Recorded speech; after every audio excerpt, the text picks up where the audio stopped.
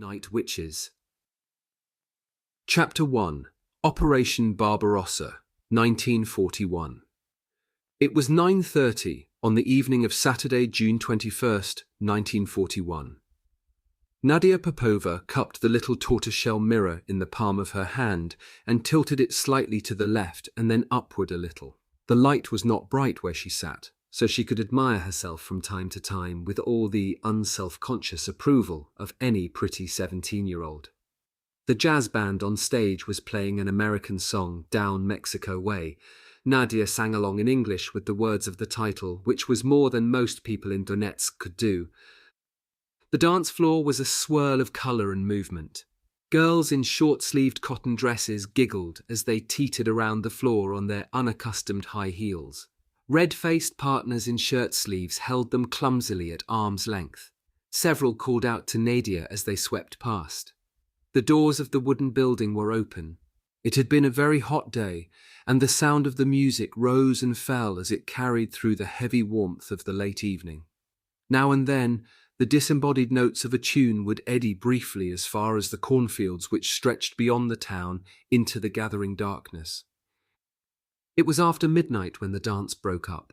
Nadia planted a brief kiss on the damp forehead of one of the boys who had walked home with her and said good night. Then she slipped off her shoes and splayed her toes as the short, damp grass of the garden brushed deliciously against her bare feet. She leaned against a cherry tree and closed her eyes.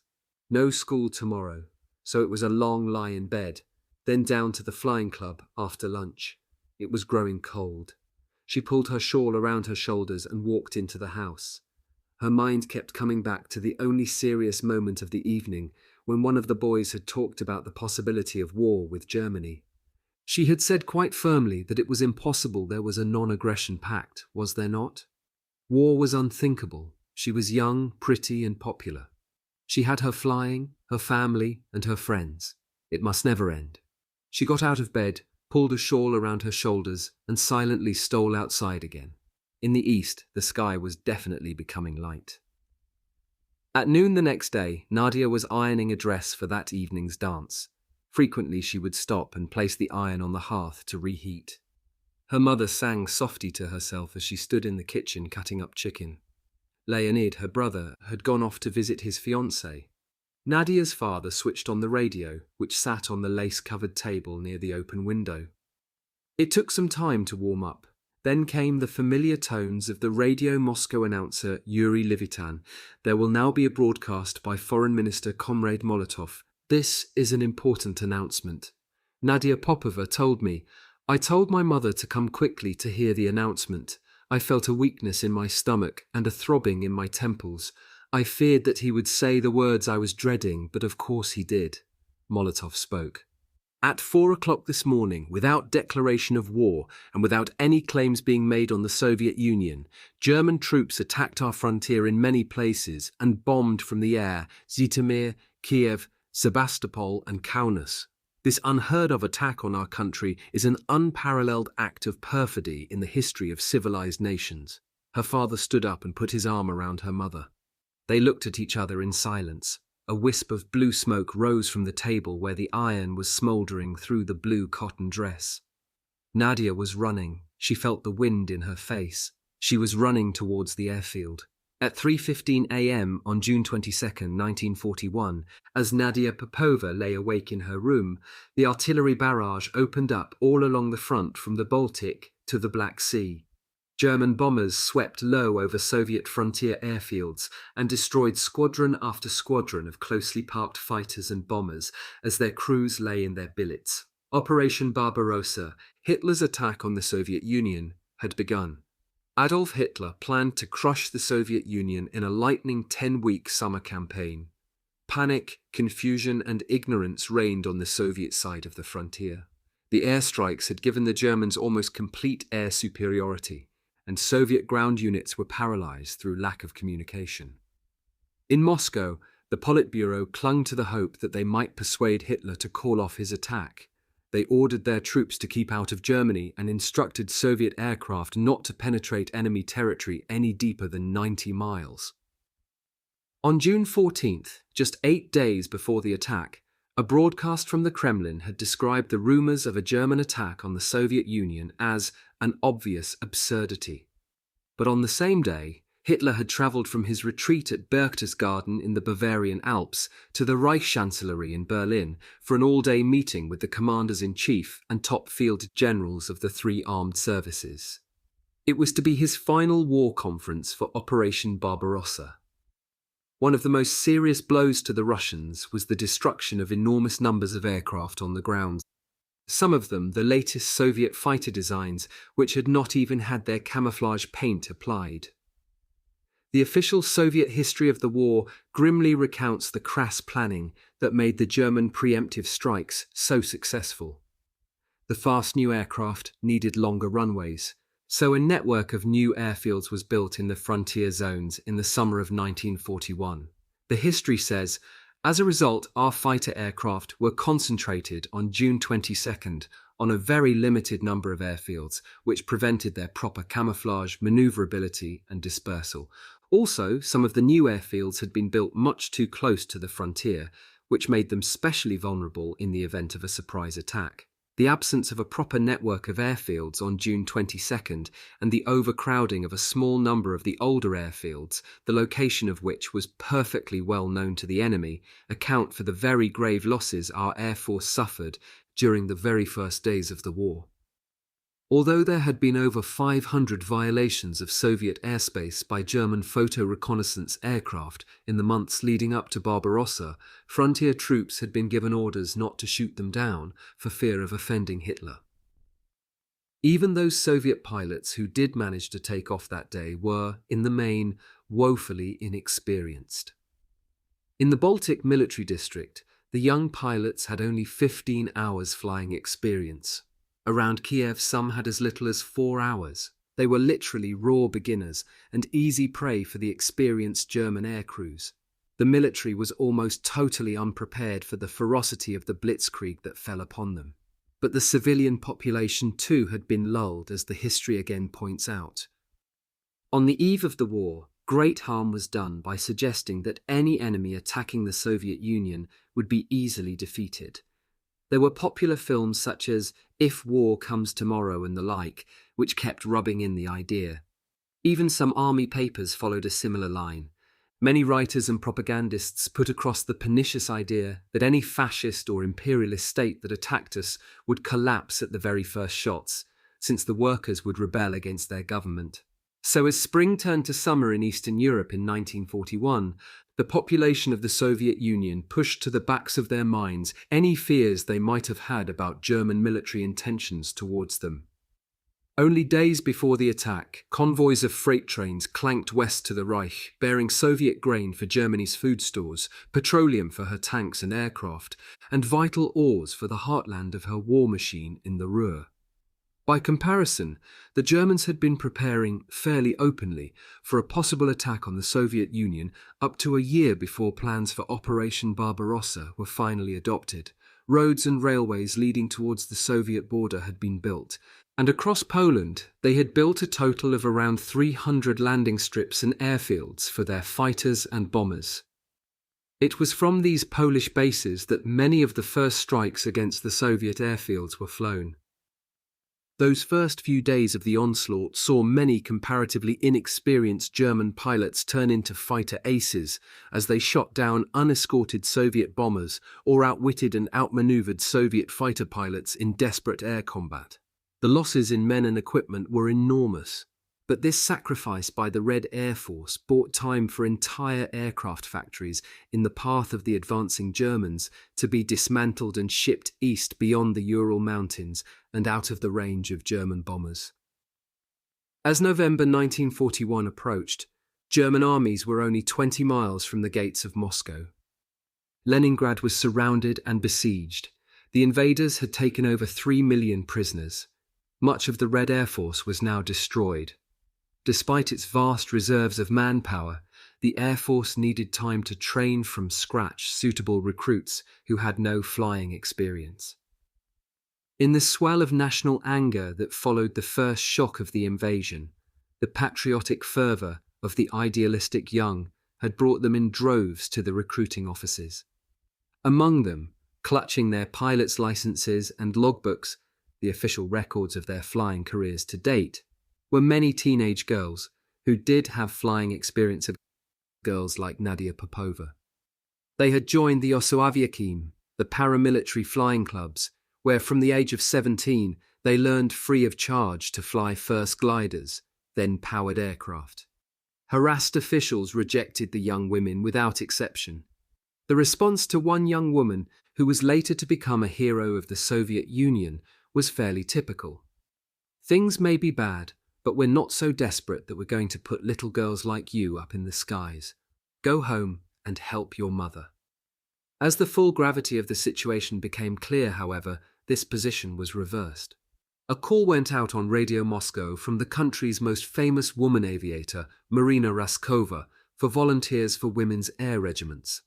The announcement said that the women selected would have to understand that they would be frontline combat pilots just like the men. Those who wished to volunteer were to write to Marina Raskova without delay. The response was overwhelming. Every day's postal deliveries brought sackfuls of applications to the little office, where the hero of the Soviet Union and her small staff sat late into the night, sifting and deciding on the approximately 2,000 who would be summoned for interviews. There were to be 3 air regiments, each with 3 squadrons of 10 aircraft, and all the mechanics, armament fitters, and the personnel would be women too. In all, there would be around 400 women in each regiment. As the winter of 1941 continued into the dark days of early 1942 and the Soviet counteroffensive around Moscow started, young women from the unoccupied territories of the Soviet Union, from as far away as Central Asia, arrived in the capital. Many had never before travelled beyond their hometowns. Few had ever used the subway with its dazzling marble interiors and strange moving staircases, which deposited most of them at Prospect Mark Station, a few minutes' walk from their meeting with the legendary Marina. Sometimes singly, sometimes in groups of 3 or 4, having met on their marathon train journeys they made for the peeling, dark, cream-coloured building overlooking Pushkin Square. The streets of Moscow were pitch black, or so it seemed to Larissa Razanova. The blackout was so efficient that the only lights she had seen were the glowing ends of some soldiers' cigarettes at a sandbagged anti-aircraft gun emplacement near the station. She knew she was still on Gorky Street because she had just checked her bearings with a policeman huddled in a doorway. "Turn right 200 yards further up the street," he had said, "and that street leads you into Pushkin Square." With her battered leather suitcase in one hand, she inched along until she touched the wall of a building and then walked on more confidently, keeping contact with the wall. The suitcase was heavy, but that was hardly surprising. The telegram summoning her for an interview with Marina Raskova had said tersely, "Bring suitable clothing. If selected for training, you will not be returning home." Her mother had come into her bedroom that morning and found her sitting on her suitcase, trying vainly to close it. She had been crying quietly in the kitchen, Larissa had heard her, but now she burst out laughing and energetically discarded half the suitcase's contents. She shook her head as she removed several summer dresses and light shoes. It was October, and you could almost smell the snow in the air. Thrusting her hand into a chest under the window, she pulled out several heavy woolen vests, scarves, fur gloves, and a voluminous overcoat. Larissa had pleaded and her mother had relented and allowed her to select one pretty dress to pack in her case. Larissa told me, "Mama saw that I'd tucked one of my favourite dolls from childhood into a cummer of the case. She turned to me and said, 'Darling, you can't take that with you to the war. You're 18 years old now.'" Then the tears ran down her cheeks.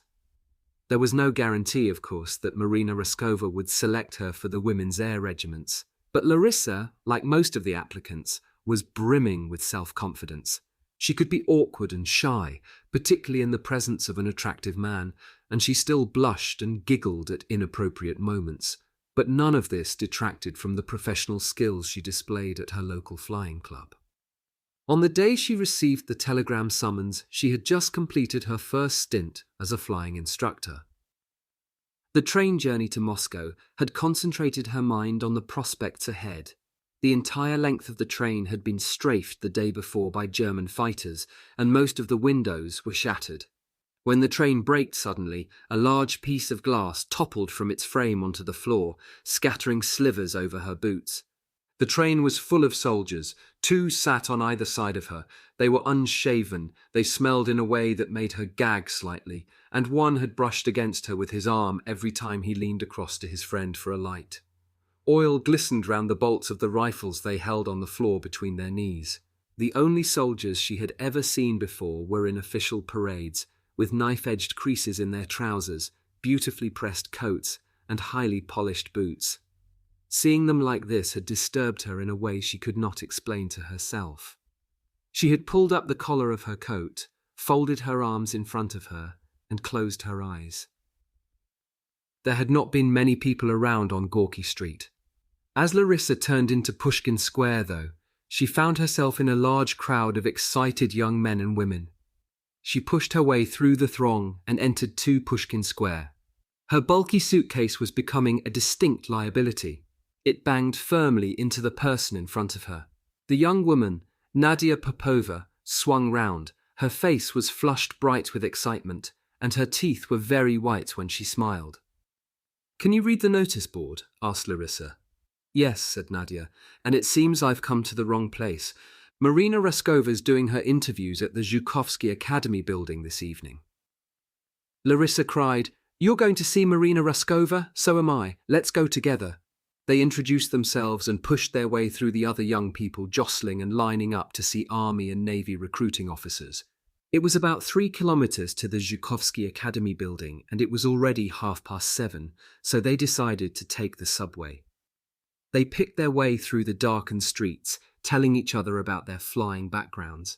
At the subway station, they paid their 5 kopecks at the barrier and stepped gingerly onto the escalator which rumbled gently under their feet on its steep descent.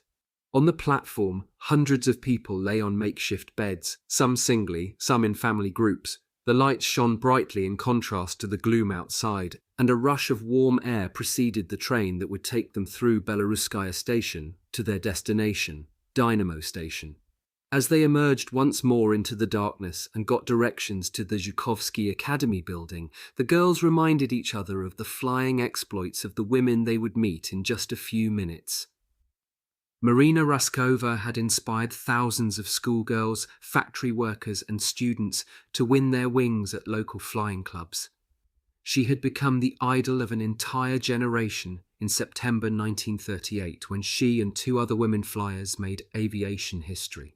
In the twin-engined aircraft nicknamed Rodina, Homeland, Marina and her friends Valentina Gruzudobova and Polina Osipenko had set a world record for a non-stop direct flight by women.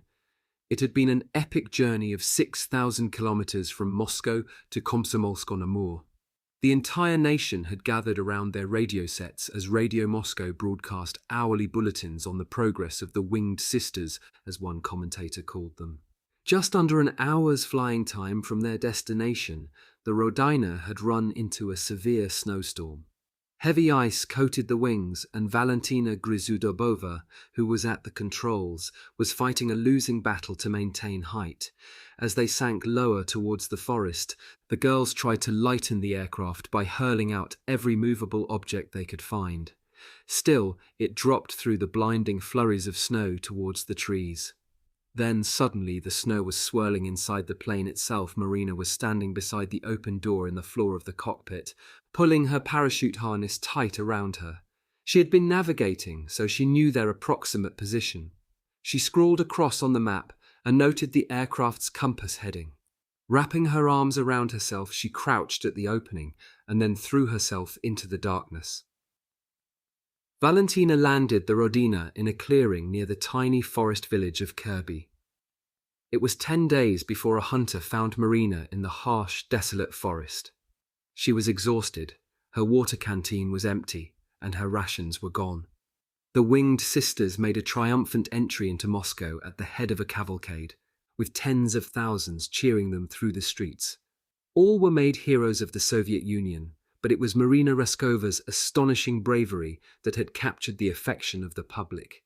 This was the woman they were to meet. Nadia really did feel as if butterflies were tumbling and whirling in her stomach, their wings fluttering here and there on nerve endings so sensitive she felt her body quiver. She squeezed Larissa's arm. An armed soldier inside the entrance checked their papers, looked at the telegrams, and directed them to a second-floor office. The office door was open. A woman aged about 30 sat alone at a large desk, strewn with bundles of papers and letters. She was writing with a school pen, which she frequently dipped into a little porcelain jar filled with ink. She wore a major's tunic with the medal of the hero of the Soviet Union pinned to the left breast. Her thick and dark hair was parted severely in the middle and tied into a bun at the back of her neck. Larissa knocked almost inaudibly at the door. From the bowed head at the desk came a strong, clear command. "Come in." The two women walked in awkwardly and stood, hands clasped in front of them, a few feet from the desk. Larissa's suitcase lay at her feet, and Nadia's belongings were in a large bag on her back. Marina Raskova looked up at them. Larissa told me she had the biggest, clearest blue eyes. I know if I had been a man, I would have fallen in love with her straight away. It was a bit like a schoolgirl crush on a gym mistress. In fact, they were the first applicants Marina Raskova had interviewed, and it became obvious that the great flyer herself was nervous about the whole business. She is remembered as an essentially shy person, and the sight of these two young women, open-mouthed in their hero worship, could not have made things easier. She studied their flying logbooks and asked them questions about their flying backgrounds for about 10 minutes. Then she said to Larissa, "Aren't you frightened to go to the front? Don't you know that these bad men on the other side will be shooting at you?" "Not if I shoot them first, Major Raskova," said Larissa. Marina Raskova emphasized the point. "The girls I do choose must understand beyond any doubt whatsoever that they will be fighting against men, and they must themselves fight like men. If you're chosen, you may not be killed, you may be burned so your own mother would not recognize you. You may be blinded, you may lose a hand, a leg. You will lose your friends. You may be captured by the Germans. Do you really want to go through with this?" Nadia told me. We listened to what Marina Raskova had to say. Of course, we knew that what she was spelling out to us in such detail was possible, but we just could not believe it could ever happen to us, which was just as well. Marina Raskova leaned back in her seat and looked impassively at the young women for a few moments. Then she smiled broadly and said, "You are my first recruits. Report here tomorrow for further orders. Good luck, comrades." She shook their hands and saluted. Nadia and Larissa responded with a most unmilitary flap of the arm. They were back in the street before they said a word to each other. Then they shrieked with pleasure and threw their arms around each other. As they made their way back to the houses where they were to lodge for the night, another 18-year-old in a different part of Moscow lay in her room fighting back tears of frustration. Galina Yunkovskaya was an engineering student at the Moscow Aviation Institute, a qualified pilot, and a member of the Central Aviation Club. She was also a trained parachute instructor with more than 20 jumps to her credit, and that was the cause of her frustration that night. She had written immediately after Marina Raskova's broadcast, offering herself for the women's air regiments. But her parachuting skills made them place a proviso on her acceptance. She would have to train 50 soldiers to jump before she could join the other women who would be selected for training. She was only a little more than halfway through her quota now. She had a particularly poignant reason for wanting to hit back at the invaders. She had left her family behind in the west of the Soviet Union when she won a place at the Aviation Institute, and the area had been overrun by the German invaders in early July. Since then, she had found it difficult to think of anything but fighting. She had no idea whether her parents were alive or dead. As Galina ticked off her diminishing quota of paratroopers, a 20-year-old mother in the sanctuary of the Ural Mountains, far to the east, had been suffering the same frustrations. Months before, Katerina Fedotova had been evacuated to the Urals because her skills as an aircraft assembly worker were required in the factories that had been dismantled in the path of the invaders and shipped to the east. There had been no one on the station platform to wave goodbye to Katerina and her 2-year-old daughter as the train steamed out of Moscow. Somewhere to the west of the capital city, her husband Yuri was fighting with the army. Katerina's father and mother had died when she was very young, and she had come to Moscow to train as a factory worker. She had fallen in love with flying. She told me, "The first time I went up in an aircraft with an instructor, I felt this sense of elation quite unlike anything else I'd ever experienced. Flying became an obsession." She learned quickly and flew every day, both before and after her factory shifts. Soon she was acting as an unpaid instructor at the flying club attached to the factory. From the day of Hitler's invasion, Katerina had pestered to be allowed to use her flying skills against the enemy. She even wrote to the defense minister. "I became such a thorn in their side that they let me leave my factory job and become a full-time instructor, training military pilots. But I was still a civilian. They wouldn't let me fight." The evacuation to the Urals brought an end to her flying duties. Then, on the assembly line that October, she heard Marina Raskova's call to young women aviators to join her regiments. She applied, and Raskova accepted her for training. The day before she left, as little Margarita played around her feet, a telegram arrived with the words every wife dreaded: "We regret to inform you that your husband, Yuri, was dead." The little girl looked up at her mother's face as it contorted in grief. Margarita looked so much like him that it was unbearable. Katerina made up her mind that Margarita would be safe with her grandparents in the Urals. They loved her and would explain when she was older why her mother had gone away and left her. So Katerina Fedotova held her baby in her arms and then went off to war. She would not see her again for almost 4 years. The date set for the new recruits to start their training was October 15th.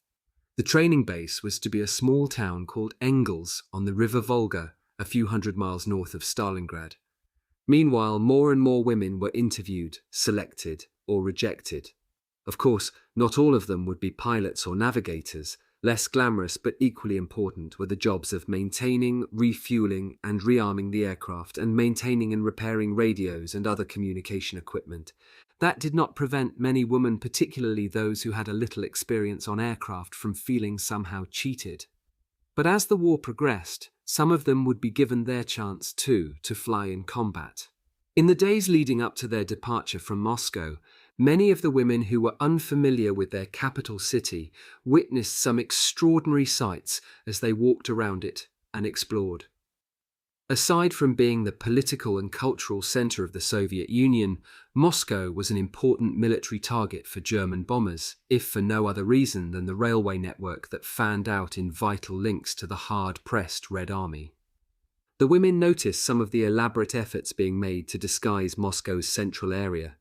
In Red Square, they saw artists painting the walls of the Kremlin to make them resemble the fronts of houses. Wooden boards obscured the famous golden domes of the cathedrals within the Kremlin walls, and in Red Square itself, Lenin's tomb was encased in sandbags. The surfaces of several main streets had been painted to look like rooftops, and huge gangs of civilians were erecting dummy factories made of canvas and wood. It all seemed faintly ludicrous since camouflage was pointless at night, and German crews had no difficulty navigating in daylight with the help of Moscow's river bends and the distinctive street layout. Raids by the overextended German bomber fleets were in any case sporadic and were not having any significant effect. On October 13th, the recruits were instructed to report to the Zhukovsky Academy to pick up their Air Force uniforms. Larissa Rasanova told me, "Like all young girls, we were pretty fashion conscious, even though there was a war on. Most of us had slim waists, and though we didn't expect uniforms tailored for us by a Paris couturier, we hoped that they had made some little concessions to the fact that we were all a different shape from most soldiers. It was a thought of quite charming naivete." In a large room piled on the floor in separate bundles were heaps of enormous boots, rough woolen vests, and long johns. In other piles were tunics, trousers, and coats. Larissa walked past the sergeant who had brought them to the storeroom and picked up 2 boots at random. They were gigantic. She told me, "I asked him where our uniforms were. He just grinned and swept his arm around the room. We didn't know whether to laugh or cry." Several dozen women crowded into the room, and pushing the sergeant out, they began trying on the uniforms. Nadia Popova told me. The sounds of hysterical laughter must have been heard all over the building. Woolen vests dangled down below the knee, trousers hitched up almost to the chin, and greatcoats spilled onto the floor like grotesque bridal trains. And then there were the boots. Someone found a bundle of old copies of Pravda and Izvestia in a corner, and they stuffed sheet after sheet into the toes. Lily Litvak was particularly entertaining in this storeroom charade. She was blonde, grey-eyed and coquettish, but what made her a particular object of mirth was her size. She was just over 5 feet tall, with a stunningly well-proportioned figure, and she stood there enveloped in a tunic that almost touched the floor, and boots that would not have looked out of place on one of the clowns at the Moscow State Circus.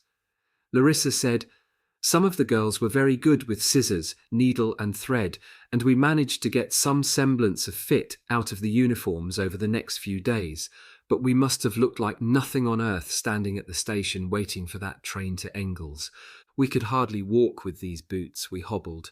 Some of the trousers had been shortened simply by cutting some length off the leg, so that they divided just above the knee, and most of the coats were still trailing on the ground at that time. God knows what the Germans would have thought." The woman who had been hamming it up for the benefit of the others the day before had spent most of the night cutting and sewing and ironing her uniform. Lily Litvak's uniform was far from perfect, but it looked the smartest of the group by a long way. She had drawn the belt tight round her tiny waist, and she had a flower in her cap. That she could look so stunning under these circumstances did not endear her to all of the other women, but it typified the femininity she was to cling to right through the combat experiences that were to make her a household name. Larissa Razanova had been a friend of Lily's since they had both been teenage flying instructors at the same flying club. Larissa said, "The same sort of attention to detail which Lily gave to her personal appearance, she gave to her flying, and that was what made her a superb pilot." Lily had tried to join a flying club when she was 15, but she had been told she would have to wait like everyone else until she was 17. She devoured every book she could find on aviation aircraft design, aerobatics, meteorology, and navigation. She would continually waylay the chief instructor to impress on him how knowledgeable she was. Eventually, the club bent the rules and accepted her for flying training at only 16. She had a natural talent and learned extremely fast, flying solo on the PO2 biplane trainer aircraft after only 4 hours instruction. Lily's father was a railway worker. Her mother worked in a shop. Lily knew they would have been horrified at the prospect of her flying an aeroplane, so she had smuggled the theoretical books into her room at their home near the subway station at Novoslobodskaya Street. Once she actually started to fly, she told her parents she was attending the school dramatic society in the early evenings. By the time her subterfuge was discovered, it was too late. Larissa said, "Lily was one of these people who was good at everything she tried, and she was so popular with the boys. I think every man at the flying club was in love with her. Women being what they are, it didn't go down too well with everyone. But surprisingly, there wasn't nearly as much jealousy as you might have expected of a girl as talented and good-looking as she was. If the brightest and the best are doomed to perish in battle, then the shadow would soon begin to cast itself over Lily Litvak. But not yet. On the train journey east to Engels, the young women relaxed. They laughed and joked and speculated on what the boys would be like tomorrow in Engels. Chapter 2. Recruits in Engels, 1941 to 1942. Engels is a small country town north of Stalingrad. It straddles the main railway line that crosses the river Volga a few miles further west on its way to Saratov. The quiet peacetime airfield was still well beyond the range of any German bombers, and as the young women got down from the trucks that had transported them from the station, they tried to absorb their first impressions of a military airfield. Ringing its perimeter were sandbag emplacements with the long, ugly snouts of anti-aircraft guns pointing at the sky. Soldiers in steel helmets with rifles cradled in their arms checked each recruit's papers as they walked past the main gate. The women looked skyward as they heard the familiar putt-putting engine sound of the PO2 biplane trainers, on which most of the pilots among them had first flown solo. Row after row of other PO2s stood in front of the hangars, and large gangs of civilian labourers were working around the airfield, hastily extending hangars and workshops and building long, low accommodation huts. There was a slight menace about the whole atmosphere, which made some of them uneasy. It was so different from the atmosphere of the flying clubs they had been used to. The only reassuring things were the familiar smells of aviation fuel and oil, and stiffening dope recently painted on fuselage fabric. A large man wearing a captain's uniform came out of an office and barked at them to get in line and follow him. They were shown to an old school building on the perimeter, equipped with bunks and single beds. They would eat in the officers' mess, they were told. So 1,000 women, most of them little more than schoolgirls, unpacked their belongings, pinned photographs of their families to the bare walls behind their hard wooden cots, and started to get to know each other. They would be living together over the next 4 years. Nadia Popova, the girl who danced on the eve of war, had been one of the first to get a new uniform tunic and trousers, which fitted reasonably well. On the wall above and to the side of her bed, she hung the only pretty clothes she had brought with her from Donetsk. She smoothed down a rough wooden hanger with some sandpaper and carefully hung up a white silk blouse and a long light blue silk scarf. In the pocket of her flying overalls was a little brooch in the shape of a beetle, which had been a present from her parents. It was to become a lucky charm for her, and she never flew a single mission without it. Nadia became firm friends with a woman named Marina Chichnova. Nadia told me, the friendship that grew between Marina and me was such a close bond that we were like loving sisters. This happened a great deal in the women's regiments. There was surprisingly little bitchiness of the sort you might expect when a lot of girls are flung together like that. But then I think we were all united in a common purpose, and that was probably the reason why. The friendship led them to work out individual combat tactics to protect each other. Marina, who was small with very dark hair and dark eyes, had a quick, aggressive temper and was one of the few women who smoked. It was a habit she introduced Nadia and other girls to as the war progressed, and they learned the soothing and almost instantaneous effect of nicotine on the brain. Major Marina Raskova and her second-in-command, Major Yevdokia Bashanskaya, helped with and supervised the training. Yevdokia Bashanskaya, a woman of 32, was married and had a young son. Her husband was an officer serving in the army. She had left a teacher training college when she was 17 and, bitten by the flying bug, had trained to be a professional flying instructor. In the 2 years prior to the German invasion, she'd been flying airliners inside the Soviet Union. She told me, the girls seemed little more than children in many ways. Training was a very difficult time for all of us. Although most of them were good basic raw material with a certain standard in their various skills, they had an awful lot to learn. And don't forget, many of them had never been away from home in their lives before. Marina and I both realized that they needed a certain motherly kindness, just as much as they needed to be pushed along with their training. I didn't think of myself as a mother figure at first. One still thought I was a girl myself. But these teenagers didn't give me much choice.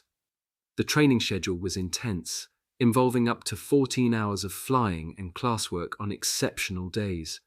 The demand for pilots was so great that courses that might have lasted for up to 2 years in peacetime had to be compressed into 6 months. The authorities have conceded this meant many crews sent to the front were inadequately trained, but there was no alternative. Pilots and navigators were in the air until nightfall in a process of continuous assessment that would decide at the end of 6 months exactly who was assigned to which of the 3 regiments: the 586th Women's Fighter Regiment, the 587th Women's Bomber Regiment, or the 588th Women's Night Bomber Regiment. Without exception, the women chosen for pilot training were obsessive in their desire to fly fighters. At that stage of their careers, any other sort of aircraft was regarded as unacceptable. No one was more determined to fly fighters than Lily Litvak. Larissa Razanova told me, at our old flying club, Lily was always getting into trouble with the chief instructor for doing aerobatics too near the ground. It wasn't so much showing off as a total exuberance for throwing the aircraft around the sky. I think she was determined to show the instructors at Engels from the very start that she was the stuff fighter pilots are made of. A squadron of Yak-1 single-seat fighters was stationed at Engels. They would be used to train the cream of the volunteers before they were sent to the front with the Women's Fighter Regiment. The young men who flew these fighters had an attractive swagger about them and wore dashing silk scarves at their throats. The young women looked longingly at both men and aircraft, but at that early stage of their training, their only thought at the end of the day was to get to their billets and fall into bed. As the weeks went by at Engels, the pilots flew increasingly on their own. Without instructors in the rear cockpits, they practiced bombing from various heights on ranges a few miles from the airfield, pulling a wire inside the cockpit to release the little bombs carried in racks beneath the wings of the PO-2. They practiced flying at night, first with an instructor, then solo, learning to navigate with only the most rudimentary of instruments and without any radio communication with the ground. The River Volga was a marvellously reflective surface at night and served like a navigation beacon when there was the slightest glimmer of moonlight. But as the training advanced, the women were forced to fly triangular courses farther and farther afield from their familiar landmarks. Marina Chichnova told me, "Looking back on it now, it's hard to believe we had the nerve to tackle it, really. There we were, a bunch of mad girls, charging around the sky on pitch-black nights, peering at maps on our knees by the light of the instrument panel and trying to find our bearings when we couldn't see a thing on the ground." The pilots navigated mainly with stopwatches and rather crude manually operated computers strapped to their knees. They had measured on the map the distances between the various turning points on their routes. With careful timings, strict allowance for drift caused by the wind, and a lot of luck, they normally made it back to the airfield. Occasionally a flyer would blunder around lost until she ran out of fuel and somehow managed to put her PO-2 down in a field or even on a road. Miraculously, no one was killed during these abortive exercises, due mainly to the ruggedness of the old trainer aircraft and to its extremely low landing speed. The navigators, too, spent many hours aloft, often at night, learning their skills and attempting to point the instructor in the front cockpit in the correct direction. Later, they practiced with other recruits in the pilot's seat. As the weeks went by, Marina Raskova and Yevdokia Bershanskaya formulated and wrote up their assessments of the different volunteers. Which women flew well together as pilot and navigator? Whose brain worked more quickly in navigational exercises? Who reacted most calmly during a crisis in the air? But what the women wanted to know was, who is going on to fighters? There were some flyers who were clearly front-runners. Galia Bordina, the baby-faced, dark-haired woman from the Baltic port of Riga, had been flying since she was 16, and everyone who had flown with her said she had the reactions of a cat. Just before she came to Engels, she had been at Sverdlovsk, giving basic flight instruction to men selected for fighter training. Olga Yemshukova had been an instructor too, and she was already showing the skills that were to see her become the first Soviet woman to fly a jet aircraft after the war. But the one who soared above the others was Lily Litvak. The PO-2, though very slow, top speed of 100 miles per hour, was fully acrobatic, and Lily did things with the venerable trainer that sorely tried the chauvinistic male instructors. The pilots were encouraged to practice solo aerobatics in any freestyle sequence they could dream up. Tactics of air combat were discussed in the classroom from both an offensive and defensive standpoint, depending on whether the Soviet aircraft under discussion was a bomber or a fighter. Veterans of the Spanish Civil War and the Soviet-Finnish War would cover the blackboard with intricate scrollwork of different coloured chalk as they explained in detail the deadly games of aerial chess. The PO-2s had no guns fitted, but the instructors tried to teach the women first in theory, and later airborne the skills of short, sharp bursts of cannon or machine gun fire from close range and the art of deflection shooting to strike a fast-moving target. This sort of flying was the final part of the continuous assessment, for only superb reactions and a natural instinct for control would see them through these violent maneuvers and mock dogfights. Frequently, these dogfights ended with the pilot spinning out of control temporarily, having pushed the PO-2 beyond its limits. Lily was third to take off one afternoon to dogfight with the instructor, Lieutenant Dobkin. The preceding flyer landed as Lily sat at the end and to the side of the runway. When her friend had cleared the runway, Lily pushed the throttle of the PO2 wide open, and it trundled across the grass, gathering speed. When the airspeed indicator on the instrument panel reached 40 knots, Lily eased back on the control column between her knees, and the aircraft climbed steadily to the rendezvous. She was to fly to a position 3 miles east of the airfield and circle in gentle turns to the right and left at a height of 4,000 feet.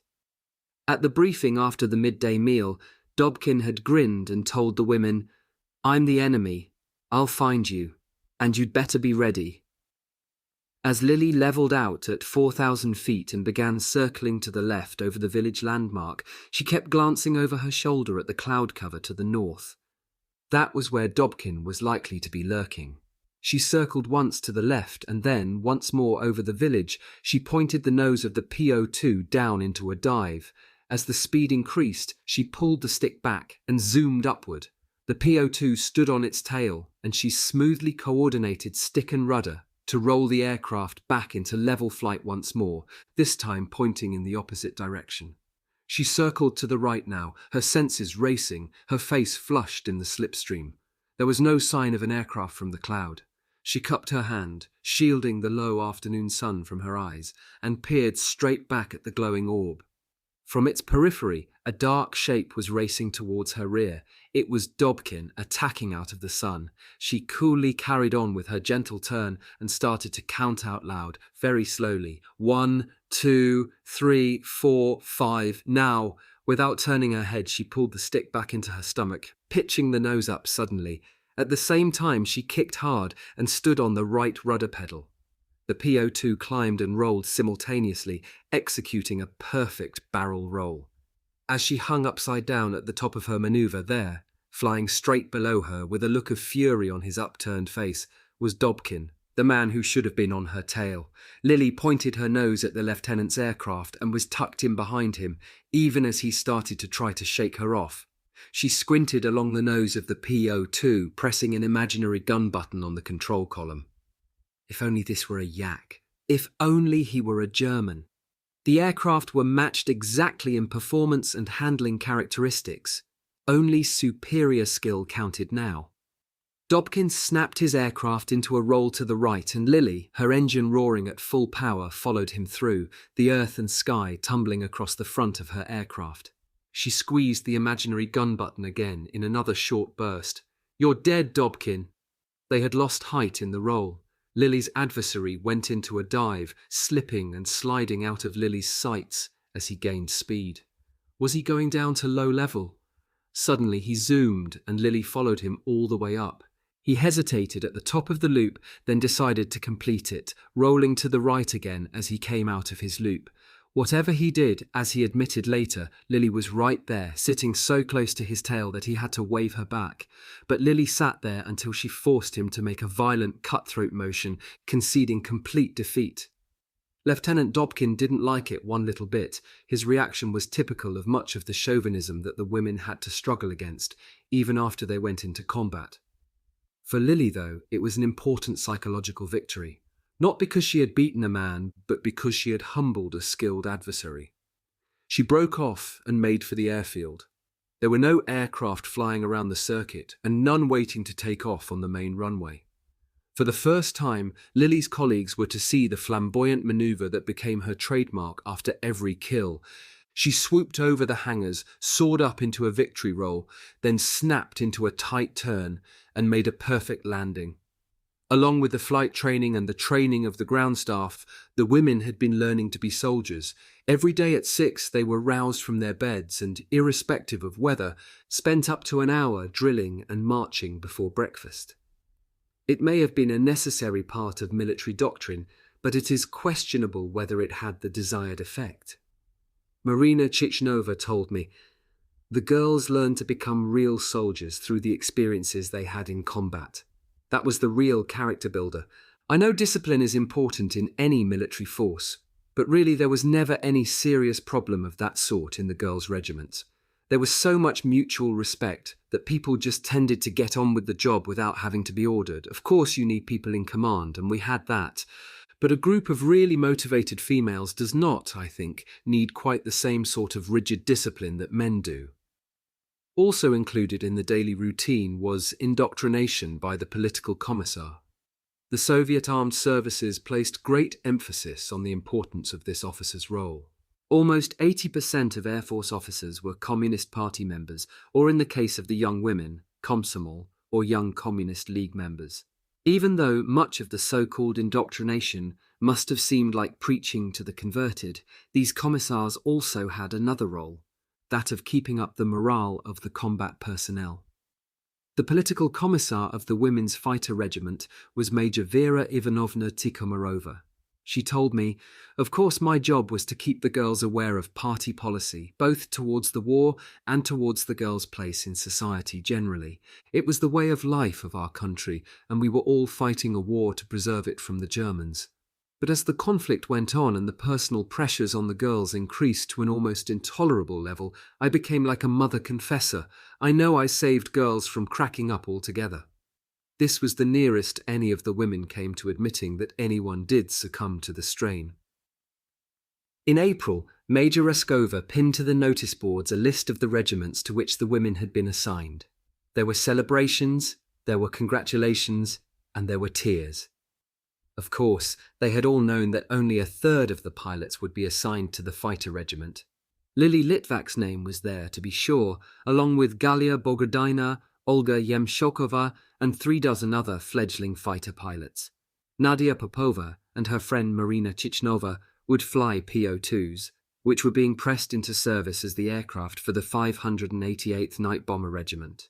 Galina Junkovskaya, who had had to fill her quota of trained parachutists before acceptance, was to be a navigator on the Pitilakov PE 2-day bomber regiment, and Katerina Fedotova, who had left her daughter in the Urals, was to be a PE-2 pilot. Larisa Rasanova, who had met up with Nadia Popova on the way to join up in Moscow, was to be a navigator on a PO-2 night bomber. No one showed her disappointment more than Larissa. She told me frankly, I was bitterly disappointed. There I was, a highly experienced pilot before the war even started, an instructor. But the trouble was that I was also an experienced navigator. So I landed what I considered to be the most humble and least glamorous job of the lot, navigating a little PO-2 at night. I, who had taught 30 men to fly before the war, I really felt humiliated. I dropped 6 separate letters into Marina Raskova's office over the next few days. I didn't have the courage to see her personally. The letters detailed my flying background. They pointed out to her how well I'd done during training, and they begged her not to assign me to navigating on night bombers. Marina summoned me eventually. I'd never seen her angry before. She made me stand at attention in front of her desk, and then for 10 minutes she told me exactly what she thought of me. "What do you think we're doing here, Rasanova?" she said. "Do you really think we're playing war games? Our people are dying out there every day by the thousands. We'll be lucky if we survive the winter. And you whine to me because you're not getting exactly what you want. Now get out of my office and never let me hear you speak like that again." I managed some sort of salute, about turned, and was at the door when I felt her hand on my shoulder. She told me to sit down, gave me a clean handkerchief from her breast pocket, and called me Larissa. She explained to me that I should look upon it as a compliment. I'd been given that job because the new regiment would need navigators of real experience, especially in the early stages. Maybe it was flattery. Maybe I wasn't as good a pilot as I thought I was. It didn't matter. The great Marina Raskova had said she needed me, and it worked. I walked out of there feeling proud.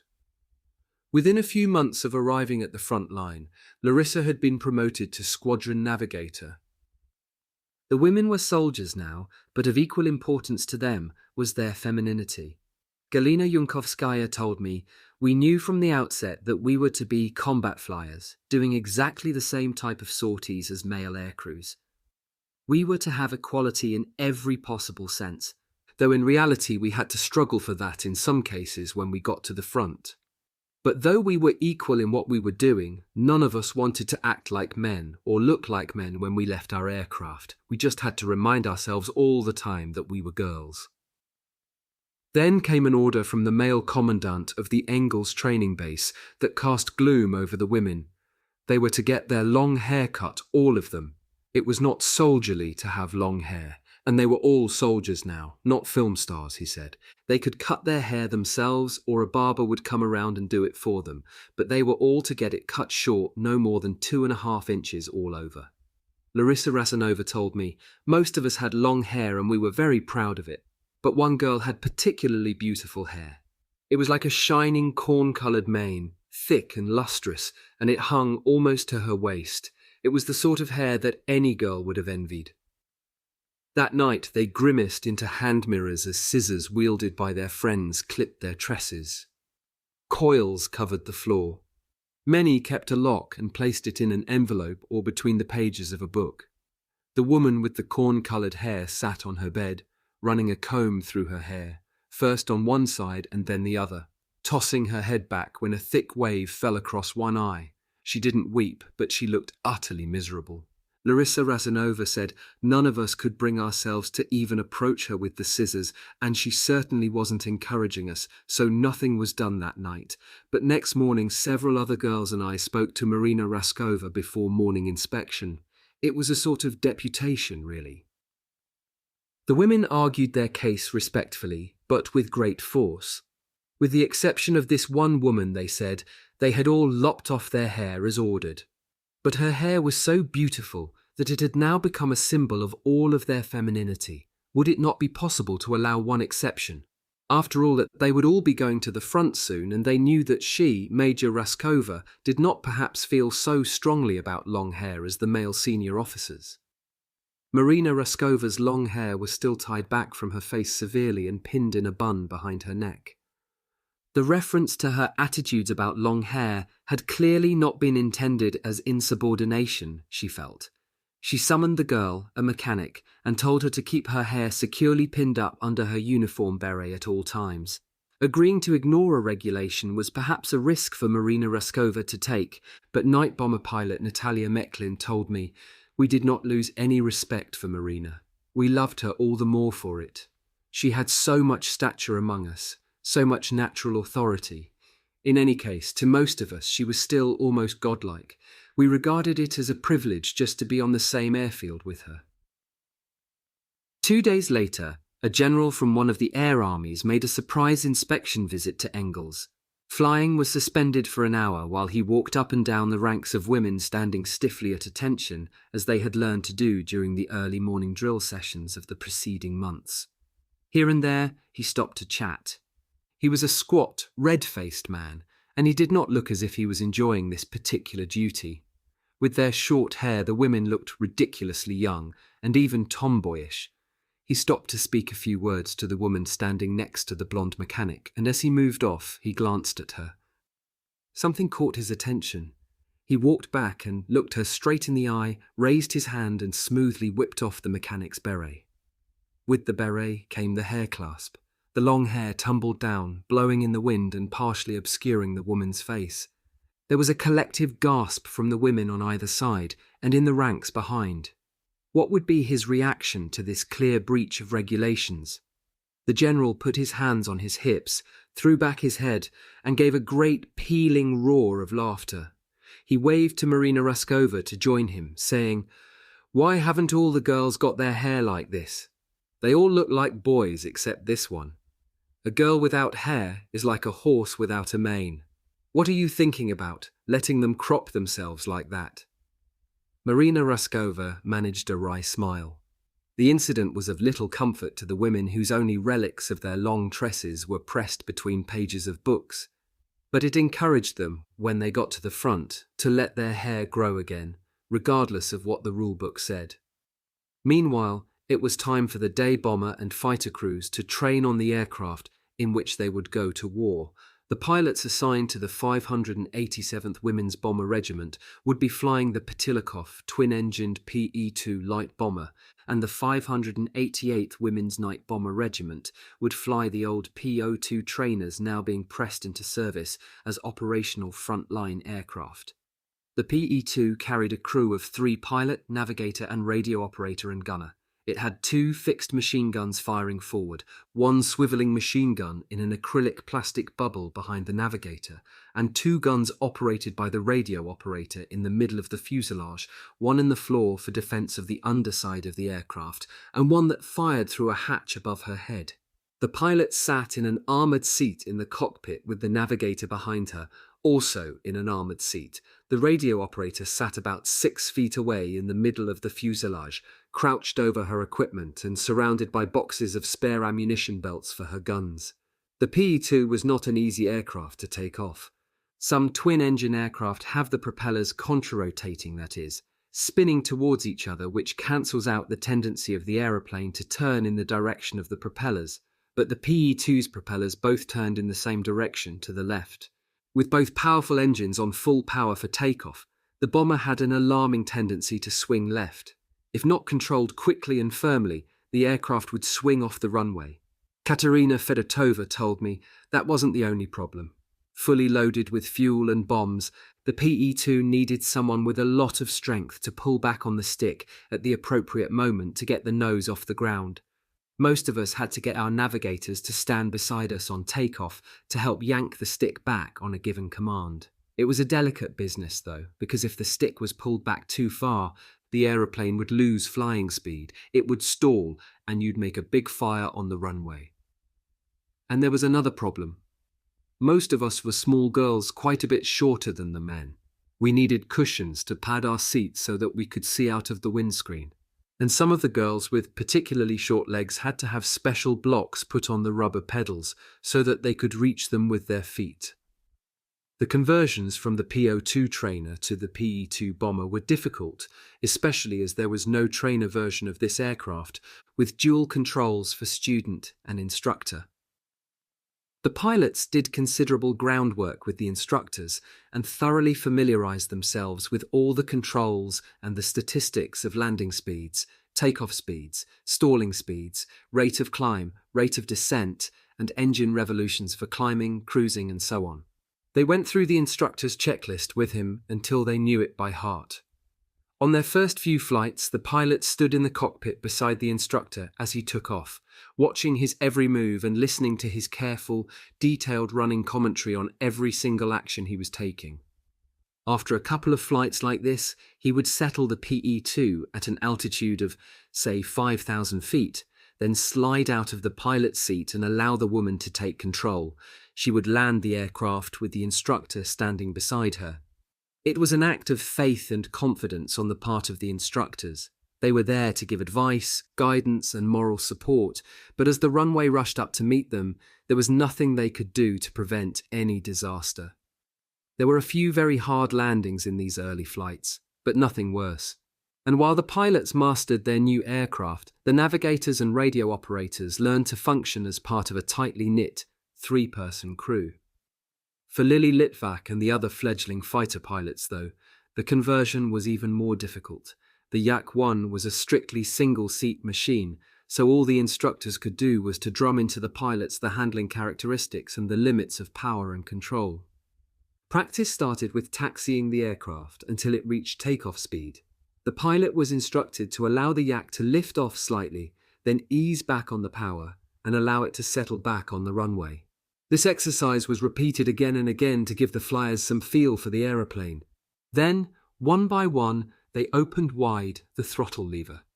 As the speed increased, the tail lifted off the ground and visibility improved dramatically as the long nose of the Yak swung down parallel with the runway racing past underneath. Then the pilot eased back on the stick and the plane was airborne. Galia Bordina told me, "We only did a series of circuits and bumps, flying round the airfield boundary, landing, and then immediately taking off again that first day. But we were all trembling with excitement. Imagine it, there we were, young girls, up there throwing these fighters around. The power of the Yak was incredible compared to what we'd been flying before. Everything seemed to happen so much more quickly. None of us, not even Lily, tried anything too adventurous that day." In the succeeding days, as they gained confidence in and familiarity with their aircraft, they practiced flying in the pairs formations that were becoming standard procedure in Soviet Air Force fighter units. They were also quickly learning the limits to which they could push their yaks in aerial combat. Throughout the hours of daylight, the women engaged in dogfights with their instructors and each other, learning from combat veterans the tricks that could save their lives. Of course, it was exciting, almost unbearably so. The adrenaline flowed in continuous surges, and their necks ached with the effort of constantly craning over their shoulders to look for adversaries on their tails. And they loved it, but no one was allowed to forget it was a deadly serious game they were playing. During the debriefing sessions after each training flight, the instructors would mercilessly chastise the pilots for mistakes due to stupidity or lack of concentration. They also practiced air-to-air gunnery, firing against a target drogue being towed several hundred yards behind a PO-2. The Yak-1 was armed with 2 light machine guns, mounted one in each wing, and a heavier cannon in the propeller shaft. The firing button was on the control stick. One flicked off a safety guard before pressing the button, which fired all 3 weapons simultaneously. Gallia Bordina told me this was really what it was all about. There wasn't any point in being a great acrobatic pilot if you couldn't hit your opponent in that split second when you had him at your mercy. Our first attacks on the target drogue were from the beam, at right angles to it, in a shallow dive. It was a lot more difficult than it looked. One missed wildly on my first attempt. But what a feeling. To press the button and feel the aircraft shudder as the shells hammered from the muzzles and the tracers among them snaked brightly towards the target. While final training took place, the women anxiously kept up to date with the progress of the war. Every morning, at roll call and inspection, Marina Raskova would read out bulletins on the progress of the fighting. The women whose families were now in German-occupied territories were living under enormous anxiety. Krasnodar had been overrun by the invaders. The night bomber regiment commander Yevdokia Bashanskaya's little boy was there with his grandparents. She told me the strain was terrible. I knew what I was doing when I left him and went off to war. But I felt I had no choice. It broke my heart to leave him, but my duty to my country compelled me. Not a single hour of any day went by that I did not think of him. Was he alive? Had he been hurt? Was someone, even at that moment, being unkind to my baby? I put thoughts to the back of my mind to concentrate on my tasks, but his face kept drifting through everything else till it looked at me in sharp focus in my mind's eye. It was not an easy time. I had to show leadership to the other girls. I had to show an example. Nadia Popova had no idea what had happened to her parents. The Donetsk region too had been overrun. Leonid, her gentle brother, would never marry his fiancée. He had fallen in the first month of the war. Nadia told me, I didn't know if Mama and Papa were alive. We heard the most horrifying stories about what the Germans were doing to civilians in that area. I refused to think of anything like that happening to my loved ones. I closed my eyes and imagined the little house the way it used to be. I imagined myself in bare feet, a little girl running through the cherry trees in the garden with Mama sitting in a chair outside the door. We couldn't get any letters or any sort of communication with the occupied territories, of course, and it didn't really help that other girls were in the same position. There was to be a big party and dance in the schoolhouse to celebrate the end of training. It was May 17th, 1942. The women pulled their beds back against the walls, and the dance spilled through the various rooms. The impromptu band, composed of women and instructors and other crews from the base, certainly would not have passed an audition for Radio Moscow. But as the evening progressed and the vodka flowed, the combination of accordions, banjos, piano, and drums sounded better and better. The lights had been switched off, and the only illumination came from the guttering flames of candles stuck in bottles on window ledges and tables. There was scarcely room to move in the dance spaces, but the young men were clearly content to sway slowly on the spot with the women who had been so tantalizingly out of reach for the last few months. Lily Litvak was casting her spell again. From where Marina Raskova and Yevdokia Bashanskaya were sitting, watching their charges with benign but beady eye, it was clear that one lieutenant fighter pilot was quite besotted with her. Lily and the young man sat on a bench on the fringe of the dancers. It had been raining heavily outside, and some of the later arrivals were dancing in muddy rubber boots that brushed against the young man's trousers occasionally. He did not notice. He was talking earnestly, and his eyes were boring into hers. Nadia Popova was sitting with another pilot on the chairs behind Lily. She told me, I could not help overhearing what they were saying. The boy was one of the instructors in the Yak conversion squadron, and he had obviously fallen very heavily for Lily. He was pleading with her not to see any other man, not to write to anyone but him when she left Engels, and she had only just met him, remember. She did look dazzling that night with her big grey eyes and blonde hair, and I could see that she was enjoying the adulation of this attractive boy, but she didn't want to hurt him. She said to him, Let's get the fighting over first, darling, then maybe we can talk about love, eh? Then she got up and danced with someone else. But as soon as she'd finished the dance, he dragged her down to the bench beside him again. She had this extraordinary effect on men. As the war progressed, many of the women had passionate love affairs, usually with pilots and navigators they met from squadrons who were sharing the same airfield.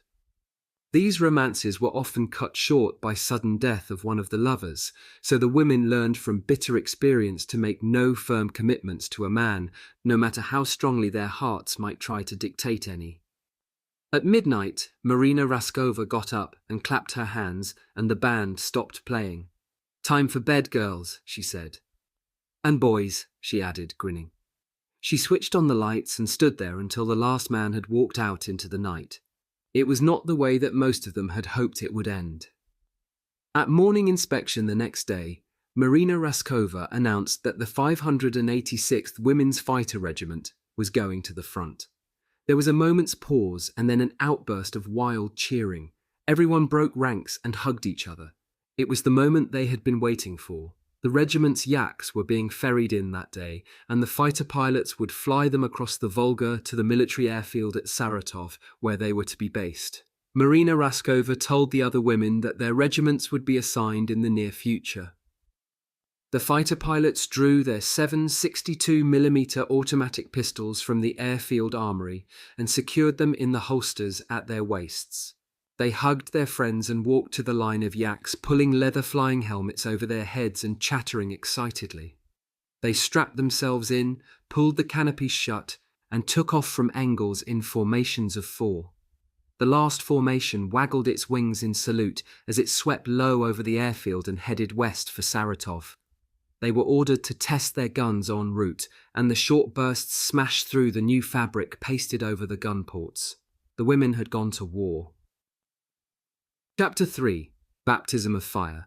The 586th Fighter Regiment at Saratov. That day, the Germans launched their second summer offensive, a drive south to capture the Caucasus and the vital oil fields of Baku. The Soviets' first winter campaign against the invaders had spent itself, and though the Germans had been hit hard, Hitler was confident that his new offensive would finally smash the Russians. They had reached Moscow without taking it, but Leningrad under siege was hanging like a ripe plum. Most of the Ukraine had been taken in the lightning summer campaign, and no one believed that the Soviets could sustain the same sort of crushing losses as last year and survive. In the first 3 weeks of their new offensive, the Germans captured 400,000 prisoners, 1,250 tanks, and over 2,000 guns. It had all the appearances of the beginning of a rout. The Yaks of the 586th Women's Fighter Regiment peeled off from their formations and landed one by one at Saratov. It was a clear spring day. They had crossed the wide Volga, muddy brown from the recent thaw, and to the west the steppes stretched towards the river Don. The propellers of the Yaks swung to a halt at the dispersal point, and the pinging sound of contracting engine metal followed the women as they jumped onto the wing roots and walked towards the commander's office. Their primary task was to defend Saratov, its railways and its munitions factories. One squadron of 10 aircraft would fly night missions, and the second would fly during the day. At any one time, the third squadron would be composed of different women from the regiment undergoing advanced training. A map on the wall of the commander's office showed the city of Saratov and its surroundings divided into 4 sectors. To avoid the dangers of collision, the regiment would put up only 4 fighters at a time during heavy night raids on the city.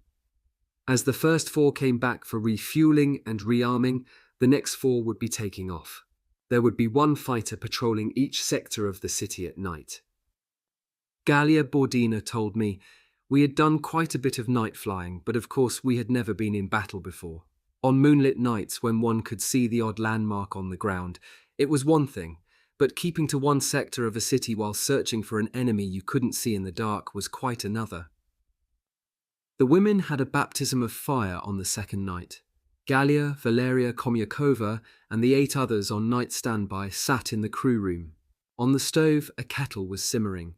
The girls were writing letters home, talking to each other. Galia recalled, the conversation was strained. Everyone was very nervous, but no one wanted to show it. Girls were laughing a bit too loud when someone made a feeble joke. There was a steady procession to and from the lavatory. Then the phone on the table rang, and everyone shut up immediately. Olga Yemshokova, the squadron leader, grabbed the phone and repeated into the mouthpiece, 20+ enemy, 6,000 feet, heading 090, 20 miles from Saratov. The women had already scrawled the heading on their maps. They heaved their parachutes onto their backs as they ran to the aircraft. Smoky, hooded flares guided the taxiing fighters to the takeoff point. Galia was second of the group of 4 to take off. She told me, it was to be the same feeling every time I took off. I felt ashamed of it at first, but I came to terms with it eventually. I was retching as I taxied out for takeoff. I felt like switching off and getting out. My hands were shaking as I followed Olga's aircraft out to the end of the runway, swinging the nose around to see what was in front. Ground control was talking to us over the radio, and when he asked me to respond to the instructions on the height and heading we were to fly, I was sure my voice would give me away. But it was strange the moment the aircraft left the ground and I raised that undercarriage, all my nerves disappeared. There was no moon that night. It was obscured by clouds at 10,000 feet. As the women took off and climbed at 30-second intervals behind Olga Yemshokova, they kept their eyes on their instrument panels. In the glow from the instrument panel, only the girls' cheekbones and eyes could be seen above the oxygen masks that clipped onto their flying helmets. There was no horizon visible outside the cockpit. They watched the tiny aircraft symbol on the panel which hovered above a horizontal bar to indicate that the nose of the plane was still pointing up in the climb. Their eyes flicked constantly across the dials, the engine revs, the airspeed indicator, the oil pressure and temperature gauges, the fuel indicators, and the turn and slip dial that warned them if they were flying sloppily.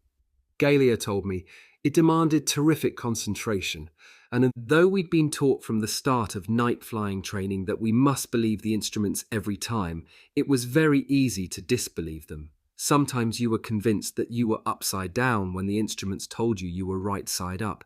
It could literally be fatal to trust your own instincts in the dark. At 7,000 feet, Galia leveled out. She should now be 1,000 feet above the enemy bombers.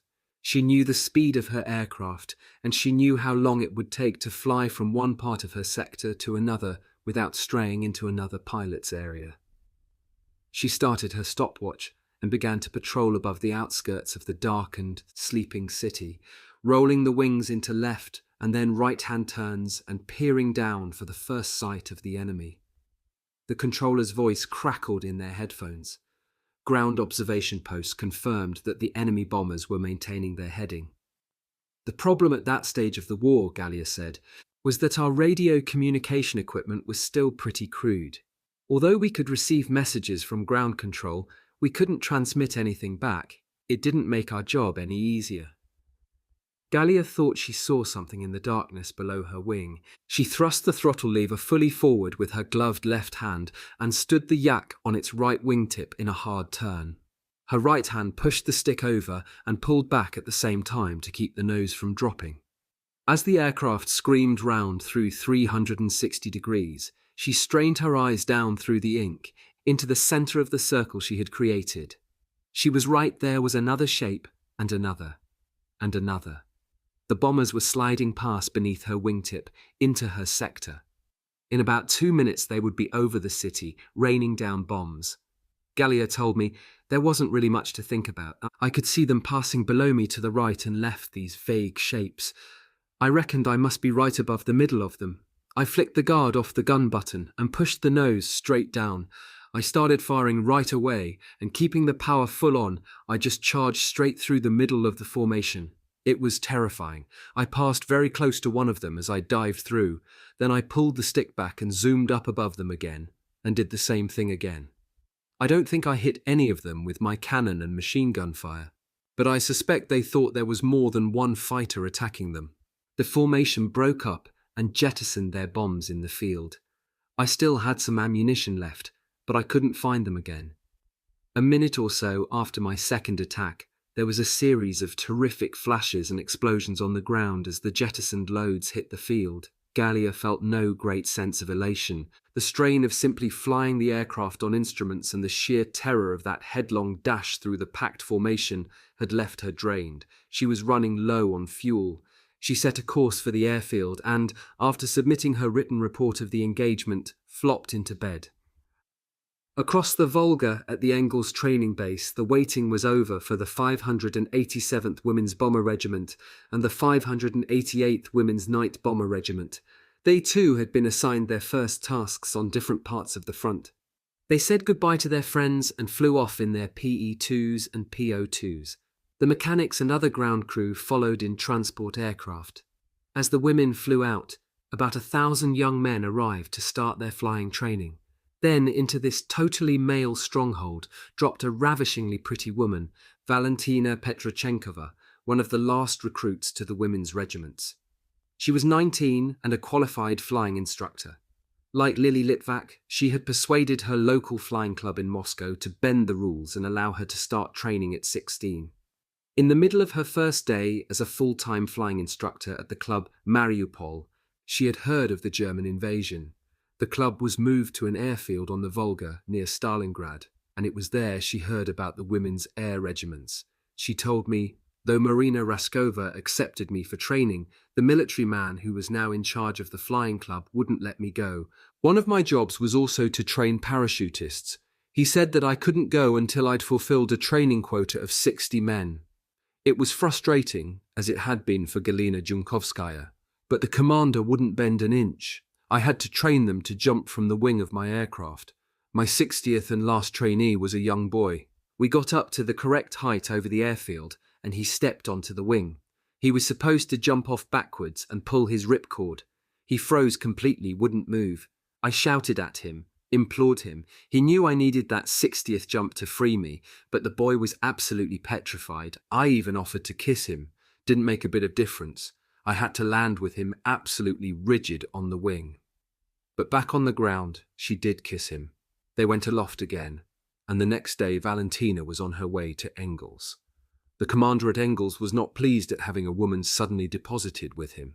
There was a war of survival going on, and he was responsible for training several hundred young pilots and navigators. Women like this, he knew from experience, were likely to be a load of trouble. He told her that she could not remain because there was nowhere for her to sleep.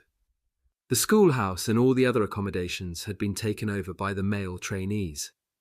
Valentina told me, he was a senior officer, but I stuck to my guns. I spent most of a day in his office and told him that I would sleep in the men's dormitories. I didn't mind, I said, though the thought of it made me quite ill. He had to give in the end. What he did was to screen off the end of a large hut for me, and I had a bed behind that. You can imagine how I felt that first night walking down that dormitory past all the men's beds and pulling that curtain behind me. But it's true that there's safety in numbers, and the men were probably more embarrassed than I was. Once we got over that initial embarrassment, the men were wonderful to me. I can't pretend I didn't enjoy being the centre of attraction, the only woman among all these men. After 3 months, another girl, a radio operator, arrived for training, and she shared my quarters behind the screen. Valentina progressed easily from the advanced training on the PO-2 biplane into the closed cockpit of the Yak with its 3-bladed propeller and its dramatic manoeuvrability. The base commander, a colonel, was a fighter pilot himself and actively instilled the competitive spirit. He had a point system for the best pilot on the course, and Valentina came second. She told me, "I'm certain I would have won if he hadn't still had this lingering objection to me as a woman." Many senior commanders in the Red Air Force were vehemently opposed to the idea of women flying in combat. Despite the desperate situation the country was facing, they felt it was too great a gamble. In battle, after all, a man had to be confident that he could rely on his comrades. Women were a completely unknown quantity in air combat. Many men felt that the middle of a battle for a nation's very survival was not the time to start this sort of experimentation. So it was against this sort of male chauvinism that the untried women of the air regiments went to the front. Valentina, having received her assignment to the 586th Fighter Regiment, packed her belongings into her kit bag. She had been keeping a collection of clippings from newspapers and magazines about the exploits of fighter pilots already establishing reputations at the front. The photographs showed the flyers the press had chosen to make popular heroes. The unsmiling official poses did not reveal the anguished strain of combat, the tousled hair, the red-rimmed eyes, or even that unself-conscious exaltation of the warrior fresh from the kill. Nonetheless, they had a haunting poignancy. Valentina knew most of them were dead, but not Valeria Komyakova of the 586th. Her clippings took pride of place in a separate sheaf, tied with a blue ribbon. Valentina took a deep breath. This was the sort of woman she was going to have to try to live up to in the weeks ahead. Valeria Komyakova, the first woman in the world to shoot down an enemy aircraft in combat. Patrolling her sector of Saratov, she had broken up a formation of Junkers 88 bombers and hit one with cannon fire as she scattered them. The flames from his crippled engine had been like a beacon to her as she pursued him, diving through the blackness and hitting him with long bursts until the aircraft erupted in a great orange explosion. On the day that Valentina Petrochenkova flew off to join the 586th, another woman was navigating her new yak from Panzer, 300 miles southeast of Moscow. Agnieszka Polyazeva had been a test pilot since graduating from Moscow's Aviation Institute. She was 32 when Hitler invaded, and she had been trying to join the Women's Fighter Regiment ever since Marina Raskova's radio appeal. But the authorities considered her work too important to release her for the front.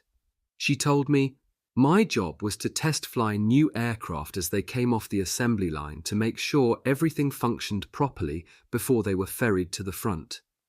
I also test flew aircraft that had been to the factory for repair after serious battle damage. I can't properly explain to you the frustration I felt. Every day I spent hours in the sky flying every type of fighter. I had to throw them all around in all sorts of extreme maneuvers to make sure they were airworthy. I also had to test fire their guns against aerial targets sometimes." Agnieszka had several friends who had been able to join the women's air regiments before her. They wrote frequently from the training base at Engels telling her of their experiences. Finally, she was accepted. Her training program was an abbreviated one, due to her great experience, and, like Valentina, she had an initiation period of several weeks with the experienced women who passed on the lessons they had learned the hard way in combat. By the autumn of 1942, the 586th Fighter Regiment had moved to an airfield near Voronezh, which was a major junction for road and rail communications, and also controlled crossings to the River Don. The regiment's task was to patrol an area with a radius of 100 kilometers between the rivers Don and Verona, protecting railways, stations, and bridges of strategic importance. The town had become a key point in the German summer offensive in the south and was vital to the success of their campaign. But by the autumn, the Germans had failed to take it. The survivors of these regiments have told me that they kept up their morale by concentrating their hatred on the invaders and trying to shut from their minds the possibility of defeat. This must have been a very difficult mental state to achieve, though, as the Germans seemed to be everywhere. In the Crimea, Sebastopol had fallen to the enemy, and, although their part of the front was holding, it was obvious to the women that the Germans were advancing towards their objectives. As they patrolled above the areas they protected from enemy air attack, they would watch the progress of the land battles from the enclosed cockpits of their fighters. On the days when they made little contact with the enemy in the air, it was a strangely insulated view of the desperate struggle in which they were all involved.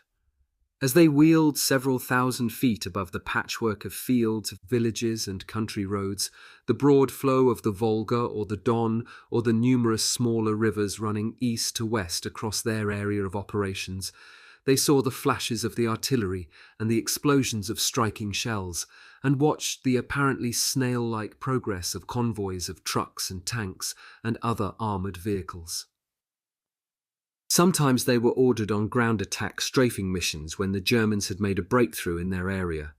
It was a test of low-flying and low-level navigation, flying only 200 or 300 feet above the ground, following the contours and swiftly reacting to landmarks which would lead them to the enemy.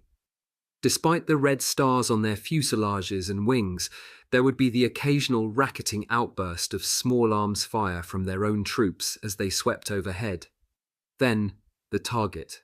The aircraft would be pulled up quickly to around 1,000 feet to identify the enemy formation, then rolled into a steep dive. They could see machine gun, cannon and tracer shells striking off tanks and trucks and stitching up the banks and hedgerows, a spurting line of earth and dust where frightened grey-clad figures hurled themselves.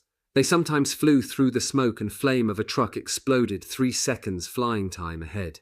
Fingers pressed the firing button. Feet kicked at the rudder bar to keep the nose and the guns pointing straight up the convoy. Then empty road and green fields ahead. Pull the nose up and climb to the left, looking back up the convoy. Frequently through the smoke and flames, a pilot could see her girlfriend's yak at treetop level, flickers of gunfire from the wings and nose. It was exhilarating in a way that only personal experience can properly convey. But the dominating sounds were those of their own guns and the roar of the engine on full power. The sense was still one of being once removed from the killing. At the time, the Women's Fighter Regiment had not yet lost one of their own in combat. But what was filtering through was the suffering of their loved ones in the occupied territories. Anastasia Kulvitz, a ground radio operator, lived under enormous personal strain. She and the other girls were still training at Engels when the first of the mass evacuations of civilians began from Leningrad across their lifeline, the ice road of the frozen Lake Ladoga. Her parents and young sisters were not among those refugees who had escaped. Instead, they were trapped in Leningrad. By that time, hundreds of thousands of civilians had already died of starvation.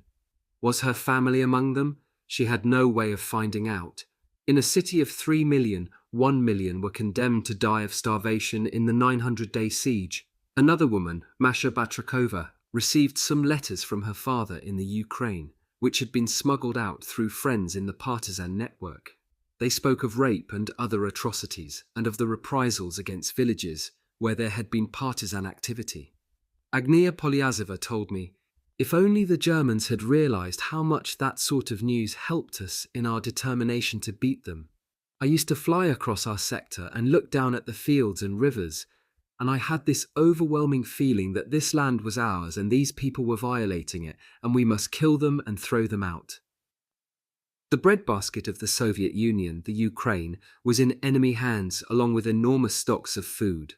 So although aircrews were given some priority on rations, they frequently had to get by on one meal a day consisting of soup and black bread.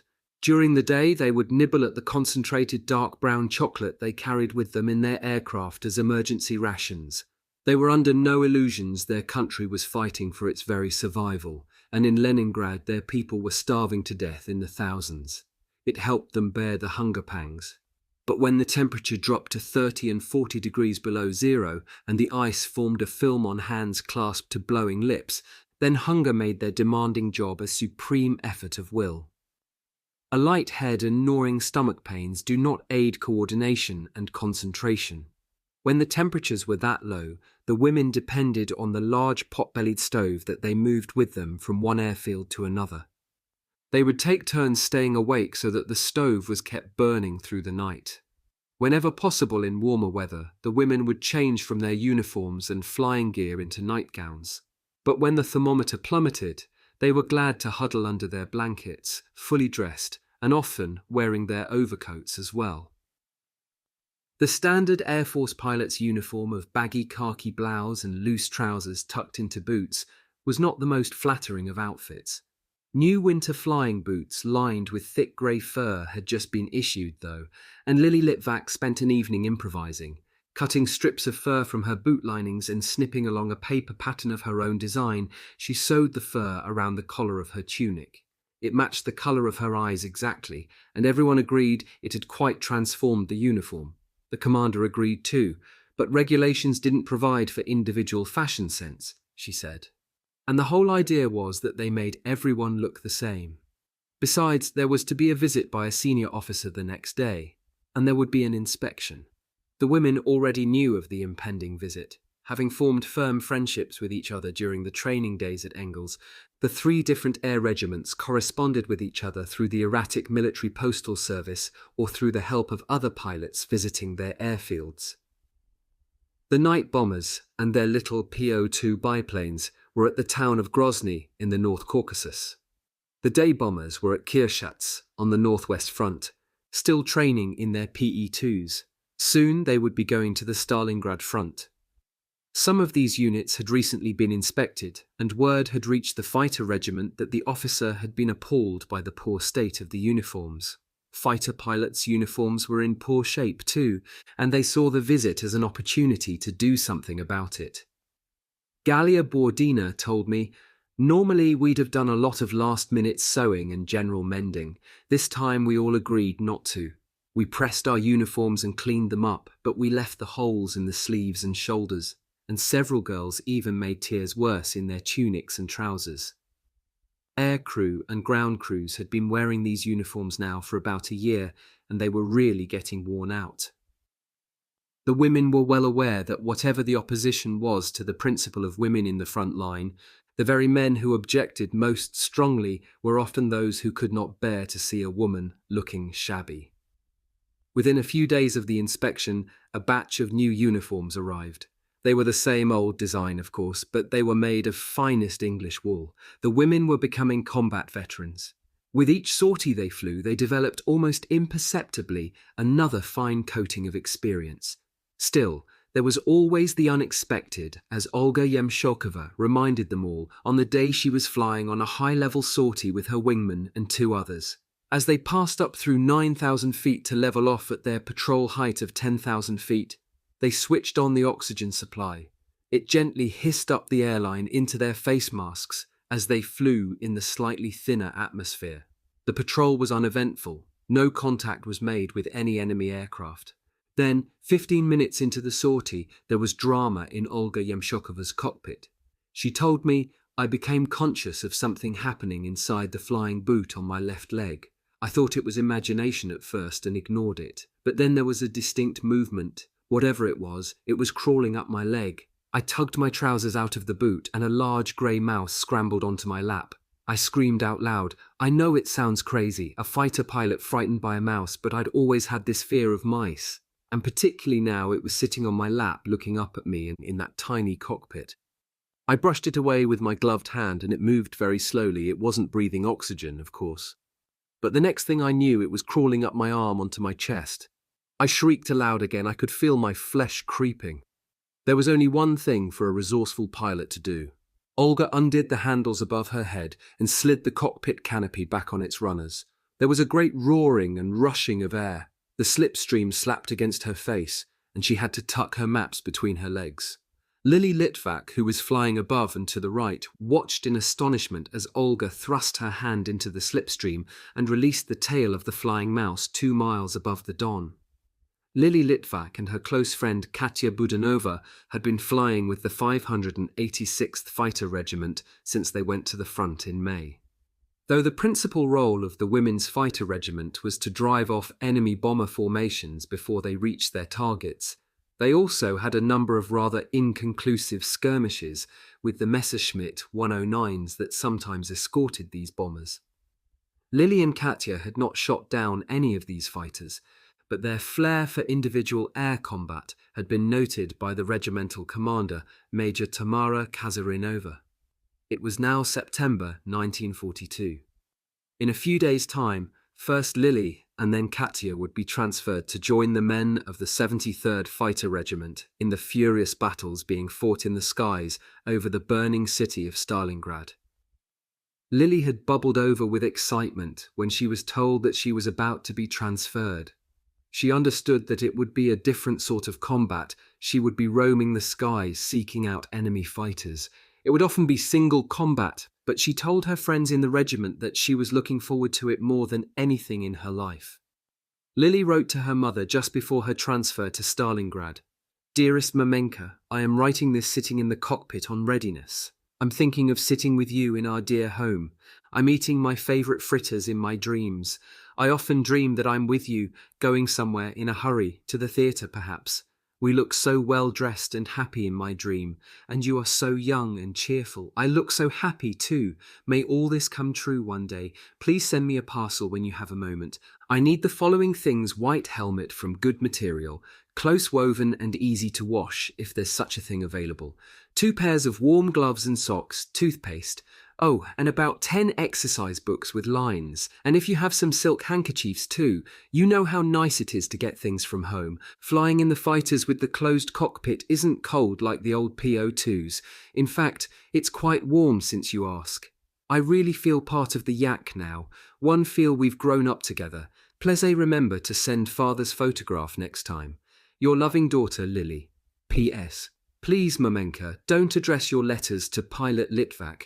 Just make it L. Litvak. The names of pilots are supposed to be a secret."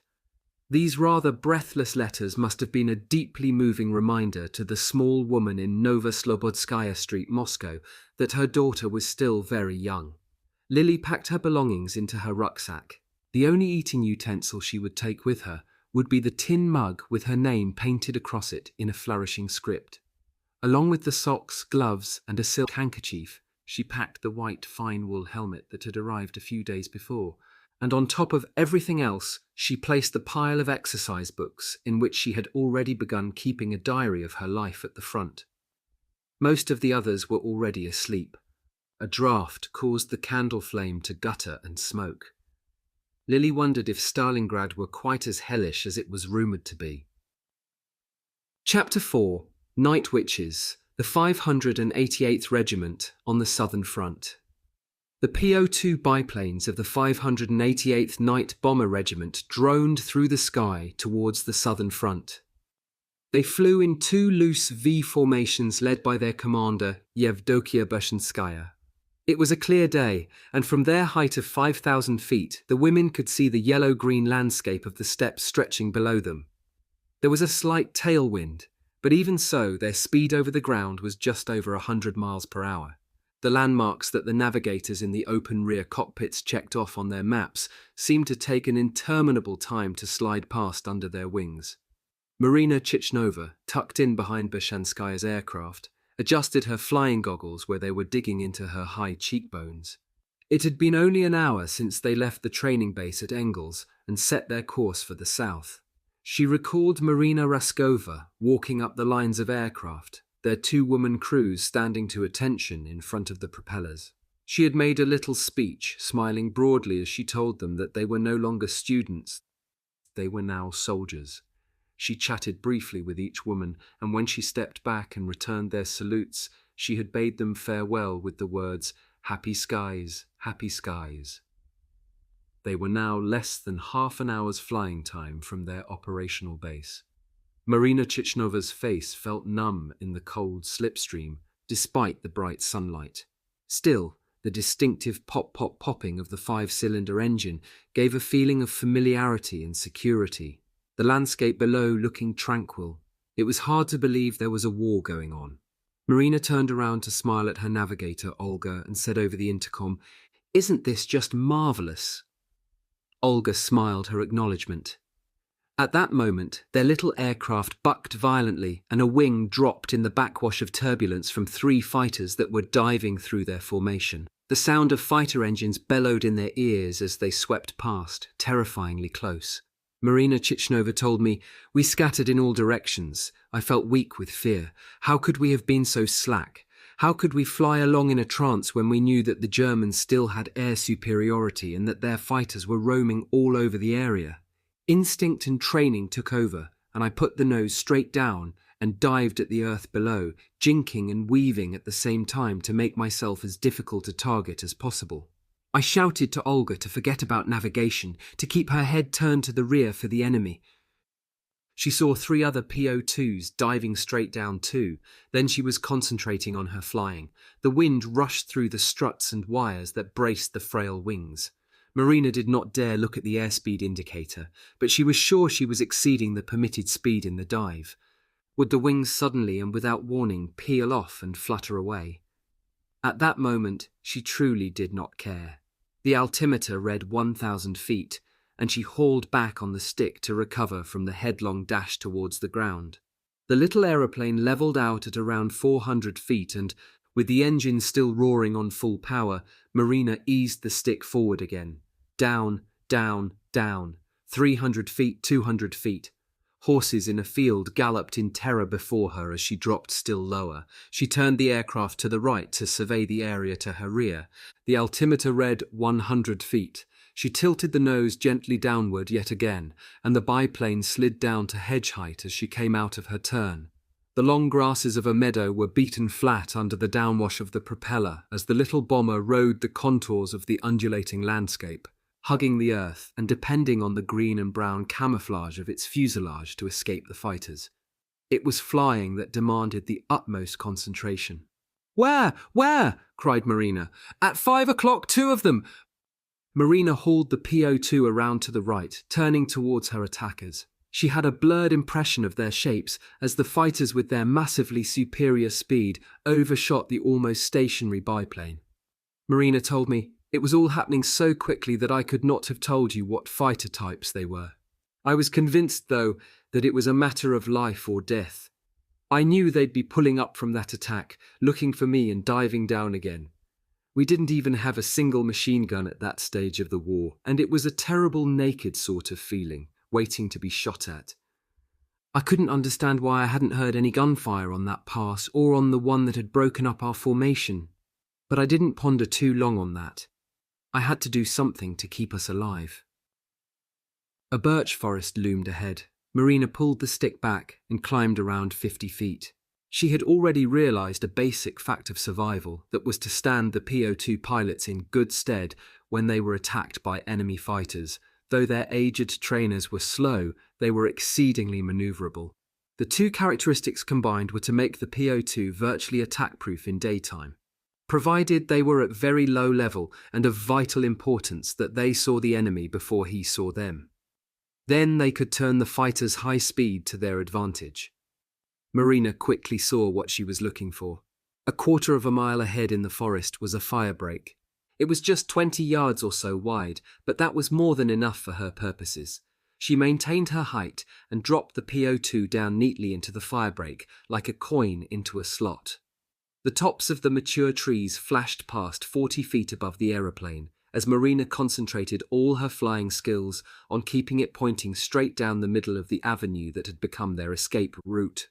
Olga's voice was hoarse in the pilot's ear. "I hope you know what you're doing, Marina." "So do I," came the reply. Olga looked over her shoulder. Boring down the firebreak behind them came 2 other PO2s, the leading aircraft's wings rocking a little in their slipstream. The other aircraft was too close behind them, but the pilot now had little choice but to struggle through. The only way she could increase the distance would have been to reduce power, and that would have meant sinking and then crashing onto the forest floor. Olga looked at the helmeted head in front of her. The PO2, being a trainer, had a complete duplicate set of instruments and controls in the rear cockpit where she sat. She carefully rested her feet on the rudder pedals and placed the tips of her fingers on the control column between her legs. For a few seconds she shared the awful responsibility of her friend Marina, the pilot.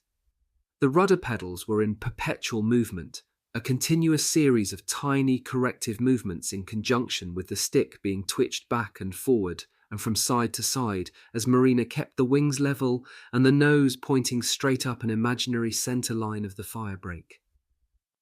Just as gently, fearful of applying the slightest pressure that might upset Marina's corrective measures, Olga lifted her hands and feet away from the controls, She looked up at the narrow causeway of blue where the birches almost seemed to touch. The enemy fighters screamed across the patch of blue at treetop height, searching against the skyline for a glimpse of their quarry. The women flew on for a full minute, then Marina told Olga, "I've had enough of this, I'm going up again." They lifted out of the firebreak, above the trees. The sky was clear, they were safe. Olga spotted a landmark and gave Marina a course for base. On the way, as they straggled back into some kind of formation, they counted the other aircraft. They were all accounted for. Marina Chichnova told me, "We landed and immediately reported to Bershanskaya. None of us could understand why the enemy fighters had not actually fired their guns at us. If they'd done so on their very first pass, they would have got several of us for sure. Major Bershanskaya had got back several minutes before the rest of us. She looked distinctly uncomfortable, and when I started to make my report to her about the evasion of the enemy, she cut me short. It was hardly surprising in the circumstances." The women of the 588th could not have been off to a worse start in their efforts to convince everyone they were equal to the men at the front. The fighters that had dived on them had been Russian planes sent to escort them to their airfield. They had been unable to resist the temptation to give the women a bit of a scare, particularly as the regiment had not even seen them coming. Major Bershanskaya had recognized the fighters, as had several other women, but the majority had panicked and broken formation. By their raw experience, they had given some very convenient ammunition to those who felt the front was no place for women. The next day, the commander of the bomber division to which the regiment was attached arrived and summoned Yevdokia Bershanskaya into an hour-long conference. Yevdokia told me, first of all, lined up in front of our aircraft, standing stiffly at attention. He inspected the regiment without saying a word. We knew that people were laughing at us over what had happened, and the girls all looked very serious. The divisional commander looked serious too. He took me aside and told me that he didn't think we were ready for combat yet. I protested, but it was no good.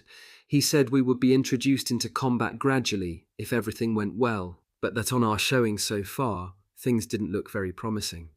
I didn't want to tell the girls the truth. Their morale had taken a knock anyway. So I told them they'd be kept away from the main action for a week or two, just like any other unit new to the front, but I knew they didn't believe me. Marina Chichnova told me, "We all knew the real reason, and it hurt our pride. After all that intensive training at Engels and all the anticipation, it was a terrible anticlimax. But we tried not to let it show to the men who were sharing our airfield." For the next 2 weeks, the women flew day and night training exercises, familiarizing themselves with the terrain and gaining confidence in themselves again. In their moments of spare time, they studied aircraft recognition manuals, showing German and Soviet aircraft from different angles and in silhouette. It was not that they had not known their aircraft types before that humiliating experience of the other day. It had simply been a case of straightforward, panic-obliterating training. They were all determined it would not happen again. The Luftwaffe were frequently amazed at the relatively rude facilities out of which the Red Air Force operated. From servicing and general maintenance facilities to runways and radio communications, the Germans were generally far more sophisticated technically. But the fact that the Soviets were able to function at this primitive level and yet wage modern war was to prove an increasingly important asset to them as the conflict progressed. Though the women of the Night Bomber Regiment often lived in underground bunkers, as did their counterparts in the other two women's regiments, their first home on the southern front would merely have confirmed the worst opinions of the German invaders. It was a cowshed. Marina Chichnova told me, "Some of the girls felt at first that it was just another humiliation being heaped on us, but the truth was that there simply weren't any accommodations for us at the airfield itself, and they did try to keep us segregated from the men as far as living quarters were concerned. It was a large cowshed on a farm close to the airfield. There weren't any cows in it, of course, and most of the traces of the previous occupants had been removed, but the smell was pretty vile. We got cans of disinfectant and lots of hot water and scrubbed until it was fit to sleep in, but we never quite got rid of that smell." The women's accommodations became the butt of another joke among the flying units in the area. Some wag dubbed it the Inn of the Flying Cow. On June 8, 1942, the women were given their first combat mission. The target was a local headquarters of a German division near Voroshilovgrad. Only 3 aircraft were to fly the mission. Yevdokia Bershanskaya herself would fly the lead aircraft. The commander of one of the squadrons, Luba Olkovskaya, and her navigator Vera Tarasova would take off 2 minutes later, followed by Anya Amosova in the 3rd PO2. They were the regiment's most experienced crews. Yevdokia Bershanskaya told me, "We were all very tense, not just we 6 who were flying the mission, but all the other girls too. It was the test we had all been waiting for.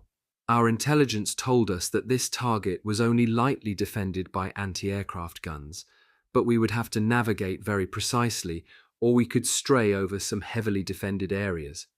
There were 4 little bomb racks under the lower of the 2 fabric and wood wings. They would be taking off with a maximum load of around 800 pounds tiny by present-day standards, and even by the standards of more conventional bombers of the time, but a remarkable load for a little veteran trainer aircraft pressed into service as a bomber.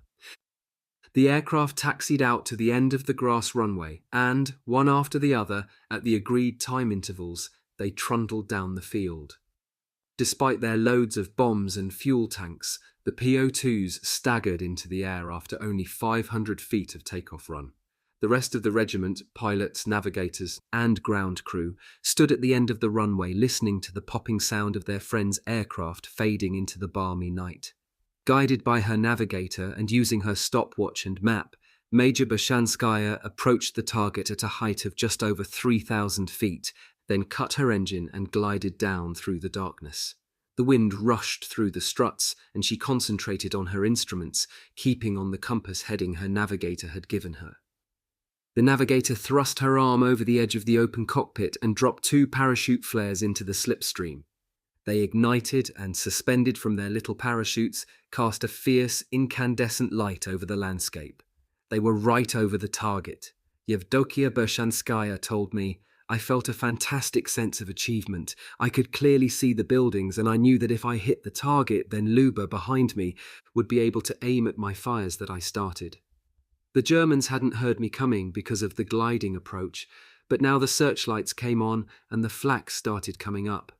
I realized, as I got more experienced, that this was indeed light opposition, but on that first night it seemed pretty terrifying to me. I didn't want to spoil my aim, so I just flew straight on through the explosions until I was right over the target. The aeroplane bucked in the blast from some of the explosions, but we kept on flying. Then I yanked the release wire and dived away from the searchlights and steered for home. I saw flames coming from one of the buildings and thought that Luba would have a beacon to aim for now. Back on the airfield, the rest of the regiment was waiting for their friends to return. Marina Chichneva told me, "We heard the first aircraft coming back. It landed and taxied up to dispersal." Then out of the gloom we saw Yevdokia Bershanskaya's familiar long-legged stride. We rushed up and hugged her. Yes, she said, she'd hit the target. And with the fires that had started, she was sure the other 2 would hit it too. We were all terribly excited. This was really going to show the men what we were made of. Anya Amosova and her navigator landed 15 minutes later. The first twinges of unease spread through the waiting groups. Luba and Vera should have returned before them, but perhaps they had had some difficulty in navigating back. There was no immediate cause for concern, they assured themselves. The women had enough fuel for another hour's flying, but an hour passed, and the feeling of dread replaced the initial euphoria they had felt when their commander had landed. The warmth of the evening had given way to a damp chill. Still the women huddled together, talking quietly and trying vainly to convince each other that all would be well. After 2 hours, Yevdokia Bershanskaya gently persuaded them there was little point in waiting there on the airfield. No doubt Luba and Vera had made a forced landing with some mechanical trouble and would be back with them the following day. No one believed her, and she did not believe it herself. From the front line, about 12 miles away, the flashes of a heavy artillery barrage stabbed the night sky in a ripple of violent light. A light summer fog was beginning to roll across the airfield as the women trudged back towards their cowshed. It was not until after the war that the women discovered exactly how their friends had died, but they had been correct in their fears about navigational error. The lone PO2 had been bracketed by searchlights, and the heavy flak had downed them behind German lines. In the morning, Russian villagers had found them before the German patrols reached the crashed aircraft. The plane was largely intact, but the women must have been dying even before the crash landing. Still strapped in their cockpits, they had bled to death from the awful gaping wounds caused by the shrapnel that had torn through the thin fabric surrounding their cockpits. The Germans arrived and had taken their revolvers, their maps, and the few personal papers they had carried with them in their flying suits, though the flyers were ordered when flying over enemy territory not to carry anything that might identify their units. The Germans had dragged the bodies from the cockpits and left them lying there when they drove off again. The villagers bathed the blood from the faces of these two friends and buried them on the edge of their village. Marina Chichnova told me, "When you lose two dear friends like that, you wish you hadn't sometimes behaved in such a petty way." Luba was a lieutenant, and sometimes she would chide some of the more untidy girls about the state of their beds. Some of the girls thought that she was unnecessarily strict about that, and there was a little resentment. It didn't seem to matter now. The picture I shall always carry in my mind is of Luba milking a cow at the farm to which our cowshed belonged before she flew that last mission, and joking about the flying cow as she handed the warm milk round to us. Their first combat mission, and two women had gone. Was it to be like this every time? Morale was in danger of collapsing completely. Major Bershanskaya spoke to divisional headquarters, and they agreed. The entire regiment would fly against the Germans that night. All 20 aircraft took off and bombed a railway junction and artillery battery. They had been given a very lightly defended target. There were no navigational errors, and all returned safely to base. The crisis of self-confidence was passing, and a few missions later they were in the thick of the air battles on an equal footing with the men. That summer, Marina Chichnova was promoted from sergeant to second lieutenant. She confided her fears to Major Bershanskaya, who told me, "Marina was very worried about the promotion. She felt that several of the girls were more experienced, and she felt very uneasy about being placed over them. She didn't want to spoil any friendships, and she didn't think she had enough self-confidence to do the job. But I knew she was a natural leader, and I told her that a bit of self-doubt was no bad thing." Nadia Popova, one of Marina's closest friends, summed up the problems of resolving very close personal friendships with the inevitable promotion of some women over others. "The biggest problem for most of us was to remember to call our friends of senior rank by their title and not their Christian names if male officers were around. I don't think any of us would have wished to embarrass our friends of senior rank by ever being awkward when they wanted us to do something. But that sort of situation hardly ever arose. We were all so committed to what we were doing that there wasn't any need for anyone to pull rank. When you have a group of young people as dedicated as we were, then these things tend to resolve themselves, and if any one girl had become difficult, we'd all have jumped on her." Marina Chichnova's promotion coincided with one of the regular examinations of the pilot's basic skills by one of the regiment's most experienced older pilots. Having this monitor in the rear seat acting as both navigator and examiner put considerable pressure on the young pilots, but they had little choice in the matter. Still, she was a friendly woman, and her experience might be very useful on night combat missions. Marina's target was a railway station. She followed her navigator's calm, clear instructions to the target, making a course correction every now and then in response to the orders carefully enunciated in her headphones. Then the flares were released over the target. Searchlights immediately bathed them in a glare that blinded the pilot, and the fiercest flak Marina had yet experienced exploded all around the aircraft. She told me, "I was completely disorientated. I couldn't see a thing. I heard pieces of shrapnel ricocheting off the engine, and the explosions around the aircraft were so loud I thought they would burst my eardrums. I yanked the bomb release and dived and turned to the right. We were still in the beams of several searchlights, but as the aircraft turned in the dive, my eyes were shielded for a moment, and I managed to look at my instruments, and she shouted instructions to me on which way to turn until finally we twisted out of the lights. But the aircraft had been badly damaged. The engine was running rough, and I could hear the loose pieces of fabric flapping in the slipstream where the flak had pierced it.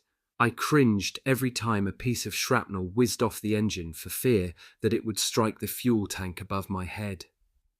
They navigated back to the airfield, and Marina flew around it in a wide sweep at a height of 500 feet until she picked up the line of landing lights, angled to be invisible to enemy intruders approaching at normal bombing heights. The older woman in the rear waited until the fixed undercarriage of the PO2 had thumped down on the grass, and Marina had pulled the throttle lever back before she said with mock gravity, "I think your flying is up to standard, Lieutenant Chichnova." The thrust of the German summer offensive of 1942 was gathering momentum.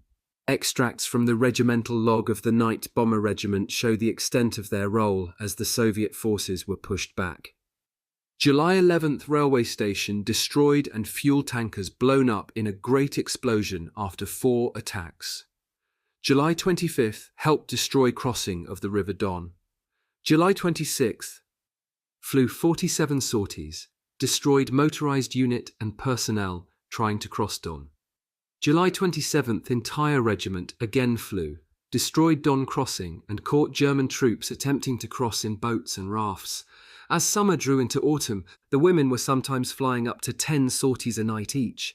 Frequently, their targets were less than 10 miles away.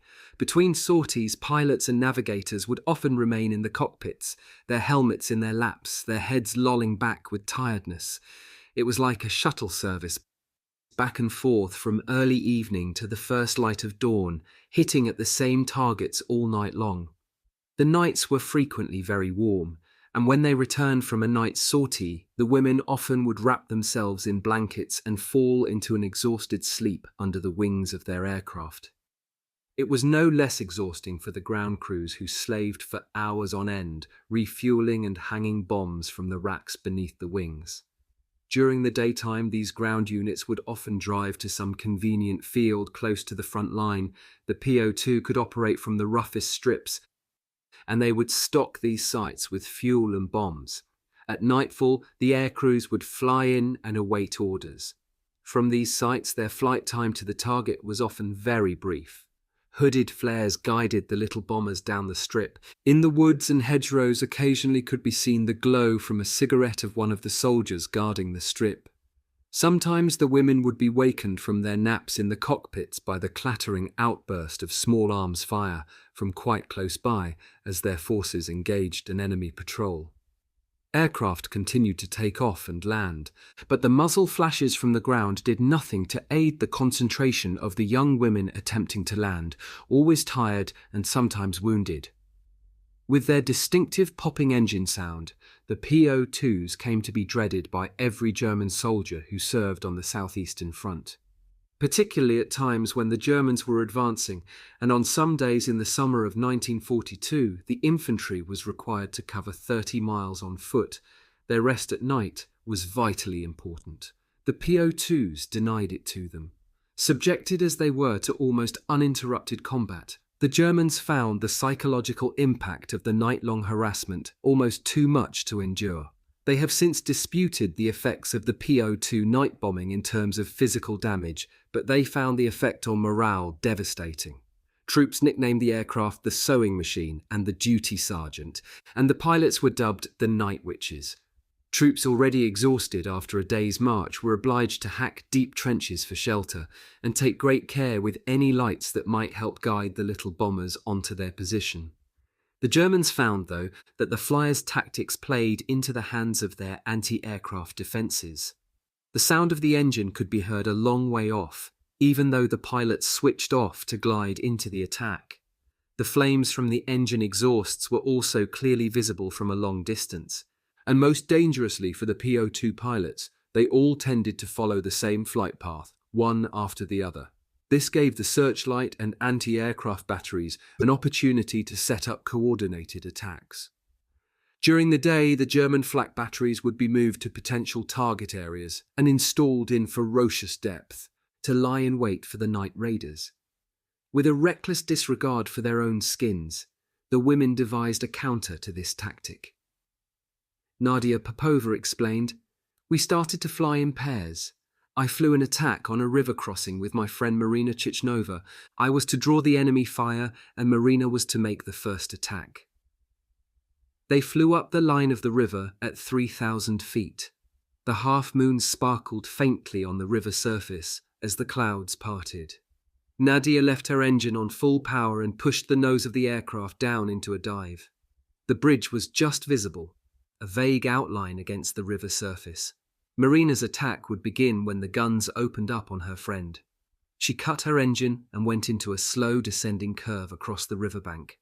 Marina told me, "It wasn't a nice feeling knowing that your friend was inviting the enemy to shoot her down.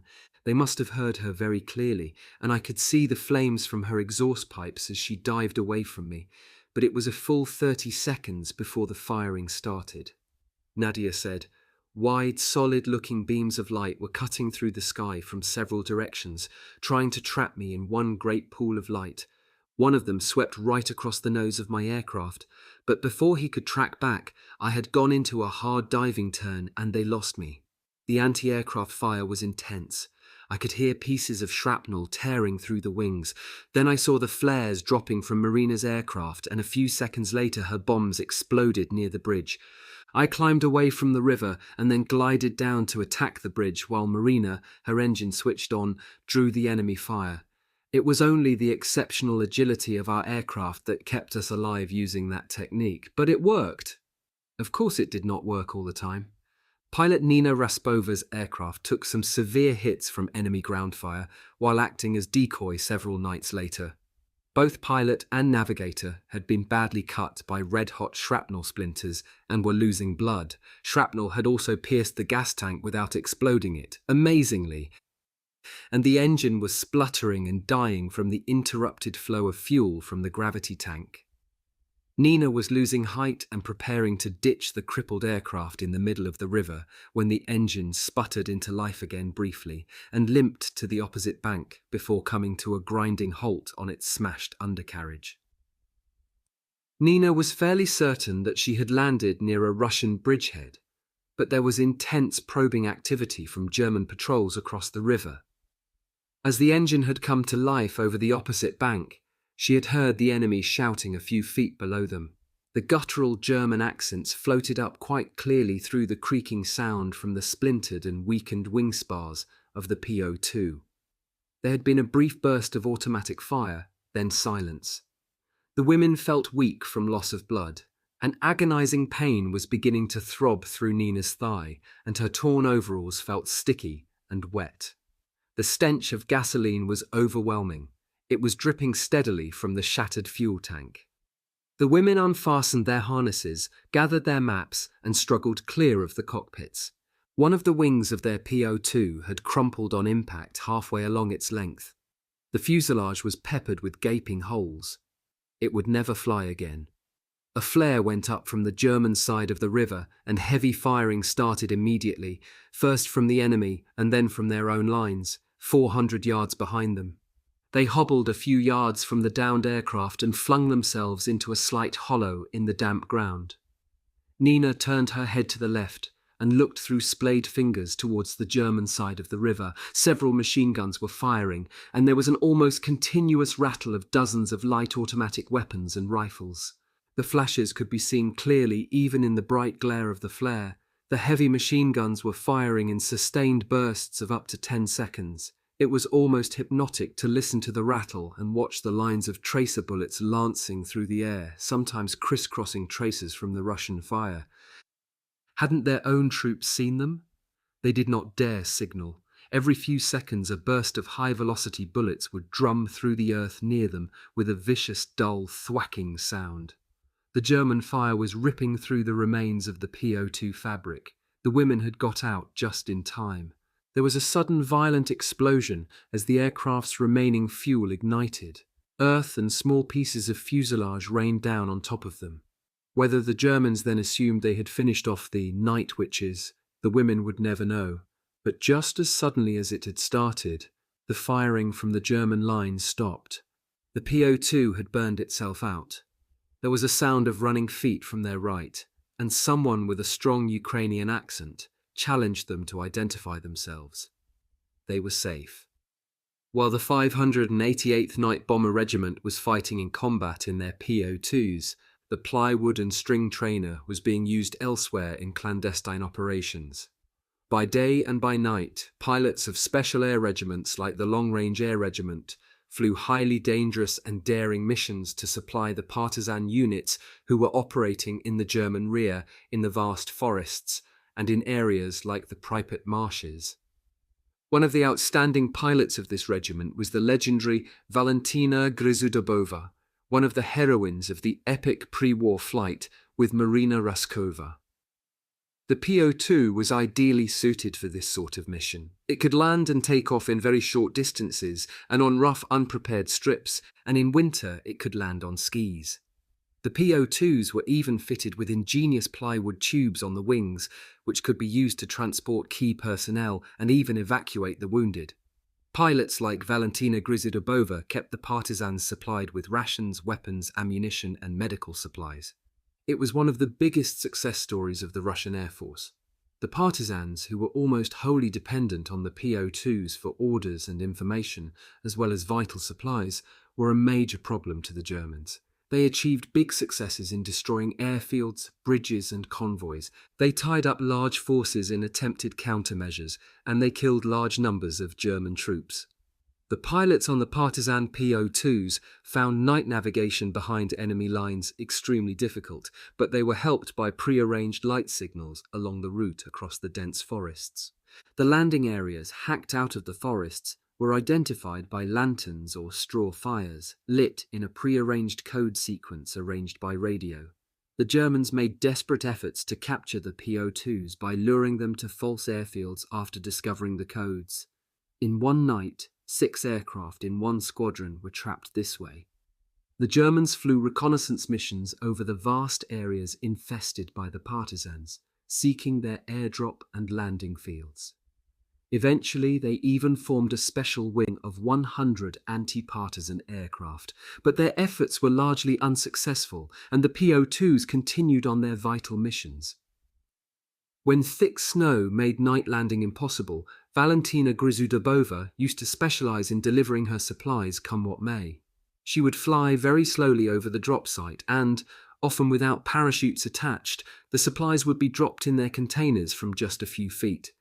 What must have tested the nerve of her strongest passengers was when she flew low and slow over the snowdrifts and instructed them to slide themselves out of their plywood tubes, without parachutes, into the drifts. She would reassure her human cargoes that no one had suffered worse than a shaking. Yet, it was literally cold comfort. The PO2s were also used as courier aircraft for important personnel at the front, who needed to get from one point to another quickly. Marina Chichnova landed a daytime assignment like that. She strapped into the rear cockpit a distinctly nervous-looking army colonel. She was simply told to deliver him to a village near the front. He was in full combat gear, with a revolver at his waist and a submachine gun on his lap. As she started up the motor and taxied out to the runway, he pulled tight the chin strap of his infantryman's steel helmet and pulled it low over his forehead. He also had a map case, and Marina assumed he was going to take command of a unit near the village. Perhaps, she thought, he was relieving someone else or was taking over from someone who had been killed in action. But he was not in a talkative mood. It was only 20 minutes flying time to the village, and it was not a difficult navigational problem. What was going to be tricky was finding somewhere to land, as there was no recognized airstrip near the settlement. Marina circled the village, checking the wind direction and looking for a suitable field. Because of the intense enemy fighter activity, she had flown to the village at a height of only 300 feet. The dirty grey-green camouflage made the PO2 very difficult to spot from above on such an overcast day. The village was badly damaged from heavy shelling. In the ruins of the buildings on the main street, she saw the upturned faces of a large number of Russian soldiers, waiting, she assumed, for their new commanding officer to descend upon them. She craned her neck back in a routine sweep of the sky around her. A Messerschmitt 109 was bearing down on her, and she saw the winking flames along its wing edge as the guns began to fire. She kicked hard on the rudder pedal with her left foot and at the same time banged the stick across to the right. The PO2 side-slipped sharply, skidding down and away, and the German bullets ripped noisily through the fabric of her right upper wing. She was down to 100 feet. She straightened the wings and quickly took her bearings. Straight ahead and half a mile away, the 109 was standing on its tail, zooming straight up in a high-speed climb. It would be curving back towards her in a moment, she knew. She must escape. She was flying diagonally across the village towards the main street. She dropped lower and slid the aircraft neatly over the rim of a ruined building. She was now flying straight down the main street, her wheels almost brushing the surface. The colonel had looked nervous before they took off. She wondered for an instant how he was looking at the moment. 100 yards ahead, at the center of the village, the road split into a T-junction. The walls of the adjacent buildings were still intact. At rooftop height, the Messerschmitt pilot was screeching towards her. He was holding his fire for when she pulled up the nose of her aircraft to clear the line of buildings ahead. But she didn't. As she reached the T-junction, she pulled the nose up and at the same time tipped the little aircraft onto its wingtip, executing a smart right turn. She was now completely masked by the line of buildings, and the Germans screamed harmlessly overhead. She straightened out of the turn, eased back on the throttle, and put the aircraft down on the road.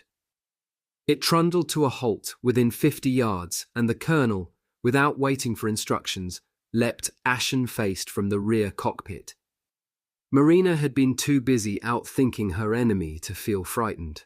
Now she suddenly realized that if the German made an attack at right angles to his last one, he would have her, sitting defenseless on the ground. Takeoff now could be suicidal. She left the engine ticking over and ran from the aircraft into an empty house. She told me, "I really thought I was going to lose my aeroplane.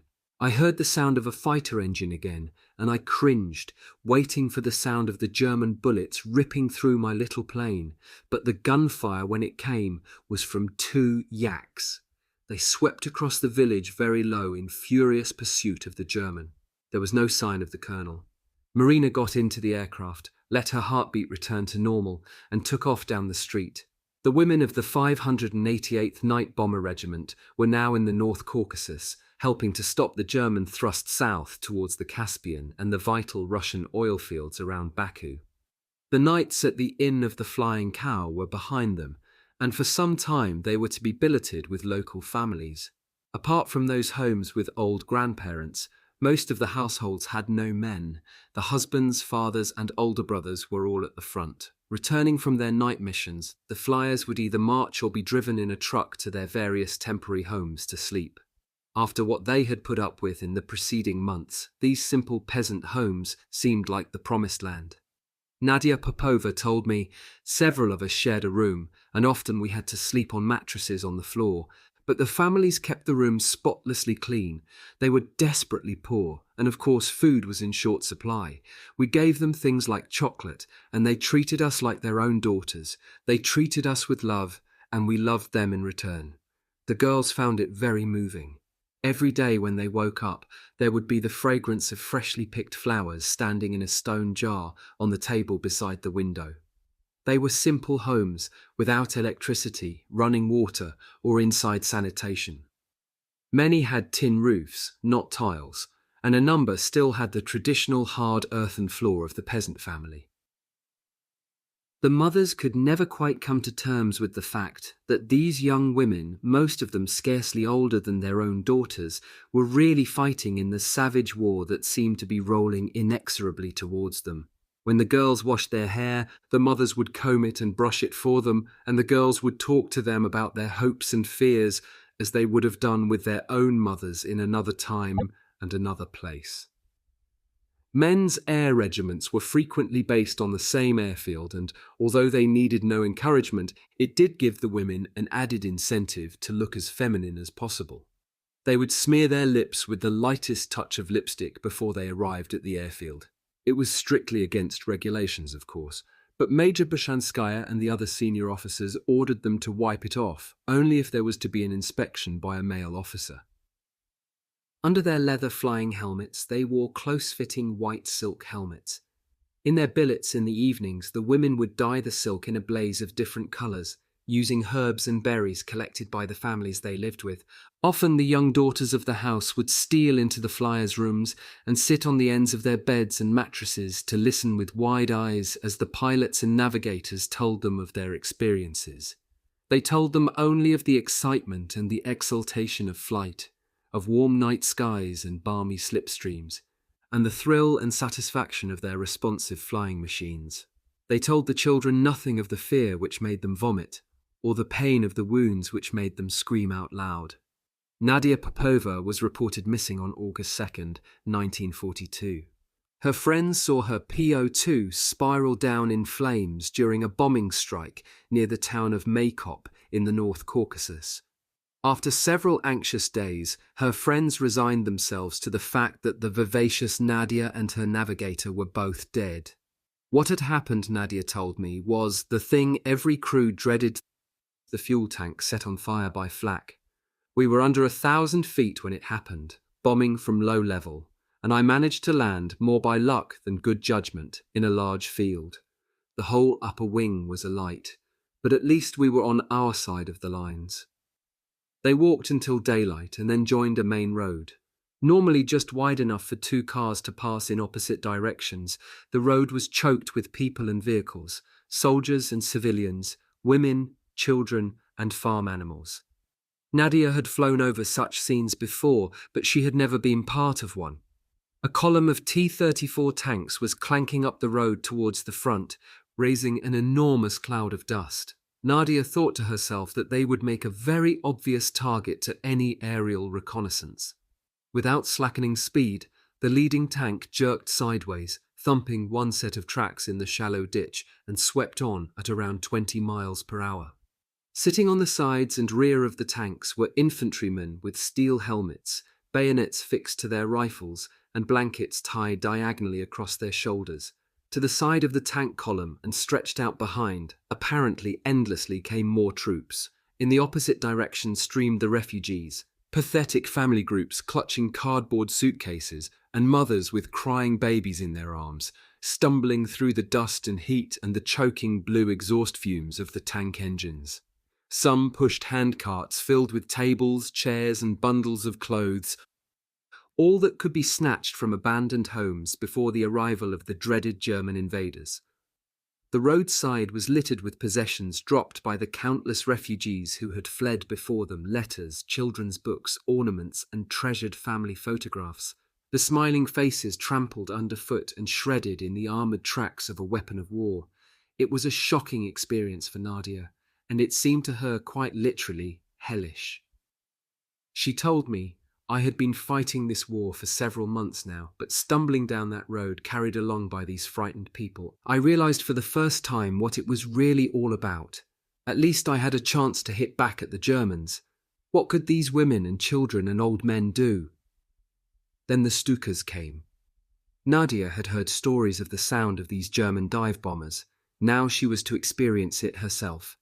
She looked up and saw the gull-wing shapes of the German aircraft roll on their backs one by one from their formation and plummet straight down in a vertical dive, pointing at the tank column. The sound was dreadful. As the bomber's speed increased, the slipstream howled through the screamers attached to the undercarriage legs. The howling grew to a crescendo. It was terrifying. Then the bombs fell from the bellies of the aircraft as they followed each other down the dive. Nadia flung herself into a field. She lay several yards from the roadside, her face pressed into the long grass, her hands covering her ears. This was what the weary German troops went through night after night from her and her friends. Each aircraft seemed to drop 2 bombs. The explosions seemed enormous. She heard screams from the road, and somewhere a child was wailing. The howling of the aircraft reached an almost unbearable pitch, then died away as another Stuka pulled up from his dive. After 3 or 4 seconds, his 2 bombs struck. The troops on the roadside were blazing away with everything they had, but it had no effect on the raiders. It was all over in 5 minutes. Nadia picked herself up and walked through the long grass to the road. The 2 leading tanks were burning furiously, and troops were dragging a body from the turret of the first one. Ammunition was exploding in the tanks, and Nadia ducked instinctively as she wandered, dazed, down the road. She stepped around the bodies of several soldiers. One had lost his head, and the blood was still seeping from the shattered neck and welling over his tunic onto the dust of the road. The bombs that killed these men had missed the tanks and blown enormous craters in the road and in the fields opposite. Above the sound of the exploding ammunition and the harsh shouting of orders, she heard again the wailing of a child. A boy of about 7 years was tugging and pulling at a woman lying face down in the ditch. Her legs were sprawled apart like a broken doll, and as the child kneeled, pulling at the light cotton dress, an old man, his grandfather, Nadia thought, gently picked him up and turned him away from the figure on the ground. Nadia looked around her, still dazed. There was a haze of dust. She had lost contact with her navigator sometime in the last few minutes. It was to be 2 weeks before they met again. Farther down the road, a young nurse was bandaging the wounded. Nadia knelt beside her to help, holding the roughened, dirty hand of a middle-aged soldier as the nurse applied a tourniquet to his leg. It was very hot, and Nadia rolled up the sleeves of her flying overalls. The nurse was interested to learn that Nadia was a pilot who had been shot down. She led her to a shattered tree stump where a young man was sitting, eating some black bread. He had dark hair and blue eyes, and when he stood up to shake hands with her, he was slightly taller. His name, he said, was Simon Harlamov, and he was a fighter pilot. A cotton bandage obscured the middle portion of his face and was heavily padded around the nose. "I only ask you one thing," he said to Nadia. "Try not to make me laugh. It makes my face hurt." Nadia decided not to embarrass him by asking what his injury was. She had learned it was best to leave it to the injured person to talk about it if he wished. She could only see his forehead, eyes and mouth, but she decided he had a very attractive voice. She told me, "Although I hadn't even seen his face, I was very attracted to him from that first moment. I wouldn't have believed it possible, but there it was, happening to me." For days they were both swept along in the retreat from the advancing Germans. Communications were chaotic. Nadia and her navigator tried constantly to contact their regiment, but it was impossible. Besides, there was no possibility of getting transport at that stage to join them. Nadia wanted to get back in the air again, and she knew her friends would be desperately worried, but there was no way to let them know she was still alive. At night, the soldiers, women and children were all crowded into any shelter they could find. It was not a time for being alone. People slept in barns, schoolhouses, and even under trucks. Nadia and Simon had each been given a blanket by the soldiers, and at night they would lie close to each other in the darkness while Nadia entertained him by singing in a whispered voice every verse of every song she could remember. The bond between the two young pilots grew closer as the days went by, but both were becoming increasingly anxious about reporting back to their units. Finally, after 2 weeks, the retreat halted. At the local headquarters, they each made contact with their regiments, and Nadia met up again with her navigator. It was to be the parting of the ways. Neither Nadia nor Simon knew if they would see each other again. Nadia squeezed Simon's hand and leaned over, carefully tilting her head to avoid brushing against his bandaged face, and kissed him on the chin. Then she and her navigator hitched a ride to the new airfield to which their regiment had pulled back during the retreat. Nadia told me, "We had promised to write to each other. He had told me how much he liked me, but letters could take such a long time. I still didn't know what he looked like, and as the truck jolted along the road to our airfield, I realized that he had still not told me what his injury was. I felt quite weak in my stomach, as the thought occurred to me for the first time perhaps he had been embarrassed to talk about his injury because he had lost his nose completely in the crash.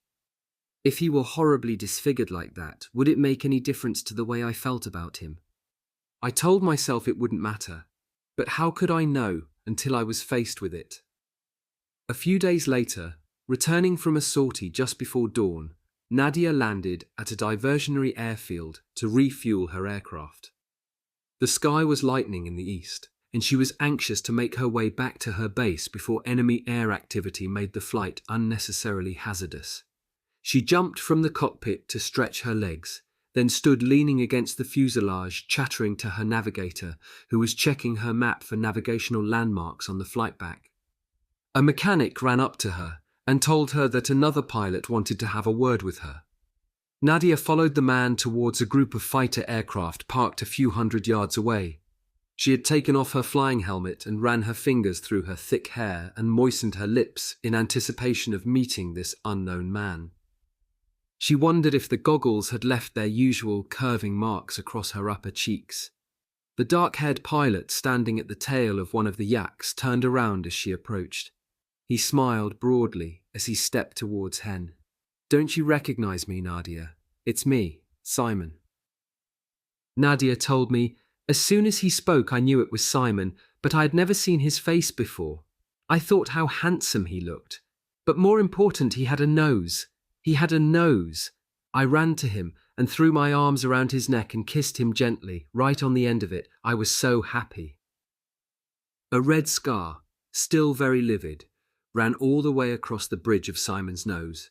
It was obviously still a little tender where the stitches had been, for he picked her up and playfully held her away at arm's length. Then he put his arm around her shoulder and they walked down the airfield together. Yes, he told her, he had been a little embarrassed about his injury.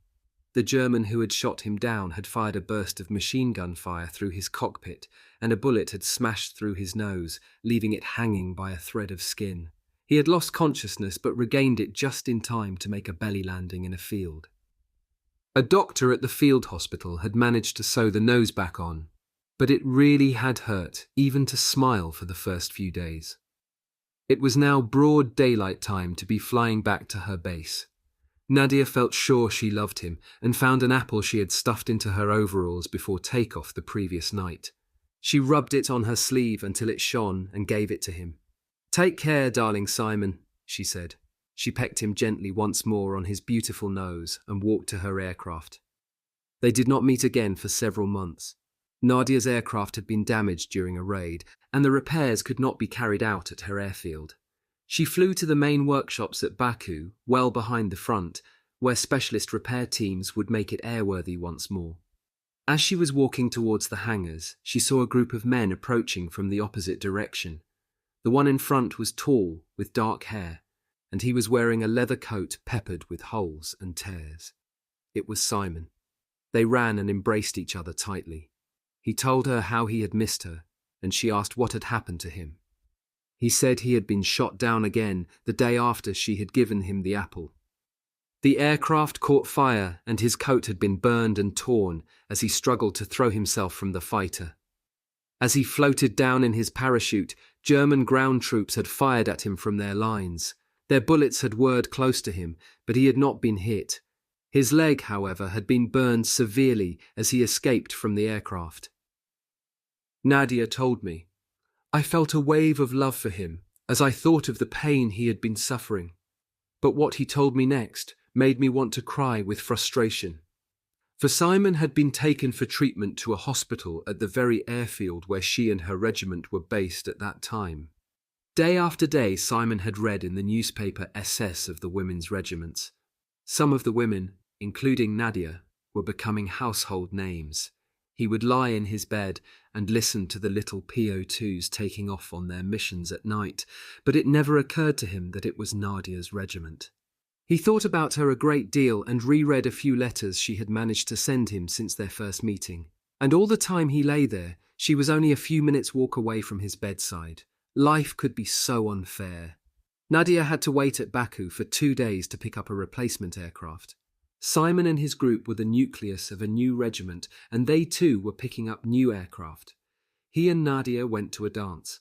Nadia had not brought her pretty blouse with her, of course, but she had washed her hair and borrowed an iron to press her uniform. Girls in pretty dresses danced with the uniformed young men. Nadia looked at them and felt neither envy nor bitterness at their carefree enjoyment. To them, the reality of the war must have seemed a long way away, though the Germans were eventually to get within 50 miles of Baku. Watching them took her mind back to that night before the outbreak of war when she had whirled around the dance floor. It seemed a long time ago. She hoped that she was basically still the same person, but she knew that the war had already changed her in many ways. Her skin was fresh and unlined, and bore remarkably little sign of the pressure of daily air combat. In her mental attitudes, though, she recognized a toughness that had never been there before. She had always been determined, but now she knew that her experiences under fire had given her a ruthless single-mindedness. She hoped it would not affect her personal relationships. What she came to realize was that most of her friends and colleagues were undergoing the same rapid maturing and toughening process. In direct proportion to the mental toughening grew a bond of loyalty so intense it could never be shared or even properly understood by those who had not served with these elite units. The bond of love and friendship seemed almost to have been planned to compensate for the hard protective layers which nature had obliged them to grow for their own preservation. After Baku, Nadia and Simon saw little of each other until near the end of the war. They made no pledges of marriage, no one did in these circumstances, but it was understood implicitly that if they both came through, they would be together. Through letters and newspaper stories, they followed each other's lives and prayed they would survive. Chapter 5. The Free Hunters at Stalingrad, September 1942. Stalingrad is an enormous city stretching for 30 miles along the banks of the Volga. On August 23, 1942, the Germans had broken through to the river on a 5-mile front north of Stalingrad. On the same day, 600 aircraft attacked the city, killing 40,000 civilians. As the German bombers turned for home, the entire city was enveloped in flames, and a great pall of smoke floated over the Volga. Retreating Russian troops made their way through thousands of refugees, many of them wounded, streaming from the stricken city. Peasants with their livestock and agricultural implements fought with residents of the city for places on the ferries across the Volga. General Vasily the Chuikov, who commanded the 62nd Army throughout the Stalingrad siege, wrote, "From a distance we could see that the pier was crowded with people. As we drew closer, many wounded were being carried out of trenches, bomb craters, and shelters. There were also many people with bundles and suitcases who had been hiding from German bombs and shells. When they saw the ferry arriving, they rushed to the pier with the one desire of getting away to the other side of the river from their wrecked homes, away from a city that had become a hell. Their eyes were grim, and there were trickles of tears running through the dust and soot on their grimy faces. The children suffering from thirst and hunger were not crying, but simply whining and stretching out their little arms to the waters of the Volga." V.I. Chuikov, The Beginning of the Road, London, McGibbon and Key, 1963, and continuously the Stukas and the Messerschmitts bombed and machine-gunned them. This was the hell of Stalingrad. It seemed to the demoralized civilians and the beleaguered troops that the Germans were invincible. General Friedrich Paulus's 6th Army and the 4th Panzer Army had encircled the Soviet 62nd Army between the two arms of their pincers. It seemed to many Russians that the invaders were poised for another victory of encirclement that would gain for them the vital Volga crossings and open the way for the drive to the oil fields of the south. The fact was that Paulus and his troops were marching towards disaster, and Stalingrad as such need never have been taken. Aerial bombardment and artillery barrage could have achieved the objectives of denying the Russians both the city's manufacturing capacity and the Volga as a major oil supply route. At that stage, however, the picture looked grim for the Russians, and even their official writings concede that morale among the defenders was very low. The enemy had complete air superiority, and their fighters and bombers, flying up to 3,000 sorties a day, appeared to be suspended over the city from dawn to dusk and then on through the night. The scenes of disorder and panic were becoming reminiscent of the initial routes of the Blitzkrieg of the previous summer. The evacuation of the city's 600,000 residents continued, as did the round-the-clock aerial bombardment of enemy positions. In its way, this bombing was to prove more effective in providing ready-made defences than anything the Soviet army could have erected. And while the Germans advanced into the city, the Air Force raced against time to build new air bases on the far side of the River Volga. Thousands of civilians helped the construction battalions, and 50 new airfields were hurriedly laid down, their command posts and sleeping quarters housed in underground bunkers protected by earth and sandbags.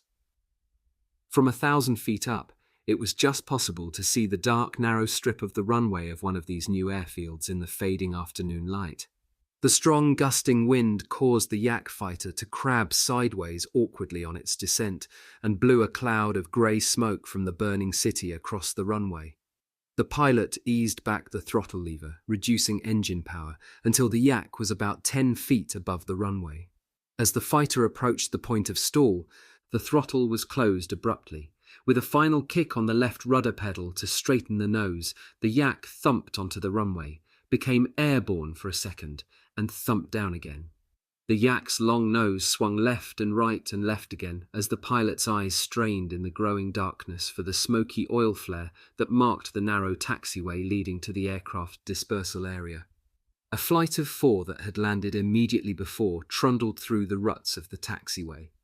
Belches of flame leapt from the 4 exhaust pipes on either side of the engine cowlings as they gunned their motors to take them over the rough patches.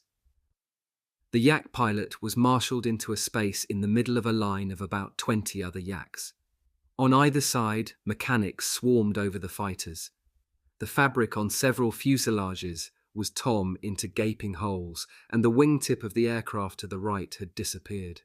Armament fitters in bulky kapok jackets moved clumsily under the weight of drums of cannon shells and machine gun bullets as they rearmed the guns. A mechanic, cursing softly, peeled mittens from his fingers to poke a wrench into a recess of an engine. The pilot climbed onto the wing and dropped lightly to the ground. After sitting for over an hour in that cramped cockpit, it was difficult to walk the 200 yards to the squat, curving roof of the underground operations center. The pilot turned at the top of the flight of steps leading underground and listened for a moment to the distant but incessant hammer and clattering of small arms fire and the awful contra-rhythms of the big guns firing, exploding, and firing. The wind from the southwest carried with it minute particles of debris, burned black. It was part of the funeral pyre of Stalingrad. The pilot walked slowly down the steps, paused at the heavy metal door, and then pushed it open. There were about 20 young men in the large underground room. Several shaded electric bulbs cast pools of light over map tables. A gust of cold air came through the open doorway and someone shouted irritably to close it. As the door slammed shut, the light over the table nearest the door swung gently in the draft, casting a pendulum of light over the faces of the pilots debriefing after their last sortie. For a few seconds, the rhythmic strokes of light and shade etched more deeply the lines of strain already spidering around the young eyes. The newcomer's lips opened to speak, and a hand fumbled inside the bulky sheepskin flying jacket as if to produce orders or transfer papers, but the pilot conducting the debriefing stood up, his face half in darkness as he steadied the swinging lampshade, and signalled the newcomer to sit down. He turned his back and, barely halting his flow, carried on questioning the young pilots on their missions. An old pot-bellied stove stood in the centre of the bunker. Pushing the lid aside, the pilot stuffed in several long birch logs from the pile that lay drying around its base. The logs sizzled into flame, and circulation returned to the pilot's cramped, cold limbs. Fragments of conversation drifted over to the stove. I know I'm his wingman, but how could I have followed him through that turn with half my ailerons shot away? Yes, they were from Richthofen's group. I saw him going down but didn't see his parachute open. The pilot, still muffled in flying gear, pulled a chair across to the stove and started to peel off the outer layers. First the heavy sheepskin flying boots, then the fur socks worn over 2 pairs of woolen socks.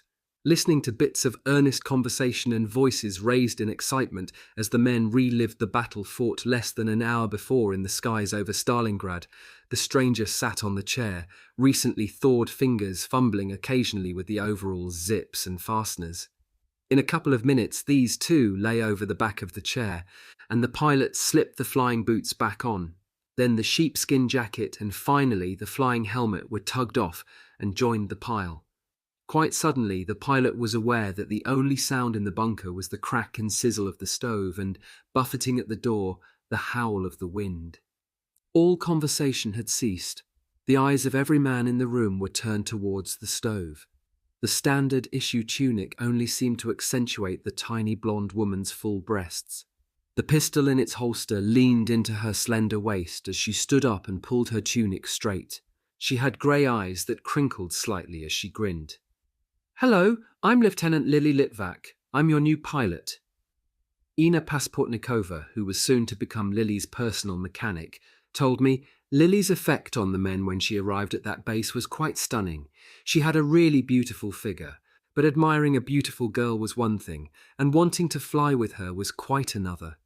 Lily and Katya Budanova were in for a terrible time before they were allowed to do the job they'd come to do. Ina and Lily had met and become friends during the initial selection interviews at the Zhukovsky Academy in Moscow. Ina had been training as an engineer at the prestigious Aviation Institute in Moscow before the German invasion, and her flying experience was extensive. She had qualified as a pilot on the PO2 through a sports flying club, and she had trained as a parachutist too. For a woman with her obvious aptitudes, her assignment in the Women's Fighter Regiment came as a crushing disappointment. She was to be a mechanic. Marina Raskova herself explained that it was no reflection on her other abilities, on the contrary. Her engineering skills were in short supply, and in the circumstances, she would be doing a lot more good maintaining the aircraft for other women to fly. Ina told me, when you can fly an aircraft as well as any other girl, and you're told that you'll spend your war on the ground watching others do the fighting, it's hard to bear. But because I was a flyer too, Lily and Katya were able to discuss their problems with me, and I know I was a help to them when the going was tough. Katya Budanova flew in the next morning at first light.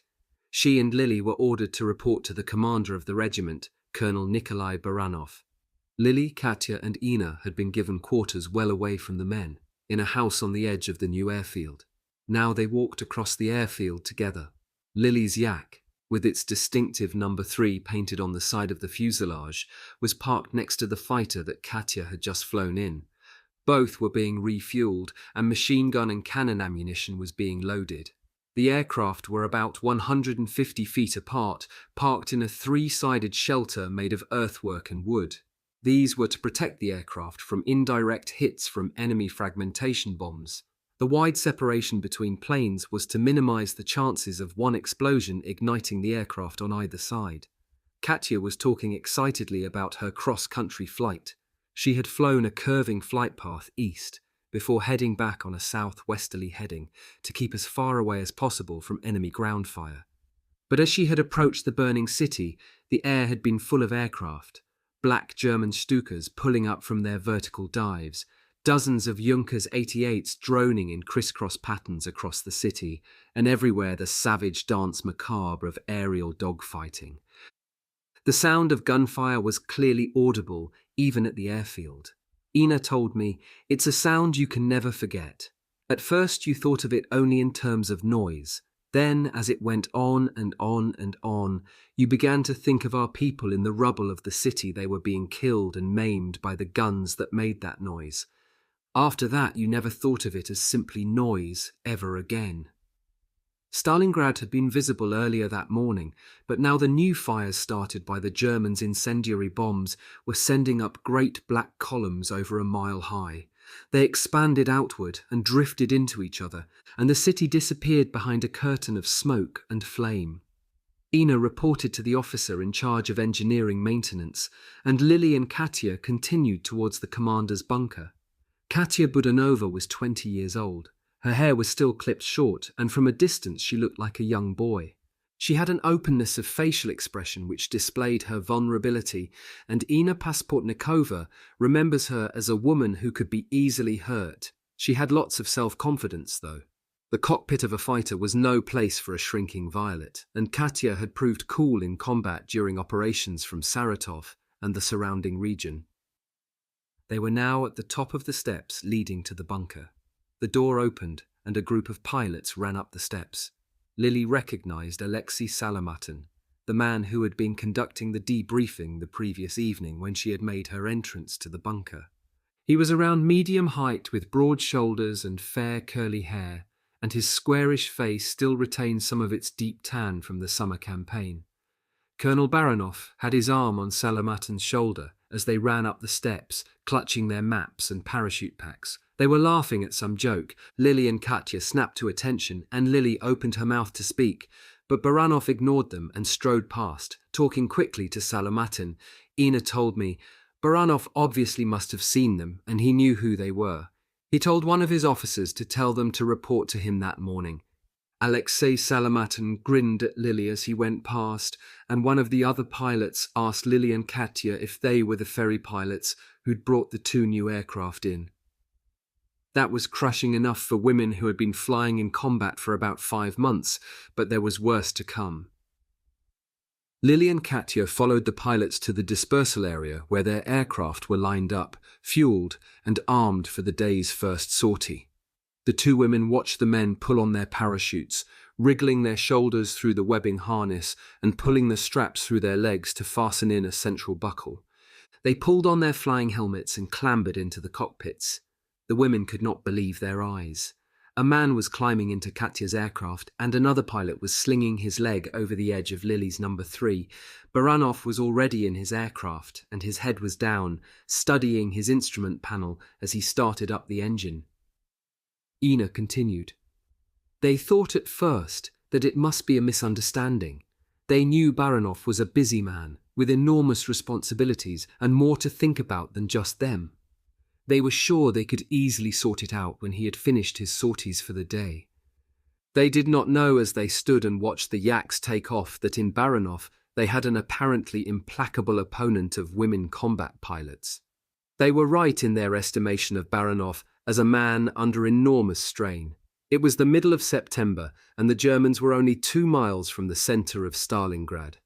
Only supreme optimists could honestly have seen any light at all at the end of the tunnel of despair, and Baranov was above all a realist. A professional pilot, he had been an officer in the Red Air Force at the time of the German invasion in June 1941. He was one of the few pilots in his squadron in the Western region who had been able to get his biplane fighter off the ground before the Heinkels and Junkers had annihilated the closely parked rows of aircraft. In the succeeding days, he had weathered the storm of German air supremacy in his hopelessly outmatched fighter as the remnants of the Red Air Force retreated in confusion towards the east. He had lost many friends and good pilots then, and in the awful succeeding months. Those who knew him said that he felt very deeply about each loss. He had lost a high number in the past few weeks. Some had been with the regiment for such a short time that he could not even remember their names. And to replace these boys, they were sending him girls. He had looked at the flight records of Litvak and Budanova. He had to admit they looked good on paper, and Litvak in particular had been commended for her air-to-air gunnery. But in the air, particularly flying in pairs, a man had to be able to depend on his wingman completely. That was the whole essence of the new tactics being worked up by the free hunters.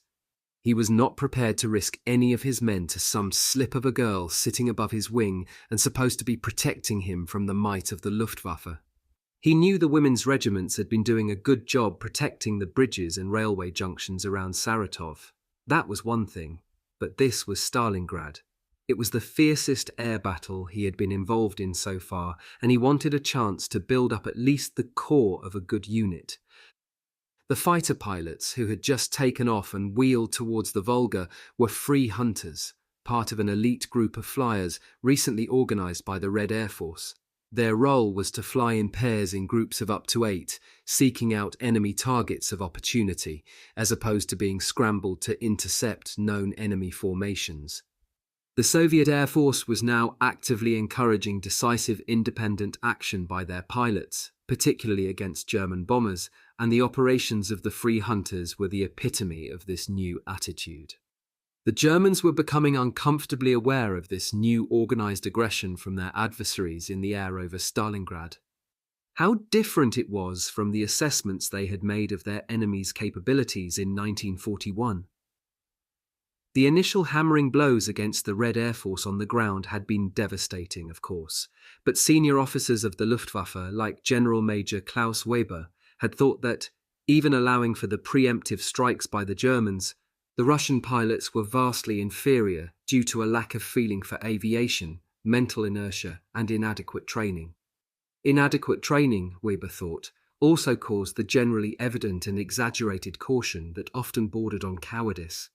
In spite of their numerical superiority, he said, The Soviet air forces were not a dangerous opponent. Colonel H. von Beust, commander of a Luftwaffe bomber group, considered the average Russian aviator an opponent completely incapable of independent air attack operations and representing only a small threat in defensive action. The impression was often received that Soviet pilots were fatalistic, fighting without any hope of success or confidence in their own abilities, and driven only by their own fanaticism or by fear of their commissars. WWII, the Russian Air Force in the eyes of German commanders. New York, Ammo Press, 1968. But the Free Hunters, led by combat veterans like Baranov, were forcing a reappraisal of the worth of the Russian pilots. They were the cream which Lily and Katya had been sent to join. Adapting techniques they had learned in daily combat, they were evolving their own tactics. When attacked by German fighters, the Soviet fighters had always immediately formed a defensive circle. The Germans found it relatively easy to separate individual planes from the circling unit and destroy them. Baranov, Salamartin, and the other Free Hunters abandoned the defensive circle technique. Instead, they based their tactics on the principle of attack and covered two aircraft, leader and wingman, alternately attacking and then defending each other's rear. And they took advantage of the better maneuverability of their fighters to counteract the superior speed and rate of climb of the German Focke-Wulf 190s and Messerschmitt 109s. As the Soviet pilots exploited their newfound aggression and self-confidence over Stalingrad, they were helped by a reorganized radio network on the ground. It consisted of radio stations at the airfields of the divisions and regiments and, along the front line, target control stations that had direct communication with pilots in the air. Thus, the Free Hunters could be warned of approaching swarms of enemy fighters or bombers and notified of tempting targets elsewhere in the many square miles of airspace above the city. After being airborne on their first sortie for half an hour, the Yaks returned, sweeping very low across the airfield.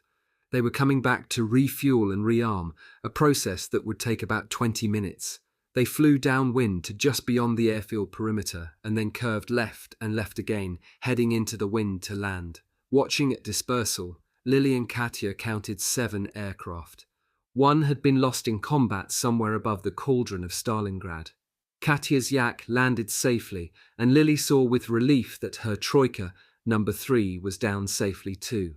It was not the time to approach the commander. He and the other pilots jumped to the ground and pulled off their flying helmets. Captain Salamartin's fair hair was damp and curling across his forehead. Lily watched him rub his sleeve across his eyes. The 6 other pilots crowded around Baranov as he spread a map on the wing of his aircraft. Lily and Katya were helping pull the trolleys bearing ammunition to the aircraft.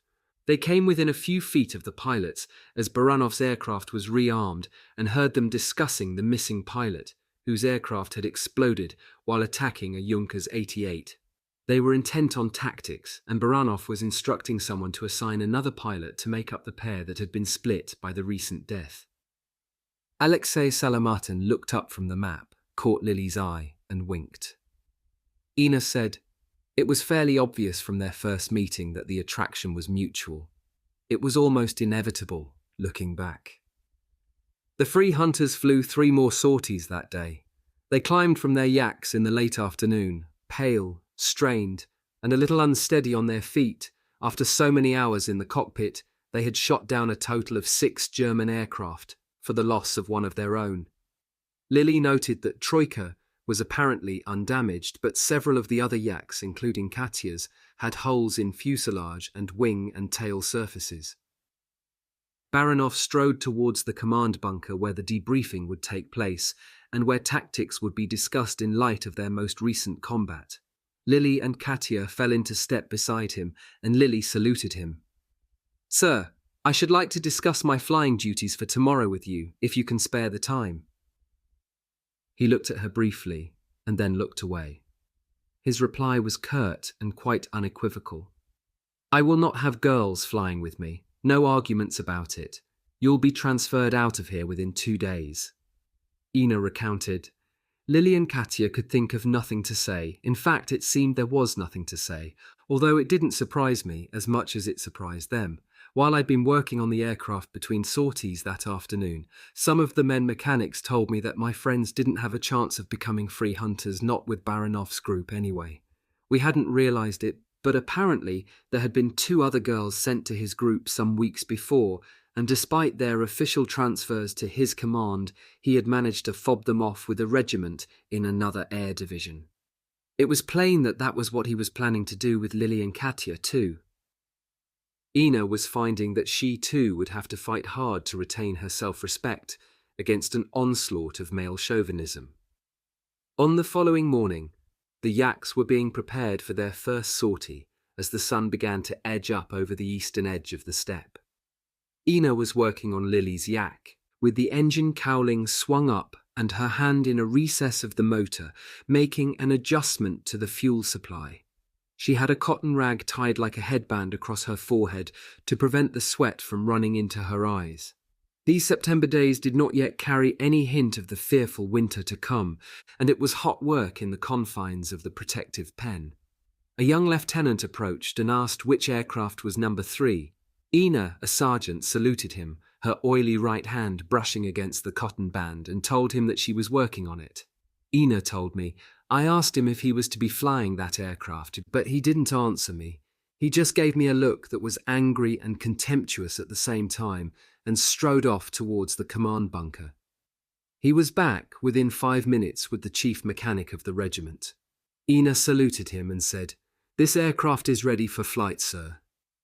She told me the chief mechanic went red in the face. He was clearly embarrassed. I asked him very respectfully if there was something wrong with my work. He said there was nothing wrong with my work as far as he could see. He had been watching me yesterday, he said. However, this pilot did not want to fly this aircraft because it had been prepared by a woman. The pilot demanded, "How long have you been a mechanic?" 10 months. But what if the engine should stop? Why should it? The pilot was adamant. He told the chief mechanic he would not fly that aircraft, and he stomped off towards the command bunker once more. Ina told me, I was so angry, one really understood what Lily and Katya were feeling now. I forgot all the discipline I'd been taught, and I spat on the ground in the direction of the pilot's back. I told the chief mechanic that the pilot was more of a woman than I. He was a decent sort. He pretended he hadn't seen what I'd done and said. I could see that he sympathized more with me than with the pilot. But now we were all intrigued to see what the commander would do about the pilot's refusal to fly in Troika. The yaks were hauled out of their 3-sided shelters for engine starting as the pilots approached. Alexei Salamatin detached himself from the group and walked briskly towards Ina. She told me, he asked if it was Troika as if he didn't know what it was. He kicked the undercarriage wheel, gave me a grin and said, "What's all this I hear about you frightening my pilots then?" He asked Ina to help him on with his parachute, then climbed in.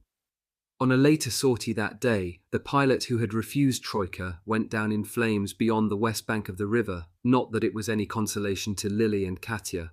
Ina told me, Lily was a woman, but she was also so much a little child.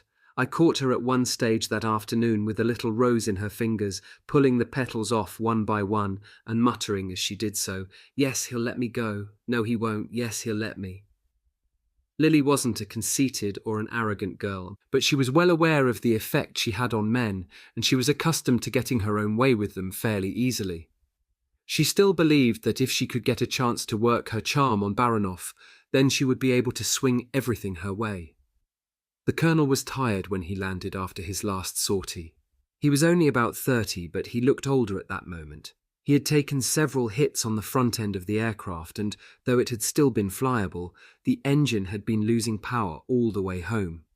A fairly bad oil leak had sprayed the thick black fluid over much of the windscreen. Shell fragments had pierced part of the windscreen, and Baranov's face was streaked with oil too. It was clearly not a good moment to approach a man whose mind was already apparently firmly made up.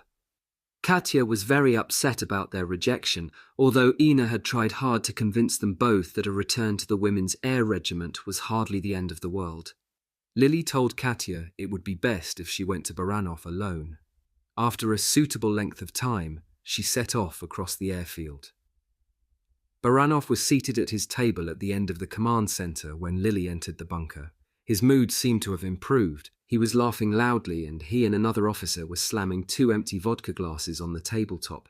His face was still streaked with oil, and his thick dark hair fell across his forehead.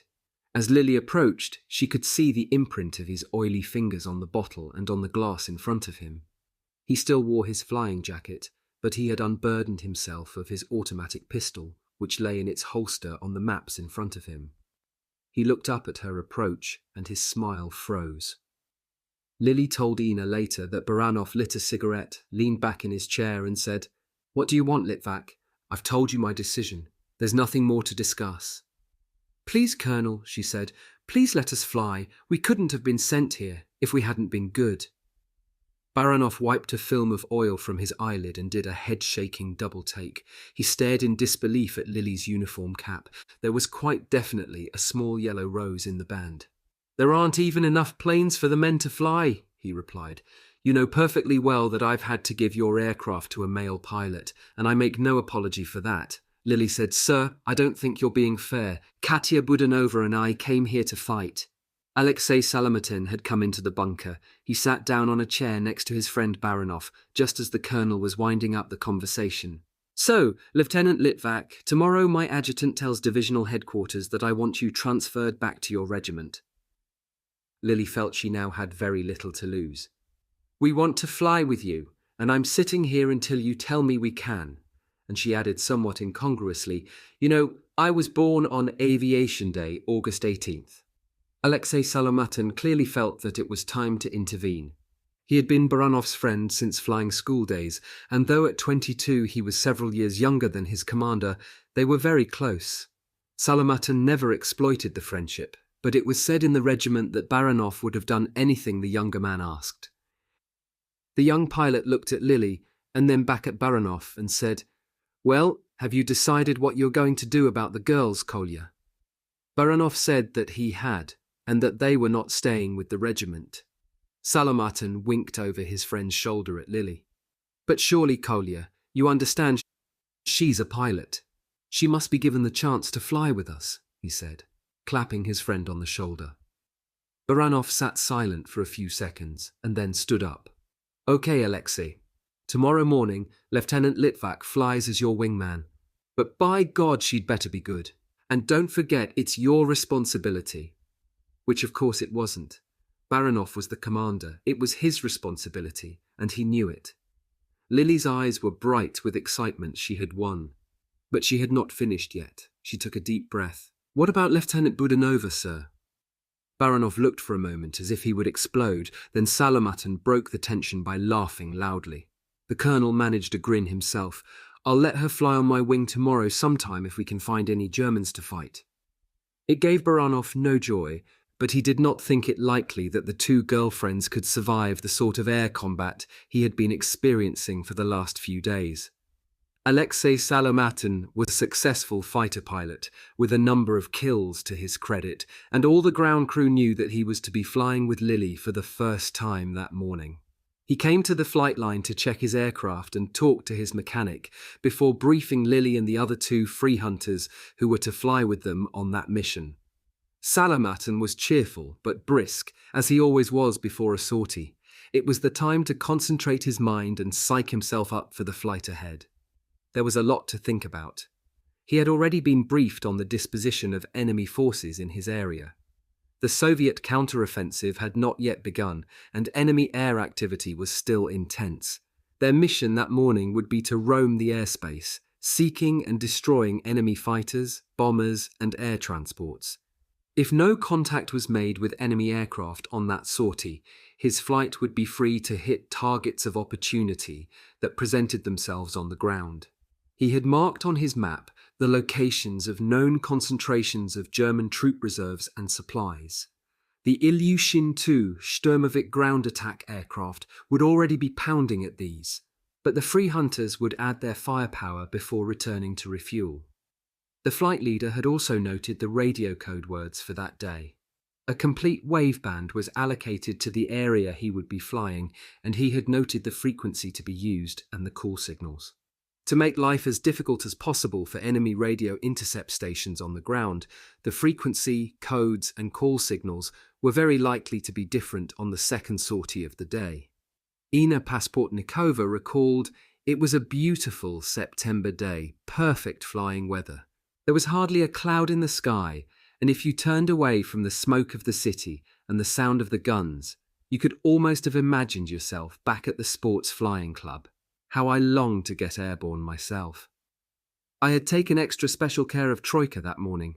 I spent a long time polishing her windscreen to give her the best possible visibility.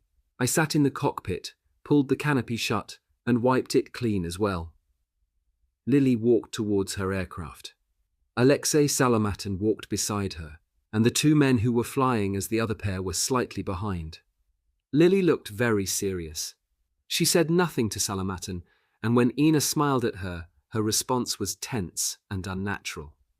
Salomatin stood beside the wing of Lily's yak as Ina helped her wriggle into the parachute harness. He smiled at her in a reassuring way and said, "I know it seems a silly thing to say at a time like this, but don't worry.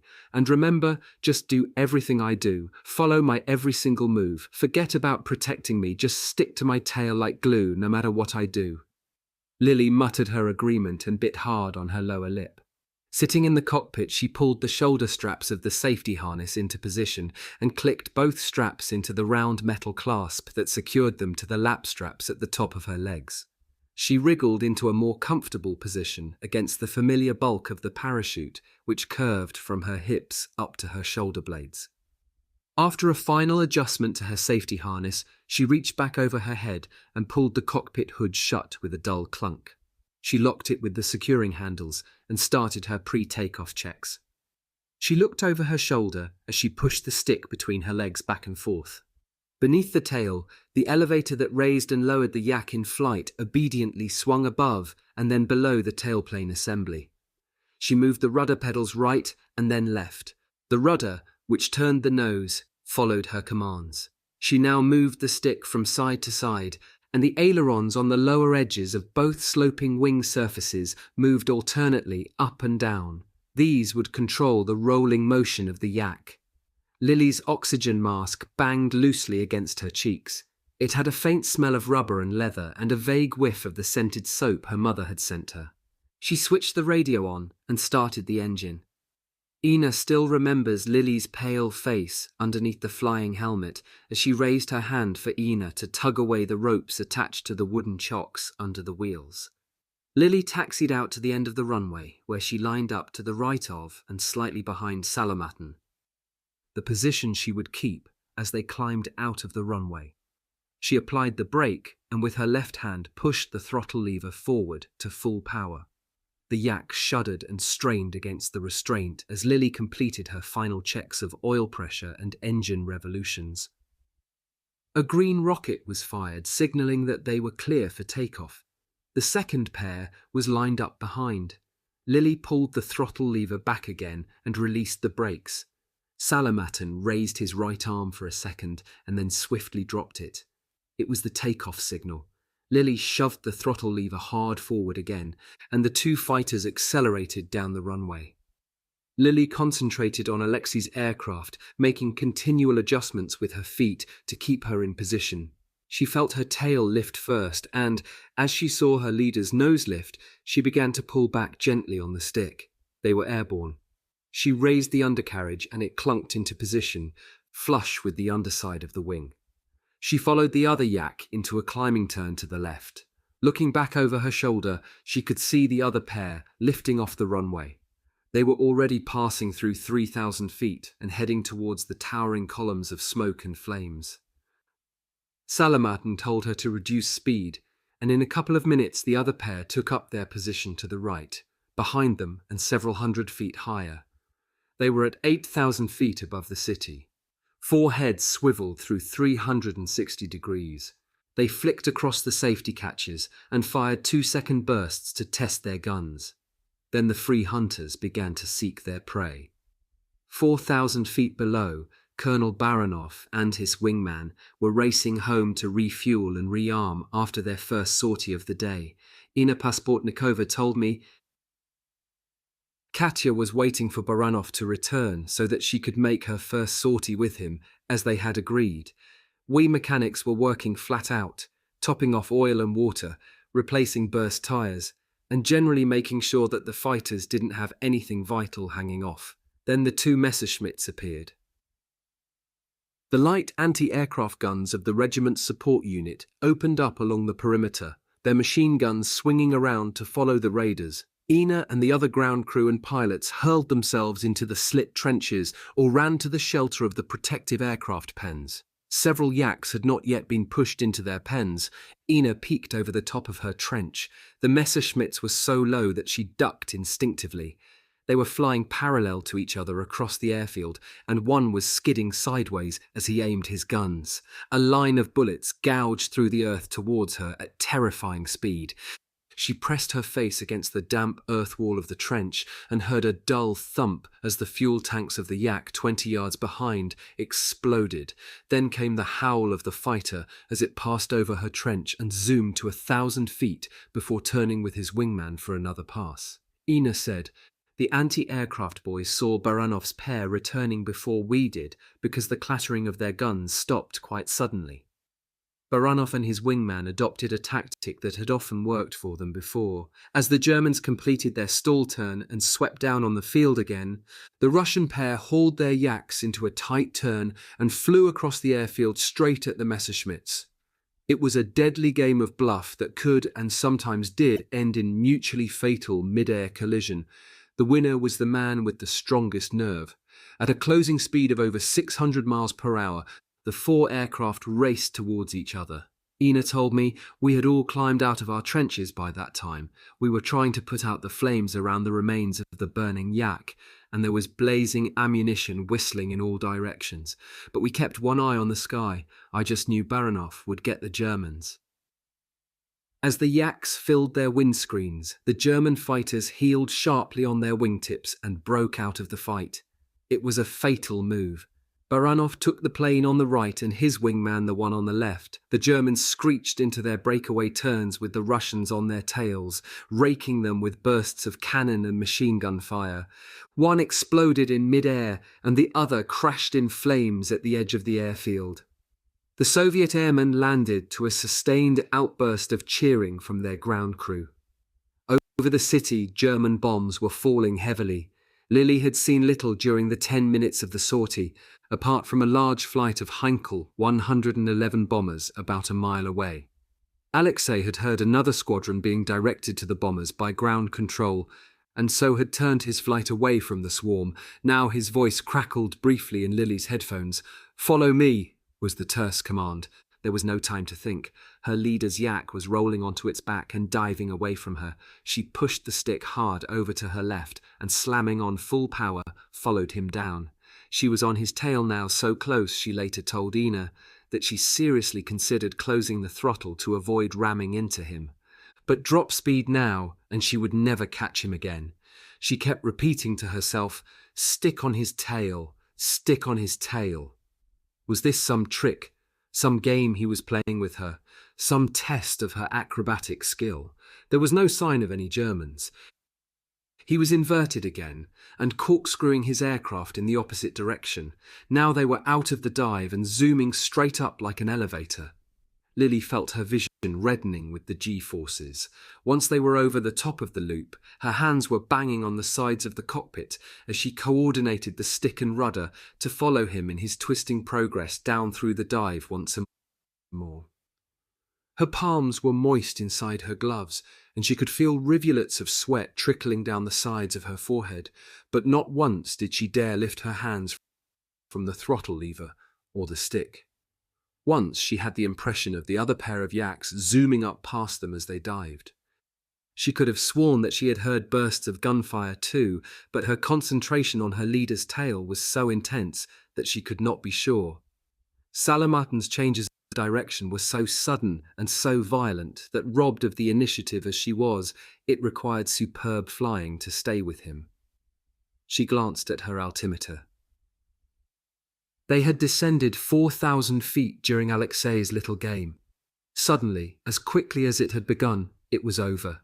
They levelled out, and Lily, glancing over her shoulder, saw that the other pair were on station above and behind her. Alexei said, "Let's go home," and they turned onto the new heading. Saw that the other pair were on station above and behind her. Alexei said, "Let's go home," and they turned onto the new heading. Ina told me, Lily knew she had done well. Salamatin had commanded her to stick to him like glue, and she knew she'd done that. She was convinced that the whole thing had been an elaborate test of her skills at the end of a quiet sortie, so when she taxied back after landing, she looked quite her old self. Ina helped her out of her parachute. As she jumped to the ground, Salamatin and the other two pilots strolled up to her. Using their hands to illustrate the movement of one aircraft in relation to an opponent, they were talking excitedly of a Heinkel dropping out of formation and falling away with both engines on fire. They described the effectiveness of an attack from opposite directions, and Salamatin was insisting that the Messerschmitt 109 must be shared as a kill with the leader of the other pair. Salamatin grinned at Lily. "And what do you think, Lieutenant Litvak? Do you think that Boris and I should each claim half of that Messerschmitt?" Ina told me. Lily was blushing furiously. I had never seen her so unable to cope with a situation. Then she blurted out, "But what Messerschmitt, Captain?" The other pair roared with laughter, fell back against the wing of Lily's aircraft, and slapped the tops of their legs with mirth. Lily turned away. Could it really be so? Her first combat with the Free Hunters, and she had not seen a thing. One of the other pilots teased her, "You've got real contempt for the fascists, Lily. You won't even admit they exist." They both roared again with laughter. Salamatin grinned too. Then he took Lily gently by the arm and walked away with her a few paces. Ina, inspecting Lily's aircraft, overheard the conversation. "Look, Lieutenant, look, Lily. I'm going to be absolutely straight with you." He paused. Lily's face was transparent in its anxiety. Then he went on, "In all honesty, you were terrific. No one has ever stayed with me the way you did today." He grinned again. "Well, not any Germans, that's for sure. You've got what it takes, and I'm going straight in to tell Baranov that. And by the way, Gubanov, the laughing boy over there, spun out of control his first sortie as my wingman. But don't tell him I told you that." Ina told me. I kept sneaking glances over at them. The way they were looking at each other, I think they fell in love that day. Salamatin put his hand on Lily's arm and said, "Tomorrow you will kill some Germans." Then he strode off to the command bunker to talk to the colonel. Boris Gubanov was still standing by the wing of Lily's yak. "Lily, don't take me too seriously. I watched you follow Losha," he said, using the affectionate form of Alexei's name. "You were fantastic. You'll never believe this, but I spun out on my first sortie as his wingman." Lily warmed to this tall young man with the typical dark Georgian looks. "I believe you, Boris," she said, and gave him the benefit of her full, wide smile. She felt utterly elated. She ran to Ina, who was checking the undercarriage. But Ina, the friendly eavesdropper, already knew it all. She also knew something else that Lily had not even guessed at. She told me, "I had seen Lily with enough young men to spot the signs by now. I was willing to bet almost anything that Boris Gubanov was in love with her too. And I was right." Chapter 6. Achtung, Litvak. Lily Litvak walked towards the end of the airfield. It was dark, but the air was still pleasantly mild, and she wore no coat. In the gloom towards the end of the runway, she was challenged by a sentry near one of the anti-aircraft gun emplacements, and she gave him that day's password. She walked a little past the defense line and stopped to look at the glow of Stalingrad against the sky. The dominating sound that night was the whooshing of the multiple Katyusha rockets being launched across the river at the German positions. Today had been one of the best of her life. Both she and Katya had convinced Baranov that they should remain with his unit, and, she'd confided to Ina, she thought she had fallen in love with Losha Salamatin. She had told Ina that she wanted to walk for a little to try to sort out her thoughts. It seemed to her that an almost idyllic situation was developing. She was flying fighters, which had always been her ambition, and now she was in love with the man she was flying with. To complete the idyll, he was clearly attracted to her. But hadn't all the women discussed it so many times, no commitment to any man until the war was over? Well, She was to tell Ina later. She was making no commitment. How could she, since he hadn't said he loved her? But then, he hadn't really had much chance. Tomorrow, he had said, you'll kill some Germans. She slowly walked back to her bunker and slept a deep sleep. The airfield near Stalingrad was fairly typical of the bases so rapidly prepared around the city. Crude but effective rolling devices such as large wooden logs had been dragged behind trucks or teams of horses to level out the surface. The runway measured around 2,000 yards by 500 yards and ran in the direction of the prevailing east-west wind.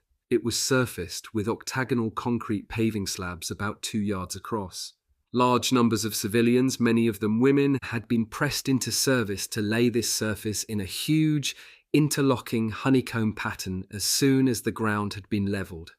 This construction had various advantages, the main ones being that it was very stable, it helped counter the autumn mud, and individual slabs could easily be replaced if they were damaged by air attack. The runway had been built in less than 2 days. It was another example of the defenders' ability to adapt themselves, crudely but very effectively, to the needs of warfare in their own country. The field's one hangar was camouflaged, as were the roofs of the underground bunkers. Ammunition and fuel were also stored in underground dugouts. Baranov had issued a STEM warning to the men to stay away from the small bunker shared by Lily, Katya, and Ina. At the same time, he posted a permanent sentry outside their door. To protect the girls from Germans, he insisted. Lily passed the sentry on her way out the following morning and made her way to the command bunker for a briefing on her mission with Salamatin. They were to fly as a pair in a sweep over the western approach to the city. They picked up their maps and parachutes, buckled on their pistols, and walked out to the aircraft. Losher was his usual smiling, confident self, and he and Lily joked together as they walked to dispersal. Ina told me Losher put his hand on her arm and squeezed it and winked at her as they approached her aircraft. I helped Lily buckle on her parachute. She was bursting with good humour and excitement. She was like a beautiful little animal straining at the leash. I always felt the same way when I saw her settling herself comfortably into the cockpit. How could someone so small and delicate possibly handle such a powerful aircraft? The Yak-9s they were about to fly on patrol were all metal-modified versions of the Yak-1. They were about 35 miles per hour faster than the Yak-1, with a top speed of 370 miles per hour, and were capable of a fast climb at a steep angle to attack from below. They had a 37mm cannon and two 12.7mm machine guns. The high explosive ammunition of their machine guns was dreaded by the Germans. The Yak-9 was equivalent in speed and armament to the Messerschmitt 109, and almost as good in general performance as the Focke-Wulf 190 fighter. In the hands of a skilled and aggressive pilot, the Yak-9 was a potent machine. From a height of 10,000 feet, the city was partially obscured by low, broken cloud. Losher Salamatin led Lily's aircraft in a series of sweeps eastward from the city centre, seeking incoming German formations, then turning back in the hope of catching a swarm on its home run. She had slipped the guard off the gun button and fired a brief burst to test her armament. To her left and several thousand feet below, a flight of Heinkel 111 bombers drifted into view through a break in two cloud formations. Salamatin told her he had seen them and asked if she had seen the 3 Messerschmitts sitting above them. She had, but the Germans did not appear to have spotted them. Lily learned later that Losher was not as interested in stopping the enemy from dropping their loads on the city as he was in shooting them down. If that meant waiting until the bombs had gone, then so be it. He knew that as soon as they had dropped their loads, the enemy would change course. It was then that they were at their most vulnerable, so they flew a parallel course slightly behind, using cloud cover to screen themselves from the Germans. Lily was about 600 feet to the right rear of his Yak, her head constantly swiveled up, to the side and to the rear. Then Losher's voice came over her headphones, "Follow me." The light underbelly of his Yak heeled into view as he rolled his fighter upside down and into a diving turn to the left. She pushed the throttle forward onto full power, slammed the stick to the left, and followed him down. They were not above and behind the German bombers, Where were the fighters? Her head pivoted, then concentrated straight ahead as she followed her leader. They were diving straight at the leading bomber as he turned onto a new course. She saw pieces fly off his wings and smoke starting to gush from the port engine. Then Losha was through the formation. For 2 seconds, the bomber filled her windscreen. She pressed the gun button and was still firing as she yanked the fighter hard left to avoid the bomber's tail. She pulled back hard on the stick and zoomed straight up, looking for her leader. She had lost him. She half-rolled the yak out of the climb and back in the direction of the bombers. They had scattered in all directions. The leading Heinkel was spinning out of control, with flames and smoke from both engines. Where was Losha? She heard his shout in her headphones. Troika! Troika! Behind you! Brake right! She glanced in her rearview mirror and saw a Messerschmitt 109 flattening out from his dive, bobbing in her slipstream and firing. There was a hammering of bullets behind her cockpit. She broke hard right, diving and rolling continuously. The German was following her. She could see the flashes of his guns, but she felt no more hits. Then in her mirror she saw a ball of orange flame. She checked the roll and climbed in a tight left-hand turn. Losha Salamatin was waiting for her 1,000 feet above. She took up her battle position 600 feet from his wingtip and scanned the sky from horizon to horizon. Just over a minute had elapsed from their dive through the German formation and Losha's destruction of the German fighter. The fighters had gone, and so had the Heinkels. She followed Losha down through the broken cloud in a diving turn to the west of the city. They picked up a straggler at 3,000 feet, flying for home at top speed. The Germans had not had a chance to reform in a defensive formation.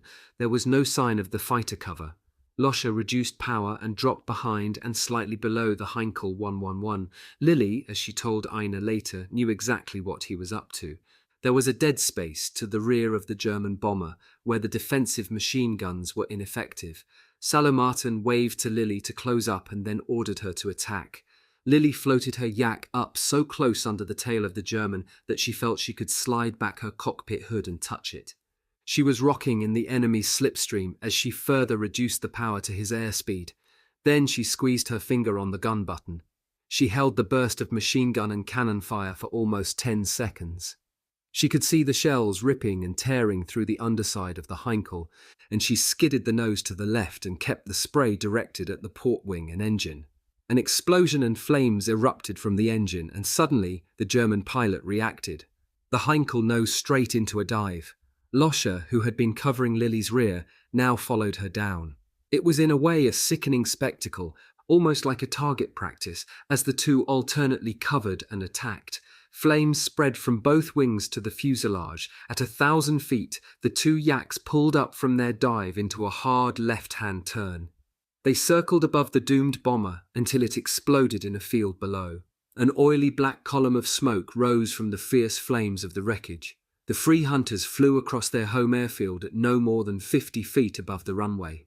Then Salamatin broke left and Lily broke right, and they each soared into an exultant victory roll. Ina Pasportnikova told me Baranov was just getting into his aircraft for a sortie when they did their victory roll over the airfield. I thought he might be furious sometimes if a fighter had battle damage. That sort of aerobatics at the end of the mission could make it break up. But he just grinned. Lily looked flushed and delighted. Salamatin jumped out of his cockpit and came up and put his arm around her and said, "This girl's going to be an ace, I'll bet you anything on that." Then I noticed the jagged bullet holes behind the cockpit. Lily saw me looking at them and told me she was all right. Salamatin said they would fly another sortie in an hour, but I told him I would need longer than that. I wanted to check inside the fuselage to see if the hits had damaged any of the control cables to the rudder or elevators at the rear. The beautiful young couple walked briskly across the control bunker to write up their reports on the sortie. In another time and place, they might have been strolling hand in hand and talking of the future, but the future for them here was no further forward than their next sortie. Losha had promised her she would kill some Germans. Together that morning, they had already killed 11. Ina checked her watch. It was 8 a.m. Through the short winter days, Lily Litvak and Alexei Salamatin continued to forge and perfect their partnership. By Christmas, she had personally shot down 6 German aircraft, 3 fighters, and 3 transport aircraft, running the gauntlet of the Russian air defences in a desperate and vain attempt to keep the trapped 6th Army supplied from the air. On the ground, they no longer made any secret of their feelings for each other. Ina explained, "Most of the girls in the women's regiments were in love with someone or other, but most of the boyfriends were men they had met briefly while sharing airfields with men's regiments, and their romances were conducted at long distance by letter, with only the occasional chance meeting. For Lily and Alexei it was different. They flew together most days, and in the evenings they were together again as much as possible. There was nothing undignified about the way they behaved. He would come and sit and talk to her in a corner of the girls' bunker. They would hold hands, and sometimes they wouldn't say very much to each other. They would just sit together, quietly. It wasn't an uncomfortable silence between them. They seemed content to be together. It was almost impossible to be alone for any length of time. But some evenings the young lovers would pull their fur-lined helmets over their ears, wrap their heavy coats around themselves, and walk across the airfield together. Lily's slight figure padded out to bulkiness by her heavy clothing, and the taller figure of Salamatin beside her, his gloved hands thrust deep into his pockets. It would usually be freezing, and even with their fur socks and heavy boots, it would be necessary to walk briskly to keep their circulation going. Lily had always taken pains with her appearance, but everyone in the women's regiments encountered difficulties when it came to keeping themselves fresh and clean. One of the biggest treats for any of them was when a bath train came to their part of the front. Then the women would be given priority. As hundreds of unwashed males lined up outside the train, they would luxuriate in the showers and baths and the scalding hot water. But that was an infrequent luxury. For the rest of the time, they had to make do with bathing in nearby rivers in the appropriate seasons, or else boiling water on the stoves and giving themselves a thorough washdown. Hair washing was a particular problem. Ina told me, often at the end of the last sortie of the day, I would bring Lily a large bucket and a towel and a piece of soap. She would open the radiator cap on her yak and drain the scalding water into the bucket, and then top off the bucket with cold. Then she'd fling off her flying helmet and tuck the towel around her neck, and I would pour the hot water over her head as she worked up a lather with the soap. Then she'd mix more hot water from the radiator and do it again, then rinse it thoroughly with cold. The men couldn't believe it when they first saw her doing it. Neither could Katya Budanova. But the idea soon caught on. Lily would stride off to our bunker with the towel wrapped around her head, and a few minutes later she'd emerge with her hair shining and bouncy. A lot of the men thought that Baranov would blow his top at this exercise, but it showed just how much Lily had won him around. He shrugged his shoulders and grinned. She'd proved what a good pilot she was. If she wanted to wash her hair under the yak's radiator, a bit of hot water was hardly going to break the Soviet Air Force. Lily's love affair with Alexei Salamatin could have been disastrous for regimental discipline in other respects, though.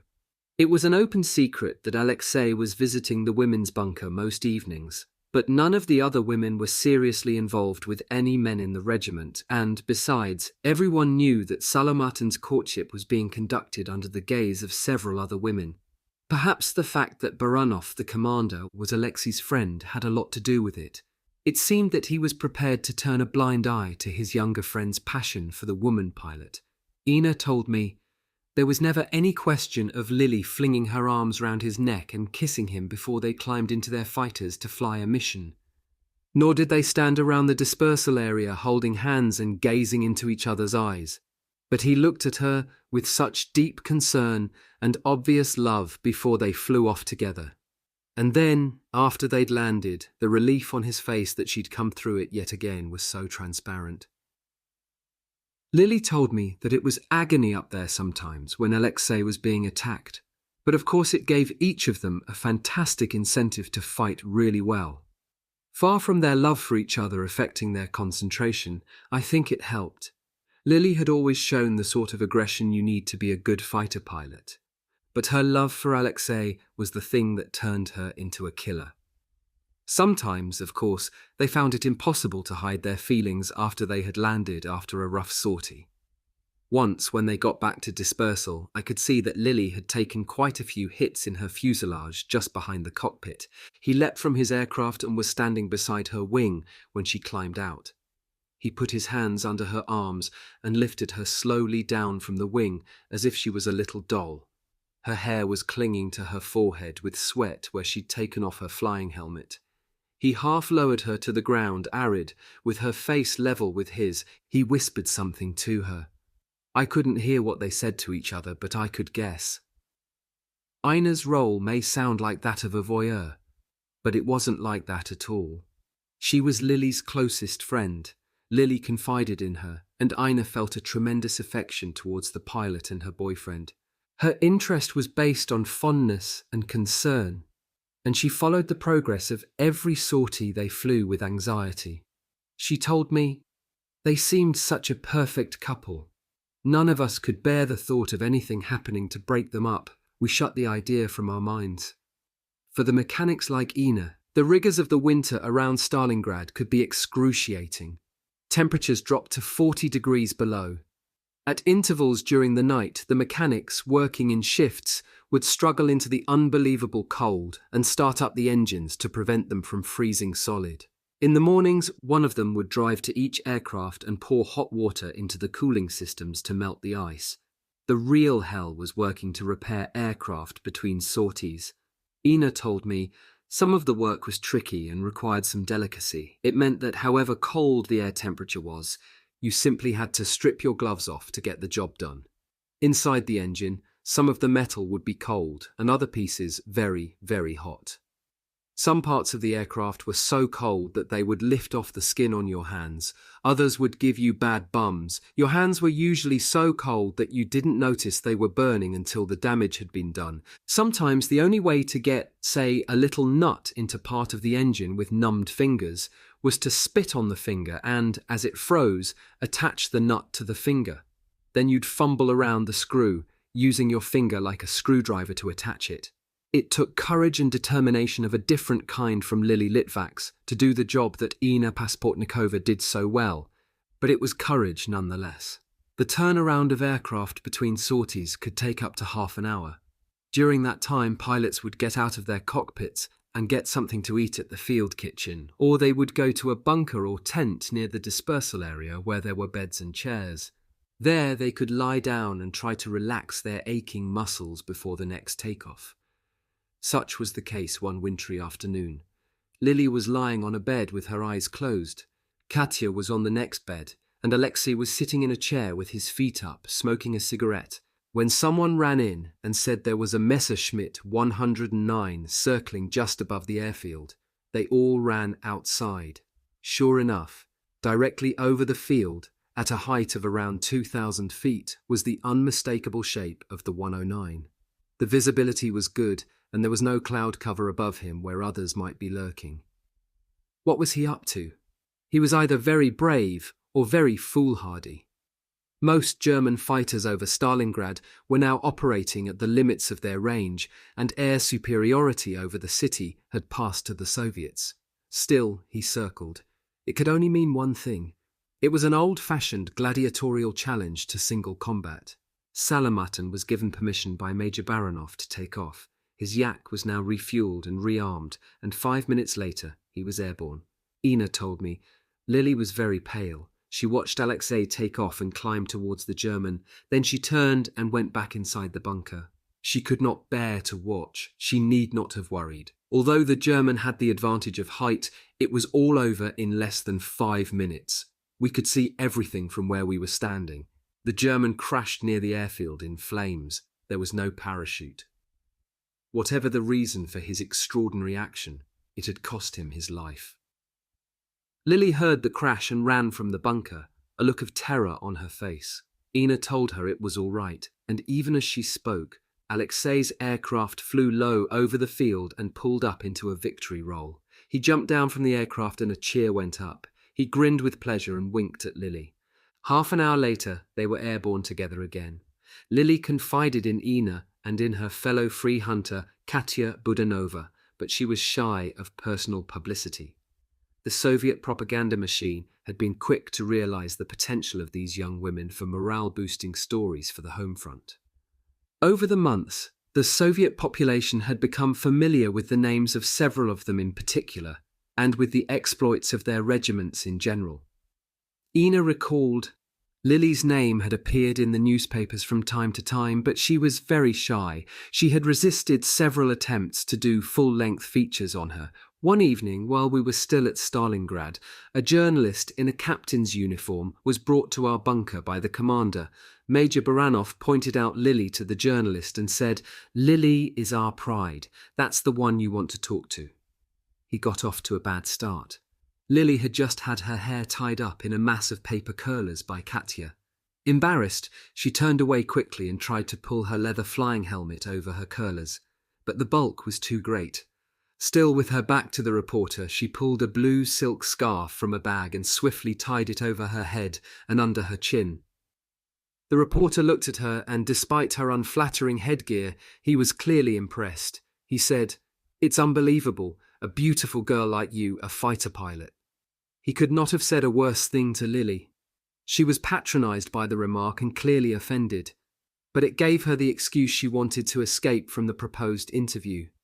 She disappeared from the bunker for a moment and came back tugging Ina by the sleeve. Ina had just finished some work inside a yak engine, and she hadn't even had time to wipe the oil from her hands and face. Lily told the reporter, "This is Ina Pasportnikova. She's much more interesting than me, and she knows everything about everyone." Then she pulled on her coat and gloves and left the bunker. Ina told me, Katya came into the bunker very soon afterwards, and together we gave him an interview about the girls in general, and Lily in particular. He was especially interested in her anyway. We took the attitude that, although she didn't want personal publicity, he was obviously going to write about her, and it was better that he got accurate information. The reporter left well satisfied, and a few days later a large story about Lily the free hunter appeared in one of the major newspapers. It made her a sort of instant celebrity, but she found it an embarrassment and refused to discuss the story with anyone. Ina and Katya did not dare tell her that they had furnished most of the details.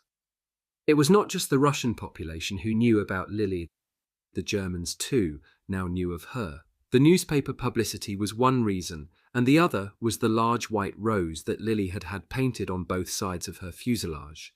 For all her shunning of personal publicity, there was clearly a natural flamboyance bubbling to get out somewhere, and the fuselage decoration was her way of expressing it.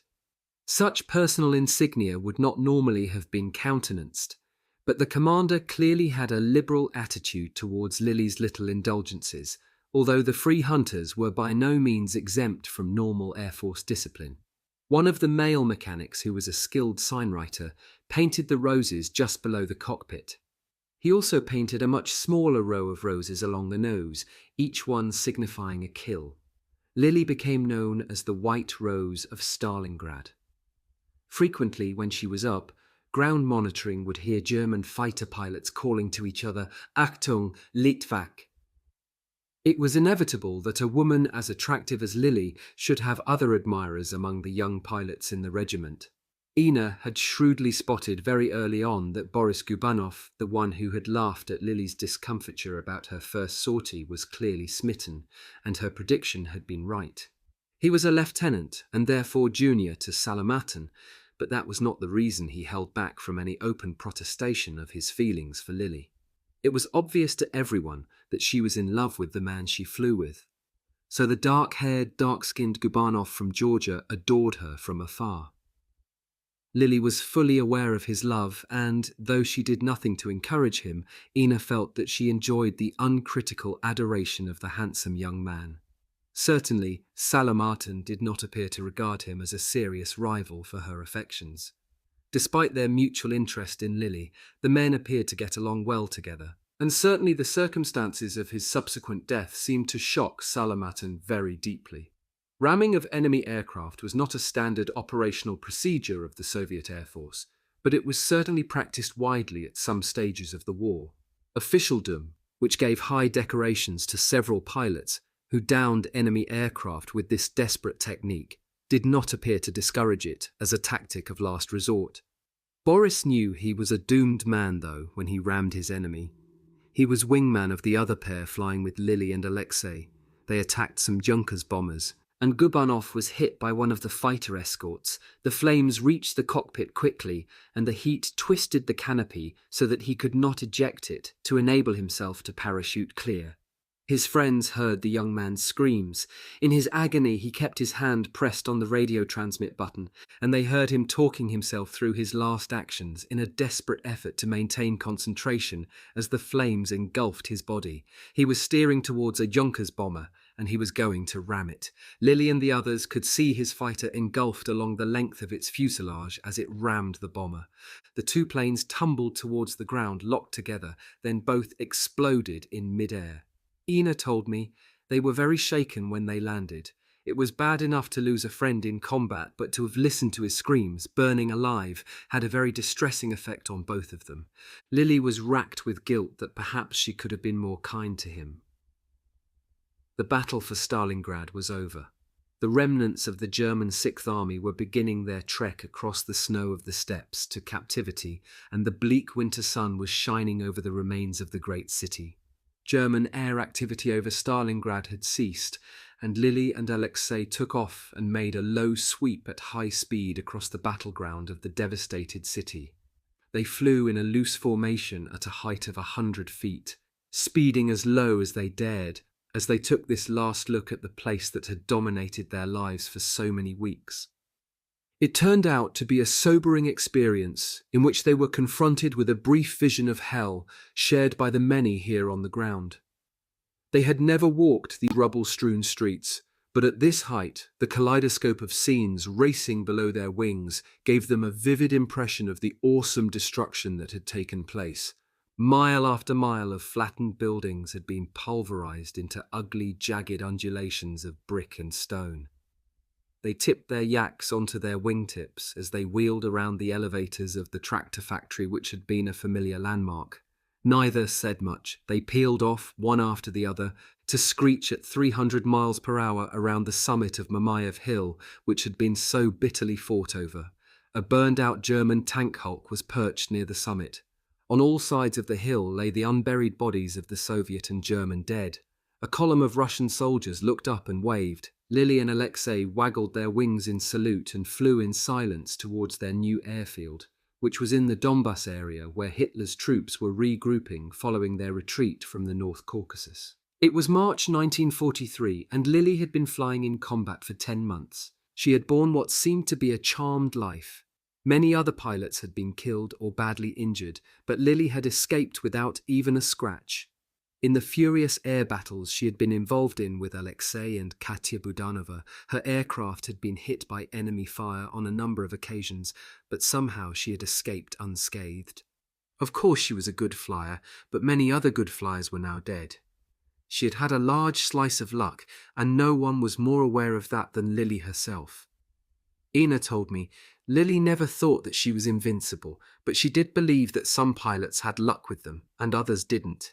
She worked on the assumption that if you survived your first few sorties, then the longer you carried on and the more experience you got, the better your chances were. But you needed that luck. Lily's luck began to run out on the day she shot down her 9th German aircraft, a Heinkel 111 bomber. She had learned from Alexei not to open fire with her machine guns and cannon from long range, but to get as close as possible, then fire a short, concentrated burst. On this particular day, Alexei was above her, protecting her rear.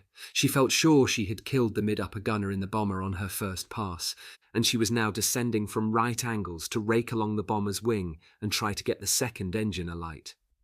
As she closed, a sustained burst from the mid-upper gunner smashed through the engine cowling. Lily's engine stopped dead. She hauled the yak out of its shallow dive and turned away from the enemy, looking swiftly around for a convenient landing field. There was nothing Alexei could do to help, and it was little consolation that he was telling her over the radio that the bomber crew was abandoning their aircraft and bailing out. She was over her own territory, but she knew she could not reach the nearest friendly airfield without power. Alexei followed her down and helped her select a field. She did not tell him that the burst that had destroyed her engine had also hit her left leg. The first shock had worn off, and the pain was appalling. She could feel the blood flowing down her leg, and she wondered if she would land the aircraft before she passed out. Ina told me, Lily didn't want to worry Alexei. There was nothing he could do to help. The field was a good one. It was a long piece of pasture, and there weren't many trees around it. She got it down in one piece. The yak, with its undercarriage still folded up inside the wings, banged and slithered across the field on its belly. It hit a rut and spun around violently before coming to a halt. Lily unfastened her harness, pulled back the canopy over her head, and climbed out. Blood was pouring from her leg wound, and the inside of her boot felt soggy. Alexei flew low across the field, and she waved her arm vigorously. He had radioed their home base, which was only a few miles away, and he circled the crash landing site to guide the transport. Lily hobbled to the roadside, took the scarf from her neck, and made a tourniquet around her thigh to stop the bleeding. Alexei, running low on fuel, turned for the base, making one more low pass over Lily. She waved to him, and he disappeared behind a tree line. Baranov drove up a few minutes later. Lily stood up to talk to him and promptly fainted. Chapter 7. Winter in the Stalingrad Pocket. For the friends whom Lily and Katya had left behind in the 586th Women's Fighter Regiment at Saratov, life could, by comparison, be frustrating. They had all read the stories that had already started to appear in the newspapers about Lily and Katya and the Free Hunters, and they were sometimes tempted to emulate them.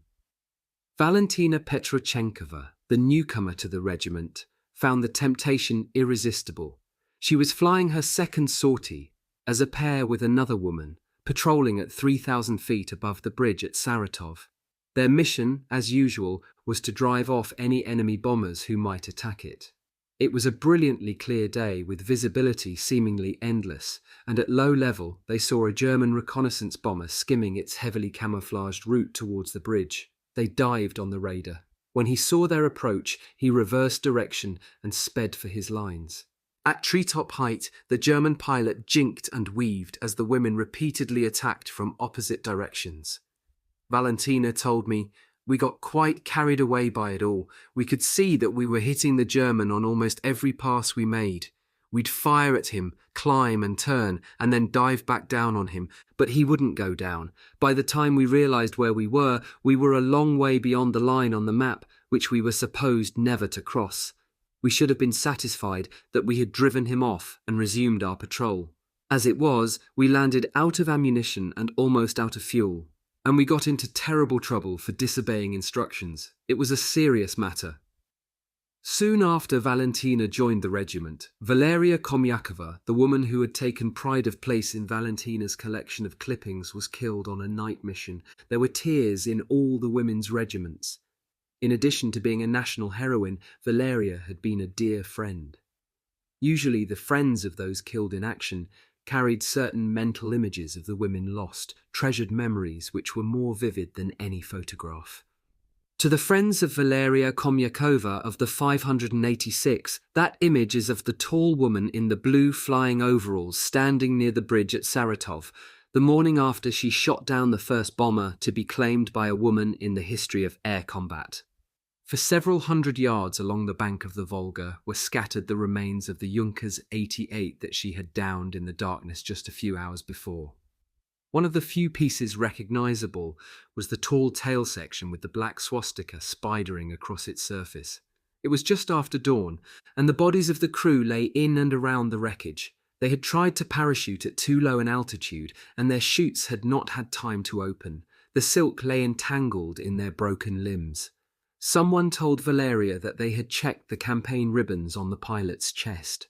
He had flown throughout the war, from the Low Countries to the Eastern Front. Valeria looked upset by what she saw. She was looking across the Volga to the light blue smoke rising from the hills beyond Saratov. Soon Galia Bordina was to add another night bomber to the regiment's list of kills. She was in her Yak-1 above a railway station she was protecting when parachute flares started drifting down several thousand feet below her wings. The Germans were starting their bombing run and were illuminating the target. She dived down and reduced power to adapt her speed to that of the formation. From slightly above and behind, she was able to see in dark silhouette the distinctive shape of the Junkers 88 bombers droning ahead towards the target. She reduced speed further and dropped below the formation. Their bomb doors were swinging open. She climbed again and carefully positioned herself about 200 feet behind one of them. She glanced to her left. Slightly higher and only 50 feet away was another one. Had he glanced down, he could scarcely have failed to see her. She skidded the yak slightly to the right and firmly squeezed the gun button. The aircraft vibrated as the tracer streamed towards the Junkers dead ahead. The bomber on her left jerked immediately into a violent, twisting dive and was gone from sight. Her intended victim flew steadily on. She increased speed and, closing range, put another long burst of cannon and machine gun fire along the fuselage and into the area of the wing root. A tongue of flame appeared and then erupted along the wing. The German heeled over and dived. She was out of ammunition and fuel was running low. She went home. Gallia told me, "I didn't know if I had shot him down definitely or not. It was a strange thing. I felt very pleased but not as elated as I thought I would. I found night flying so physically draining and nerve-wracking that all I wanted to do was to go to sleep when I landed. I made my report and fell into bed." The women of the 587th Bomber Regiment arrived on the Stalingrad front in time for the Soviet counter-offensive against General Paulus's 6th Army. The first heavy snows had already fallen, and the morale of the German troops was sinking. Most were still dressed in their light denim summer uniforms, and they were having to fight savagery from house to house as they inched their way towards the city centre. Soon the Soviet Union's double pincer blow from north and south was to encircle and trap in the Stalingrad pocket 250,000 German troops. And now, for the first time, the Soviet Air Force was achieving numerical superiority. The 30 twin-engine PE-2 bombers landed on their airfield, followed by several transport aircraft carrying ground crew and essential maintenance equipment. They had seen several flights of German bombers and fighters at different altitudes, but with their own fighter escort 2,000 feet above them, the women had not been attacked. As they descended towards the airfield, the Volga had appeared to have a dull sheen to its surface. The first layer of the winter's ice was spreading from bank to bank. The river ferries, so important to their troops' supply, were smashing slowly through the wide channel. Marina Raskova, who had taken command of this regiment, set up her command post in an underground bunker, and the women were shown to the bunkers that were to be their homes for the next few months. As they trudged across the airfield, their heavy, fur-lined boots kicked up the snow. They beat their arms against their bodies to get the circulation going again after their flight. On their way to the bunkers, they passed several groups of men walking in the opposite direction. They were from a fighter regiment based on the same airfield. They shouted friendly greetings to each other, the men grinned and several of the women giggled. They stepped through the doors of their bunkers and someone produced matches and lit the oil lamps. It was disgusting. The bunkers had been occupied by men before them. The stove was stone cold with grey ash seeping out of its bottom. The rough wooden planks on the floor looked as if they had never been cleaned. Cigarette stubs and empty food tins littered the tables, and over everything lingered the smell of stale tobacco. The stove was cleaned out and lit, and then several of the maintenance detail arrived carrying various pieces of essential equipment. Katerina Fedotova, a PE-2 pilot, told me, "Wherever we went during that war, we carried with us in the transport aircraft some of the basic essentials we needed to keep things clean. We had things like brushes, domestic shovels, and several washing tubs which we used to boil water. We weren't issued with things like bed sheets, but most of us acquired them, and we kept these clean in the tubs. We liked to try to keep everything clean, though in those conditions it was obviously very difficult. At the end of a day's flying, we would often seem like housewives, rolling up our sleeves in our spare time and washing and scrubbing. It was all part of being a woman as far as we were concerned." Before they reported to Marina Raskova for a briefing on the Stalingrad situation that first evening, the bunkers were beginning to look more respectable. The regiment's first mission was a strike in support of ground troops in the region of the Stalingrad tractor plant. The attack was to be made at first light, in regimental strength, using all 30 aircraft. The plant was near the river, to the north of Mamayev Hill, the highest ground in the city. Both the tractor plant and the hill, scenes of some of the most bitter hand-to-hand fighting of the entire war, were to become familiar navigational landmarks for the bomber crews as the months went by. During the night, the temperature dropped to 40 degrees below. The stove in the center of the bunker had gone out, and as navigator Galina Junkovskaya and her friends climbed from their wooden beds, their breath formed billowing clouds of steam in the light of the oil lamps. It was 5 a.m. They pulled on extra socks, their fur-lined overalls, and flying boots. Someone relit the stove. On a table near the bunker door, one of the women picked up a large piece of sausage lying on a plate beside some bread. The sausage was like a stone, frozen hard like the bread, but the field kitchen would be brewing something hot to drink before the pre-flight briefing. Shivering, they stumbled out of their bunker into the early morning darkness. Galina told me I was very nervous about the mission.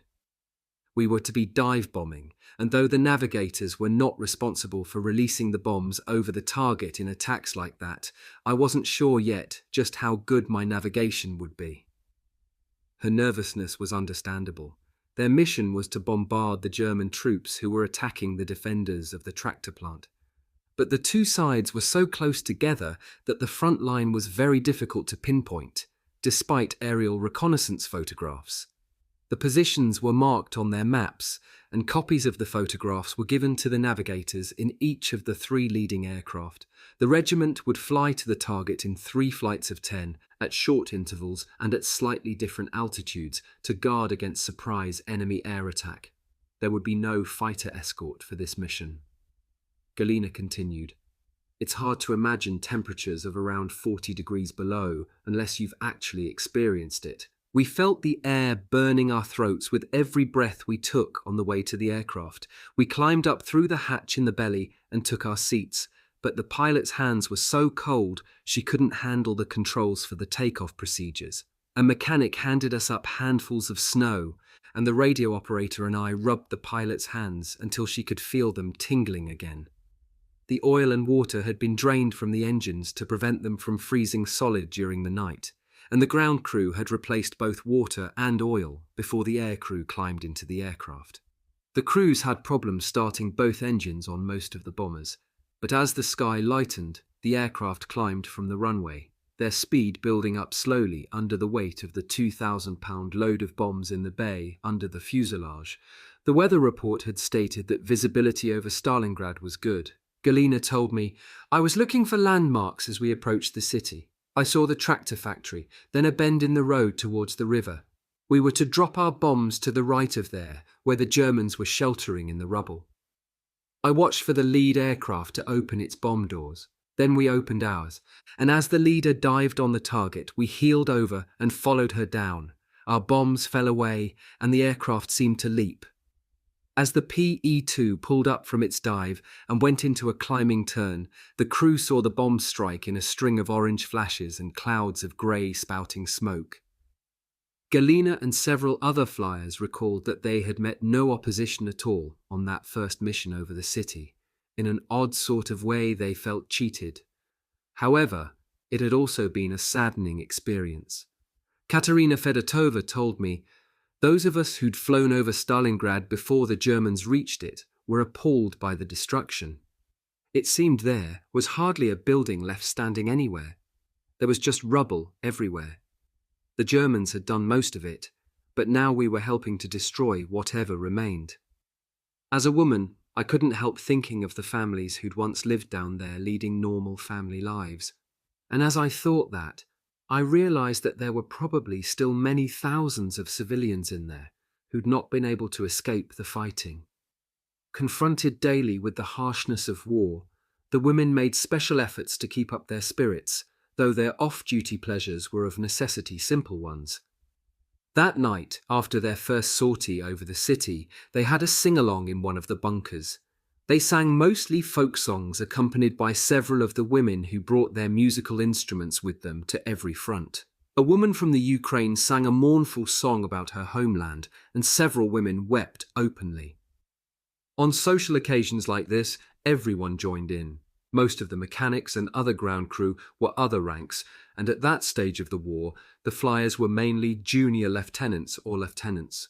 But when the day's operations were over, it was unheard of for anyone to pull rank.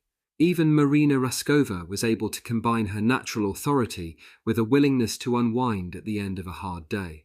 A mechanic told me, "We were all girls together, and the longer we were together, the closer we became." There were some exceptions, of course. You can't be expected to get on with everyone you meet. But the great majority of us had this bond which we've never been able to recapture with any other group. The comradeship was very special. Comradeship was one thing, but every human being needs a little privacy sometimes. Later in the war, there would be opportunities to slip away from the others for a little quiet contemplation in the birch forests near their airfields. At Stalingrad, that was not possible. The 587th Regiment did not fly night missions, and in the evenings they were usually confined to the relative security of their bunkers. Some would lie chatting to each other, some wrote letters, others read letters from home, some played chess, and some simply lay on their backs, staring at the ceiling of the bunker. Low-flying aircraft would shake the structure slightly, and occasionally a little earth would silently slide between the rough wooden ceiling supports and crumble damply onto a blanket. A welcome relief was the start of regular film shows at the airfields. Feature films made by the Soviet film industry, usually in heroic style, exhorting the people to throw out the invaders, alternated with newsreels of the fighting and an occasional film from the European theatre of war. Like all wartime newsreels, these were carefully selected and edited pieces of propaganda, but the women found the whole experience very cheering, especially as the audience was composed mainly of young men from the other regiments at the airfield. The films were shown in the hall of a large building near the base. The ancient projector frequently broke down, and when the lights went up for repair, the fighter pilots would move into seats closer to the women. Katerina Fedotova told me, "We always said that we could tell one sort of male pilot from another without even speaking to him. The bomber pilots walked in a particular way. They were rather slow and deliberate and even ponderous looking sometimes. The fighter pilots walked with more swagger and style, and they had a certain nerviness about their whole bearing. Well, we believed we could tell them apart that way anyway." Katerina had not even seen her future husband standing up, let alone walking, when she fell for him. As the lights went on during a breakdown in the film, she turned and saw him sitting beside her. He started talking to her, and as the light went out again, she decided not to watch another frame of the film. He was already an ace. He had shot down more than 10 German aircraft, and she thought he was the most interesting man she had ever met. They walked back to the women's bunker in a large group. He had one arm around Katerina and the other around another woman. The others went in and left the two of them standing outside. It was 30 degrees below, and they both moved about to keep warm, stamping their feet and banging their gloved hands together. Katerina told me it was neither the time nor the temperature for romance. He eventually took hold of my hands and drew me towards him. He kissed me briefly and said, "Please don't get yourself killed." He was posted to another front the following day, and though they corresponded as frequently as the postal service would allow, they did not meet again for 2 years. Though battles continued to rage on the ground, air operations by both sides were sometimes hampered or ruled out altogether by bad weather. Low-level reconnaissance flights by both sides to probe defences and build up an intelligence picture of overnight troop movements still occurred, but the bomber crews were grounded. Nonetheless, they would crawl out of bed for the routine morning roll call and sick report. They would then spend the day reading intelligence reports on new enemy fighter tactics, studying and testing each other with flashcards showing silhouettes from different angles of all the known enemy aircraft on the Eastern Front. Another duty on such days was the checking of their aircraft for any sign of lack of airworthiness, which would then be reported to the ground crews. Target practice also helped fill the hours. The women carried automatic pistols in holsters on their belts during every flight.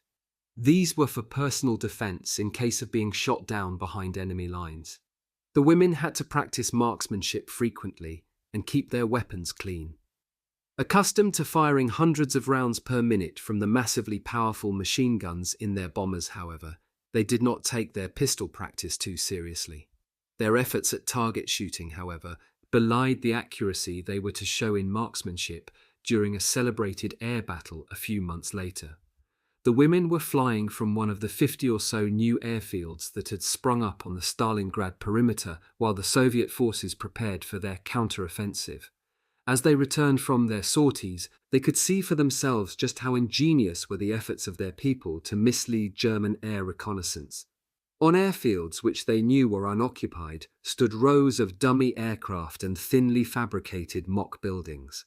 They looked utterly realistic, and raids on decoy bases meant less bombs falling on the real ones. The Germans themselves have since praised the ingenuity of these decoys and the misleading effects they had on their intelligence. Just before midnight, on November 26, 1942, Hitler addressed a personal message to every soldier in his Sixth Army, then trapped in the Stalingrad pocket. He ordered them to stand fast and assured them he would do everything in his power to support them. What he meant was that he would supply them by air with fuel, food, and ammunition until a relieving force could reach them. It was a promise he had no chance of keeping. The airfields in Stalingrad, on which he depended for resupply and evacuation of the wounded, were gradually to fall into Russian hands until the only contact the Sixth Army had with the outside world was by radio. Increasingly, the Soviet bombers were switching their attacks to outside the area of encirclement, against the enemy airfields from which the hard-pressed Germans were attempting to fly supplies to Paulus and his men. Though losses were heavy among the Soviet fighter and ground attack units, in many ways Stalingrad was one of the easiest campaigns of the war for the women flying the PE-2s. Enemy fighter activity over the city was becoming less and less frequent because of the increasing distances from their bases and the limited endurance of the fighters. The strain that was to drive some flyers near the breaking point at later stages had not yet manifested itself, though the living conditions and the harsh weather were taking their toll in more mundane ailments. Women flew with heavy colds and influenza and sometimes even managed to conceal more serious illnesses from the regimental doctor. Katerina Fedotova told me, one girl had a bout of rheumatic fever. She didn't know what it was at the time, but she did discover some months later. It was obvious to her, though, that it wasn't some minor bug she was suffering from. She was a navigator, so she didn't actually have to fly an aircraft. But she refused to report being sick, despite the terrible pains in her joints. She knew that if she told the doctor, she'd have been taken off flying duties, perhaps permanently. She fought through the illness, but as the war went on, her joints got stiffer and stiffer. She was a very good navigator, very quick brain, but there's no doubt she ruined her health by carrying on the way she did, but at least she survived the fighting. Major Marina Raskova was feeling the strain. She was definitely overworking. She sat every night at the table that served as a desk in her dugout. She worked on regimental reports, studied intelligence briefings, absorbed new tactics that would have to be passed on to her aircrew, and worked herself on tactical ideas. She also felt very keenly her responsibility towards the young women in her care. Though they had yet to lose a single aircraft, she knew that they had so far borne charmed lives. She saw the combat reports of other regiments, and she knew the awful suddenness with which their situation could change. She was a leader, and she knew she must present an image of purposeful aggression. But her face some days had a hint of fatigue, and the women knew that she herself was a wife and mother, and that her thoughts must often stray to those she loved. Katerina Fedotova and another woman went to Marina Raskova's dugout one evening around 9 o'clock. They tapped gently on the door. When there was no reply, they pushed it open and peered inside. Katerina told me she was fast asleep, her head resting on its side on top of her hands.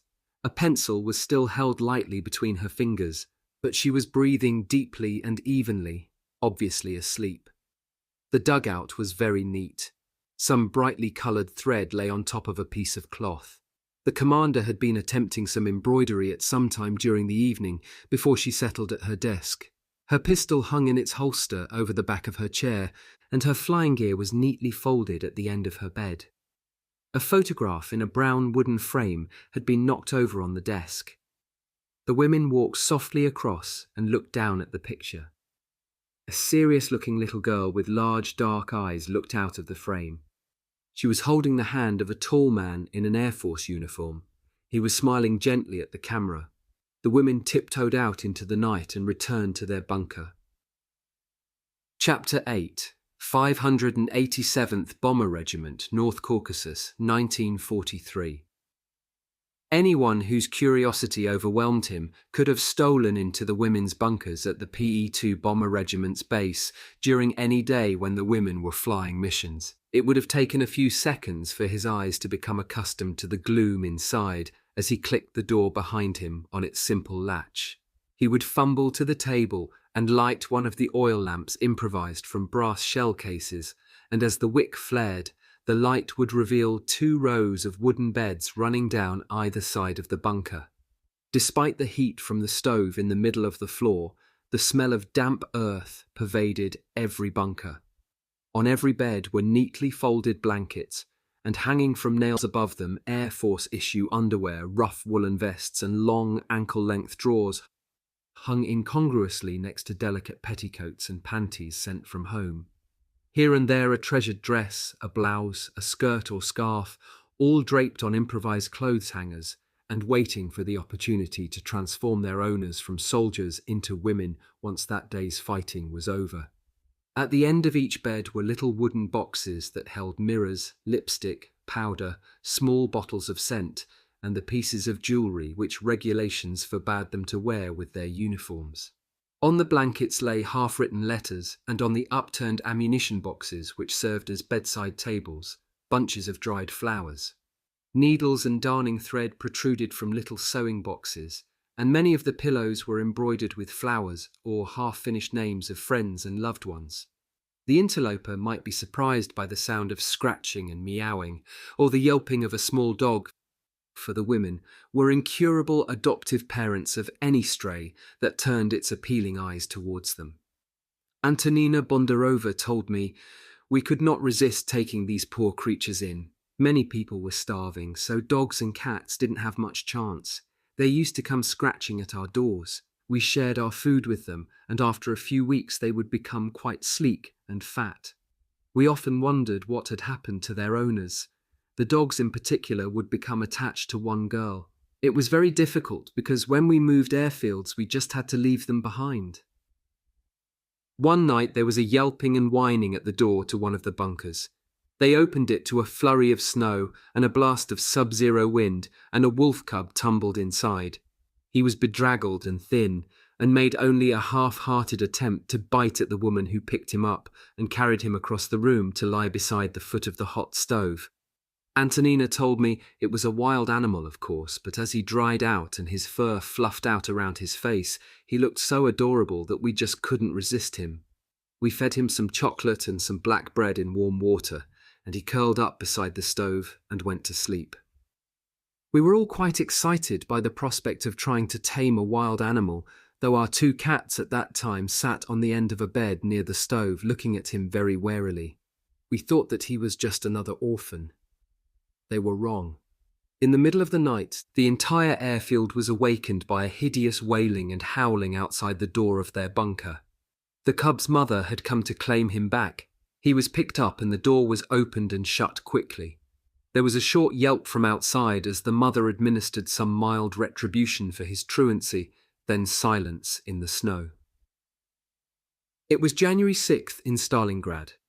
Inside the encirclement, the remains of the German 6th Army, 250,000 men, waited for the end. The cold was intense. The German troops were down to 4 ounces of bread and a few scraps of horseflesh a day from their slaughtered horses. Ammunition was handed out at a daily rate of only 25 rounds. The Soviet Air Force was taking a dreadful toll of the lumbering German transport aircraft, the troops' only hope of supply, and the daily tonnage was a mere fraction of what was necessary to sustain the army. Pitomnik, their last remaining airfield inside the encirclement, would soon be overrun. They were hopelessly isolated, and now they would never break out. Day after day, the women in their PE-2s helped bomb the doomed Germans hiding in the ruins of what had been one of Russia's most modern cities. On that day, January 6th, they flew without Marina Raskova. She and 2 other crews had been detached from the Stalingrad front for several days on a special mission in the Kuban area of the Crimea. Heavy snow was falling outside, but inside one of the women's bunkers there was a warm, soporific fog of heat. A thin haze of blue tobacco smoke hung in the air from the cigarettes the men were smoking. The women were having a sing-along to celebrate the acquisition of a battered old piano. The men had all been asked politely but firmly to wipe their feet on some sacking at the door, and now they lolled on the beds near the piano, carefully keeping their boots clear of the bedding. Irina Sudova had a beautiful soprano voice and had been a pupil at a school for gifted young musicians. She was singing, and several other women were taking turns at the piano to accompany her. The atmosphere was relaxed, and there was no shortage of alcohol. After each mission, the aircrew was entitled to 100 grams of vodka each. Few of the women drank, so the men eagerly traded chocolate rations with them for vodka. There was a lot of flirting and tentative propositioning going on, but the sheer number of people was a natural inhibition to anything more serious.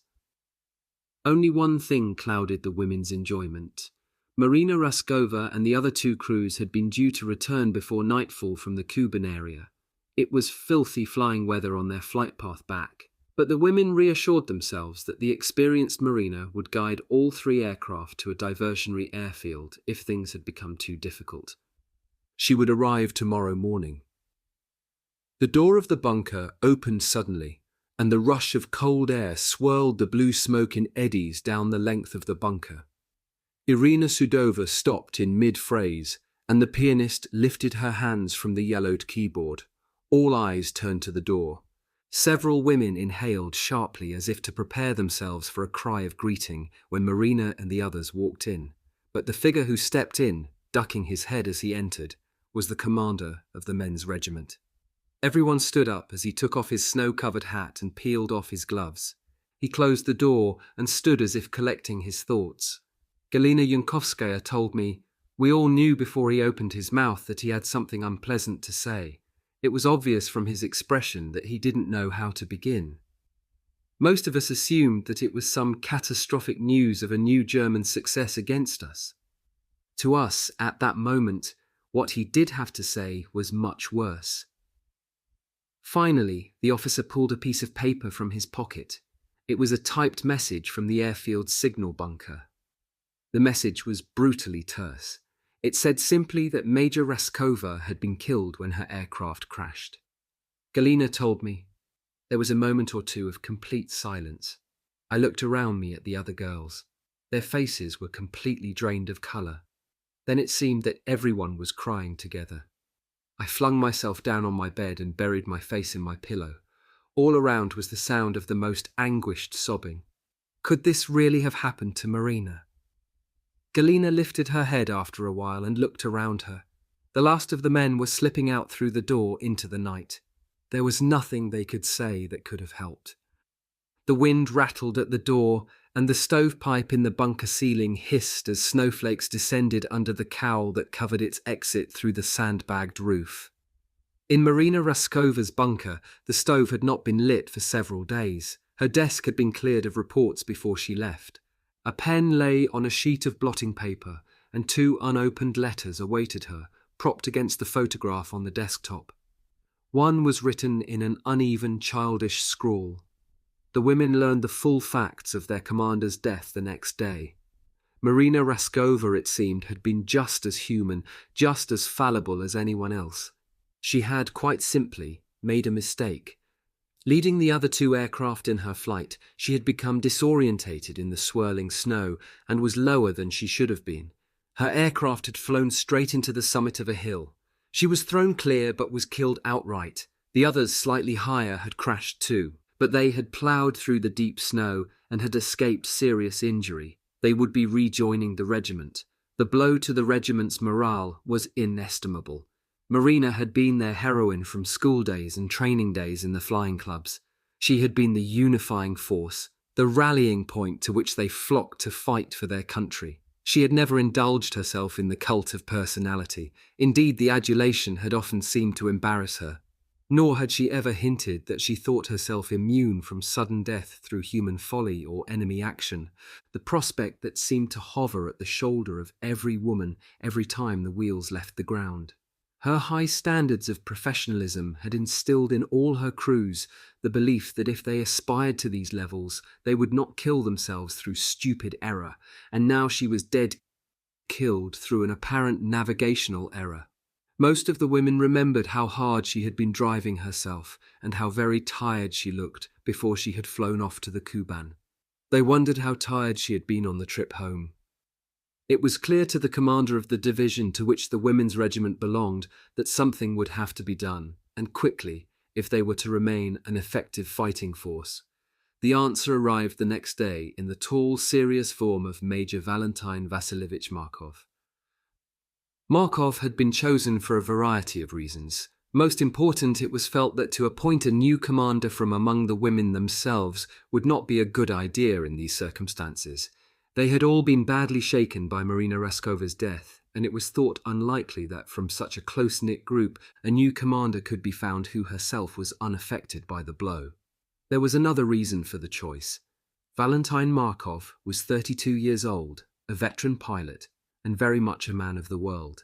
But he also had a reputation for a high moral code. Most of the aviators were still teenagers, and a high proportion were very attractive. Clearly there were some men whom it would have been a good idea to appoint to such a command. The temptations were enormous, and any man who succumbed to them would have found the effect on morale and discipline even more devastating than the death of Marina Raskova. Major Markov knew the problems well and was determined from the outset to keep an arm's length of respect and authority between himself and the women as a sort of sexual safety barrier. Valentina Kravchenko told me we were all very much in awe of Major Markov. From the first time he lined us up for inspection and introduced himself to us, it was obvious that he was going to be strict with us, but we didn't realize then just how strict he could be. After addressing the women, he ordered them to their aircraft and then climbed into each bomber to inspect the equipment. He paid particular attention to the machine guns. In one aircraft, he summoned the radio operator and gunner to her position and pointed to her 2 machine guns. "These guns will probably not fire," he snapped. "Can you tell me why?" The woman looked bewildered, but she managed to stammer. "I don't understand, sir. I oil them every day." He turned on her. "That's precisely the problem. You've used the wrong sort of oil, far too much of it, and those guns are going to jam. Don't expect any different from me, just because you're a woman. Now get them stripped down and clean them properly." His voice carried beyond the bomber to the crews waiting outside the other aircraft, and they winced in anticipation of the faults he might find with them. The new commander stormed from that aircraft and into the next, through the hatch in the belly.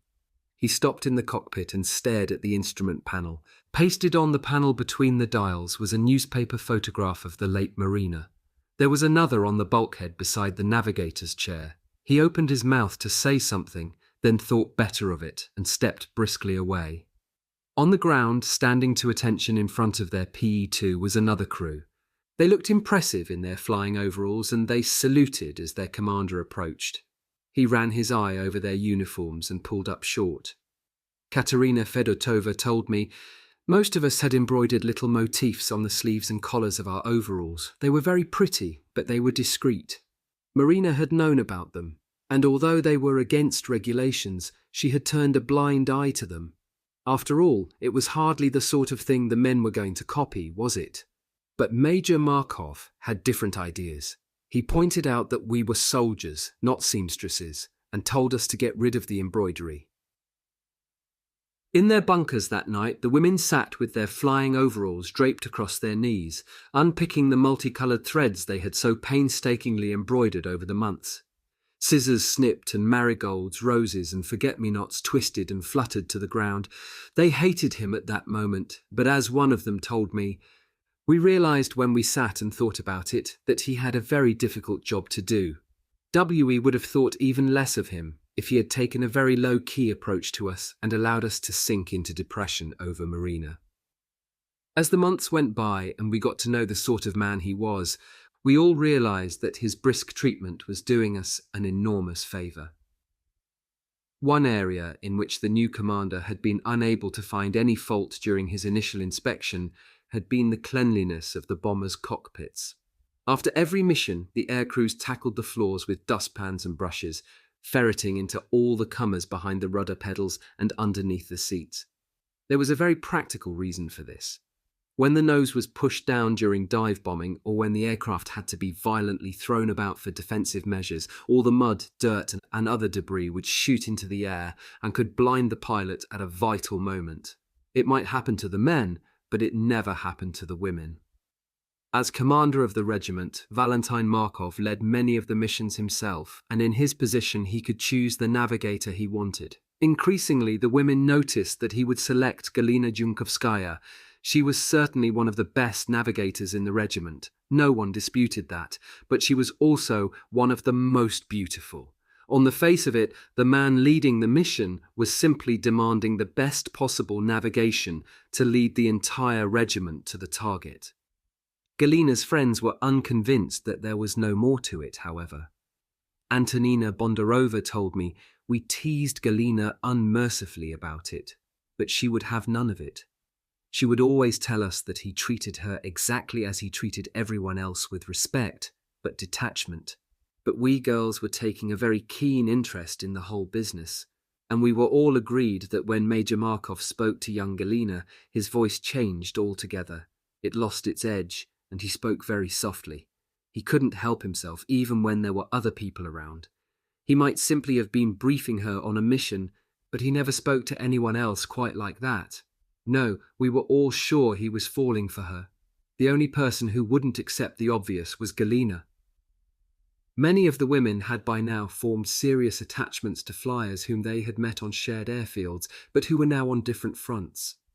They lived for the letters these men sent them. Sometimes these would arrive in 2s and 3s because of the erratic wartime deliveries.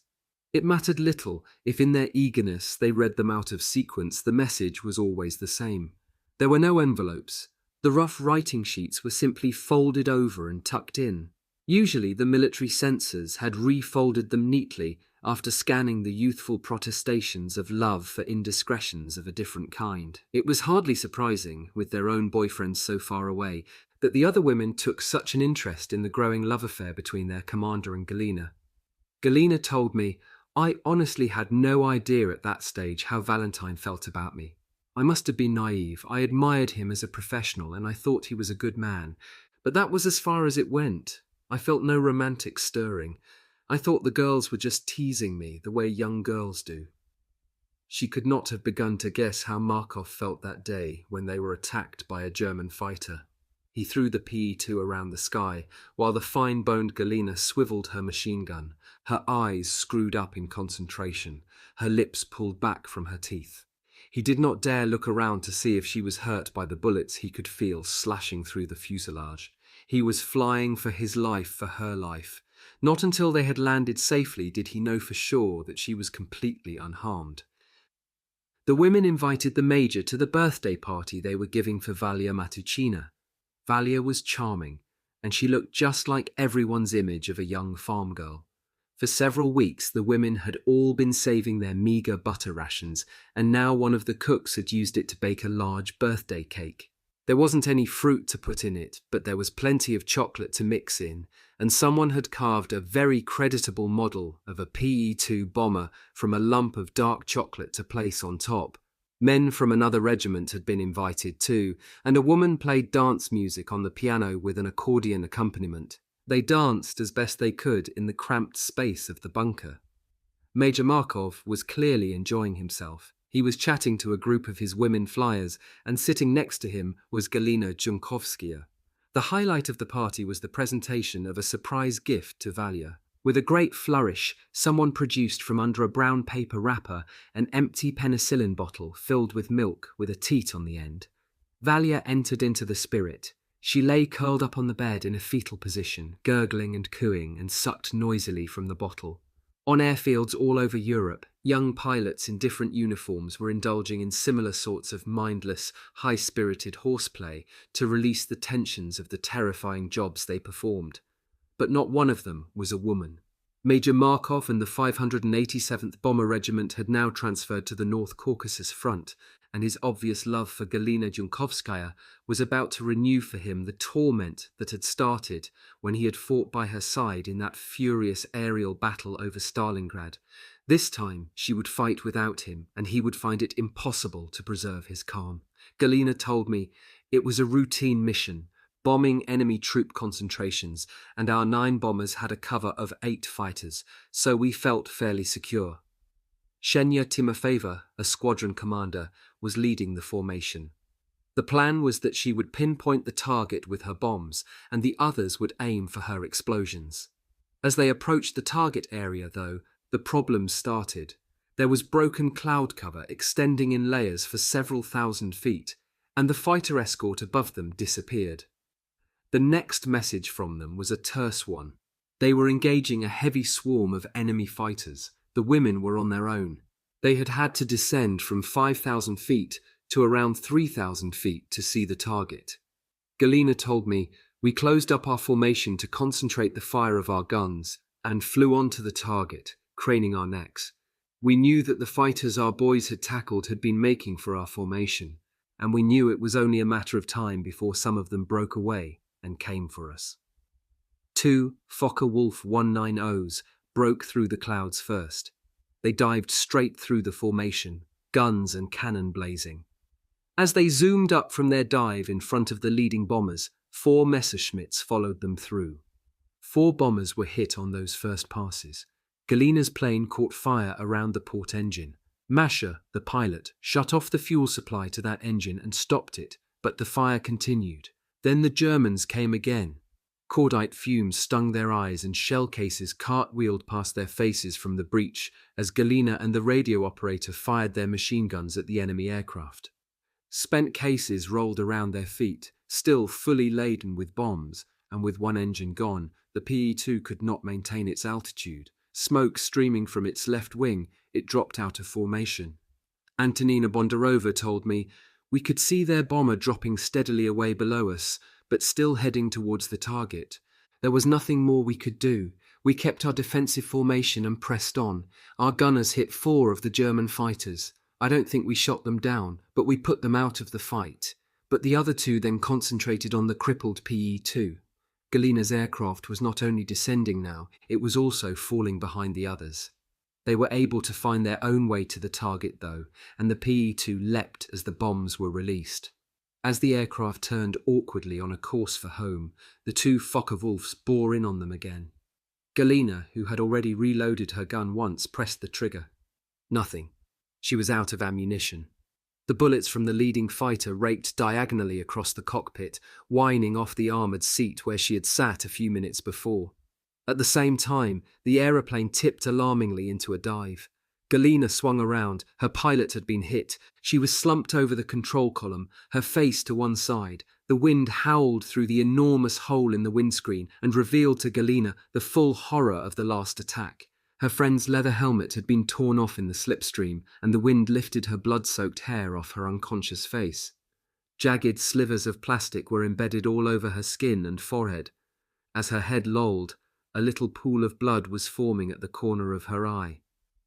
Galina reached over and pulled back on the stick with all her strength, but the aircraft did not respond.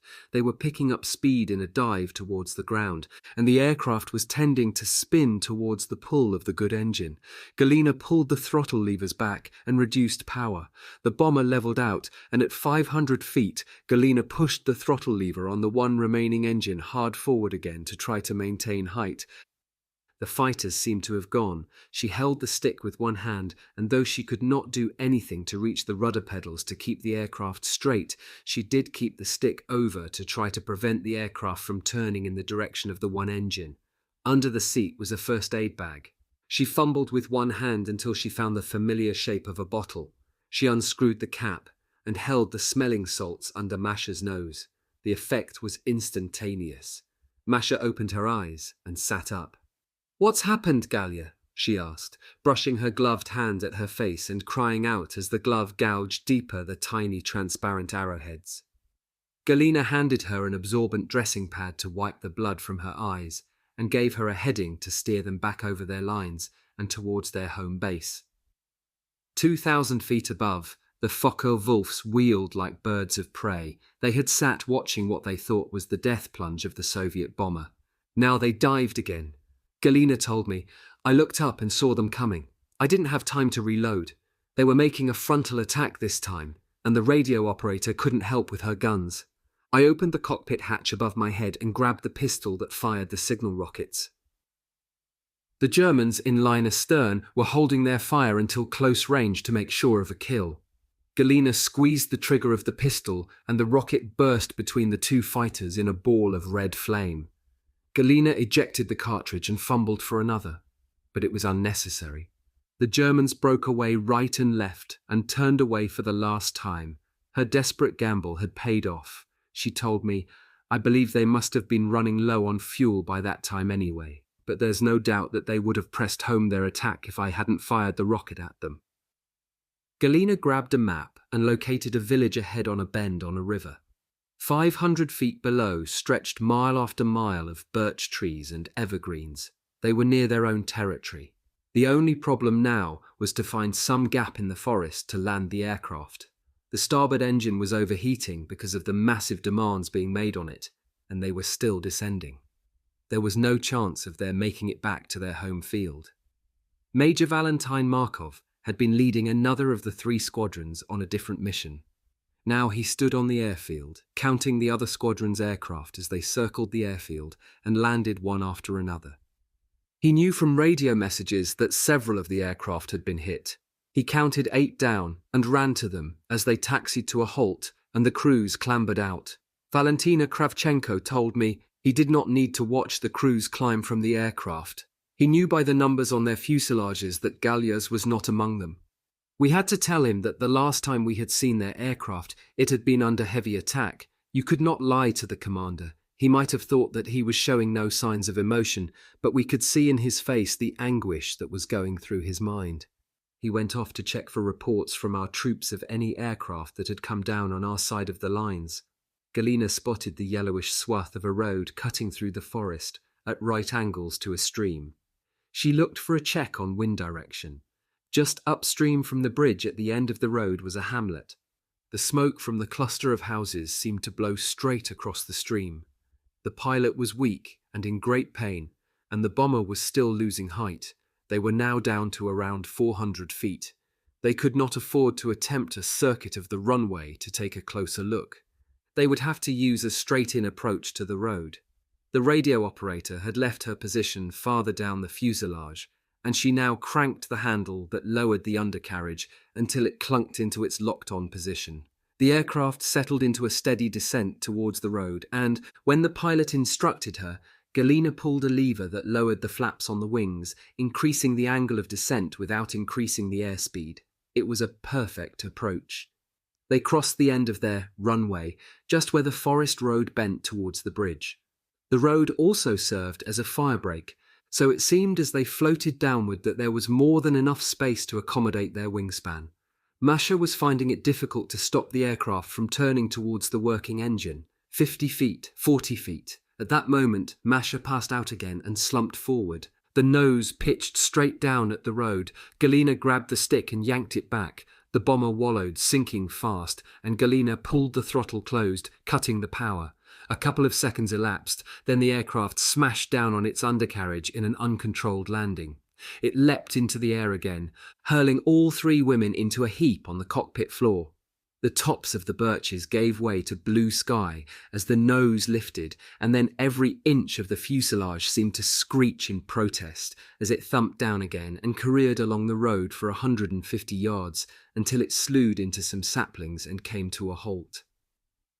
Galina reached across and tugged on the pilot's hand. The smell of fuel was heavy in her nostrils. She and the radio operator helped Masha through the cockpit hatch. The bulk of their parachute packs made their exits difficult. For the first time, it occurred to them that they could have tried to jump. The fire in the left engine, which had appeared to go out on their descent, was still smouldering. They had walked only 30 yards down the forest road when the aircraft exploded. Burning metal showered around them as they flung themselves to the ground. Chapter 9. Moscow and Donbass, March 1943. Lily Litvak sat hunched on the floor of the transport aircraft that was taking her back to Moscow on convalescent leave. Although it was spring, the transport was cold and drafty. No matter how she positioned herself amid the ammunition boxes and other stores on the floor, it was very difficult to get comfortable. Also, she was never very happy about flying in any aircraft unless she was at the controls. After her crash landing, she had recovered consciousness in a field hospital. She lay in a narrow bed in the crowded tent with a blood transfusion drip in her arm. Soon a nurse brought to her bedside the surgeon who had operated on her. He was a tired-looking middle-aged man, but he managed to smile for the pilot. He handed her a misshapen piece of metal, part of a bullet that had pierced and lodged in her arm. "It'll remind you to keep out of trouble in the future," he said.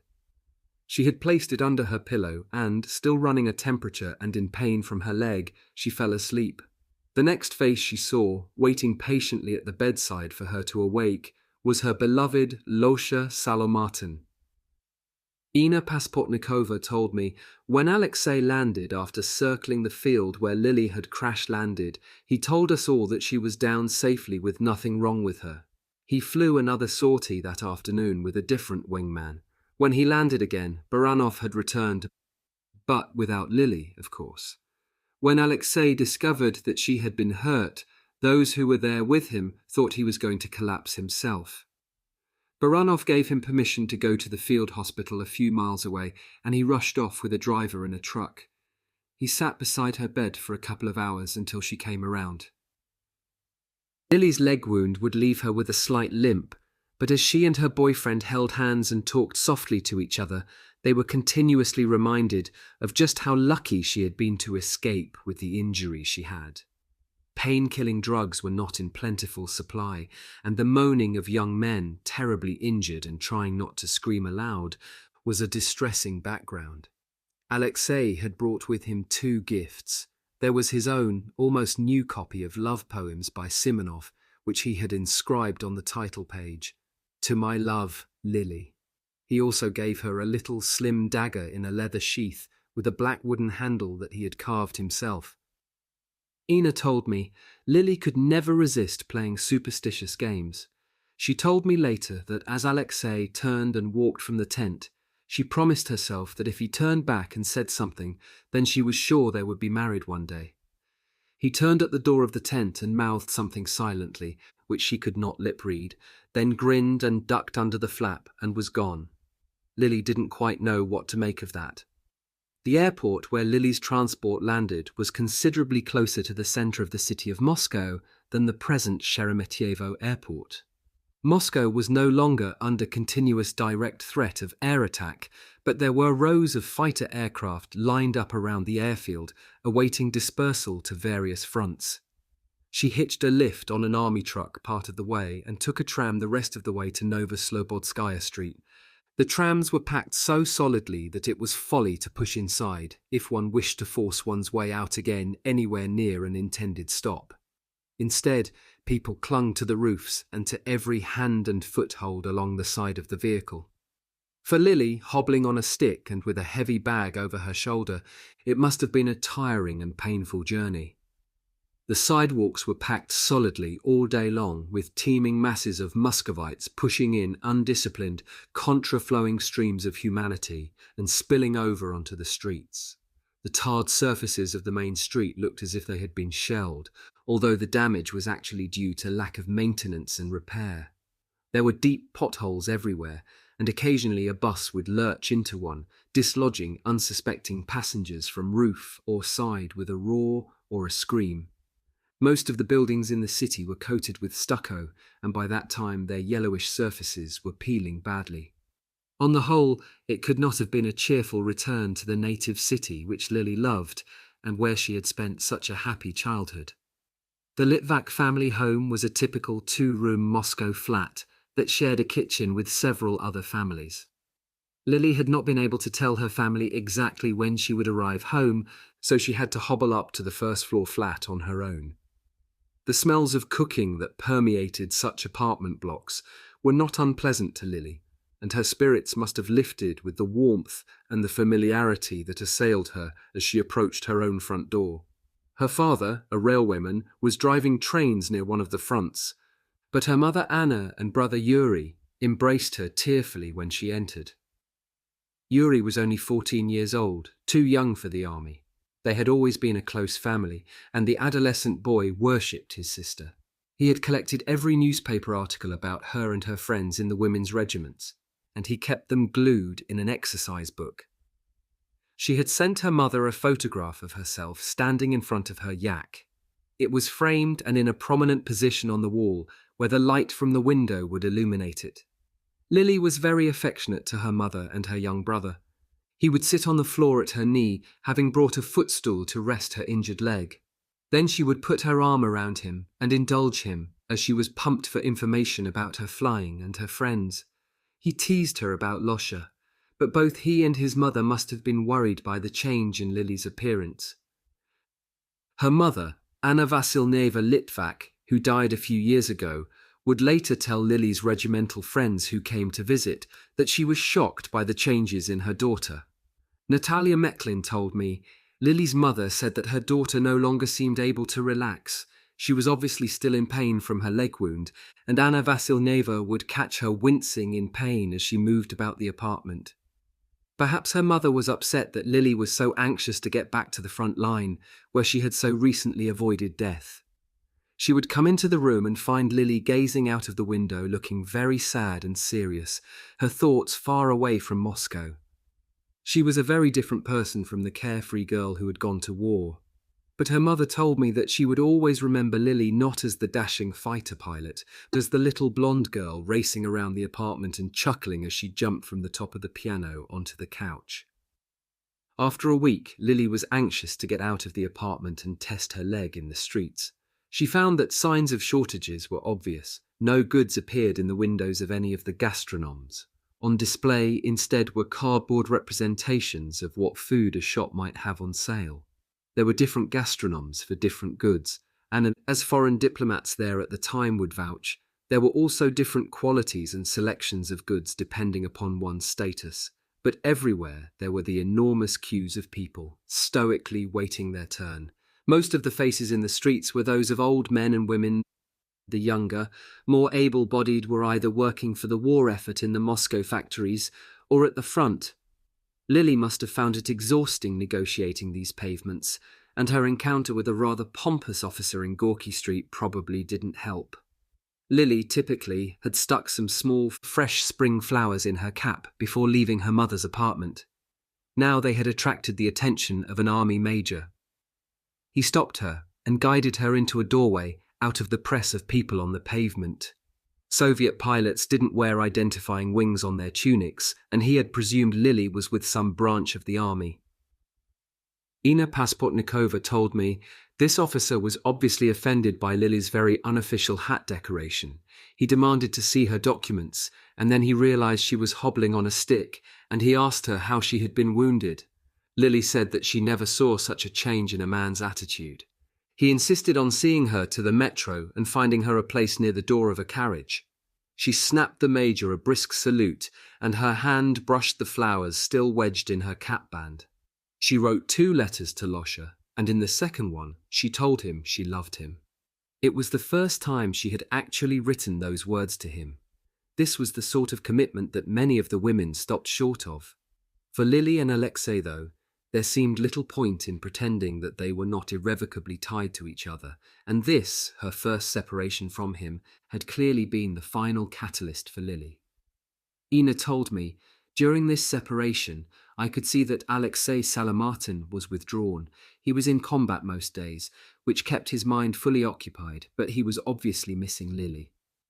The irony was that Lily's letter did not arrive until after she had returned to the regiment's new airfield near Rostov-on-Don. After less than 2 weeks, she had decided that she must get back. Her leg was not fully recovered, but she was able to walk for short distances without a stick. She wanted to be back where the action was, and she wanted to be with the man she loved. The night before she hitched a ride on an aircraft back to Rostov, she went with her mother and Yuri to the Bolshoi Theatre. Ulanova was dancing the role of Odette in Swan Lake. Lily wore a blue and white dress, and her mother and Yuri were dressed in their best outfits. There had been no question of standing in line for tickets for the Bolshoi. Without connections, there was no chance of getting seats RT, the famous theatre. The same applied to the cinemas and museums. For most Muscovites, there was nothing to do except walk the streets and parks, or entertain themselves as best they could in their own homes.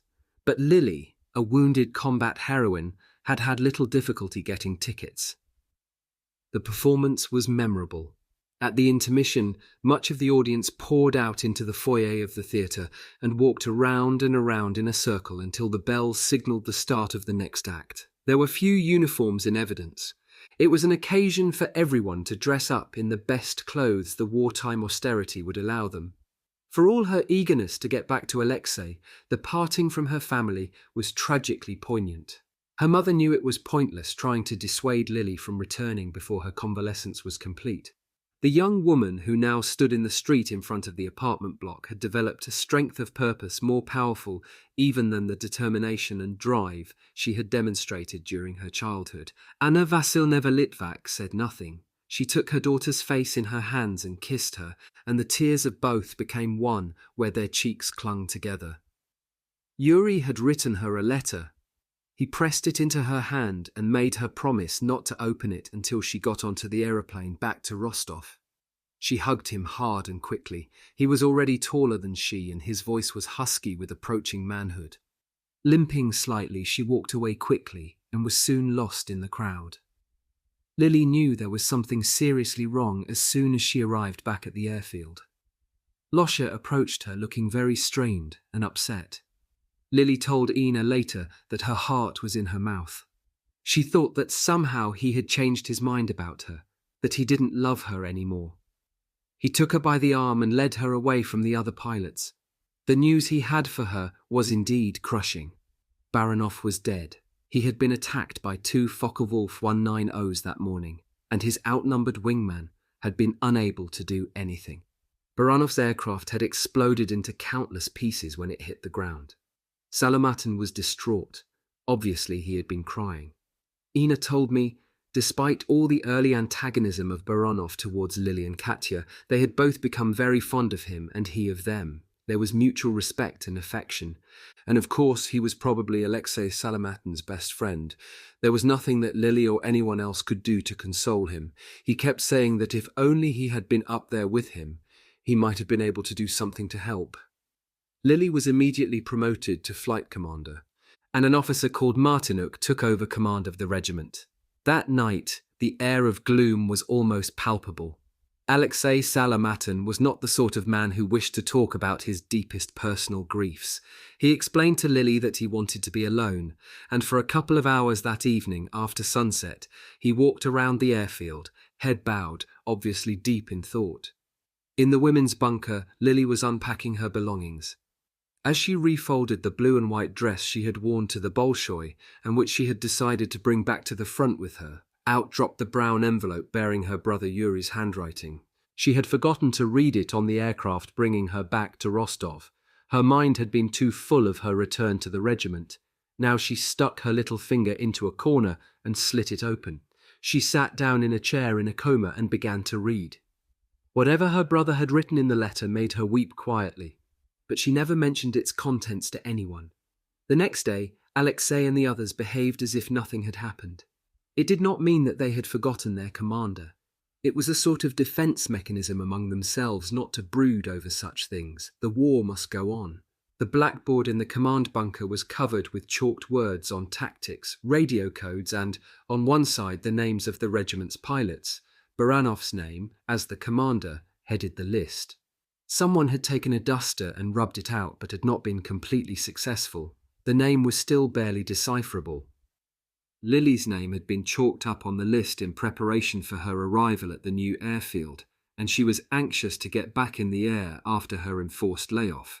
Including her time in the field hospital, it was now 3 weeks since she had flown. It was vital that she get her eye in again as quickly as possible, and she volunteered for a sortie against a German observation balloon.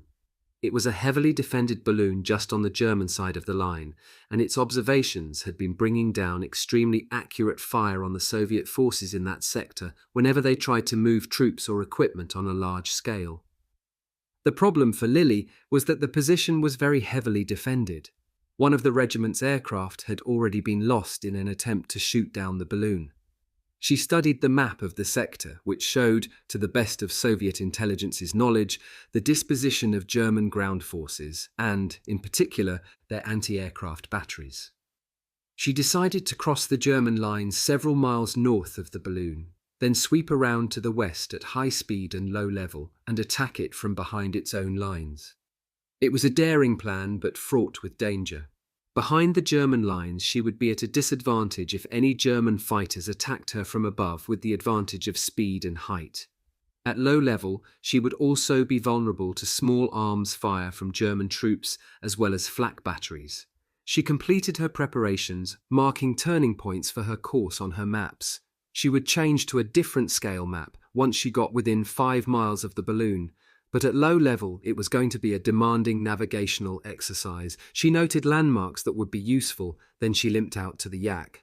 Alexei Salamatin was already airborne on a sortie with another pilot to another part of the front. She climbed to 5,000 feet for the first leg of her mission. She picked up her reference point on the ground and, shoving the hose down, descended rapidly to 500 feet.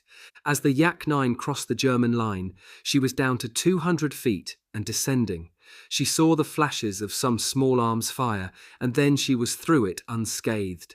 The altimeter showed 150 feet. Her airspeed was 320 miles per hour. Things were happening very fast at that speed and that height. She flashed across a bridge at a bend on a river, glanced swiftly at the map on her knee, and turned the fighter into its curve back towards the German lines. The terrain was undulating, and she flew very low up the face of a hill, her stomach lurching as she dipped down the other side. Frightened that she might have presented a target against the skyline, she changed course again, cutting across a railway line. Now the sun was behind her as planned. A line of trees raced towards her at alarming speed. Smoothly, she pulled the stick back, and the yak zoomed over the top.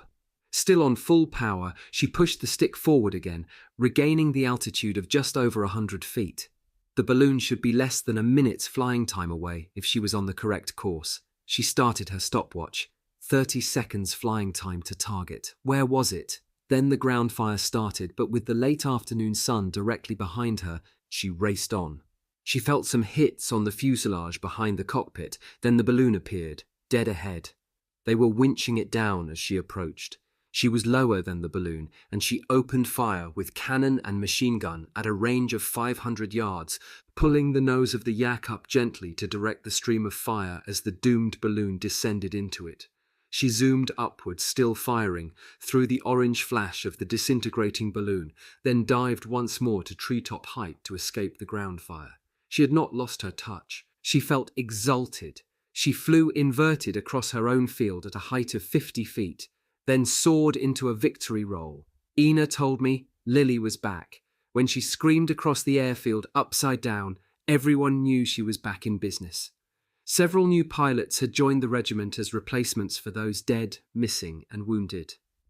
They were experienced and highly skilled. Still, they all required a period of intensive training in the particular tactics the regiment had evolved for flying in pairs. Some of this training was inevitably going to take place in combat, but whenever the opportunity arose, a pilot like Salamatin would be airborne with one of the new pilots, inculcating his own brand of attack and cover flying, and engaging in dogfights that simulated air combat maneuvering as nearly as possible. Ina told me there was a lull one afternoon, and a group of us, including Lily and Katya, were lying around on the grass watching Alexei dogfighting with one of the newest arrivals. In combat, of course, dogfights would often degenerate in height down to very low levels as the pilots jockeyed for advantage. Alexei and his opponent had come down to low level on several occasions during the simulated fight, then broken off and climbed to a few thousand feet again to re-engage. Doing extreme maneuvers at very low altitudes was always dangerous, and even the best of pilots could make a mistake that could send him into the ground. Lily was lounging on the ground, playing with blades of grass and laughing with Katya. She was totally relaxed and seemed very content with life. It was never boring watching a pilot like Alexei putting someone through his paces, and pilots like Lily and Katya watched with a professional interest. When the newcomer was forced into an impossible position, they would make some sort of joke and laugh with each other. Ina continued. It was the sort of training that has got to be realistic or it's no good, so both pilots were giving it everything they had. The two aircraft had come down to below 1,000 feet, and Alexei, who had deliberately started the combat with the other man on his tail, was trying to get round on him. The two yaks were flying in a dangerous speed regime, at an airspeed so low they were approaching the point of a stall where they would lose airspeed to the extent they could spin into the ground. Alexei, it seemed, was trying to force the other pilot into tighter and tighter turns at low speed until his nerve would fail and he would break out. The newcomer's nerve cracked first, and they could hear his engine on full power as he slammed the throttle open and turned out of the turning circle. In combat, he would have been a dead man as the other whipped around on his tail. But in the skies above Rostov-on-Don that spring day, it was the victor of the deadly game who was to pay the penalty. Ina told me, we all looked up to see what Alexei was doing. He put his yak into a steep turn to try to get around onto the other man's tail. But he lost height in the turn. I glanced at Lily's face. She could see what was going to happen. It was screwed up in anguish. Alexei's wing dropped as he turned and it hit the ground. There was a loud bang. Then everyone was running. Lily sat stunned for a moment. There was blood on her hands where her own nails had dug through her palms. An ambulance was driving across the wide airfield towards the crash, and Lily and Ina jumped on the running board as it bumped and sped across the grass. Ina told me Lily's face was quite twisted. She wasn't crying or even making any sound. My arm was around her as we clung to the side of the ambulance, and I told her that there was no sign of any smoke or flame, so maybe Alexei was all right after all. She didn't make any reply. But that expression on her face never changed. She knew as well as I did that people didn't survive crashes like that. It was quite true. Miraculously, there had been no explosion or fire, but the impact had pushed the entire front end of the yak into the fuselage. The cockpit did not exist anymore. The first to arrive began to hack at the front end of the yak, and others pulled and scrabbled at the wreckage with their bare hands. One of the wings had sheared off completely. The other was crumpled and compressed where it had first struck, and then collapsed into the unforgiving earth. Lily buried her face in Ina's breast as they pulled Alexei from the wreckage. Ina told me, it was uncanny. His face was almost unmarked, the blonde hair and the beautiful even features. He did not even look afraid, but his body had been compressed into a fraction of its normal size. They wrapped him in his parachute silk, and before they lifted him from the ground, Lily knelt beside the body of the man she loved. She pulled back the silk from the fine head of the 23-year-old man from Kaluga, and she brushed her lips across his cold forehead. The look of wild anguish had not left her face, but she did not cry. Not yet. On the belt at her waist was the little dagger with the carefully carved handle. She undipped it and placed it inside the parachute silk. Then over the handsome face she pulled the light grey fabric. The silk rustled as his friends lifted the bundle into the ambulance. Ina squeezed Lily's hand very hard, then put her arm around her shoulder. Lily's face softened, and a mist of grief was passing across her eyes. It was a long walk back across the field to their bunker, but it was cool and dark in there, and she knew she could be alone. Chapter 10. The Highest Honour, the 46th Guards Regiment. It was January 1943. At an airfield in the North Caucasus, the wind whipped across the open ground, blowing flurries of snow against the thin canvas fuselages of the PO-2 bombers that stood in rows on the snow-covered grass.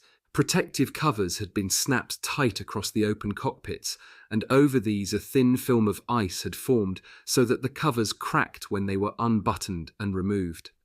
The wind moaned through the struts and wires that joined the two wings together, and the mechanics working on the engines stopped work frequently to return to and thaw out in their bunkers.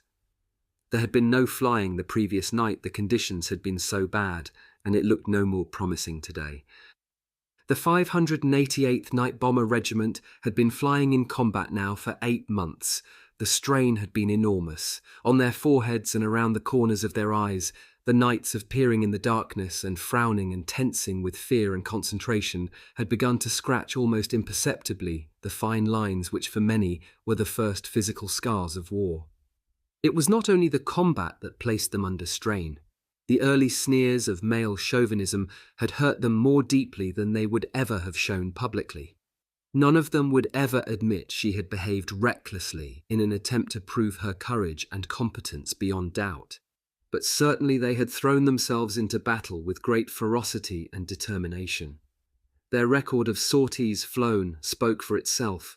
Since their exploits were such marvellous material, they had been featured several times in the newspapers. Now the women frequently received letters from home describing them as heroines. They affected the reluctance of most combat flyers to concede that they were doing anything except their routine duty. But among themselves, the publicity was as much of a boost to their morale as it was to the civilian population for whom such stories were intended.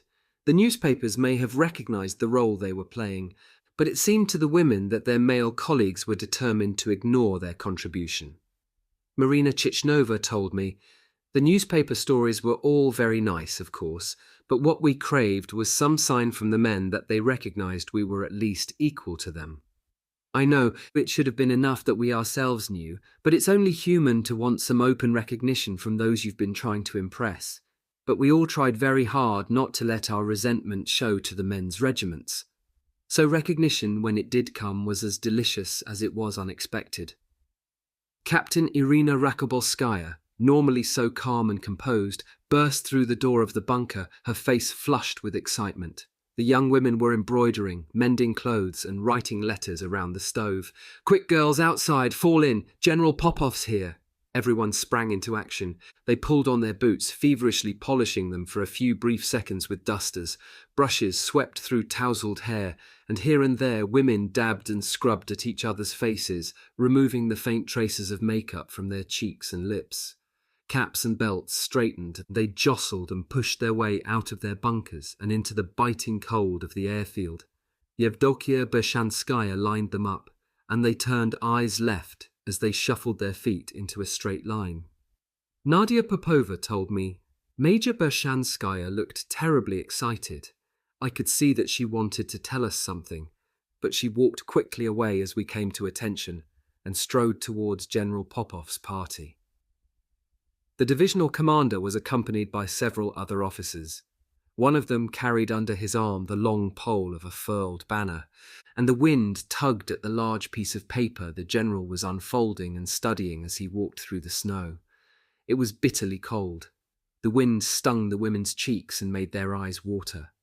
They stood in their 3 straight stiff ranks, not daring to move a muscle, as the tears from their wind-reddened eyes blinked through their lashes and coursed warmly down the curve of their cheeks. General Popov now stood before the front rank with Yevdokia Bershanskaya beside him. She looked triumphant. Then the general began to read from the piece of paper in his hand. "By order of the Supreme Soviet, and in recognition of your outstanding service to our country." Nadia told me, "We listened to what he was saying as if we were in a dream. It didn't seem possible that this could be happening to us, but it was." The general spoke of the many sorties they had flown, the damage to enemy troops and equipment, and their general devotion to duty. Then he continued, "I am ordered to announce that the 588th Women's Night Bomber Regiment will from today be given the title of the 46th Guards Regiment." It was a complete surprise. To be awarded the title of Guards Regiment was the greatest collective honour they could achieve. It placed them among the elite of the fighting units. There could be no higher recognition of their having proved themselves. It was a moment too sweet to savour in silence. There was no command or even permission to cheer, but the general and his party grinned their approval as 200 girlish voices sent a long shrill of uninhibited exultation into the frosty air. The banner that the general handed to Yevdokia Bershanskaya was about 9 feet tall. Her hands trembled as she untied the gold-braided rope that secured it to the wooden pole. She stood back a pace and held the banner vertically against the snow. The red cloth slapped as the wind streamed it free, and the women, now silent, gazed for the first time on the gold-embroidered letters which proclaimed the honor of their new title. The general took the banner from Yevdokia Bershanskaya and marched 10 paces away from the front rank of women. Major Bershanskaya marched towards him, came to attention, and saluted. Then the general inclined the banner until its golden fringe brushed back and forth across the snow's surface in the eddying wind.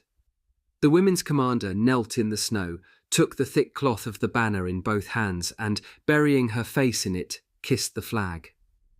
The tears that now welled from her eyes owed nothing to the cold wind. She cried silently out of pride for her girls, anguish for her country, and a deep painful longing for her husband and child. It was a profoundly moving moment. She held on to the flag and raised her head, looking up at the general as she repeated after him the words of the oath. One by one, the members of her regiment followed her across the snow to kneel, kiss the banner, and repeat the oath. Pilots, navigators, mechanics, armourers. The broken nails and scars from red-hot metal separated the ground crew from the flyers as they grasped the banner. They were the first regiment in their division to be awarded such an honour, and of course, the first women's air regiment to achieve it.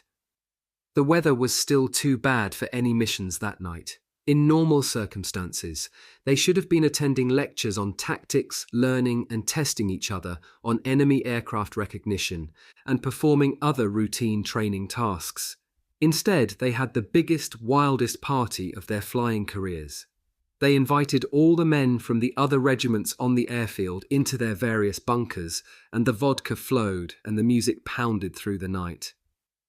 "It's supposed to be sung to the tune of the Internationale," said Natalia. Nadia forced her way through to the young man in the middle of the floor who was playing an accordion and singing, and within a few moments a dozen young men and women, arms around each other, were peering over the musician's shoulder and singing the new march of the 46th Guards Regiment.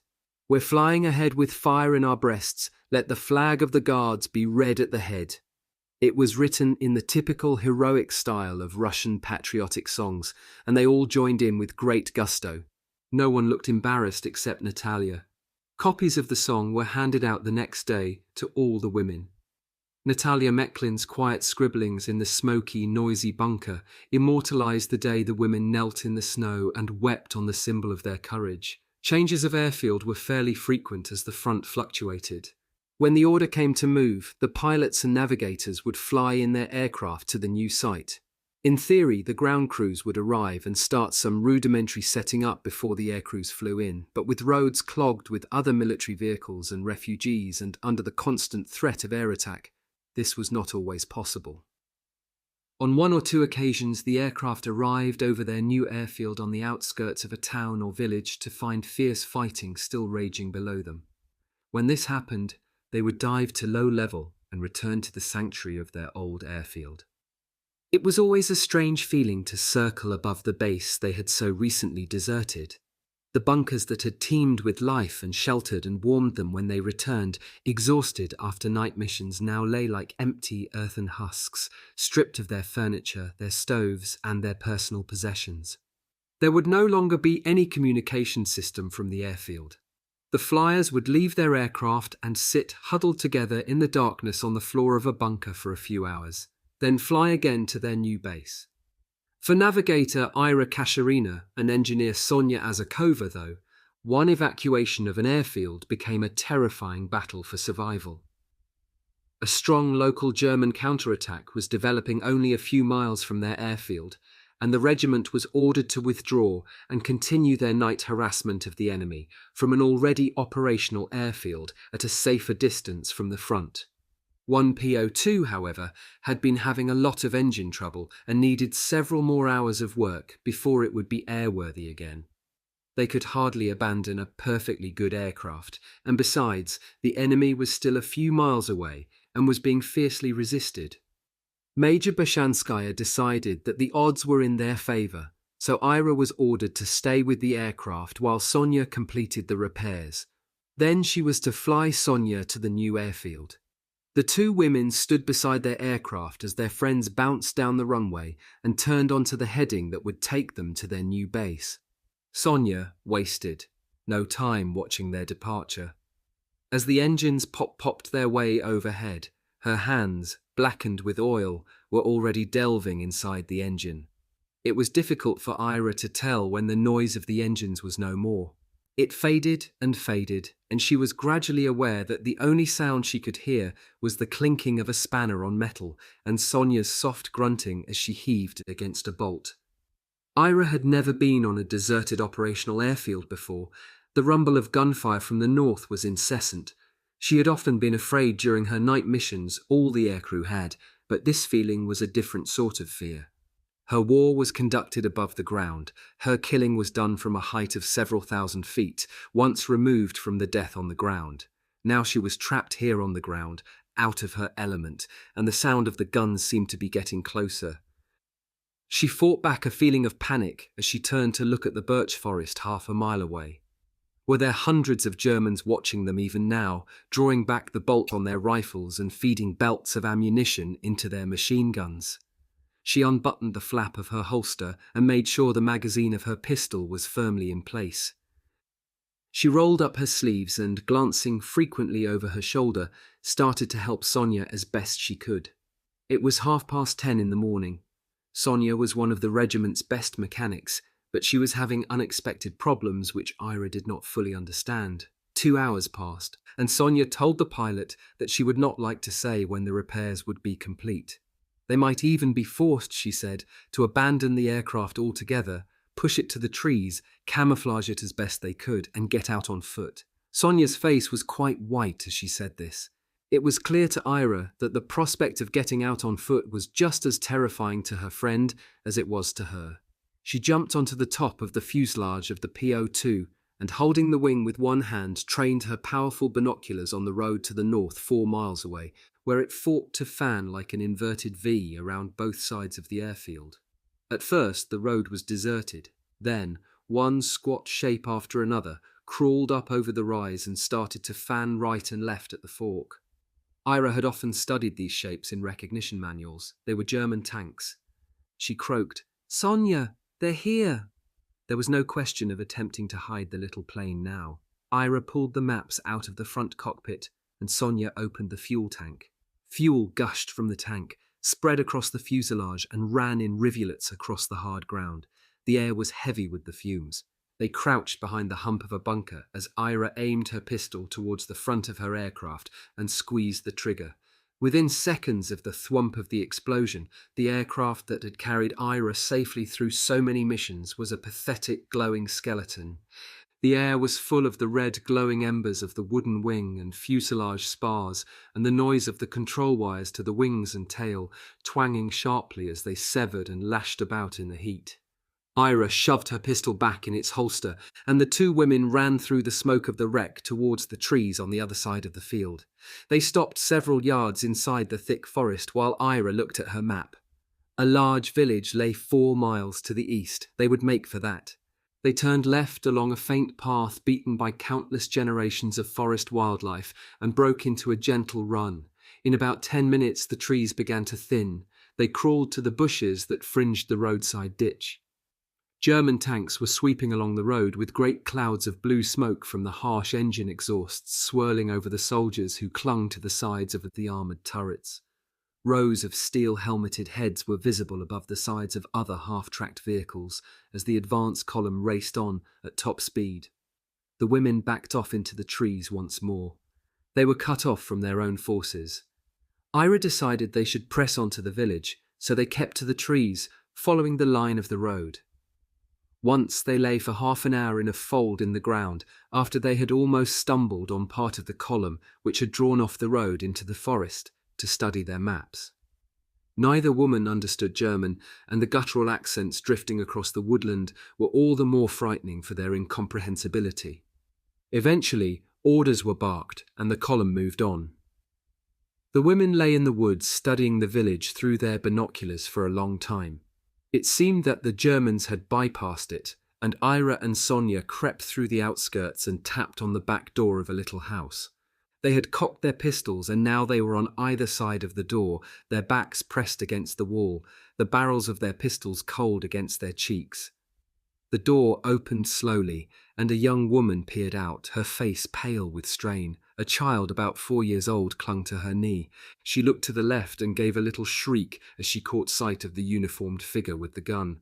Ira lowered her pistol and told her, "It's all right, we're Russians. Are there any Germans in the village?" The woman pulled them into the dim interior of the house.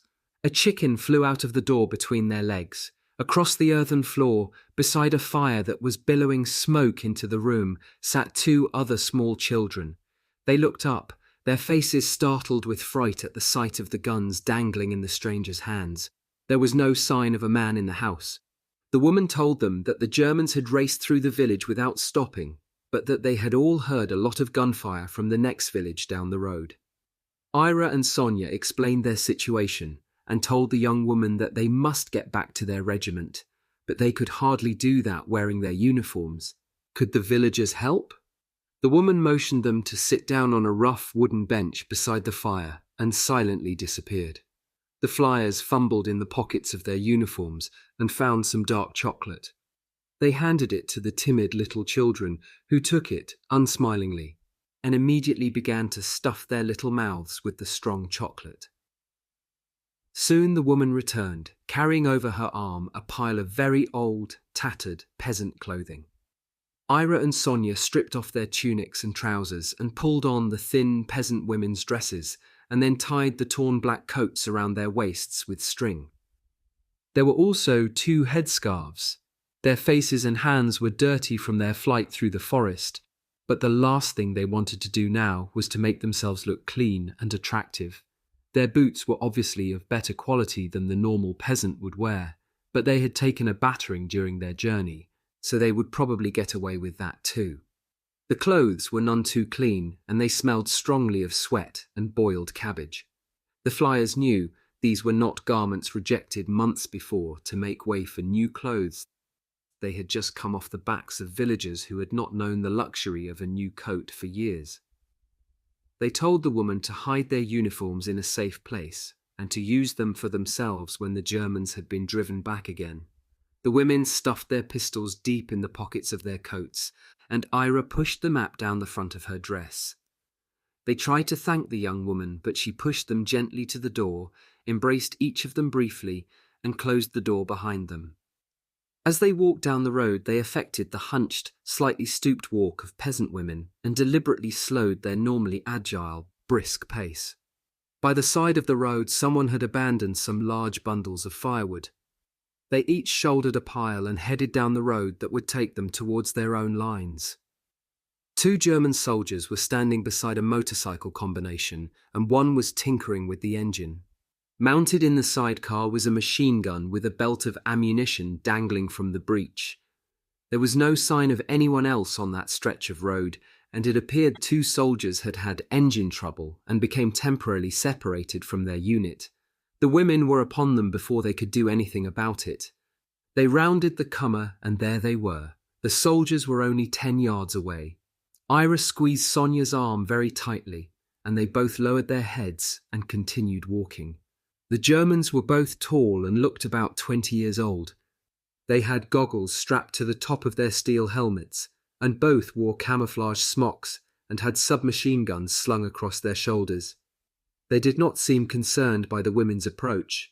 They did not even unsung their weapons, but as the women drew level with them, one of the young men stepped in front of them and put his hand roughly on Ira's shoulder. He put his other hand under her chin and lifted her face up towards him. He pulled the scarf back from her forehead. Despite the streaks of dirt on her face, he could see that here he had a pretty peasant girl. He said something in German to his friend, who stepped quickly across towards him, laughing as he replied. Ira's bundle of sticks fell from her shoulder onto the road. The atmosphere was heavy with sexual menace. The first German ran to the comer and looked back up the road. There was nothing in sight. He shouted to his companion, who started to push Ira towards a gap in the hedge. The first German was beside them again. It was now or never. "Your gun, Sonia, your gun!" screamed Ira, whose hand was deep inside her coat pocket. Her fingers closed on the butt and it was out and in her hand. She cocked it as she raised it and fired into the nearest soldier's face. He fell back without a sound, the blood spurting from the socket where his eye had been.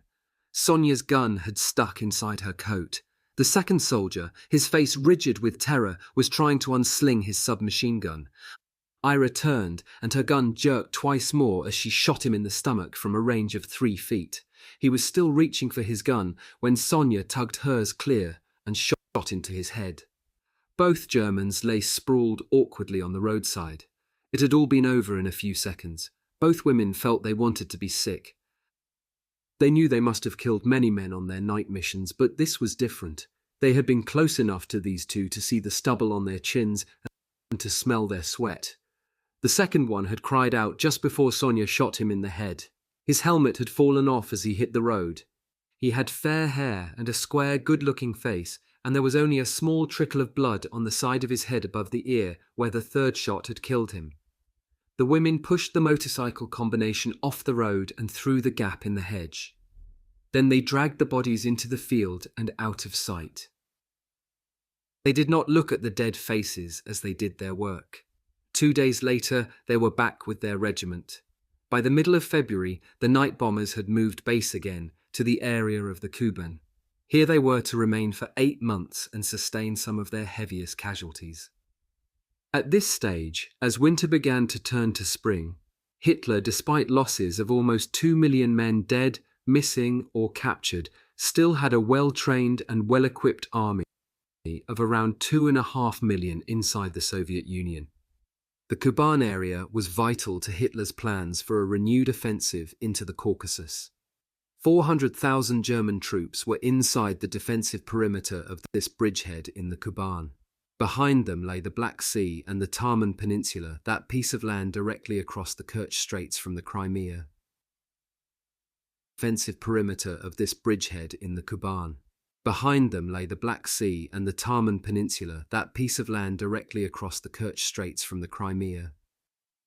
Stalin saw the chance to make the Kuban bridgehead another Stalingrad. There would be a 3-pronged attack, 2 prongs from the land and a daring assault from the sea, which would cut off the German line of retreat into the peninsula. In the event the amphibious landing was only partially successful, and the Soviet forces managed to establish only a toehold with their seaborne forces near Novorossiysk. There had been another quite unexpected pleasure from the visit of the general who had presented them with their Guards Regiment honour. After the ceremony, he had taken Yevdokia Bershanskaya aside and told her that he didn't care to see women dressed in trousers. He was one of the few men they encountered during the war who appreciated that their continuing femininity was the surest and most obvious way to help their morale. He ordered that the air crew and ground crew be measured, and just before their move to the Kuban, a transport aircraft delivered the light brown skirts. They were of heavy, hard-wearing material, of course, but someone had taken great care to make them as attractive as possible within the constraints of military uniform. They had a single deep pleat down the front, and worn with the standard tunic and belt, they looked most appealing. In the cold of winter, the women continued to wear trousers for combat missions, but for the rest of the time they eagerly adopted their new uniform. It meant that they had to arrange themselves more carefully in the cockpit when they stepped in. But it was a marvellous feeling to be in skirts once more. The title of Guards Regiment did not excuse them from the disciplines of Air Force life. Of course, as the women had already proved in their unique working relationships with each other, theirs was an ordered way of life which worked generally by friendly consent rather than by any necessity for brusque command. Yevdokia Bershanskaya was more of an affectionate mother figure than a stern regimental commander, and none of the women conceded to me that at any time was there any serious disciplinary problem or loss of military efficiency because of this rather informal framework. When they were visited by senior male officers, everyone would conform to the rulebook and try hard to remember to address each other by their official ranks, but otherwise they continued on first-name terms. Perhaps, though, they really needed the lesson in discipline that was driven home to them by a stinging humiliation. It was around midday. Some of the women were playing volleyball, one of their favorite games, to keep themselves fit, and an appealing one to those who depended so much on good coordination. Without warning, the rocket that signaled immediate takeoff went up. Pilots and navigators grabbed their flying helmets and ran to their aircraft. Had the Germans broken out? Were they approaching their airfield? But surely the front was stabilized, and there would have been a lot of warning of such a thing. There was no time to ask questions. That rocket was an order to get airborne straight away. Engines stuttered into life all along the line, and within 10 minutes, all those capable of taking off were airborne and circling the field. Marina Chitnova told me, "We looked down and were completely puzzled. All around the airfield was quiet. No sign of the enemy. Then another rocket was fired from the field, telling us to land." Major Bashanskaya was waiting for them at dispersal, her face red with embarrassment. Next to her stood a short, squat man wearing a general's uniform. The entire regiment was lined up in front of him. He was obviously very angry. He signaled to an aide who stepped forward and dramatically dropped a bundle of objects on the ground. There were several signal rockets, maps, and other objects from PO2 cockpits. The general told them he had personally walked up to the aircraft, unseen and unchallenged, and taken these things from the unguarded cockpits. He ranted on. He could have been a German saboteur. He could have destroyed the entire line of aircraft.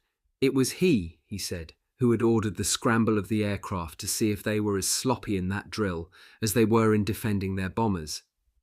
At the end of his long harangue, he dropped his voice and asked the rhetorical question, "You are a Guards regiment." He was not finished yet. Before he left, he ordered a pistol-firing demonstration. It was not a skill that the women had taken much time to practice. After all, Ira Kasharina and Sonia Azakova had shown what women could do with a gun from close range. Still, the targets were set up. It may have been the aftermath of the humiliation they had undergone, or simply that target shooting requires continuous practice, but the results were abysmal. The general did not wait for the end. He ordered that they practice each day until they were proficient.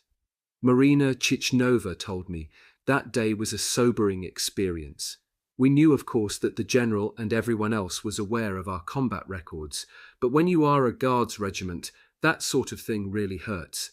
Even at our distance from the actual front, we should have kept a close eye on our aircraft, and most of us couldn't have hit anyone with a pistol unless they were standing right in front of us.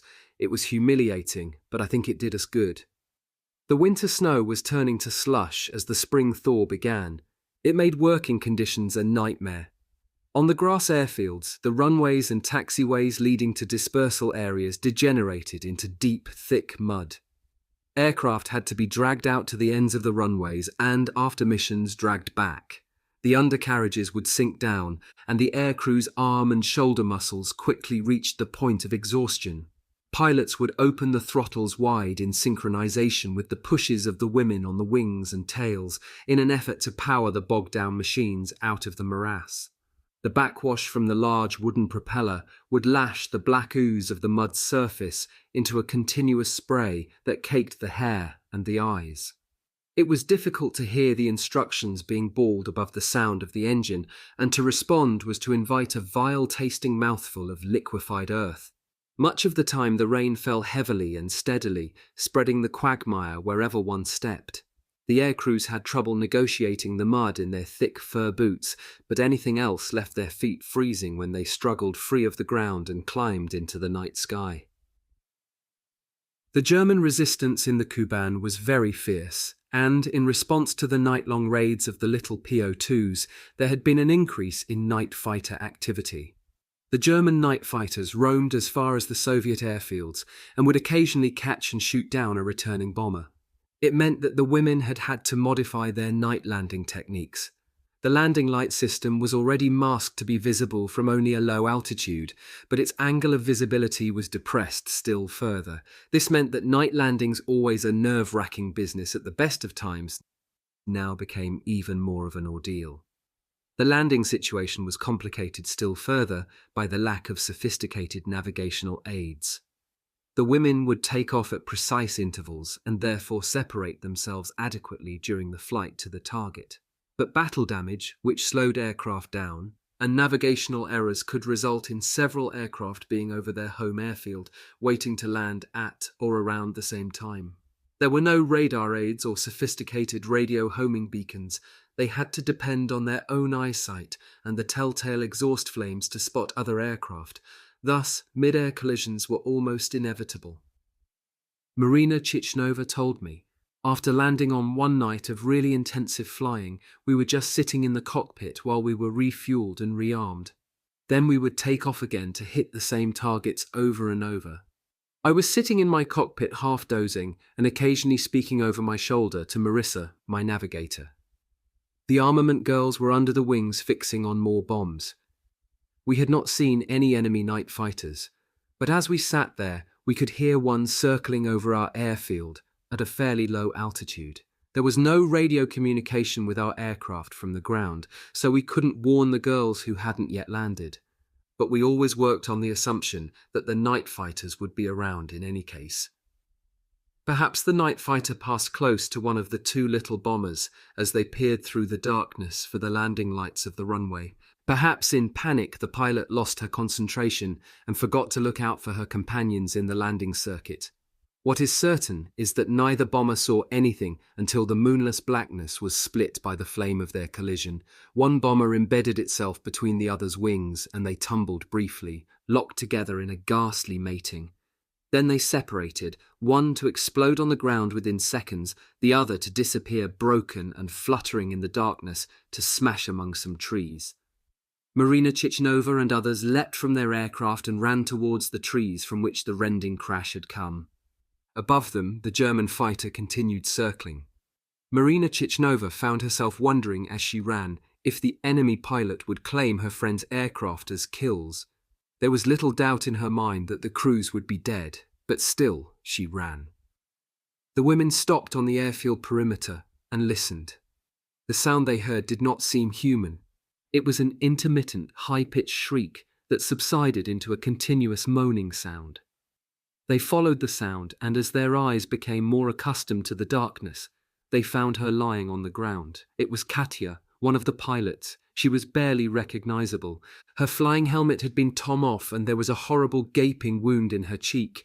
Both arms and legs had been broken, so she had obviously not crawled from the wreckage, which was 20 yards away. Katya had survived because she had disobeyed a standing instruction. She hated wearing her cockpit safety harness. She had been reprimanded on several occasions for not doing so, but she always told her friends she found it too uncomfortable and restricting.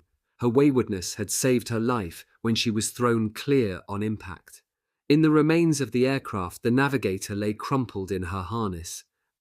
At daybreak, the burned bodies of the other two women were brought to the airfield from a mile away. They buried the flyers in the center of the airfield. All three had been members of the Young Communist League, so it was not a religious ceremony, but it was nonetheless sad. Most of the women controlled themselves until the very end, when 3 propellers were stuck into the fresh mounds of earth. Katya recovered from her awful injuries. Within a year, she was back on flying duties. The nature of the general conflict they were involved in and the unique role they were performing as women resulted in an intensity of experience which few men on any theatre of the war could equal. For those who survived, it gave them an almost unassailable self-confidence.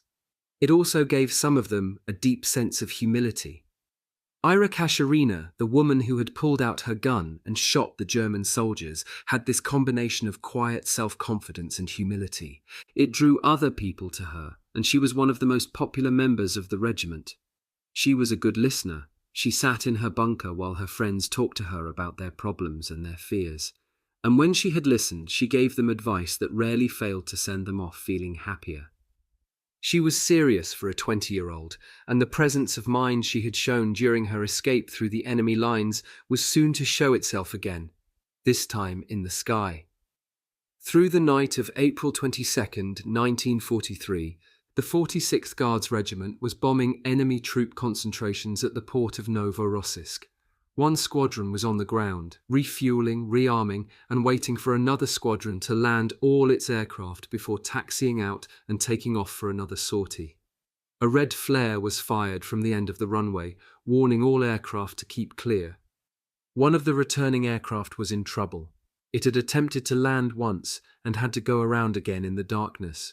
No one knew it at that time, but the pilot was dead. Flying the aircraft from the back seat was Ira Kasharina. It was not until later that night that Ira was able to tell her friends the full story. She and her pilot, Dusi Nosal, had dropped their bombs and were turning for home when they were hit by flak from the heavy barrage of German anti-aircraft fire. They were caught in the beams of several searchlights, and then a German night fighter was upon them. With terrifying suddenness, there were several explosions in the front cockpit as cannon shells exploded around the pilot. The PO-2 immediately rolled onto its back and dived away out of the searchlight beams. It seemed like a piece of brilliant evasive flying, and Ira shouted, "Well done," through the intercom. But the dive continued and the pilot made no reply.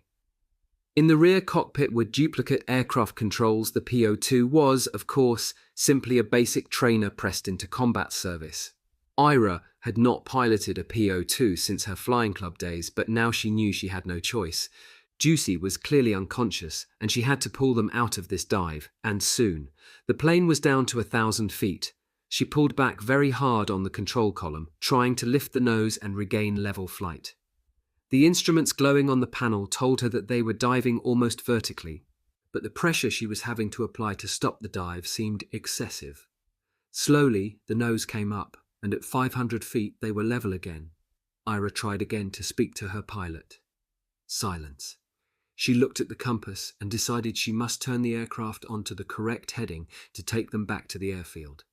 It meant a gentle turn to the left, which involved coordinating her left foot on the rudder pedal to turn the nose with a push on the stick to the left to roll the wings into the turn. The pedals were so stiff they would hardly budge, and the stick resisted all but the most violent tugs. Marina Chichnova told me, "Poor Ira." It dawned on her then that her pilot was slumped over the controls with even her feet obstructing the movement of the rudder pedals. It was a terrifying predicament to be in, particularly with German night fighters around. She was still getting no reply on the intercom, so she raised herself from her seat to a half-crouch position and felt over into the front cockpit. The slipstream battered at her face and tried to whip the goggles from her eyes. The aircraft, as if with a life of its own, continued to fly straight and level, the engine pop-popping and the exhaust pipes occasionally belching flame. But Ira knew that at any moment its equilibrium could be upset, and she had no control over it. One hand clutched the top of her cockpit, and the other, minus its glove, groped towards the pilot's head. The helmet had a large hole in it, and Ira's numbed fingers poked through the tom fur into a warm, sticky mess that slithered away under her touch. Her friend's brains were moving under her fingers. She pulled her hand away in horror. In the glow from what remained of the front cockpit's instrument panel, she could see Dusi's long legs, wrapped in that moment of death around the control column sticking from the floor. Somehow they were jamming the rudder pedals too. There was nothing she could do for her friend now. She took a firm grip of the dead woman's collar with her left hand and yanked with all her strength. The head fell to one side, but the body scarcely moved. Still, the marvellous little aeroplane droned on through the sky, straight and level. Ira stood up in her cockpit, leaned forward as far as she dared, and pulled at the pilot's collar with both hands. The body jerked up, and the head lolled backwards, hanging out into the slipstream. Still holding on to the collar with her left hand, Ira eased herself down into her seat as far as she could. To keep her friend pulled up far enough to clear the controls in the front cockpit, Ira had to lean far forward herself, crouched almost sideways as she held onto the collar of the corpse in front of her. It was an almost impossibly awkward position, but at least she could now use her controls to fly the aircraft from the rear cockpit. Awkwardly, she turned onto a course for the airfield. Her arm was beginning to ache almost unbearably. Each time she looked up from the instruments to peer ahead, there was the hideous sight of the pilot's head jerking back and forth in the slipstream as if in a frenzy of life. As the pain grew in every sinew of her shoulders and arm muscles, Did it ever occur to Ira to tip the aircraft on its wing and throw Ducey's body into the darkness of the night? To the women who lived and died in the little night bombers, such a suggestion would have been unthinkable. To a trained navigator like Ira, navigation was almost second nature. That was not the problem. But now, as she approached the vicinity of the airfield, she knew she must fly low to pick up the hidden landing lights. She stood up into a half crouch and bent her arm to give it a second's respite. Then she was back in her seat. There were the lights. She lined the aircraft up and descended towards the field. The strain of holding the dead pilot away from the controls had driven Ira to the stage of wriggling involuntarily in her seat, with the mental as well as the physical strain. Before she could help herself, her fingers had relaxed and the corpse slipped back out of sight into the front cockpit.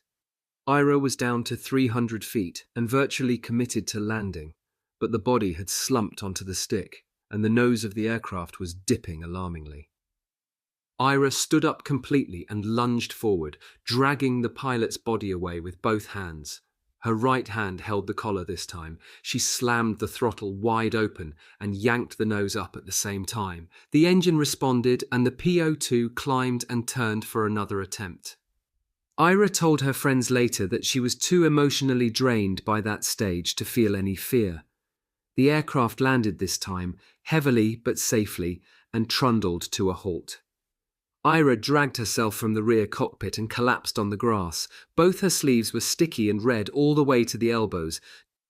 Ducey Nosal had been one of the regiment's best pilots, with 354 combat missions to her credit. She was posthumously awarded the title of Hero of the Soviet Union. For her outstanding courage, Ira received the Order of the Red Flag. There had been a shower of April rain on the day they buried Ducey Nosal. The grass glistened brightly in the sunlight as her friends wrapped up the little personal treasures from her bedside and sent back the unopened letters. Funerals were becoming almost commonplace, but the anguish never diminished. There was now a row of mounds near the centre of the airfield. Firm shoots of grass were pushing through the ground, and in the summertime, when the regiment had moved on to new airfields, the flowers they had planted would burst into life on the graves. In the midst of all this suffering and death, love was flourishing everywhere.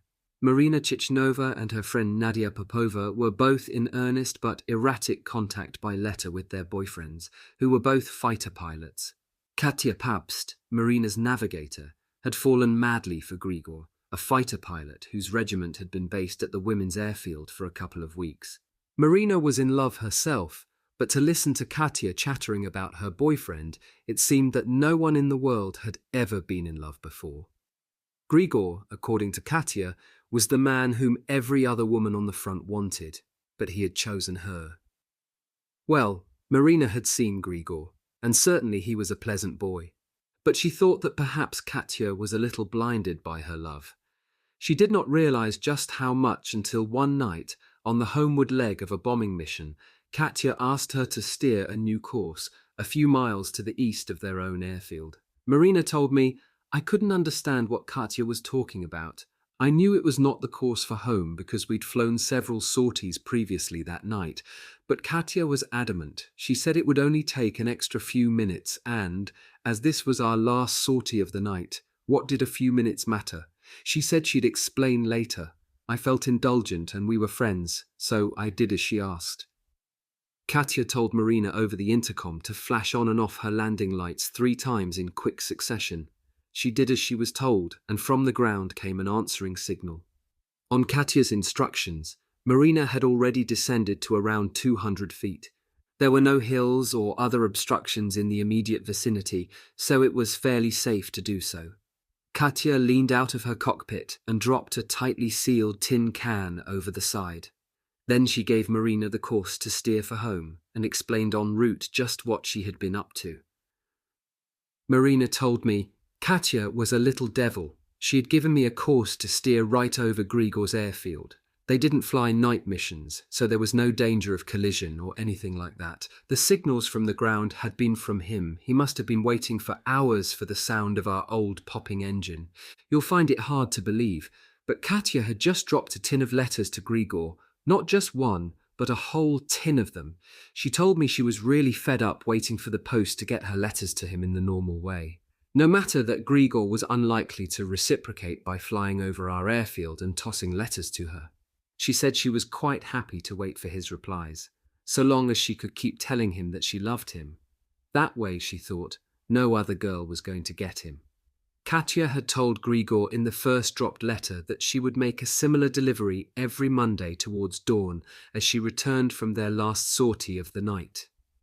He was not to risk the severe disciplinary action that was bound to ensue if he were caught signalling from the ground, she had written. He was simply to look for the can on the west side of the airfield. But the naive and charming game was a short one for the young lovers. A few days after the second drop, Katya heard that Grigor had been killed in action near Novorossiysk. The remains of the rusting tin can bearing the neatly written words of young love may still lie in the long grass of an overgrown and deserted fighter base somewhere in the northern Caucasus. Chapter 11. The Battle of Kursk, Spring, 1943. Larissa Rasanova had had a typically nerve-wracking night. She had flown half a dozen sorties in her PO-2 bomber over Novorossiysk, and now, at 9 in the morning, after only 5 hours' sleep, she was not in the best of humours with the sergeant standing beside her bed, vigorously shaking her awake. Then Larissa remembered, today she was to fly to Armavir, a town about 100 miles east of their airfield. There, at the main engineering workshops, her PO-2 was to be given a thorough overhaul to give the poor old battered airframe and engine a new lease of life after the hammering it had taken in combat during the past 10 months. It was a beautiful April day, and despite a bit of a headwind which slowed the old aeroplane down to a speed of around 80 miles per hour over the ground, she landed at Armavir in under 2 hours. The overhaul would take several days, and Larissa had been given the address of the family of one of her friends from the regiment whose home was in Armavir. She parked the aircraft at the workshops and reported to the senior officer. She was about to start walking towards the town centre, with her little bag slung over her shoulder, when the officer called her back. Larissa told me, the officer said he had an engineer who had to be flown to the town of Grozny, 300 miles away towards the Caspian Sea. He was needed to help complete some important work there. The officer said that it would mean my aircraft's overhaul being put back for several days, but that Sergeant Litvinov was needed urgently at Grozny. Larissa's ears perked up. Did you say Litvinov, sir? Ilya Litvinov? The officer said yes, that was the sergeant's name. Was her PO-2 airworthy for such a flight, or should he get someone else to do it? Larissa lied. Perfectly airworthy, sir, she told me. It was the sort of surprise that makes your heart leap. Ilya was my boyfriend, and I hadn't seen him for months. I had no idea that he was here in Armavir. I could hardly contain myself with excitement. She turned back towards the workshops and found her Ilya lying underneath a fighter working on a hydraulic pipe. She called his name, and he eased himself out from underneath and squinted at her through the oil that had spilled through his fair hair and trickled over his eyebrows. He leapt to his feet, and as she rushed to embrace him exuberantly, he held her off at oily arm's length with mock severity. Later, he laughed, and they arranged to go to a travelling army entertainment show in the town that night. Larissa was glad now that she had thought to bring with her a pretty skirt and a spare shirt. By the time she got to her friend's family home, the fatigue of the previous night's combat and the excitement of meeting Haya again had combined to make her feel exhausted. Her friend's young sister promised to iron her skirt and shirt for that night's date, and the mother insisted that Larissa lie down and try to sleep for a couple of hours at least. She woke up from a heavy sleep half an hour before the time of her date. The young sister looked guilty and shamefaced as she came into the main room of the little house. Larissa's brown uniform, which was crumpled and sweaty, had been washed by the mother, and even now was flapping on the clothesline outside the house. On the table sat the iron that the sister had been heating on the fire to press her skirt and shirt. Over the back of a wooden chair lay her neatly ironed outfit for the evening. There seemed, though, to be an extraordinarily strong smell of kerosene everywhere. Then the young sister confessed. Larissa told me she had knocked over the kerosene lamp with her elbow while she'd been ironing. It had drenched both skirt and shirt, and now there was a distinct dark stain over both of them. I was heartbroken, but the girl was so clearly upset with what she'd done that I couldn't be angry with her. There was no choice now, I'd just have to wear the clothes. My uniform was still wet on the line. We drenched the clothes with eau de cologne that the sister gave me, and I got dressed. My friend's mother tried to make me feel better by telling me that spilling something on a dress before meeting a man was considered a good omen in Armavir. It meant, she said, that I would marry the young man I was meeting that night. Still, I wasn't feeling my usual confident self as I walked through the streets to the theatre. I kept sniffing at the blouse, but my sense of smell was so mixed up by that time that I really had no idea whether I smelled like a tractor or a fine lady. Larissa remembers very little about the entertainment in the theatre. She sat through the performances, gazing into Ilya's eyes and whispering to him. But she had a problem. Though she had to keep her voice down to avoid the wrath of the others in the audience, she did not dare to let her body get too close to his, lest he smell her strange perfume. Sitting on her left was a girl she knew slightly. At one point she leaned towards her and whispered, "How do I smell?" The girl gave her a very odd look and shifted in her seat uncomfortably. Well, that wasn't much help to her. She tried holding her breath and exhaling slowly to clear her sense of smell, then taking a deep sniff. It seemed that the kerosene was winning the battle with the eau de cologne. She took another deep breath and held it again. Ilya asked her if there was anything wrong. "Do you like my perfume?" she asked uncertainly. "It's delightful," he said. "What's it called?"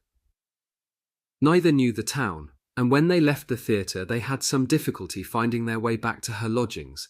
They found the street eventually and sat on a wall near the house talking for hours. They had so much to tell each other.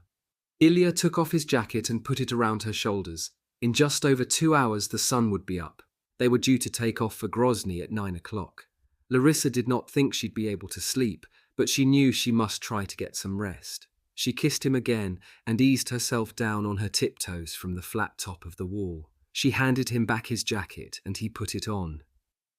"I've just remembered the name of your perfume," he said, "and I'm going to get some more of it for you tomorrow, as much of it as you want. We've got barrels of it at the workshops." It was light enough for Larissa to see the broad, mischievous grin on his face. She punched him playfully on the shoulder and found release from her embarrassment in an outburst of laughter. So much for her subterfuge. The flight to Grozny was going to take the little aeroplane across some of the Caucasus mountain range, and Larissa had plotted a course that would avoid the highest peaks. Ilya settled himself in the rear cockpit, and Larissa warned him to keep his hands and feet clear of the controls. Then they were airborne. It was another beautiful spring day. As they approached the mountains, she changed course several times to sweep along the floors of valleys. Ilya was enjoying himself hugely. At one stage he asked Larissa if he could try flying the aircraft. She told him over the intercom, with mock severity, that it was strictly against regulations, but she did fly lower, hedge-hopping occasionally to keep the adrenaline flowing for the fun-loving man in the rear cockpit. She had told a white lie when the officer had asked her the previous day if her aircraft was airworthy for this trip. Well, she certainly wouldn't have let anyone else fly it. The engine had been playing up a bit recently, and the airframe had been patched so many times that she sometimes wondered if there were anything of the original canvas left. But she almost regarded it as a living being. It had carried her through so many combat flights, and she honestly felt she could trust it to make this trip before the overhaul. Besides, she had not been prepared to allow anyone else to take away from her this chance to spend time with the man she loved. When they stopped at a small military airfield to refuel, they both clambered out of the PO2 to stretch their legs and drink some tea. They reported to a senior officer and showed him their orders, and then lay on the grass as the fuel tank was topped off. An engineer approached them and asked to speak to the pilot. Larissa told me. The man was a sergeant, and he told me that the officer in charge of maintenance had taken a look at my aircraft and said to the crew that it shouldn't be allowed to fly on to Grozny, through the mountains, in the state it was in. He gave me the warning, winked at me, and then walked away. The officer was nowhere to be seen, Ilya and I strolled over as nonchalantly as we could to the aeroplane, climbed in, and before anyone could stop us, we were airborne. Well, no one had told me officially that there was anything wrong with the aeroplane, and Ilya was an engineer himself. He wouldn't have allowed me to fly it if he'd thought we were in any real danger. There may have been a difference of opinion about the airworthiness of the aircraft, but it was obviously a borderline case at the least. Still, the young lovers arrived at Grozny and made a perfect landing on the military airfield. In their drive towards the oil fields of Baku on the Caspian, the object of Hitler's offensive through the Caucasus, which had ended in disaster at Stalingrad, the German army had driven eastward to within a few miles of Grozny. It had considerable strategic importance and was part of the oil pipeline network from the south. Now, though, the Germans had withdrawn towards the Ukraine and into the Kuban, where Larissa had been bombing them only 2 days before. The war seemed very far away during the 3 days the young couple spent in the town. Larissa saw very little of Ilya during the day he was at the airfield working on his project, but she managed to get a mechanic to make sure the engine of her aircraft was not likely to seize up in flight on the way back. In the evenings, she and Haya walked on the outskirts of the town. Spring flowers were everywhere, and it was difficult to believe the Germans had come so close to overrunning this place. On their last day, Ilya arrived at the house where she was billeted with a box full of sausage meats, bread, and a small bottle of wine. She had already eaten with the family of the house, but she did not wish to offend him, so she had another meal. The wine gave them the taste for more alcohol, and that evening they scoured the town. They found a shop with a stock of Russian champagne. Ilya had a few rubles, and so did Larissa. After much haggling, they staggered from the place with no fewer than 20 bottles of the sparkling wine stuffed into boxes. Larissa told me, it was like stumbling across a treasure trove. It was too good an opportunity to miss. We decided to take the champagne back in the aircraft with us to keep in our different regiments for special occasions like birthdays. Next morning, the precious bottles were crammed into the back cockpit, and the pilot and the engineer took off and headed back to Armavir. They had been flying for about half an hour when Larissa turned her head around and grinned at Haya, placing one finger at the side of her nose and making a scratching movement. She told me it was sign language of the time, which meant, "Do you fancy a drink?" Ilya nodded his head enthusiastically and ducked down inside the cockpit. He fumbled for a moment with the cork. Then there was a spray of champagne as the cork exploded into the slipstream. He tipped his head back and had a swig, then passed the bottle forward to me. Larissa put the PO2 on full power, climbed a few hundred feet, and then settled it back into level flight before taking a drink from the dark green bottle. It was delicious, not too dry, and the bubbles tickled at the back of her nose. She took another pull at it, then stretched her arm back and handed it to him. The wine was heady stuff. She was beginning to feel very gay. Haya passed the bottle forward again, and she noticed to her amazement that it was empty. They were passing over a small lake. She stuck her arm out stiffly and watched the bottle tumble down to make a tiny splash on its surface. Ilya had been chattering to her over the intercom, and as she dropped the empty bottle, he asked, "Well?" She turned around and he was scratching the side of his nose. She giggled, and Ilya lifted in front of his face another bottle which he had already opened. It went down just as quickly. She had eaten a lot of black bread at breakfast, but the champagne was nonetheless being absorbed very quickly into her bloodstream. It felt good, though, and she was flying perfectly well. At 2,000 feet in a clear blue sky, she had lots of margin for error. Once she saw a squadron of Soviet fighters several thousand feet above, flying across their path, but there was very little other air traffic about. When she asked Haya if he was tightly strapped in, his speech seemed to her to be slightly slurred. She giggled again and told him to hold on. She opened the throttle wide and pushed the nose down. She leveled out at 2,000 feet, and from the back seat, Ilya whooped his approval. This was really living. Larissa felt she had never flown better. She thought of rolling the aircraft on its back, but remembered in time that that would only have resulted in a trail of broken champagne bottles along their course. She swooped across a little village, and Ilya waved and shouted at some people in the street. Larissa told me, "I'd never felt better in my life." The man I loved was in the back seat of my little aeroplane. My head was buzzing in the most beautiful way. Then Haya asked me again if I would teach him to fly. I must have been tipsy. I told him he could, and I put my hands on top of my head to show him that he had control. Really, he did tremendously well at first. He didn't do anything silly. He just maintained the height we were flying at and kept the wings level. He was shouting and singing, and when I tried to put my hands back on the controls, he shouted, "No." Larissa looked at her altimeter. They were down to 100 feet. She told him she was taking control again, and he replied that he would release the controls only if she promised to open another bottle of champagne. She needed no persuasion. She turned around to take it from him and saw that his head was inside the cockpit, fumbling for a bottle.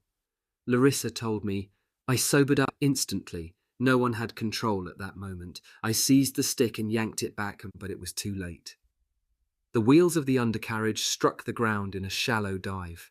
By every rule, they should both have been dead within the next 5 seconds. But good fortune was favouring the airborne champagne drinkers. The PO2 did not dig its own grave in the ploughed field. It bounced into the air, then dipped and ploughed its own furrow across the dark earth for a few yards, before limping into the air again and slowly climbing away. As they passed through 500 feet, Larissa risked a look over her shoulder at her boyfriend. His face had turned a dreadful shade of greyish-green, and he was being violently and messily sick into the slipstream. Larissa decided that for several good reasons, flying and drinking were pleasures that should be kept entirely separate. The Soviet Marines who had secured the toehold at Novorossiysk by landing from the sea behind the Germans were dependent on resupply of ammunition, food, and other supplies by sea. On the beachhead with them was one Leonid Brezhnev, political commissar of the 18th Army. During the fierce attack and counterattack that punctuated the months, the Russians doggedly held on to their beachhead. Now, bad weather had made supply by sea impossible. The only way to resupply the Marines was by airdrop at night. The area designated for the drop would require a very accurate, low-speed approach if it were to be successful. The ideal aircraft was the PO2. The 46th Guards Regiment was selected for the mission. The briefing took place in the downstairs room of a large house near the front line, where it merged with the Black Sea. Half an hour's flying time along the curve of the coast lay Novorossiysk. The aircrew trooped into the room for their briefing by a senior naval officer. The light came from oil lamps made out of old shell cases, and across the table was spread a map. Nadia Popova told me, "We all had on our full flying kit, and when we took off our flying helmets, the officer's face changed as he saw our long hair tumbling down. He had obviously not been told that girls would be flying the mission." I looked around me. Several of the girls were grinning at his reaction. We all knew what he was thinking, but we got to the stage then where we merely found it amusing. We didn't react the way we might have done a few months before. The crews were given specially prepared maps showing the depth of the beachhead and the direction in which it ran. They were assured that at a pre-arranged time the beleaguered group would illuminate the dropping zone with a large fire. The last radio communication from the beachhead had been a desperate one. They were virtually out of ammunition and medical supplies for the many wounded. They were exhausted, hungry, and worse, they had no drinking water left. The aircraft had been fueled, and slung under the wings where the bombs usually went were large cigar-shaped canisters containing ammunition, medical supplies, food, and tightly sealed freshwater containers. To avoid smashing the canisters, the drops would have to be made from very low levels. A mistake of a few meters either way would mean the vital supplies falling into German hands. None of the crew was under any illusion about the sort of vulnerable targets they would present at low level in their slow-moving aircraft, even in the darkness. It was, to say the least, a very dangerous mission. The winds that had whipped the sea into waves which prevented landing craft from ferrying supplies ashore had also made flying conditions treacherous for the little biplanes. Switches were flicked down inside the cockpit, chocks were pulled away, and mechanics stood on tiptoe to swing the propellers into swirling motion. Pilot Serafoma Amosova took off first with her very experienced navigator, Ksenia Rudnova. In normal bombing missions, the women kept several minutes flying time between themselves. On this sortie, though, they took off at shorter intervals. They wanted to spend as little time as possible over the target after the first aircraft had alerted the enemy to their airdrop. The aircraft climbed away and swung out to sea before setting a course to Novorossiysk. It was a very dark night. When their eyes became more accustomed to the gloom, they could not see even the glimmer of a horizon ahead. Flying was completely on instruments, but 3,000 feet below was the storm-lashed surface of the sea. They could not see the waves, which was just as well for their peace of mind, but frequently the whitecaps would foam briefly in the darkness below. Marina Chichnova told me, "It was very difficult to keep the aircraft on course. The wind was gusting and throwing it around. Sometimes the PO2 would drop suddenly about 100 feet and my stomach would lurch. My head was inside the cockpit, concentrating on the instruments most of the time. The heavy canisters under the wings didn't make control any easier, and the thought of those cold black waves below us wasn't a nice feeling at all. We knew that if we had engine failure over the water, there wasn't a hope in hell of surviving. It was cold and the rain was beating into the cockpit from all directions. I had to wipe the glass on the instruments to see what I was doing, and my goggles were just the same. It wasn't the sort of weather you would choose for sitting in the pitch black in an open cockpit. But I just kept thinking of our men on that beach, and the sound of that faithful old engine popping away in front of my feet was a great comfort to me as we battered through the storm. It was, even by the standards of the PO2, a slow flight, but as they neared the beachhead, they saw a rocket flare being fired and the flashes of gunfire which indicated the continuing action. According to plan, the aircraft crossed the coast and switched off their engines, then turned parallel to the coast as they pushed their noses down into a gentle glide, looking for the signal fire. The line of luminous water breaking against the shore was clearly visible even in the darkness. Then, a mile ahead, they spotted the row of signal fires. They descended in their glide to a height of 150 feet and yanked the levers that released the canisters.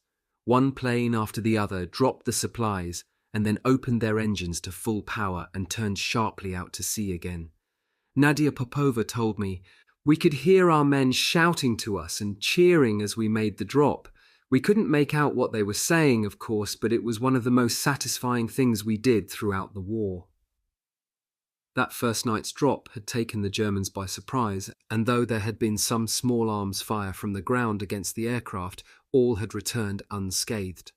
But the bad weather continued to hamper resupply by sea, and they were forced to repeat their hazardous night drops for a number of succeeding nights. They tried to vary their tactics by approaching from different directions, even gliding in from behind the German positions, hoping that silence and the blanket of night would give them some protection. Nothing could alter the fact, though, that they had to fly over the dropping zone at a very low altitude. The Germans were waiting for them, and the hail of small arms and light automatic fire was horrendous. Their own troops would keep up a very heavy concentration of fire against the enemy during the drop, but as Nadia Popova told me, it was miraculous that we did not actually lose any aircraft during these operations. I limped back across the sea one night with most of the control surfaces on my wings shot away. I literally had holes in my flying kit where shrapnel had torn it. Several girls were wounded by ground fire, and the fuselage and wing surfaces of almost every aircraft were ripped and torn with bullet holes. The PO2 may have been the slowest aircraft in the Air Force, but it took some incredible punishment and just kept flying. No wonder we all loved it so much. It was Marina Chichnova's 500th mission. To have come through that sort of ordeal physically intact was an achievement that demanded some sort of recognition, so there was a party that day. There had not been any opportunity to scrounge the necessary ingredients for a cake, but Yevdokia Bershanskaya showed the sort of resourcefulness one would expect of a regimental commander. The women gathered together and with a great show of mock dignity presented Marina with a bulky oval-shaped parcel. Everyone else knew what it contained, and they giggled as she tore away layer after layer of brown paper, cautioning her not to be too rough, as the parcel contained something very delicate. The last sheet was carefully peeled away, and there, revealed, was the symbol of her battle achievements, a giant watermelon, Carved on its surface was the figure 500 and a drawing of a PO2. She cut it up like a birthday cake and gave everyone a tiny portion. Celebrating their own survival always raised unspoken questions about loved ones elsewhere. For the few who were married, and particularly for those with young children, the separation from their families was particularly harrowing. It's difficult to understand how women like Yevdokia Bershanskaya managed not only to fly in combat, but to assume command responsibilities with such success. Her husband was fighting on another front, and her son had been sent into the care of his grandmother in Krasnodar in the Caucasus when his parents went off to war.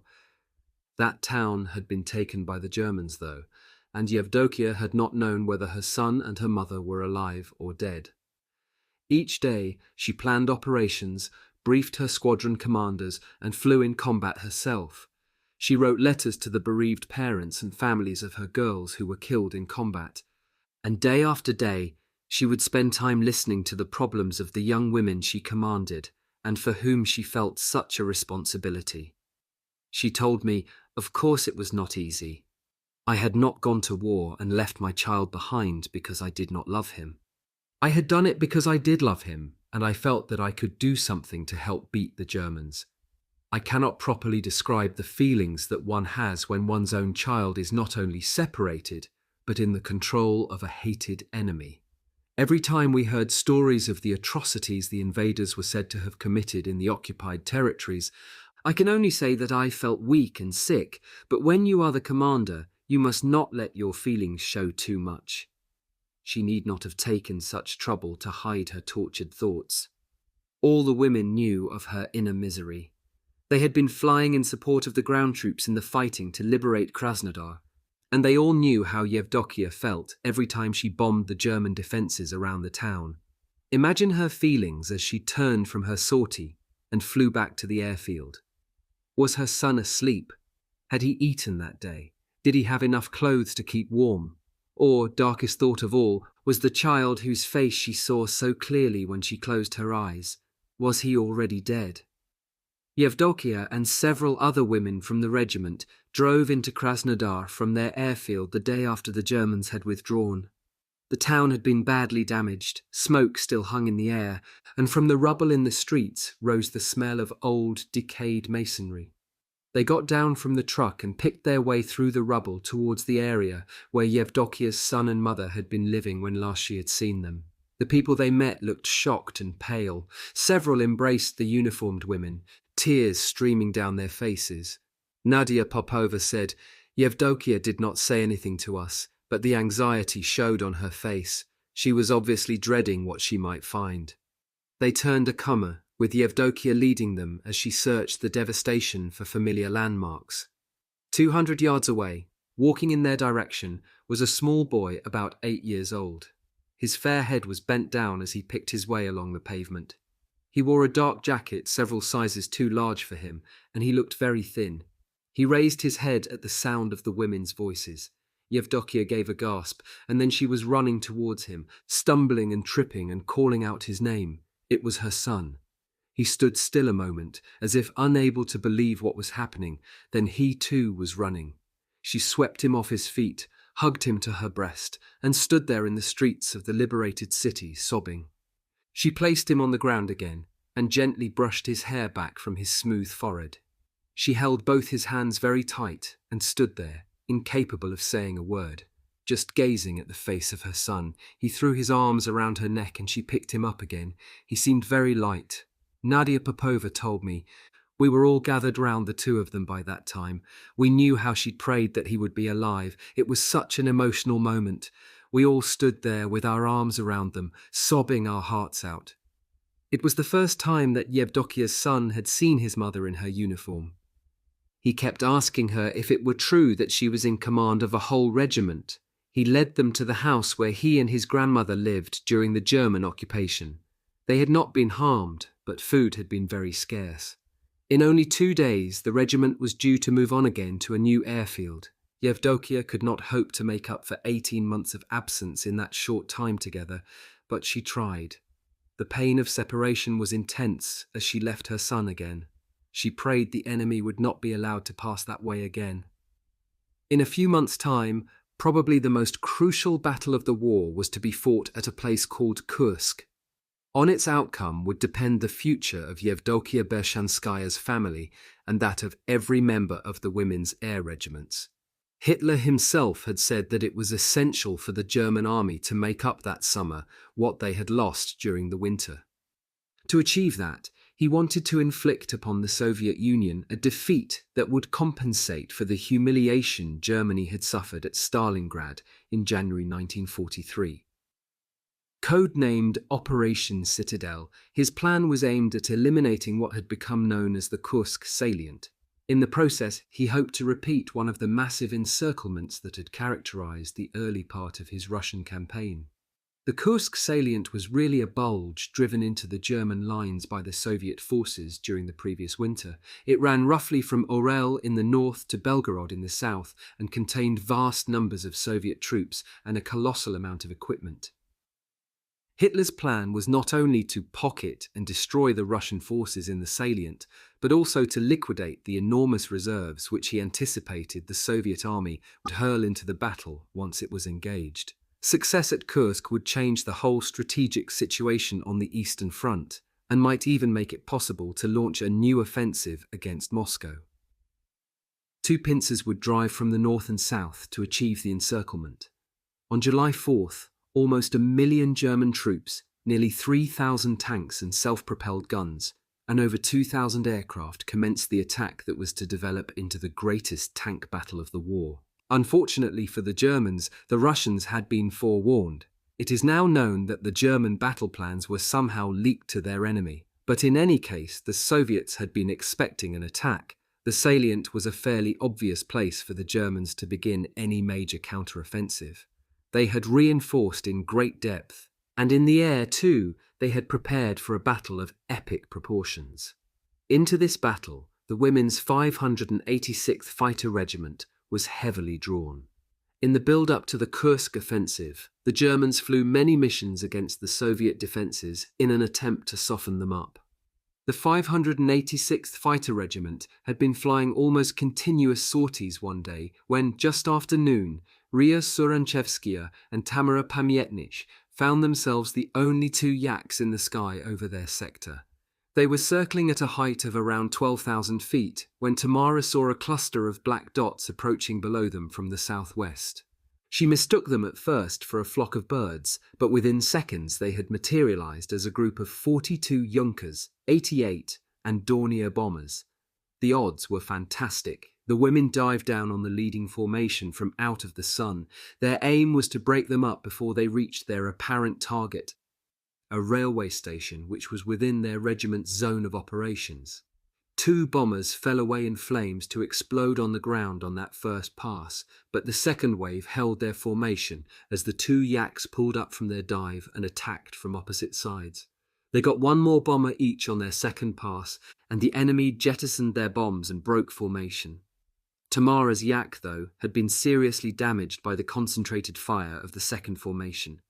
It spun out of control and she hurled herself from the yak, opening her parachute at under 1,000 feet.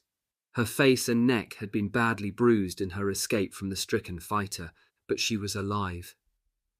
As she floated down, her fighter was burning in a field nearby. Up above, she could see Ria's yak pursuing the broken formation of German bombers. Ria wrote later, "When I saw Tamara falling, I was sure she was dead. I felt a mixture of grief and anger and pressed home my attack until the ammunition had been exhausted. My engine had overheated. One think it had sprung an oil leak. Hot steam started to fill the cockpit, and I had to switch off the engine arid glide. I did a belly landing on a hillside. As I got out of the cockpit, peasants were running towards me waving pitchforks and scythes, and one even had an old shotgun. Then they saw the red stars on the fuselage and they dropped their weapons and started hugging and kissing me. Then I took off my helmet and goggles and my hair fell down around my shoulders and they stepped back in amazement." The day the 2 women fighter pilots took on the 42 bombers became a newspaper story around the world, and both Ria and Tamara were decorated for valor. Above the Kursk battlefield, more than 4,000 aircraft of both sides were operating over an area only 12 miles by 30 miles. Battles involving up to 150 aircraft were commonplace, and it was not unusual for up to 300 fighters to be involved in combat. Gallia Bordina recalled, "The sky was so full of aircraft in such a small area of airspace that it was terrifying. German and Soviet fighters were whirling and diving everywhere. You would be involved in a fight with another aircraft, and a couple of other dogfights would be taking place in between yours, it seemed. The risks of collision were enormous, even with your own side. It was a complete melee, and most of the aircraft were flying at very high speed. I broke out of the fight briefly to gain height and look for a target. I dived down and pulled up underneath the Messerschmitt 109 and raked it with machine gun and cannon fire. It fell away immediately, burning. I had shot down 2 other Germans before that, a bomber and a transport, but that was my first fighter. I didn't feel any pity for the man I'd killed. When it's kill or be killed, you don't feel that sort of thing. I preferred not to see the face of an enemy. Once, when I was attacking a bomber, I got close enough to see the features of the gunner, and I remembered that it was other human beings we were firing our guns at." As the battle raged on the ground, hundreds of tanks fought to the death. Gallia said, "It was a sight you could never forget. You could not hear the sound of the tanks firing over the noise of your engine, but you could see the flashes from the muzzles and the great clouds of dust as they raced towards each other. Everywhere, littered for miles, were the burning hulks of tanks that had been destroyed by each other's fire or by German and Soviet ground attack aircraft. Great clouds of smoke hung over the battlefield from the burning armor. It was thick and oily, and as you flew through it, it seeped into your cockpit. I can almost smell it now." Great tensions spread among the civilian population as reports reached them of the start of the Kursk battle. Most realized that this enormous clash would have important consequences for the course of the war. When the battle ended, the Germans had failed. The 2 arms of their Panzer were 100 miles apart when their offensive ground to a halt. From that point on, the initiative passed to the Russians. The Germans were not yet defeated, but their losses in men and equipment would never be made up. It had been the decisive battle of the war. As they advanced into Germany, Soviet troops were sometimes known to commit rape and other crimes of brutality against the civilian population. The bestiality displayed by some of the German forces during their occupation of enormous parts of the Soviet Union was also well known, but the women of the 586th Fighter Regiment were shaken when they personally encountered the human consequences of the treatment some of their defenseless countrywomen had been forced to endure. They entered a village near Kursk to get food supplies and visited a house to which they had been invited by one of the village women. Sitting in a chair in a corner of the room was a girl around 16 years of age. Her head was slumped forward and to one side, and her tongue was hanging from her mouth.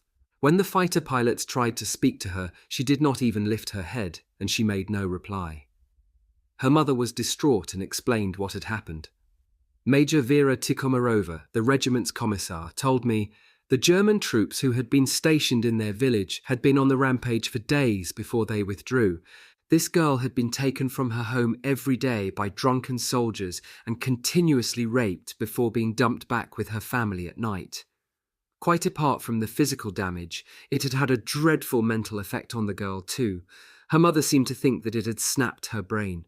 She had not spoken to anyone since it happened, and she shook with fear whenever a man entered the house. The women's regiment was based near the village for several weeks, and they brought their own regimental doctor to attend to the rape victim. The women visited her frequently. Those who were billeted in the village spent hours talking to her, or simply sitting with their arms around her, giving her love and comfort. They washed her hair and bathed her body. Gradually, she began to communicate with them. As the bruises on her face and body began to heal, so too did she begin to understand that there could once more be a normal life beyond her hideous ordeal. By the time they moved on, she was clinging to them as if they were surrogate mothers, though they were scarcely any older. The girl they nursed is now a mother of 2 children. Each year she makes a sort of pilgrimage to the square where the Bolshoi Theatre stands in Moscow, and where war veterans gather annually for a rally. There she seeks out women like Vera Tikhomarova, to thank them for the kindness they showed her when the ugliest face of war so savagely ended her innocent childhood. It had always been a fear of the aviators that they would fall into the hands of the Germans. The image of the fascist beast was assiduously fostered by Soviet propaganda, and what the women had seen here strengthened their resolve that they would never allow themselves to be captured. The last bullet in their pistols, they vowed, would be for themselves. Near Kursk, the orchards were bearing a heavy crop of apples late that summer. Vera Tikhomirova went around, with a truck trying to buy the fresh fruit, which was a welcome variation to the rather boring diet imposed on the regiment. But those from whom she tried to buy were not interested in her rubles. They were desperately short of clothes. Paper money was not going to keep them warm during the coming winter, and warm clothing was next to impossible to buy. Vera rounded up some old, discarded, ragged uniforms and underwear, and returned to the airfield with a load of apples. Vera's role as a political commissar was to sustain the party line and ensure that there was no official deviation from the official view of the war. As the aviators were almost all members of the Young Communist League and enthusiastic volunteers into the bargain, this could not have been a very taxing proposition. But she also saw herself as someone to whom the women could turn with their personal problems. She was about 30 then and had been married for 10 years. A shrewd and worldly woman, she had herself passed through most of the emotional traumas that her charges were experiencing in their relationships with the opposite sex. Many of them were now going through the pains of their first love affairs, either with young men they had met since joining the Air Force, or with sweethearts they had fallen in love with before they joined up. Vera told me, "I tried to keep my eyes open for any signs of serious emotional problems. All the girls suffered varying degrees of strain from combat flying, but, though some of them were close to it, no one actually cracked up. Letters from home could often produce fits of depression, though. It could be news of a death in the family, or it could be boyfriend trouble. I didn't want to intrude on personal grief, but the girls knew they could talk to me in confidence if it was something so personal they didn't even want to share it with their closest friends. I was a kind of release valve for them in that way." On Ria Bulayeva's birthday, Vera Tikhomirova had a typical experience as a mother confessor. After their last sorties, the women had gathered beneath a beautiful old tree to share a cake that had been baked in Ria's honor. The Russians have a deep affection for their national tree, the silver birch, but this one had been damaged by a bomb fragment during a German bomber raid on the airfield. Someone made a serious little speech about how the birch tree had survived the German bomb because the roots were so deep in the earth, and how they too would survive and conquer for the same reason. One woman, though, walked away from the group. She had been reading a letter from her mother, which had arrived for her while she was flying her last sortie. It told her that her fiancé in Moscow had married someone else. Vera told me, "I walked after the girl, and when she turned and saw me, she started crying and put her head on my shoulder. She said she couldn't bear being told like that. We sat for almost an hour, talking. I let her do most of the talking to get it out of her system. She felt betrayed, though, and nothing I could say about time-healing things made any difference. She was never the same girl after that. She survived the war but died just after it from tuberculosis. Ria Bulayeva, on the other hand, seemed to have no emotional problems. She commanded one of the 3 squadrons. She was a popular girl, and no one had been surprised when she and Yevgenia, a fighter pilot whom she had met while his regiment had been based at their airfield, had broken the unwritten law and decided to marry before the end of the war. That seemed typical of Ria.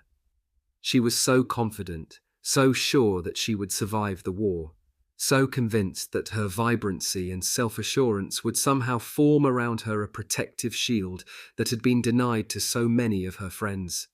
Their marriage, which took place just after the Battle of Kursk, had simply been an exchange of vows before Yevgenia's regiment flew off to another airfield. There had been no romantic honeymoon. They had kissed and embraced within the sound of the guns, and he had flown away. Filled with a longing for each other, they both carried on with their war. Ria was a very fluent pilot. She coordinated all her movements beautifully, and though she kicked and skidded her yak around the sky when she was taking violent evasive action during a fight, anyone who knew her well could always tell in normal circumstances that it was she who was flying. Then, returning from a sortie one day, she overshot the runway and came down in a field 3 miles from the airfield. She had been wounded in the leg during an attack on a German bomber, and she had said on radio that she was losing a lot of blood. The aircraft had not exploded on impact with the ground. It looked as if she made a wheels-up landing in a field before losing consciousness.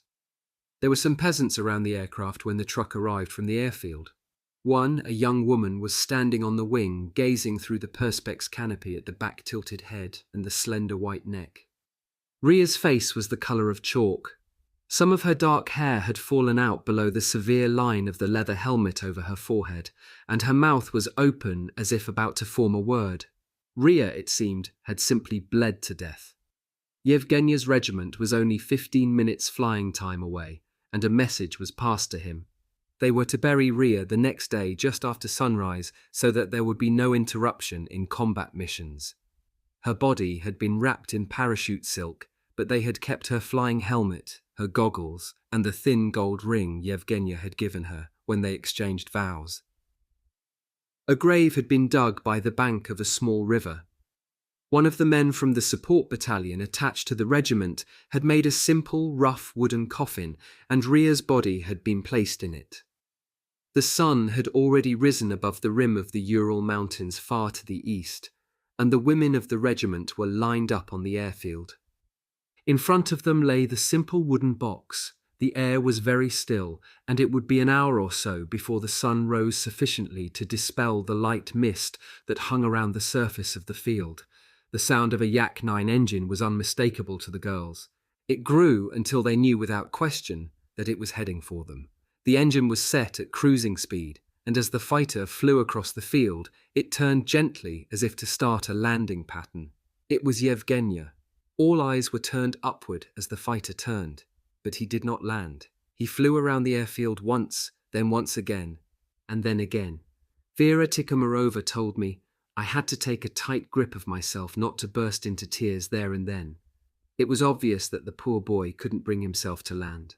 As he flew over, he must have seen us lined up there with the coffin, and on the bank of the river, the freshly dug grave. He must have flown around for about 15 minutes before he could bear to land. Yevgenya taxied his yak to a standstill and climbed out. His face was impassive, but his eyes were red. He did not ask to see his wife's body. He marched to the grave with the coffin on his shoulder, helped by 5 of Ria's friends. They lowered the box into the ground and he cried out twice, "Ria! Ria!" and began to cry unashamedly. He stood apart where no one might be tempted to touch him, and stood erect as the women drew their pistols and fired a volley over the grave. Then he slowly walked away across the airfield towards his fighter. 2 of Ria's friends, Galia Bordina and Tamara Pamietnik, the woman appointed squadron commander in her place, ran after him. 5 minutes later, 3 yaks took off in a loose formation, turned, and flew slowly over the small mound of freshly turned earth. One of the aircraft waggled its wings slowly, then the engine was opened up to full power, and it broke out of the formation and headed west. 2 weeks later, Yevgenya was killed in action. Chapter 12. The White Rose of Stalingrad. Alexei Salomatin was dead and buried. Lily carried with her everywhere a small photograph that one of the pilots had taken of Alexei and herself sitting on the wing of her aircraft, his arm around her shoulder. She did not want to talk about him to anyone.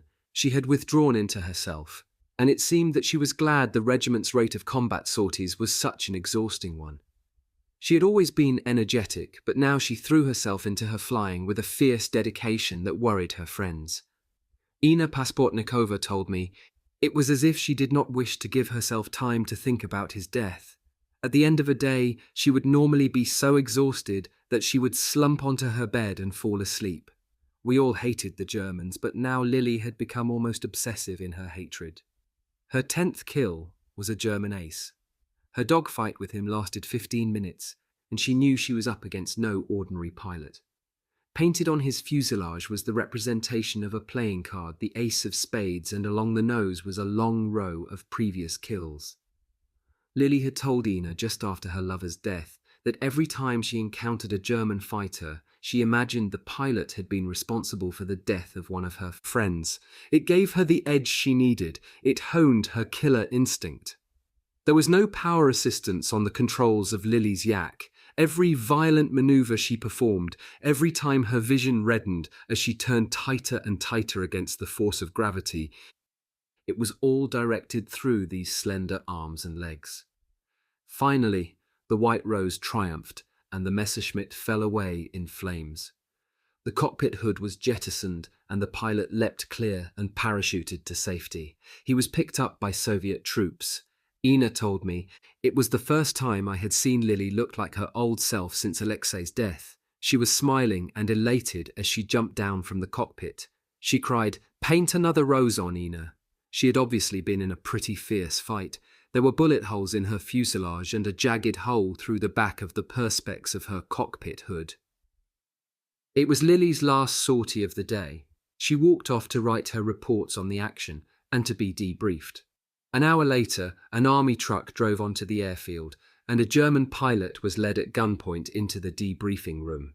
A tall man with close-cropped grey hair, he was considerably older than most fighter pilots.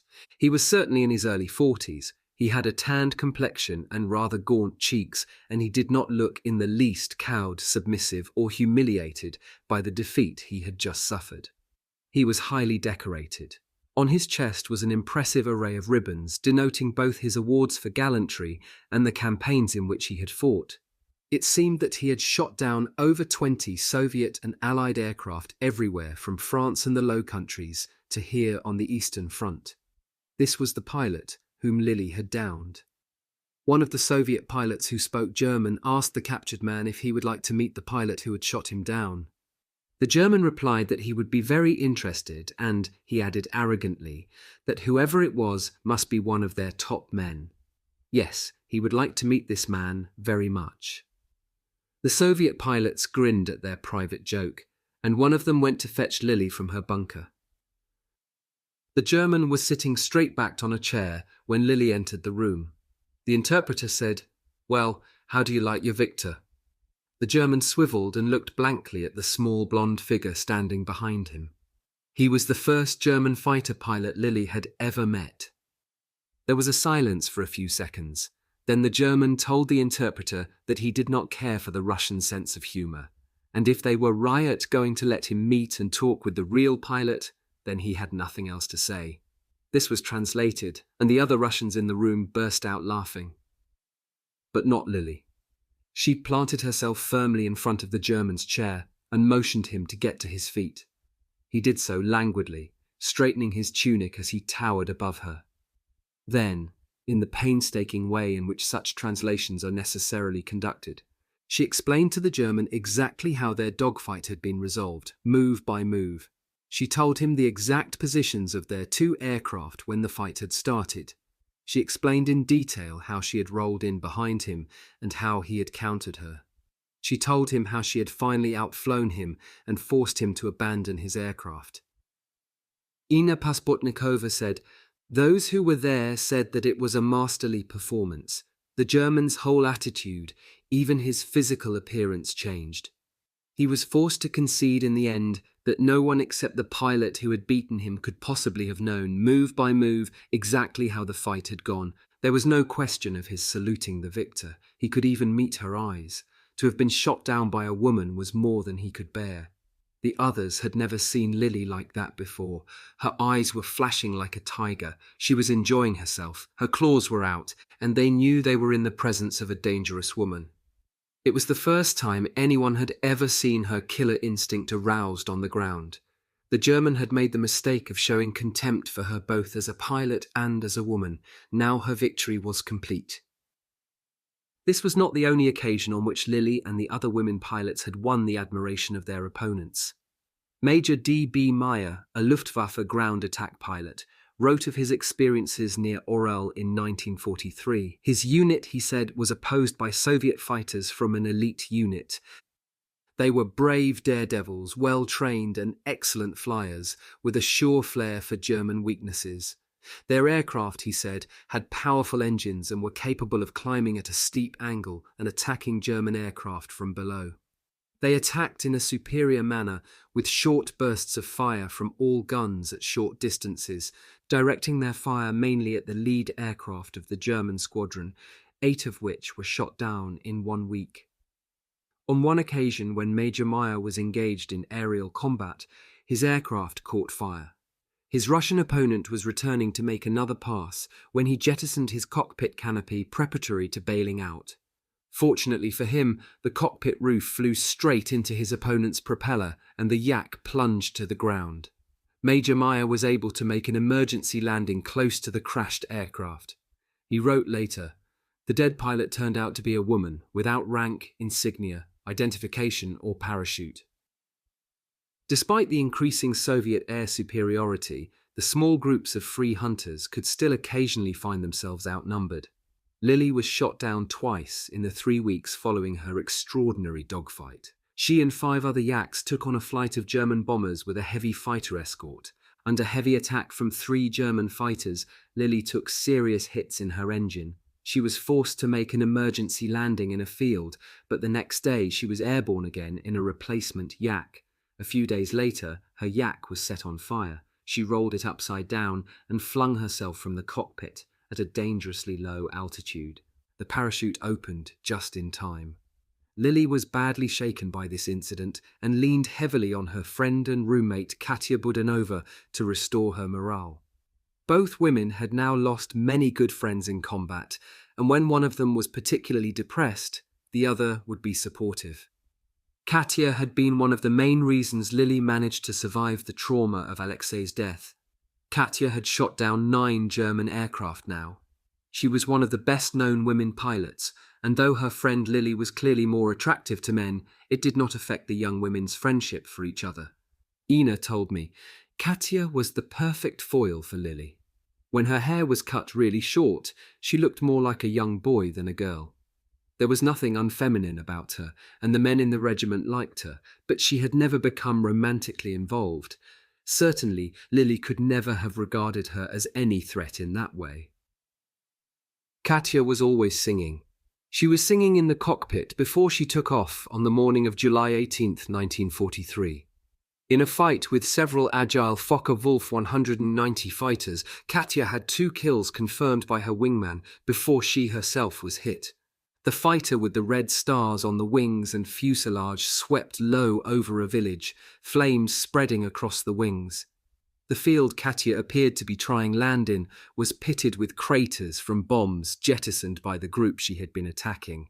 The yak hit one of the craters and exploded. The villagers ran to the scene and dragged the pilot from the flames. But Katya was dead. First Boris Gubanov, then Nikolai Baranov, then Losha, and now Katya. Ina told me, I was close to Lily, but with Katya she had had a special relationship. When you're up there every day fighting for your life in the sky, you can only really share your deepest thoughts with someone who's doing the same. Now Katya was gone, and I knew that Lily felt alone. A mechanic had just completed painting a white rose on the fuselage of Lily's replacement aircraft. He went to find her, to seek her approval of his work. She was not in the bunker. On Katya's neatly made bed was a small collection of books, photographs and letters. Out towards the edge of the airfield, a slight blonde figure was walking. She was quite alone. It was the night of July 31st, 1943. The night bomber regiment had been briefed by Major Bashanskaya for that night's sorties. It had been the same target for nights now, the German Blue Line fortifications near the villages of Krimskaya and Ruskaya in the Kuban. The villages were only a few minutes flying time away from their present airfield. Nadia Popova recalled, the airfield was at quite a high elevation, so sometimes when we were flying a sortie, the ground crews and pilots waiting to take off on the next sortie would be able to see the searchlights and the explosions of anti-aircraft shells in the sky miles away as we pressed home our attacks. Though it was very dark that night, there wasn't much cloud. Those on the ground had a grandstand view of what happened. None of them will ever forget what they saw. Two of the squadrons were to fly the first sortie. When they returned to rearm and refuel, the third squadron would take off to continue the bombardment. 60 women, the regiment's complement of pilots and navigators, crowded into a classroom of the school beside the grass airfield, which they had requisitioned as a briefing room and headquarters. They knew the flight path to the target almost by heart now, but Katya Rabova, who occupied the cockpit behind pilot Nadia Popova, once again measured and noted distances to the targets and wind direction and strength, and calculated the estimated flying time, so important to accurate navigation on night bombing missions. It was high summer, but with the sunset, the balmy warmth of the Crimean night was dissipating. At 2,000 feet, they would be glad of their knee-length leather boots, heavy gloves, and leather helmets. After the bright light of the briefing room, it took a few seconds for their eyes to adjust to the darkness outside. As they walked across the field, their night vision took over, and the shapes of the little two-winged bombers stood out in blurred silhouette. The fuel tanks, which fed the engine in a simple gravity flow system, had already been topped off, and the fuel crew had dispersed. Clusters of bombs hung beneath the frail lower wings, and the armament fitters and mechanics stood around the line of aircraft. They wiped their hands on cotton rags, and sweat glistened on their foreheads and cheeks. Nadia's stomach had tightened as it always did before a mission, but she strolled towards her aircraft, apparently relaxed, giggling and chattering with her friends Natalia Meklin and Marina Chichnova. Marina told me, "We took off at 1-minute intervals. I was 8th off. We expected a really fierce flak barrage over the target, like we'd had every other night, so what we actually did come up against was the shock of the unexpected."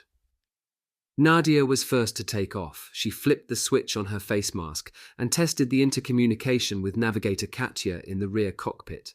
She felt around in the depths of her right-hand overall pocket for the familiar, reassuring little shape, but she felt nothing there. Seized by an irrational panic, she pulled the throttle lever back to idling speed and tugged off her right glove. She delved inside the pocket with her bare fingers and exhaled with relief as her fingers closed on her talisman. It was against regulations to wear jewellery, but she never took off without the little beetle brooch she had brought with her from her bedroom table at home. She explained, "It went everywhere with me. I used to mock other people's superstitions, but that final check on my overall pocket became part of my cockpit drill." When she saw the green flare go up from the end of the airfield, Nadia pushed the throttle lever all the way forward.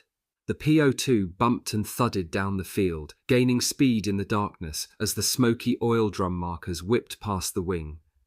The airspeed indicator needle crawled around the dial as the heavily laden aircraft approached flying speed. Another bump, the wheels left the ground, and that thrill trembled through her, as it always did. They were airborne. She held the stick forward to build up airspeed before allowing the little bomber to settle into a steady climb.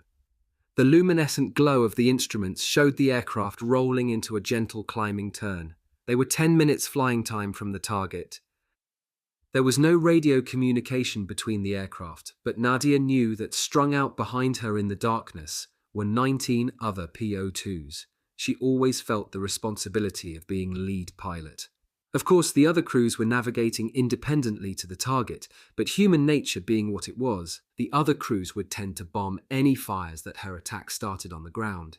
Nadia told me, normally Katya and I would chatter to each other over the intercom on the way to a target, the usual girlish things about boys and so on, but that night it was different. We were both nervous, and the only talk was about course corrections and changes. She gave me a final attack heading, and just then, red and green signal rockets were fired from the ground. By this time, over enemy territory, Nadia and the next pilots in the formation realized that something ominous was happening. Unlike the previous nights, there had been no fierce flak barrage as they approached the target. And most significantly, no crisscross beams of light probing the darkness from the massed batteries of searchlights, only the signal rockets fired by the Germans. In the open cockpits, the roar of the engine and the rush of the slipstream enveloped them. The vibration from the old aircraft buzzed through their feet and hands and pulsed through the cushioned seats, up through their trunks and necks until it reached their faces, where, under goggles, their cheeks trembled with every rise and fall of the engine note. Around the village of Krimskaya, German ground troops lay in the ruined buildings or in dugouts and trenches nearby. They too must have noticed the absence of anti-aircraft fire and must have hoped that the night witches would stay away and leave them in peace that night. The PO2s had been hammering away at them night after night. Now again, on the still night air, from several miles away, came the distinctive pop-popping of the bombers' engines. The weary troops struggled to their feet and sought the best possible shelter. Overhead, Nadia yanked the wire that released the bombs. The aircraft leapt as the weight dropped away, and Nadia started a gentle turn to the left to see the bombs strike. 15 seconds, 20 seconds, then an enormous series of explosions. It looked as if they had hit an ammunition dump. Immediately the searchlights came on and she found herself bracketed in what seemed a dozen powerful beams. She told me, "The terror for us of being caught in that light was almost indescribable. Remember, we were slow moving, and what made it worse was the intensity of light. It quite literally blinded you. I knew I was flying for our lives. I couldn't see the instruments, I couldn't see anything at all. My only chance was a violent maneuver. I screwed my eyes tight against the glare, rolled the aircraft upside down, and pulled the stick back into my stomach, diving off in the opposite direction. I kept diving and stuck my head down into the cockpit to try to orientate myself. All was pitch blackness again. I'd shaken off the searchlights. I came out of the dive at around 500 feet. Still no anti-aircraft fire. It seemed very strange. I wondered why. I craned my head back up into the sky. The second PO2 in the formation, piloted by Ksenia Rudnova, had flown straight into the bracket of light from which Nadia had so desperately broken free. Still no flak from the ground, but above the engine noise came the rattle of machine guns and the slower thumps of cannon shells. Brightly coloured and curving tracers preceded the unmistakable shape of a Messerschmitt night fighter. Marina Chichnova, the eighth in line, told me, "I couldn't believe what was happening. We'd never come up against night fighters before.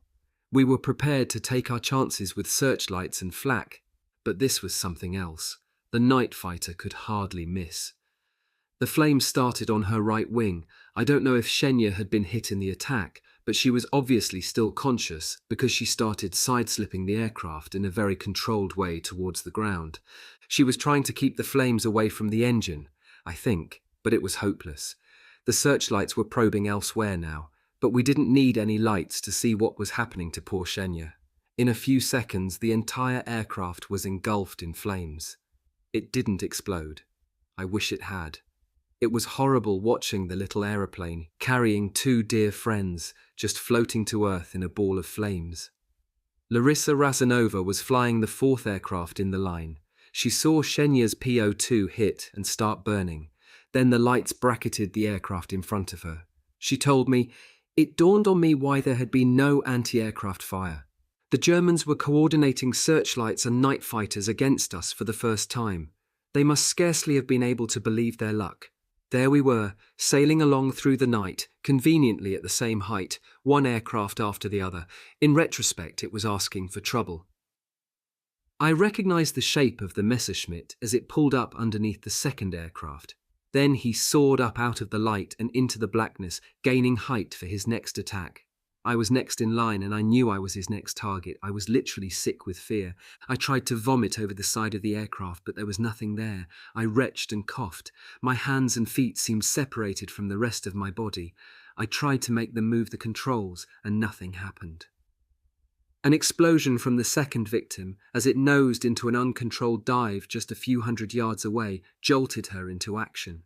She told me, "The signal rockets we all carried inside the cockpit started exploding in the heat as our friends cartwheeled down in flames.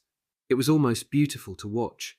The red and green stars spurted from the aircraft. I prayed the girls were already dead." Larissa throttled the engine back and shoved the nose hard forward.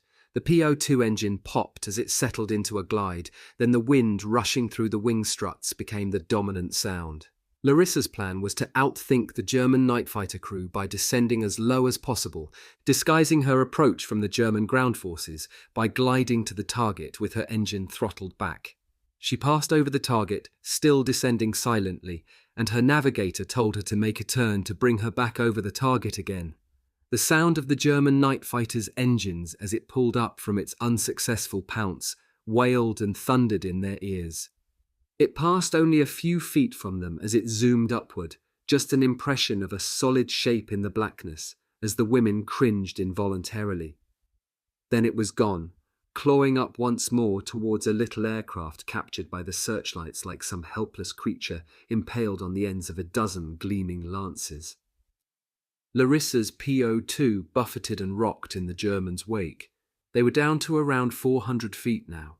The navigator, as if afraid the Germans on the ground might hear her voice, whispered over the intercom that Larissa should release the bombs. From that height, the bombs took only a few seconds to reach the ground. She had broken all the rules by bombing from that height. They did not have delayed action fuses. Her tactic had saved them from the fighter and enabled them to press home their attack. Now, though, these tactics were almost to destroy them.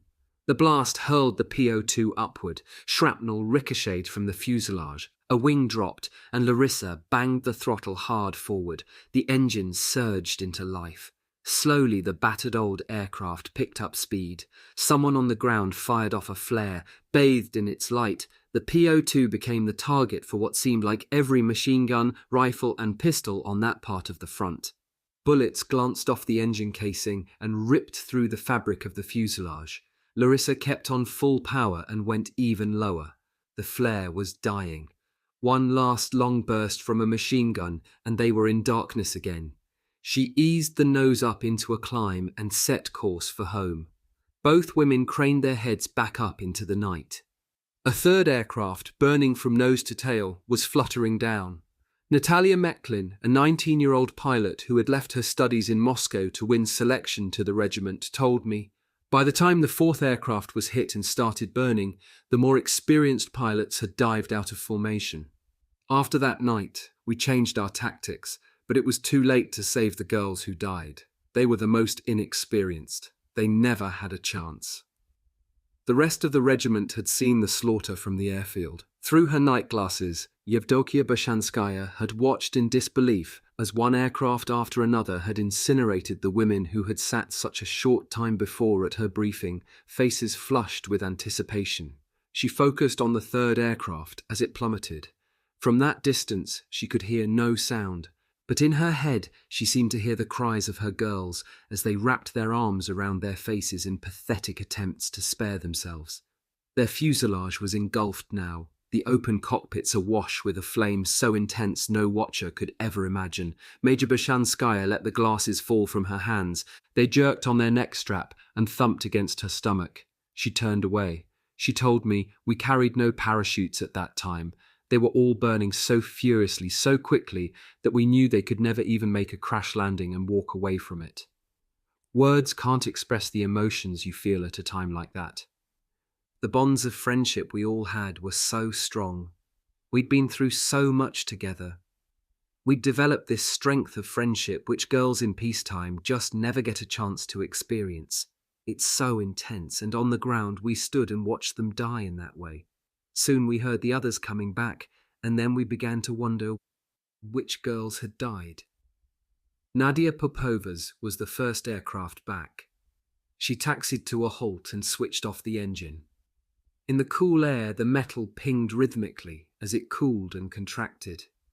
She slumped forward in her straps, her head held in both hands. She told me, I was suddenly aware that Yevdokia Bershenkaya and a large crowd of other girls were around the aircraft.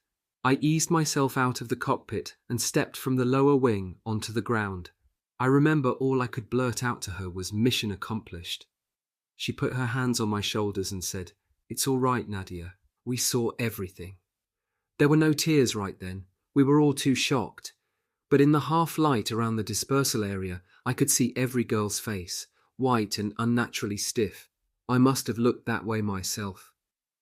Soon the other surviving aircraft were back at the airfield. There would be no more sorties that night.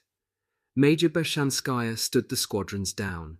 The women were all strangely reluctant, despite their exhaustion, to make their way to the bunkers. They stood around in little knots, the pilots, navigators, and ground crews. One or two cigarette ends glowed in the darkness in the midst of gently whispered conversations. Marina Chichnova, as so often, took the initiative. She ground out her cigarette on the grass and started walking slowly towards the bunker. Conversation stopped and the rest straggled after her. Marina paused at the foot of the steps leading to the door, then pushed it open. She told me it had not really sunk in that 8 of our friends had been taken from us so suddenly. Though no one had actually said so, we all knew it would hit us hard when we went back to our living quarters that night. The beds of the 8 dead women had now assumed an almost unbearable poignancy, each with its collection of intensely personal possessions. Ksenia Rudnova had been in love with a fighter pilot on another front. Her little leather diary was full of him. It lay on her pillow with a chewed stub of pencil jutting from that day's page. Sonia Rabova's family photographs were spread neatly across her blankets. In one, her small sister held onto her skirt with both hands and gazed up at the round-cheeked, smiling girl. Valia Pluvinia had recently married a soldier serving at the front. She had tied around his letters a braided ribbon of embroidery threads. Beside the bundle lay an unfinished letter she had been composing before the mission. On or around each bed lay objects so familiar to the other women that they had scarcely noticed them before. A necklace or bracelet taken off before the mission, an old school notebook with the words of popular songs scrawled in a childish hand. Nadia Popova told me, "We stood there quite silent for several minutes, just looking at the beds. Then we flung ourselves down. I clenched my fists and buried my head in the pillow. The room was filled with the sounds of sobbing. We were soldiers, but we were also women. I lay awake all night. Eventually the room became quiet again. But I knew from the sound of the breathing in the darkness that most of the other girls were lying there like me, staring at the roof of the bunker and thinking. For 3 days, the beds remained exactly as they had been left by the dead women. When the regiment sat down for a meal, places continued to be laid for the missing flyers. Natalia Meklin told me, obviously no one could have survived, but somehow we could not accept this. Every time the door opened, every time a truck drove onto the field, we expected to see the 8 girls jumping out and running towards us. When you're flying in combat, you mustn't believe that it can ever happen to you. It's one of the things that keeps you going. When 8 friends disappear in a few seconds from the face of the earth, your mind refuses to accept it.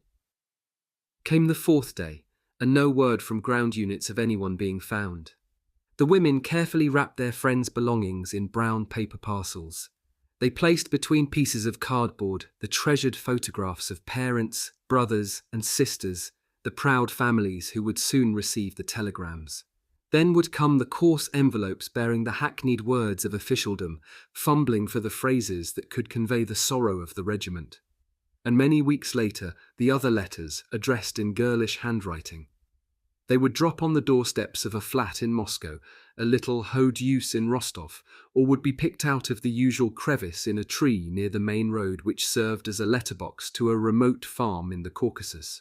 These, the last letters from the front, about the daughter who would never come home again.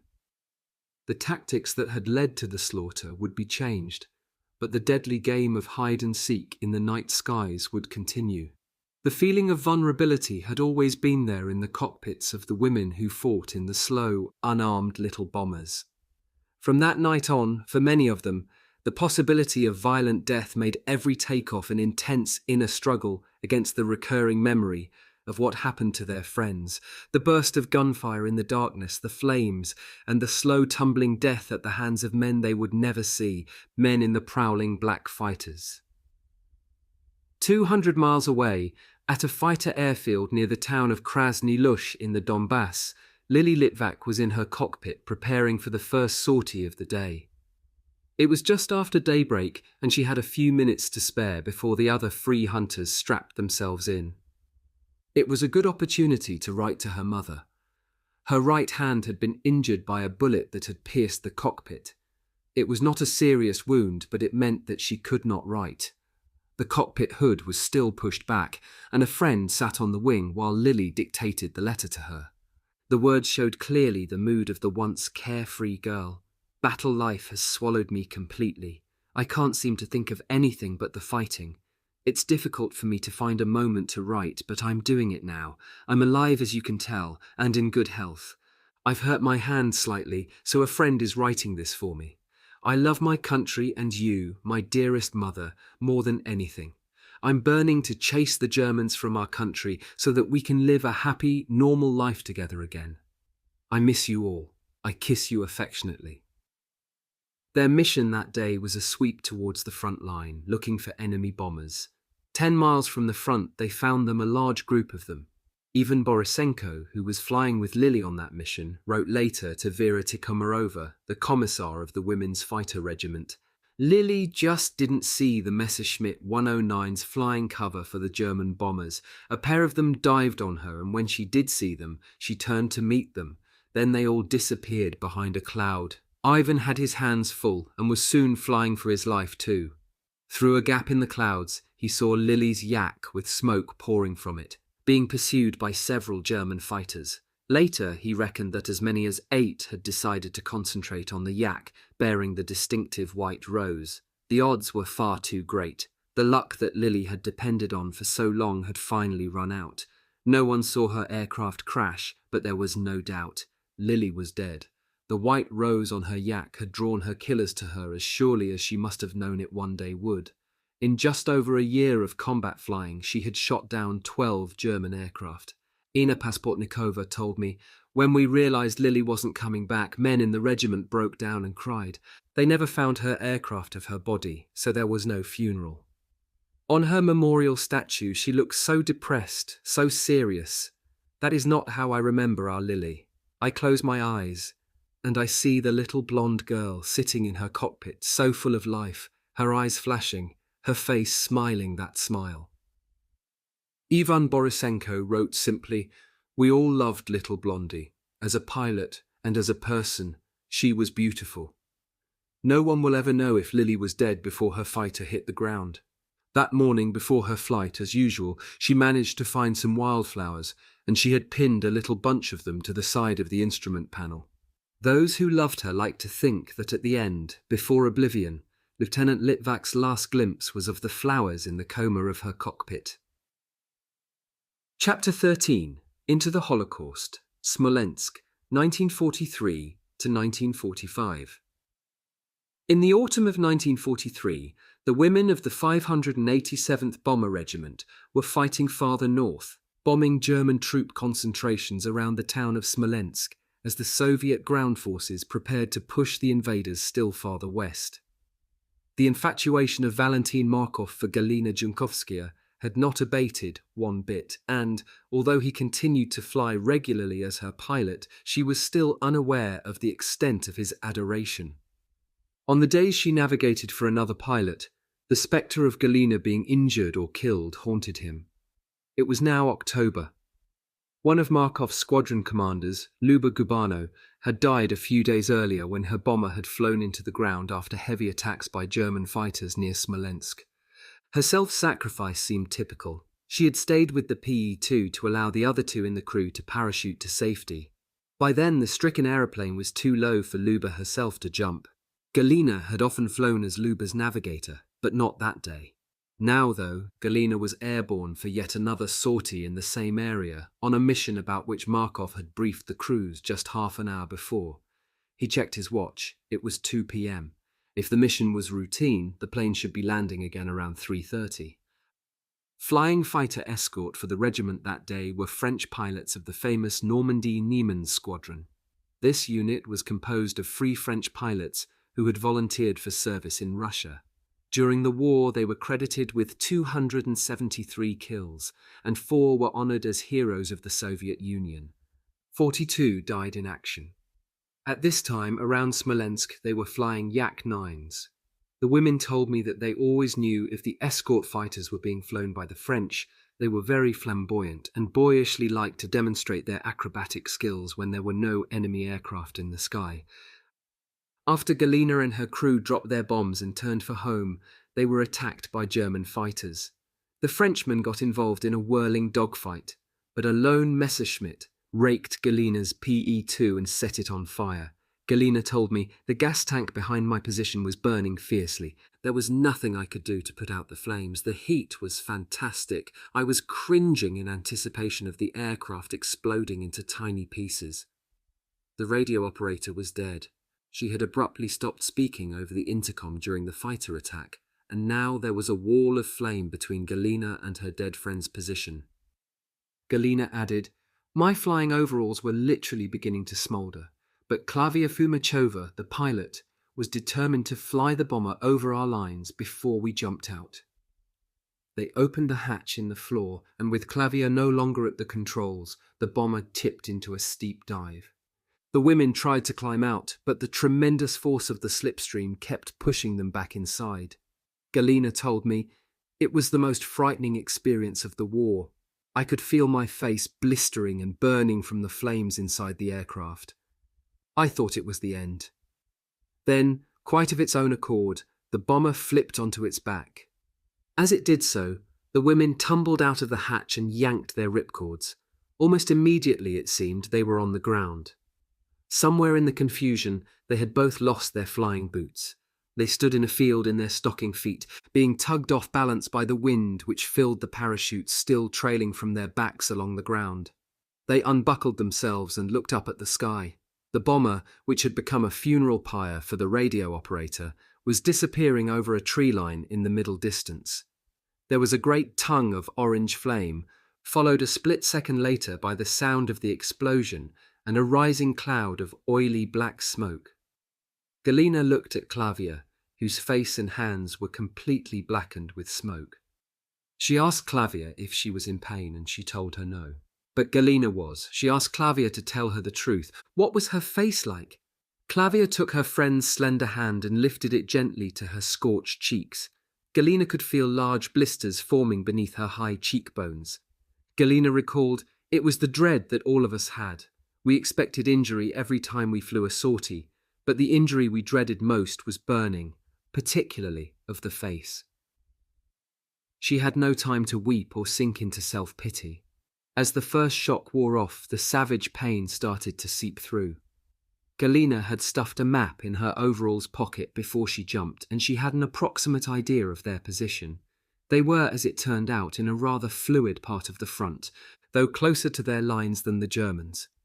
A local offensive was being mounted by their side, and a company of Soviet soldiers was advancing out of some woodland a quarter of a mile away. The women decided to take no chances on mistaken identity and stood with their hands high in the air as the troops approached. They must have presented a strange sight. No boots, hands and faces blackened, and Galina's cheeks puffed and blistered. But the troops had seen them floating down, and there had never been any danger they would be fired upon. The women were taken to a field hospital, a series of large dark brown tents just behind their own lines. Orderlies with drums of thick white disinfectant were spreading the stuff around the entrances to the tents. Already the first of the wounded from the offensive were being brought in. Galina told me some of these boys had lost limbs. Others had the most terrible injuries all over their bodies. Their cries were awful as they lay outside the tents on stretchers, waiting for the surgeons to deal with them. Inside, through the flaps of the tents, the women could see surgeons working at tables on the wounded. Bright lights above the tables were powered by noisy generators outside. The surgeons in these situations had a merciless criterion thrust upon them: work on those whom you have the best chance of saving. Some soldiers were carried in, and it seemed carried out again almost immediately into another tent. A doctor examined the women where they sat on the ground. Klavia's burns were superficial, but he smeared Galina's face with a green ointment and gave her the remainder of the jar. She must not, he said, cover her face with bandages. Galina had been finding it almost impossible to stand on her right leg. The doctor swiftly ran his hand down the limb she had been walking around on a broken leg. He placed it in a splint and hurried off into one of the tents. Klavia went off to try to arrange transport to the nearest airfield, from where they hoped to hitch a ride back to their own base. Galina told me, "I sat there almost unable to think because of the pain from my face. I forced myself to think of the words of the song I used to sing as a little girl, and when Klavier came back, I was sitting there singing this song as loud as I could. It didn't take the pain away, but it helped to keep my mind off it. It took Galina and Klavier 5 days to get back to their own airfield. They had been listed as missing, presumed dead. It was hardly surprising. Normally, if a flyer had been shot down on her own side of the lines, her commanding officer would have been informed fairly quickly, but in the chaos then ensuing, this had not happened. The women's friends were about to prepare what they called a mourning meeting to honor the memory of their fallen comrades. Valentin Markov knew that everyone in the regiment was watching him as the days went by. A man of strong character, he flew several missions himself, briefed crews, wrote reports, and carried on with the routine essential to the maintenance and smooth running of the fighting unit for which he was responsible. But it was clear that he had not slept since Galina's aircraft was reported missing. Still, each day he appeared from his bunker, smoothly shaved and groomed. He had told the signals officer to bring him news of the downed crew, whatever time of night it might arrive, and when he emerged in the morning, the first thing he did was to check and double-check any signals.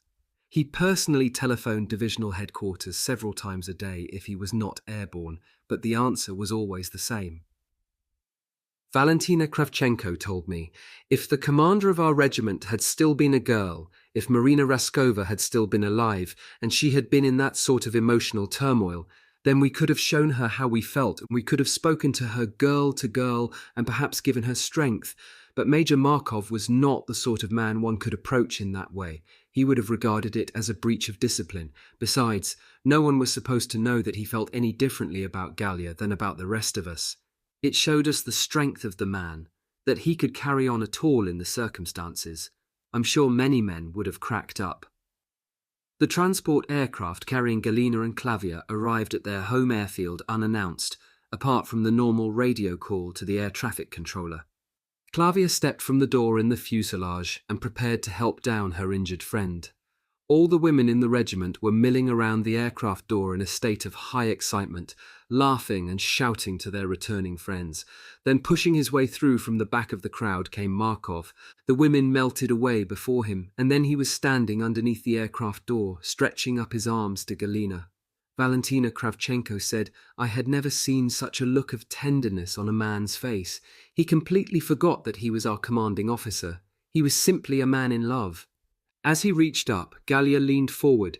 Then he was carrying her in his arms from the aeroplane. He could no longer hide his feelings. He was whispering to her as he carried her from the aircraft, but we could not hear what he was saying. We didn't need to hear the words.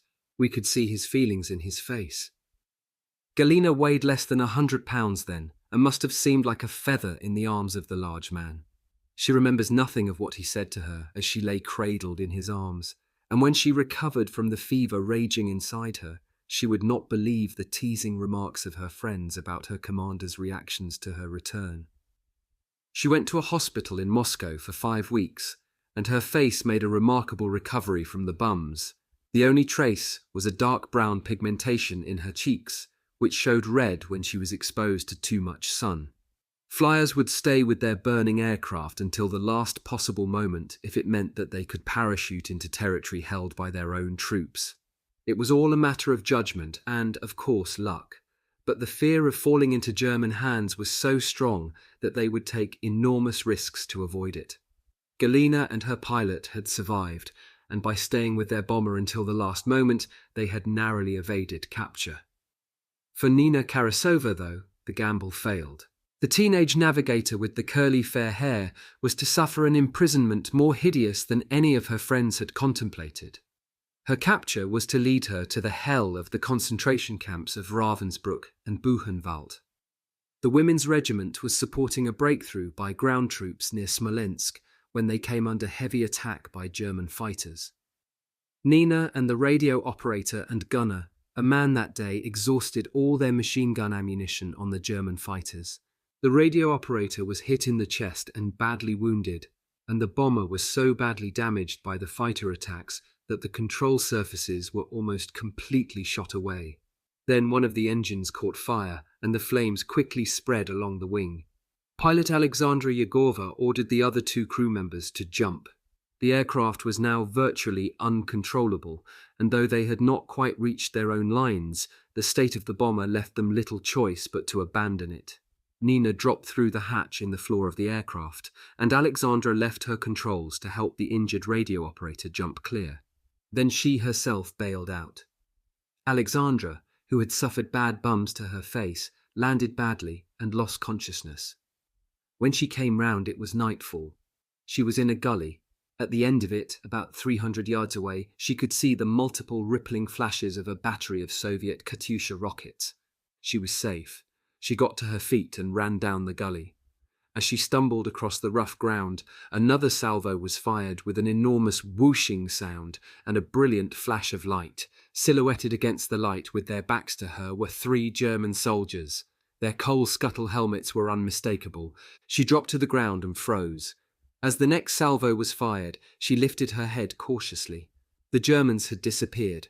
She thought they must have been a patrol picking its way back to the German lines. Alexandra made contact with the artillery troops at the end of the gully, and a few weeks later was back in the air. The radio operator, though wounded, had escaped soon after being picked up by German soldiers. Nina Karasova had no such luck. She recalled later that as she floated down in her parachute, one of the fighters that had been attacking their bomber made a pass at her, firing his guns. She could see the tracer coming towards her from his wings, but there was little she could do about it. She closed her eyes, waiting for the bullets to tear into her and end it all, but then she heard the roar of his engine as he swept overhead. She had not been hurt. She pulled in the drawstrings of her parachute to increase the rate of her descent, and then she was down. She did not know in which direction her own lines lay. She had not had a chance to bring a map with her as she leapt from the burning aircraft, and besides, the desperation of her escape combined with the experience on the way down had served to disorientate her completely. She struggled to her feet and swiftly disengaged herself from her parachute harness. She pulled it in towards her and rolled it into a bundle. Her first task was to hide it somewhere, anywhere to disguise her landing position. She was in the middle of some sparsely wooded countryside. With the parachute rolled in an ungainly bundle beneath her arm, she ran towards a copse. Perhaps she could hide it there and orientate herself before trying to make it back to her own lines. As she ran towards the copse, 2 figures rose from ground level and pointed submachine guns at her. She dropped to the ground. Behind them she could see other figures moving among the trees. She had run straight into the Germans. The 2 men in the grey tunics and coal scuttle helmets had their sleeves rolled up to the elbows. As they moved towards her, they separated and broke into a crouching run. Nina knew now that they must have seen her landing. The thought of standing up slowly and raising her hands did not seem to have occurred to her. The Germans were now around 25 yards away. She fumbled in her holster and pulled out her automatic pistol. She cocked it with a swift backward pull of the slide and, lying flat on the grass, rested the gun on the crook of her left arm and aimed calmly at the German running in from the left. She squeezed the trigger, tensing herself against the noise and the recoil. Nothing happened. She squeezed again and again. The gun clicked as the firing pin smashed harmlessly against the chamber. She checked the butt of the pistol. The magazine had fallen out sometime during the confusion of the last few minutes. There was a spare magazine in one of the leg pockets of her flying overalls. She thrust her hand into the pocket, and her fingers closed on the slim metal case. It was in her hand. All she had to do was snap it into the pistol, cock it, and fire. An enormous boot stamped down hard on the hand holding the magazine, and from the other side she was kicked so hard below the ribcage that she screamed out. She craned her neck around and looked upward. She recalled later that the faces looking down on her were heavy with stubble and caked with dust, and they appeared to be distorted with hatred. 2 submachine guns were pointing straight at her head, and one of the Germans barked, "Hände hoch," motioning her to her feet. Her flying helmet had come off as she flung herself to the ground to commence firing, and as she stood up, the Germans realized for the first time that they had captured a woman. One of the soldiers slung his gun on its strap across his shoulder and began to fumble around the pockets on the chest of her overalls. As Nina tugged at the powerful hands with her small ones, an officer came out of the trees towards them. Smolensk was still in German hands, and it was there that Nina was taken. In an enormous barbed wire compound without shelter, she was herded into the company of several thousand other Soviet prisoners of war. Most looked dejected and thoroughly wretched, particularly the wounded who lay unattended in the open. Winter was approaching. Their chances of survival would be slight. A Russian civilian doctor from Smolensk was working among them. Nina, already thinking of escape, offered to help with the bandaging and comforting of the injured men. Could he possibly help her by somehow getting some civilian clothes to her? The doctor promised that he would do what he could, though how he could have achieved anything in those circumstances is hard to imagine. However, he never got the chance. After one day in the compound, Nina was taken away in a truck with some other downed Soviet aircrews for interrogation by the Luftwaffe. The German Air Force interrogators were particularly interested in Nina. It was the first opportunity they had had to question one of the Soviet women aviators. They knew that there were women's outfits operating in the front line, but their intelligence was not certain to what extent they were being used or in what strength they were deployed. They wanted to gain as much knowledge from Nina as they could on regimental operating procedures, aircraft characteristics, new equipment, training methods, briefing and debriefing techniques, regimental chains of command, and how their intelligence was gathered and acted on. They were also intrigued by the women flyers for much more basic reasons. No other country involved in the war had women combat pilots. What on earth motivated them? It was a fascinating opportunity to learn a great deal about a great many things. With Nina Karasova, however, they had a most uncooperative subject. Nina wrote later that she found her interrogators' attempt to extract information by appealing to her as a fellow flyer. But for an accident of birth, we could have been flying in the same aircraft together, both unsubtle and patronizing.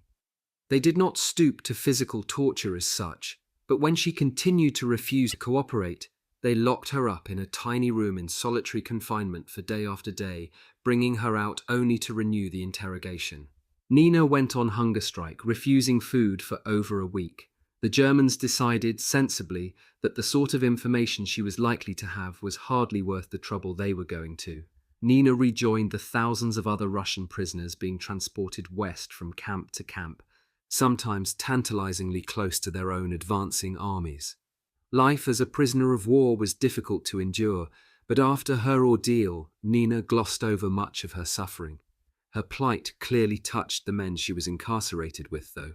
While rations for prisoners were barely at a subsistence level, many of them would go short to give her extra food. During this time, she got to know one of the daring French pilots of the Normandy-Niemen Free French Fighter Squadron. He too had been shot down in the Belarusian area. His knowledge of Russian was almost non-existent, but Nina regarded this as a challenge. She spoke to him only in Russian, and gradually he became more confident with the language. His lapses caused great hilarity among the prisoners. When someone was leaving his company, instead of saying goodbye, he had an endearing habit of saying, "How are you?" It was a diversion for Nina, but no more than that. Her active brain was racing all the time, discussing with fellow prisoners probable means of escape. Once again, she saw a possibility through her friendship with a doctor. He too was a prisoner of war, a Russian who had been captured when he stayed behind to tend to some seriously wounded men in his unit during a German counterattack. The doctor's plan was that he would simulate an illness in Nina in order to get her transferred into the hospital, where her chances of escape into the civilian population were many times better. The plan involved considerable physical pain, but Nina did not hesitate. Over a period of days and under cover of elaborate diversionary ploys by other prisoners, he made a number of incisions and implanted small pieces of metal under her skin. He then asked for an X-ray examination of Nina, which he hoped would reveal serious patches on her lungs and thus necessitate her removal to a hospital. But it was not to be. The Germans had other plans for the woman flyer. On May 7th, 1944, 2 days before the doctor had arranged the X-ray exam, Nina was taken without warning from her friends and thrown into the cattle truck of a train. Crammed in the same car were a number of Russian nurses who had been captured on the battlefield. Their destination was Ravensbrück concentration camp. Nina, who quite properly regarded herself as a prisoner of war with all the rights conferred under the Geneva Convention, was never told why she was taken from her prisoner of war camp and transported into the nightmarish world of slavery and degradation that now awaited her. Was it because she had refused to cooperate with her interrogators? If so, why were the other Russian women, the nurses who could have had little useful military information, being treated the same way? The answers were unimportant. What mattered now was to fight for survival. Ravensbrück was built on swampy ground about 50 miles to the north of Berlin, and Nina's first sight of this camp must have chilled her soul. There were around 30,000 women there at that time, many of them French and virtually all of them civilians. They were either members of resistance movements, political undesirables, or workers who had been deported from their homelands to work in Germany and who had displeased the authorities by not being productive enough. As Nina and the others were herded through the gates of Ravensbrück, they caught their first glimpse of the walking skeletons who were to become their workmates and friends. Nina's clothes were taken from her and she was given a striped dress and wooden clogs. She spent 3 weeks in Ravensbrück, sleeping on a mattress filled with wood shavings. The complete lack of a blanket or any other form of bed clothing left her shivering with cold. At the end of 3 weeks, she was taken from Ravensbrück and transferred to the female part of Buchenwald concentration camp on the west bank of the River Elbe. For the next 10 months, Nina clung to life. She worked in the camp laundry for up to 11 hours a day.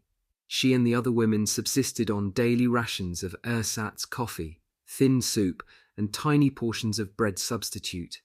In that camp, thousands died of murder, mutilation in the name of medical science, systematic brutality, undernourishment, and cruel overwork. Among those singled out for particularly brutal treatment were 4 Russian women who had been parachuted behind the German lines as secret agents. Nina shared a bunk in the 4 high tiers with one of these women and several other wretched prisoners. Each morning, as they struggled from their bunks to march in convoy to work, a woman guard stood at the door flailing brutally at their heads and shoulders with a rubber truncheon. Some days Nina was so weak with hunger that she joined in the degrading spectacle of hunting for potato peelings and pieces of cabbage on the ground near the cookhouse. Sometimes the staff would amuse themselves by throwing pieces of mouldy bread from the camp stores and watching the prisoners fight for them. At work, even to stop to draw breath was enough to bring a savage and prolonged beating. Nina lost count of the number of women who died in their sleep or were taken away, never to be seen again. To maintain any human dignity was almost impossible in circumstances where clothing and underwear were seldom changed. When there was an issue of new underwear, it was invariably lousy and sometimes even stained with blood. In this camp, the notorious Ilse Koch, wife of the commandant, had her lampshades fashioned out of the flesh of murdered prisoners. On April 14, 1945, Nina and the other prisoners heard the sound of prolonged artillery fire from some miles from the camp. No one had come to rouse them for work that day, and they had noticed, even in their enfeebled state, that the guards had been increasingly nervous for several days now. They stumbled out of their barrack blocks into the daylight. There was not a guard to be seen. The sound of the gunfire was getting closer. Nina and a group of others still fit to walk dragged themselves to the main gate. There were no sentries, the watchtowers were empty, and the gates swung open with a push. 7 Russian women, including Nina, set off towards the east. None of her friends in the women's regiment, who remembered Nina as the laughing, curly-haired navigator striding towards her aircraft, pistol in her holster, maps in hand, would have recognized this apparently old woman with the matted hair and filthy body, her stick-like arms hanging limply from the sleeves of the striped uniform dress, and her eyes sunken and lifeless in the enormous hollows above her gaunt cheekbones. Around 18 months had passed since Nina had taken off on her bombing mission near Smolensk. To her, the horrors of war had a quite different significance from her friends in the regiment. She had peered into the Holocaust, but she had survived. Chapter 14. Advancing towards Berlin. Summer, 1944. Nadia Popova was excited. The Germans had been pushed back beyond her hometown of Donetsk, and today she would be able to walk into the town and go back to her old house. Nadia, like so many of the other flyers, had been tortured for some months about the fate of her mother and father. Her brother had been killed in the early days of the German invasion, but she had not learned immediately of her parents. Now, though, she knew that her mother had been safely evacuated from the town to Tashkent, and that her father had survived several attacks on the trains he was driving near the Stalingrad front. That had been wonderful news, and she was as excited as the schoolgirl she had been just before the war took her away from the home she loved. She walked quickly through the town. There had been considerable damage. She expected that. She just prayed that her home had escaped. Several times she met people she had not seen for over 2 years. They looked at her, confused by the uniform, looked again, and then embraced and exchanged a few words. But Nadia was anxious to reach her home. Her mother would not have been able to take much with her when she was evacuated.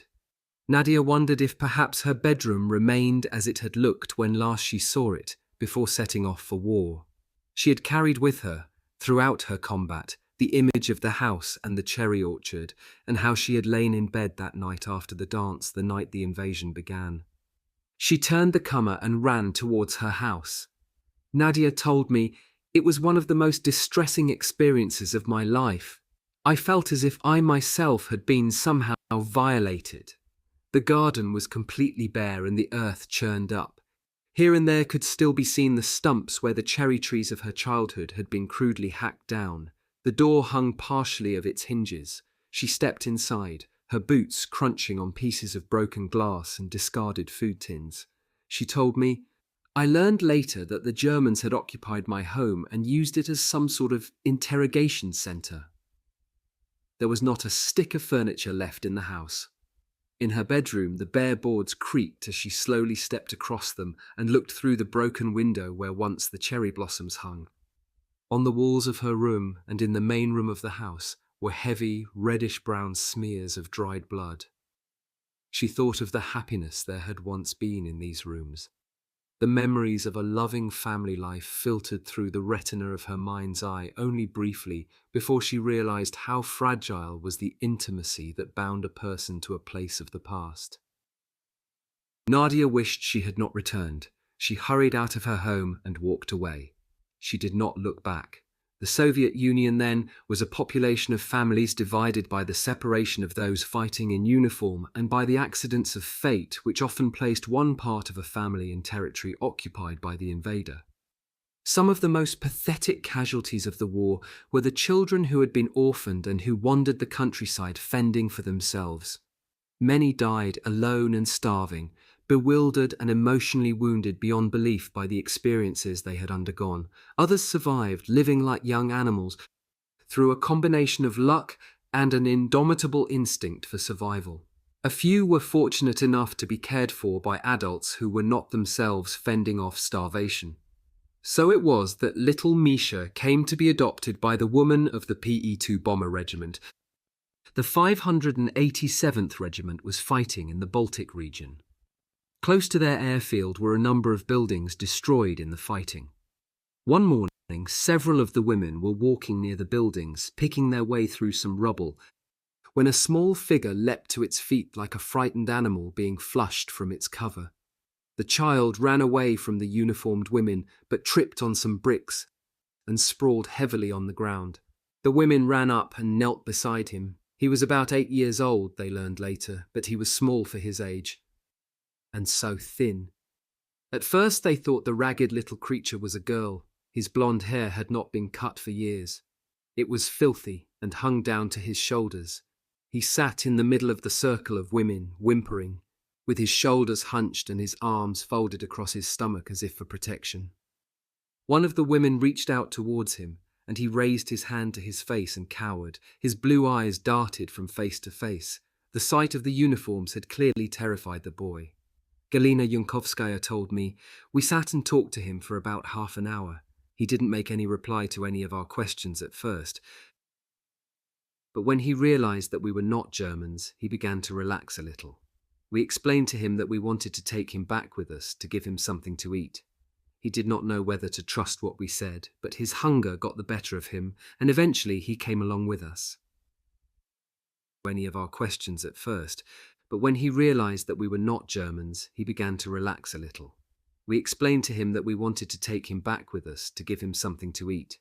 He did not know whether to trust what we said, but his hunger got the better of him, and eventually he came along with us. They gave the little boy a hot meal. He refused any cutlery, scooping up the potatoes and meat in his fingers and cramming the food into his mouth. He had clearly learned during his wild existence that it was best to gulp down very quickly what was available lest it disappeared as fast as it had appeared. When he had licked his plate clean of every scrap, he placed it on the table and for the first time grinned around at the women. By this time, everyone who was not on duty had crowded into the room to look at Misha. Valentina Kravchenko told me the next obvious problem was to do something about getting him cleaned up. He was really filthy, and the smell. We boiled up some water and filled up a tin bath. I don't think he had washed for about a year. His clothes virtually fell from him as we took them off. He protested, but we told him there would be no more food for him until he was scrubbed clean.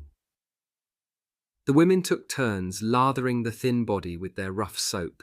Then they tackled his hair. What a transformation had been wrought already. He was a beautiful little boy. They wrapped him in a blanket to keep him warm. His clothes were fit for nothing except burning. Then someone said that before they decided on anything else, they had better inform Major Markov of what they were doing. Antonina Bondarova told me he did not need much persuading. He said that, providing Misha did not interfere with our military duties, he could stay with us. Winter was coming, and to turn him out could well have meant that we were sending him to his death. So Misha was adopted by an entire regiment of doting surrogate mothers. That first night he remained wrapped in a blanket and eventually fell asleep at the foot of one of the women's beds. While he slept, the women worked, cutting and sewing and completely altering trousers and a spare tunic. In the morning when he woke, Misha dressed excitedly in the miniature Air Force uniform. To the huge amusement of the women, he proceeded to march up and down, swinging his arms and saluting everyone. The women had even made him a vest and underpants. Later that day, one of them managed to buy a pair of boots that roughly fitted him from a family in the nearest town. Misha could scarcely remember anything about his parents. The women assumed they had been killed near the beginning of the occupation when he was 5. They could only guess at what he had gone through. Yet, as the days went by and he grew in confidence, his personality gave few signs of deep mental scars. His defense against what had gone before was to pretend that the previous 3 years had not happened. One day, when one of the women tried to talk to him about how he had survived, he became withdrawn for several hours and refused to talk about it. After that, there was an unwritten law that no one mentioned the life he had led before he came to them. In a few weeks, the regular food and general care had a remarkable effect on the boy. He was almost unrecognizable as the waif they had found in the ruins. His cheeks had a ruddy glow, and it was a pleasure to see the young body filling out again. Valentina Kravchenko told me, remember that several of us were married with children of our own from whom we'd been separated for a long time. It was a bittersweet experience in many ways. It was delightful to have a young child whom we could take care of and give our love to, especially one who'd been through what he had. But in another way, it was a constant reminder of the girl's own children too. The women admitted to me that they spoiled Misha dreadfully. They were almost competing with each other to smother him with love. With all this attention showered upon him, one imagines that he became a precocious little monster. According to the women, not so. While he was perfectly capable of playing one off against the other, the adoration seems to have made him confident rather than arrogant. For obvious reasons, Misha had had no education whatsoever. When they were off duty, the women would take turns teaching him to read and write. He learned quite quickly, but what he was really fascinated by was military affairs. His ambition, he told the women, was to fly in bombers just like theirs. He begged them to take him with them on a mission, but quite apart from the fearful trouble they would have been in if they had been caught doing that, none of them would have dreamed of risking Misha's life by doing such a thing. He occupied his days by running errands between their bunkers and by taking messages from one part of the airfield to the other. He liked to be addressed in a proper military manner and always saluted when one of the women adopted her official tone and gave him an errand to run. It is not difficult to understand why they found him so endearing. If the women loved Misha, he in turn had grown very close to them. Galina Junkovskaya told me, when any of us flew off on a mission, his face would cloud with anxiety until we all came back safely. He would stand on the end of the runway, gazing up at the direction from which the bombers would be returning. He would count them off, one by one, to satisfy himself that everything was all right. He would become very agitated if one was overdue for even the most simple reason, like an engine fault. During the time he was with us, several girls were lost, and he took it very hard. The child in the Air Force uniform who could not or would not remember his own dead parents would stand stiffly to attention near the graveside, his face a mirror of both grief and bewilderment. The regiment was still moving from airfield to airfield fairly frequently, and the little boy revelled in the excitement and activity of these operations. He had his own rough wooden bed which had been knocked together for him, and he would supervise its loading into one of the big American Dakota transports that the regiment used for such moves.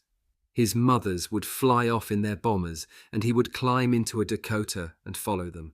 Of course, it was a situation that could not last. Valentina Kravchenko told me, Major Markov got us all together one day, early in 1945. We left Misha reading in one of the bunkers and told him not to follow us. We knew what the commander wanted to talk about. Well, he told us that he knew what a good little fellow Misha was and how much of a help he had been and how much he too had enjoyed having him around. But the fact was, the major said, we were ruining him completely. He was becoming overwomaned, and that was not good for a little boy. He'd never grow up to be a man. There was a lot more along these lines. Then he said that he had arranged for Misha to be sent off to military school. The women knew it was the most sensible thing to do. None of them had really believed that it could go on forever. It had given many of them something else to think about, and had prevented a lot of shop talk at times when they were on the ground. The war had to some extent almost suspended belief in the reality of a return to a normal world, which was one of the reasons they had been putting off the day of decision on Misha. However, it was now clear that the war would be over within the year. He would have to be settled somewhere before they all went their separate ways again. They washed and pressed his uniform and polished his boots, and one woman carefully cut his hair. Misha did not want to go, but the women had explained to him that he must get an education. It was as if he had overheard the misgivings of the commander about his being treated too softly. He stood beside the truck that was to take him to the station and saluted the women who had been his mothers. He was not going to indulge in any open show of emotion, but his mothers knew him too well. They knew the bond he felt was too strong for any pretense at a formal farewell. They ran to him and hugged and kissed him. When the last woman had put him down, he climbed into the cab of the truck. It was difficult to see whether he was crying, but his nose was pressed against the window, and he waved to them until the truck turned from the airfield and was gone. In the early summer of 1944, the 46th Guards Regiment had climbed into their PO-2 night bombers and taken off from the beautiful Crimea, now liberated from the German occupation. From several thousand feet up, the grain fields of the Ukraine stretched before them as far as the eye could see. They were on their way to join the air divisions now preparing for a breakthrough on the Second Belarusian front. The fields of wheat gradually gave way to the dark green forests of their new operational area, and it swiftly became obvious that the enormous forests were going to present problems both for navigation and for landing and takeoff. Some of the women would fly ahead seeking landing sites and would manage to get their aircraft into a likely-looking forest clearing, only to discover that the run was not long enough to allow them to take off again. It was a classic initiative exercise that they resolved by getting local citizens to shove with all their might against the wings while they ran the engine up to full power. Then, at a given signal from the pilot, the people hanging onto the wings would fling themselves to the ground and the aircraft would leap forward as if slung from a catapult. It worked, and fortunately, the helpers on the ground rarely appreciated the danger they were in. In one 10-day period in June, the regiment changed airfields no less than 10 times to keep up with the offensive on the ground. Marina Chichnova told me, frankly, the problems on the ground were usually greater than any we came across in the air. We encountered very little anti-aircraft fire during those weeks. The enemy seemed to be uncoordinated. The advance was so swift there was no question of providing any comfortable dugout accommodation, and one of their biggest problems was combating the mosquitoes who were feasting in large numbers on their unaccustomed human prey. After their night missions, the women would simply stretch out in the warm air under the wings of their aircraft, wrap themselves in a blanket, and sink into a deep slumber. The mosquitoes had other plans. At one site, the women found the torment too much. They got up en masse before dawn and sought refuge in the remains of an old monastery. For the first time, the regiment began to be used on day missions. The forests were full of German troops who had been cut off by the Russian advance. The women took off in squadron strength and flew reconnaissance missions over the trees. On one mission, one of the pilots spotted a group of over 100 German troops hiding in the forest. Her navigator was able to give the ground forces exact map references, and they rounded them up. With the enemy nearby in large numbers, spending the night under an aircraft wing was a frightening experience. The women knew that some of the surrounded Germans had given themselves up meekly, as if welcoming the end to combat. Others, though, had resisted fiercely and fought to the death. The women had been given automatic weapons as well as their standard-issue pistols, and they slept with these weapons loaded and within easy reach. Marina Chichnova told me, "It was not a pleasant feeling. You lay there and listened to the sounds of the wind in the trees surrounding the strip. The more you listened, the more you imagined you heard things. Your ears became more attuned and you picked out the rustlings and the different noises of the nocturnal animals. But every now and then, you would catch your breath. Was that twig snapping under a German foot?" The Germans were, of course, without any regular food supply. They were living off the land. One night the women were awakened by the sounds of pigs screaming. They leapt up and grabbed their guns. A flare was fired from a pistol. In its light, 3 German soldiers could be seen several hundred yards away, dragging behind them a pig whose throat they had cut in the darkness. As the women emptied their magazines in their direction, the Germans dropped the slaughtered animal and disappeared into the trees. Sleep was clearly impossible after that, and everyone was extremely edgy. Half an hour later, there was another burst of automatic fire. Another flare revealed a shamefaced pilot looking down at the remains of the intruder, whose movements in the darkness had betrayed his presence. At her feet lay a bundle of feathers, all that remained of the luckless cock who had been strutting in anticipation of the coming dawn. At first light, a company of Russian soldiers arrived to search for the Germans who had made the food raid during the night. The soldiers spread out and disappeared into the forest in the direction of the nearby river. Soon there was the sustained sound of heavy small arms fire as they engaged the Germans. The women hauled their aircraft out onto the village street that they were using for a runway. The planes were already loaded with small clusters of bombs under the wings. For the next hour, they took off one by one and bombed the enemy positions on the next bank. It was the first time they had supported their troops on the ground so closely. As one PO2 landed to load up again, another took off. Eventually a white flag was raised and the survivors surrendered. The Germans were marched down the village street on their way to captivity, their hands behind their heads. They stared in disbelief at the grinning women lounging against the fuselages of their bombers. How often had these same soldiers suffered from the harassment of the night witches in their sewing machines as they lay exhausted in their trenches after hours of combat? Now they knew that the stories of the women pilots were not mere propaganda. As the battle moved westward, on one occasion a group of 6 women, 3 ground crew and 3 pilots were left behind at a forest strip to make a damaged aircraft worthy again. The plan was that when the repairs were done, the women would cram into 2 aircraft, the repaired one and another that had been left behind, and fly the short hop to the new airfield. The repairs, though, took longer than anticipated. As darkness fell over the forest, they faced up to the prospect of spending the night guarding their aircraft against the possibility of attack by marauding Germans. They had plenty of ammunition for their submachine guns, and at intervals during the night they shot off bursts of fire into the blackness to deter any Germans who might be around. After a sleepless night, the ground crew worked feverishly on the aircraft while the pilots lay in the grass, weapons cocked and ready to fire. The enemy came out of the woods silently and without any warning. At first in twos and threes, and then, along a line of several hundred yards which completely encircled the women, dozens of heavily armed German soldiers materialized. Some carried belts of machine gun bullets around their necks, many wore steel helmets, and others were bareheaded. These women, like all the others, had vowed they would not be taken prisoner.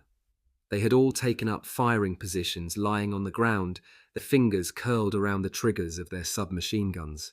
One of the PO2s had already been fitted in the rear cockpit with the machine gun that was soon to become standard armament. One pilot was sitting in the cockpit, swinging the barrel of the machine gun around in a wide arc. Everyone prepared to fire. Then one of the leading soldiers waved his rifle in the air. Hanging limply from the end of the muzzle was a grubby but unmistakably white handkerchief. He came forward slowly and spoke enough Russian to make it clear that they did not want to fight. The women ordered them to throw their weapons in a pile and sit down in a group where they could all be conveniently covered by the machine gun in the aircraft. The Germans' uniforms were ragged, and many of the soldiers looked thin and hungry. Among them were several senior officers, including one dispirited-looking man with the red collar flashes of a general. They sat meekly for several hours until Soviet ground troops arrived to take them into captivity. The regiment moved on from Belorussia into Poland. From the air, every road seemed to be choked with refugees. Marina Chichnova told me, "It seemed we had been flying over scenes like these for years. Below my wings I could see burning villages and towns, and smoke and flames from hamlets, and even isolated farmhouses. When we flew low, we could see little children sitting on top of carts full of belongings, being pushed slowly by their parents through the sea of people. It made me wish that it would all be over soon." Tanya Makarova, one of the squadron commanders, and Vera Belek were the first women flyers to die on foreign soil. On a night mission in Poland, they were stalked and then shot down in flames by a night fighter. They had been very popular, and at this stage in the war, when the end seemed so close, the loss of two friends who had come unscathed through so much was in some ways even harder to accept than the earlier deaths. After they had buried their friends, the women of their squadron painted in large white letters on the dark green fuselage of one of the PO2s the names of the dead women and the promise that they would be avenged. To the women, this gesture did not seem in the least melodramatic. It was a simple affirmation of love for their lost friends and a visible symbol of aggression. One more woman flyer was to die before the Germans were pushed out of Poland, and the circumstances of her death were the stuff of nightmares. Lily Sanfarova and her navigator and friend Rufa Gasheva were shot down on a night sortie north of Warsaw. They had landed in a no-man's land between the opposing forces and, after getting out of the aircraft with only cuts and bruises, became separated on the ground. In the darkness, the women called out to each other as the Germans started firing in the direction of their blazing aircraft. Rufa recalled in her account of the incident, "As I crawled across the ground, my hands touched something cold and metallic. I ran my fingers over it carefully. I realized with terror that I was touching a mine. We had landed in the middle of a minefield." Only later did Rufa learn that both anti-tank and anti-personnel mines had been sown in that field. The women could have stepped on any number of anti-tank mines without exerting sufficient pressure to detonate their fearsome power, but the anti-personnel mines were designed with a pressure device that activated on the lightest touch. Rufa called a warning to her friend. The mine she had touched with her fingers had somehow become uncovered. She was unlikely to be so lucky again. Inch by inch they crawled through the night, probing with their fingers, scarcely daring to move their weight from one tentative knee to the other. The spacing of their hands or the length of their crawl could mean life or the awful blinding flash which would end it all. Each fall of the knee was an anguished attempt to make an indentation so light that it would not disturb whatever might lie an inch or two beneath the damp soil. Rufa caught her hand on something sharp. As she tugged it away, something ripped deeply through her flesh. She was clutching a piece of barbed wire. The pain was exquisite. It meant she had reached the end of the minefield. A few yards away, she heard a man swearing in Russian. She called out to him and, lying flat on her stomach, wriggled through the curling wire entanglement. She had made it. Just then, 100 yards away to her left, there was a flash and a short, flat explosion. It was Lily. Rufa would never know how many anti-tank mines she had crawled over, or how many anti-personnel ones she had missed by a hair's breadth. Now Lily, so close to safety, had placed a knee, a hand, or perhaps even a finger in the wrong piece of earth. The soldiers gave Rufa a large mug of vodka and forced her to swallow it. It seemed unlikely that Lily could have survived the explosion. There was no sound at all from where she had been. In any case, the troops were not prepared to venture into the minefield without detection equipment. At daybreak, they could see her just beyond the wire. Death, it seemed, must have been instantaneous. When she returned to her airfield, Rufa was assigned to fly with another pilot. But sometimes in the heat of combat, over the intercom, she would call out the name of the woman with whom she had shared the war. The women had spent the war being fed on a propaganda diet, attributing every German action to the fascist beasts, and they had indeed seen the evidence of some of the brutalities of the invaders. Some of their own families had been among the victims. The women flyers' only direct contact with the Germans, though, had been in recent months when they had helped round up stragglers. Natalia Mecklin had come across the body of a young German soldier who had obviously been killed in a surprise attack. Nearby lay his rifle. He looked very young, and for a moment she felt a wave of pity, but then I remembered everything that people like him had done to my country, and I hardened my heart. Now that they were in Prussia and advancing towards Berlin, the women were curious to see the civilian population that less than 4 years before had followed with excitement the enormous early successes of the German armies as they smashed into Russia. There was a village close to the airfield, and although they had been warned to stay away from the civilian population, curiosity overcame Marina Chichnova. She checked her pistol, unbuttoned the flap of the holster, and slipped away.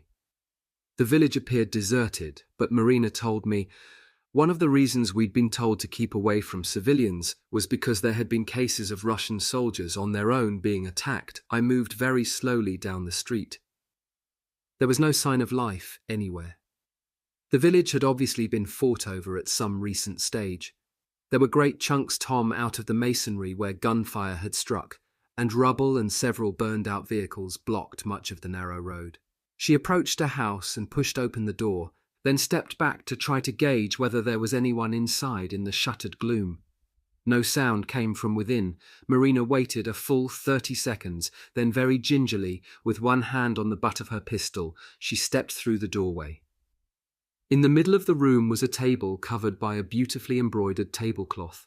As her eyes became more accustomed to the faint light filtering through the shutters, Marina saw that, despite the sparse furniture, everything was neat and tidy.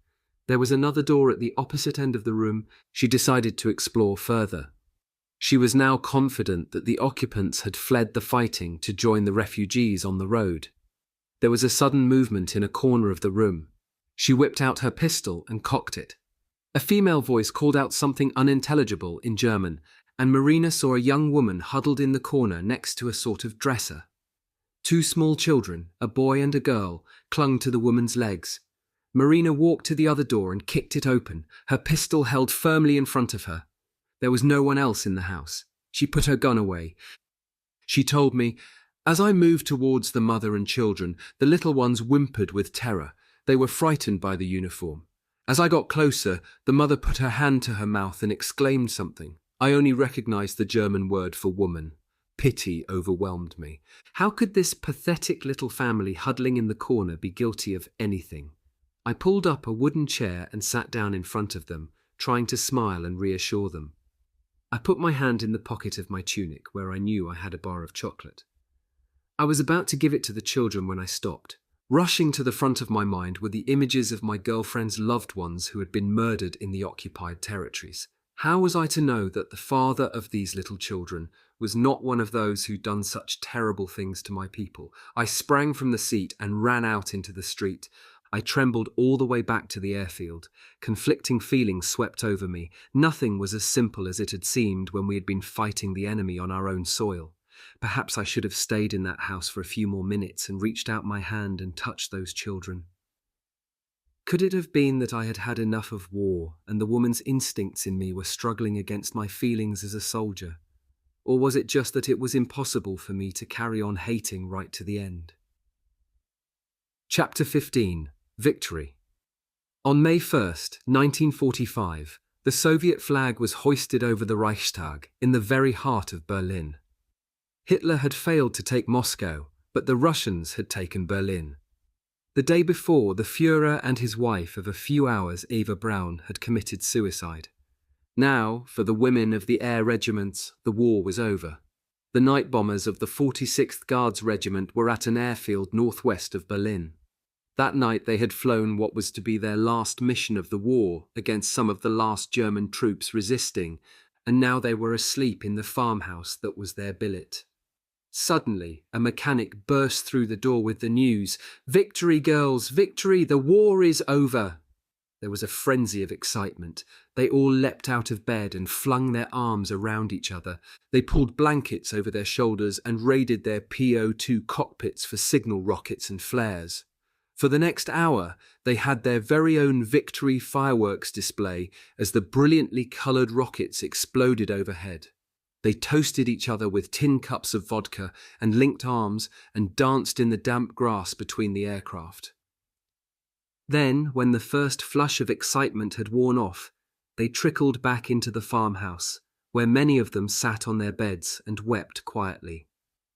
Marina Chichnova told me, "I put my greatcoat over my shoulders and slipped outside alone. Everything seemed unnaturally peaceful.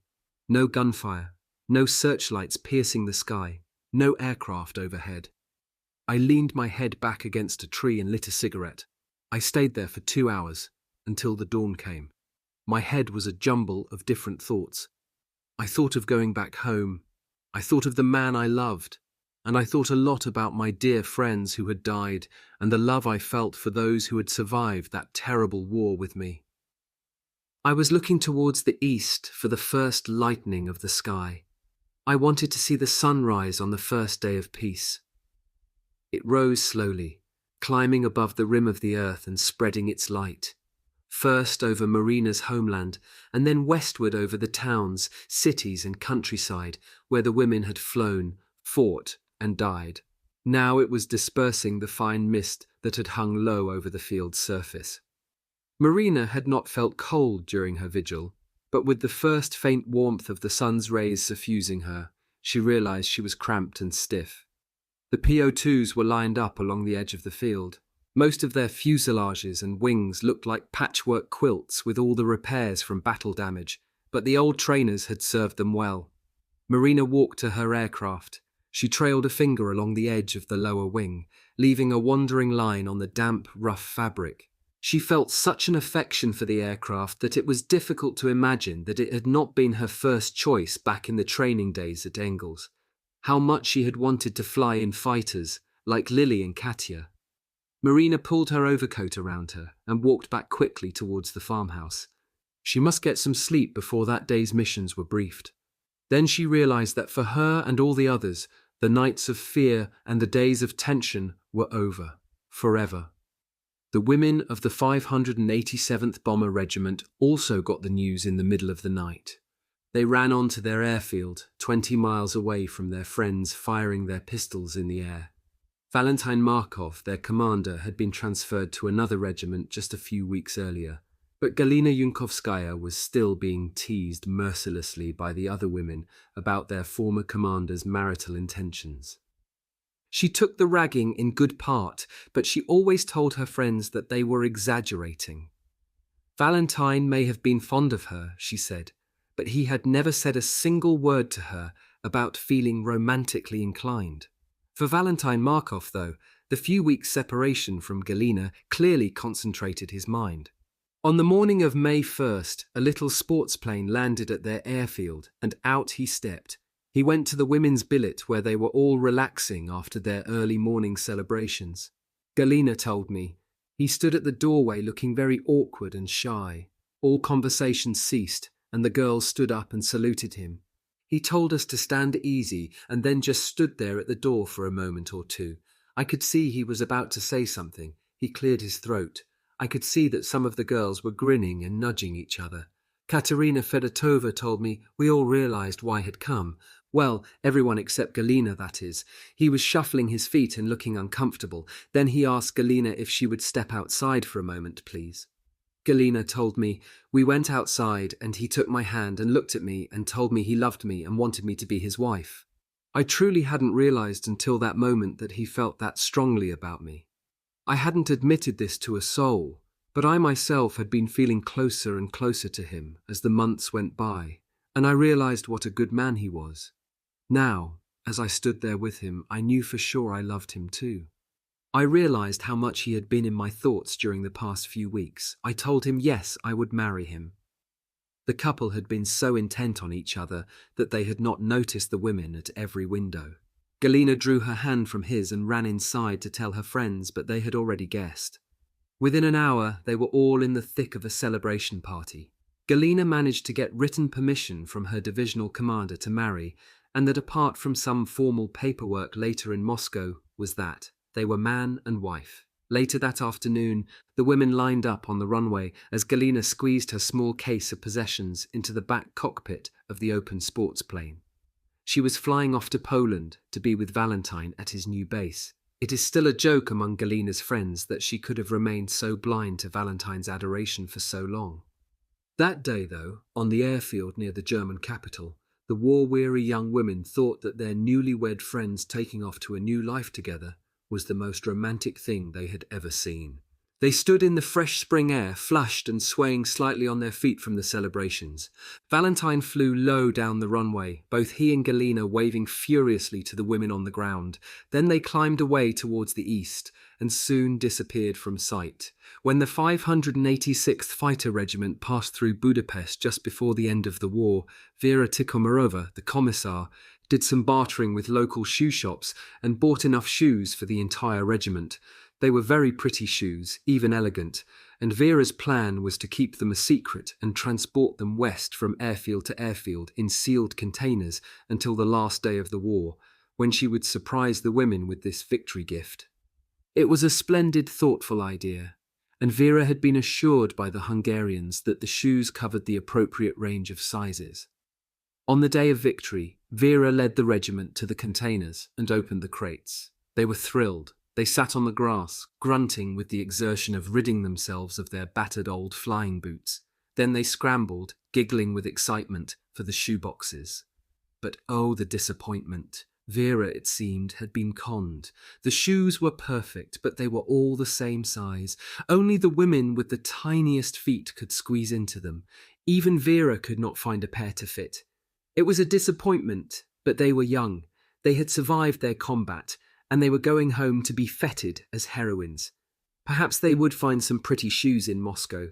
2 months before the end of the war, Nadia Popova had met up with her boyfriend Simon at a presentation of medals by Marshal Konstantin Rokossovsky. Simon was rather shy, and he told some of Nadia's friends that he was particularly fond of a certain girl and hoped that she was fond of him. Later in the day, though, he plucked up the courage to take Nadia aside and said, "There's something I must discuss with you." Nadia, who knew that he was about to propose, preempted him. She took his hand, she recalls, and told him tenderly, "Not until the war is over. We'll discuss it then, I promise." The day the war ended, Simon's fighter regiment was about 15 miles from Berlin. He arrived by car at Nadia's airfield and walked in as she was lying on her bed, reading. She told me, "It was a complete surprise." He smiled at me and simply said, "Come with me in the car. One think you said we had something to discuss." We drove into Berlin as far as we could. Then we had to leave the car with its driver and walk. We were making for the Reichstag, but the streets were impassable with great chunks of masonry, burned-out army vehicles, and great mounds of stinking, decaying rubbish. Overhead, they heard the familiar sound of a PO2. After delivering a message to a nearby airfield, pilot Natalia Mecklin was returning to the farmhouse where the night bombers had celebrated victory. They were on strict instructions not to overfly the city of Berlin, but for Natalia, the temptation was simply too great. She made a sweeping diversion, flying across the sprawling suburbs towards the center of the great city. She had only read about Berlin in newspapers and magazines. Now, at a height of under 200 feet, she skimmed above the devastation, mile after mile, gazing into the gutted, roofless blocks of ruined homes and factories. Now and then, as she looked over the side of the aircraft, she would see upturned faces from the depths of these blackened shells.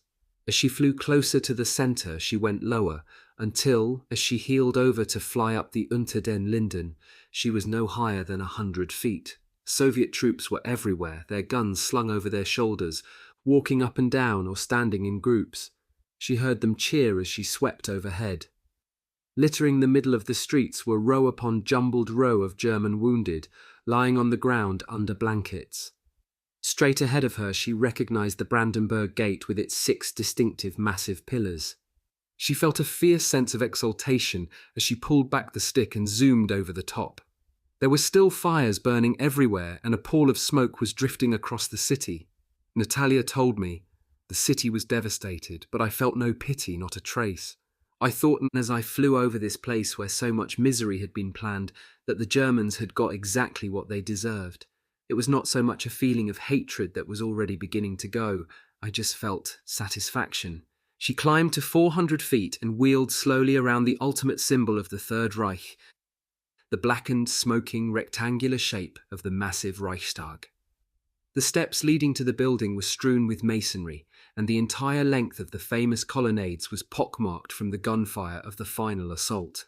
From the enormous dome in the center of the roof, the red banner with its hammer and sickle was streaming out in the spring breeze. Natalia circled once more, then climbed away and set course for the airfield. On the ground, Nadia and Simon picked their way through the streets. Exhausted Soviet soldiers lay asleep, quite uncovered on the pavements. Those who were awake wore expressions of jubilation, and there was a lot of drinking and dancing in the streets. The throng of Russians got thicker as they neared their destination. Everyone was jostling around the pillars, the colonnades, the interior walls. Anywhere there was still a blank, smooth surface left. They were writing their names, they were writing the names of their mothers, their wives, their children.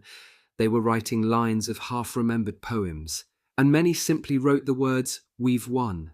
No one will ever know who was the first to scrawl his name on that building, but it evoked an irresistible need to leave here in the symbolic heart of the enemy a personal footnote to the end of a dark period in history. Many had scrawled their names in charcoal from the burned timber.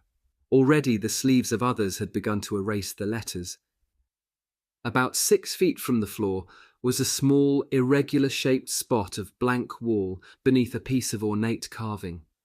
Simon lifted Nadia in a bear hug around the waist, and, with the broad, blunt end of a pencil, she wrote her name and the date.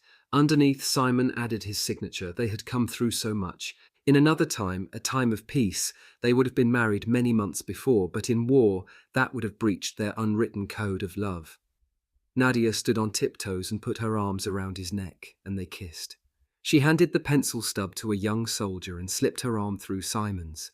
The young warriors slowly walked back to the car, through the rubble of defeat and past the empty faces of the conquered.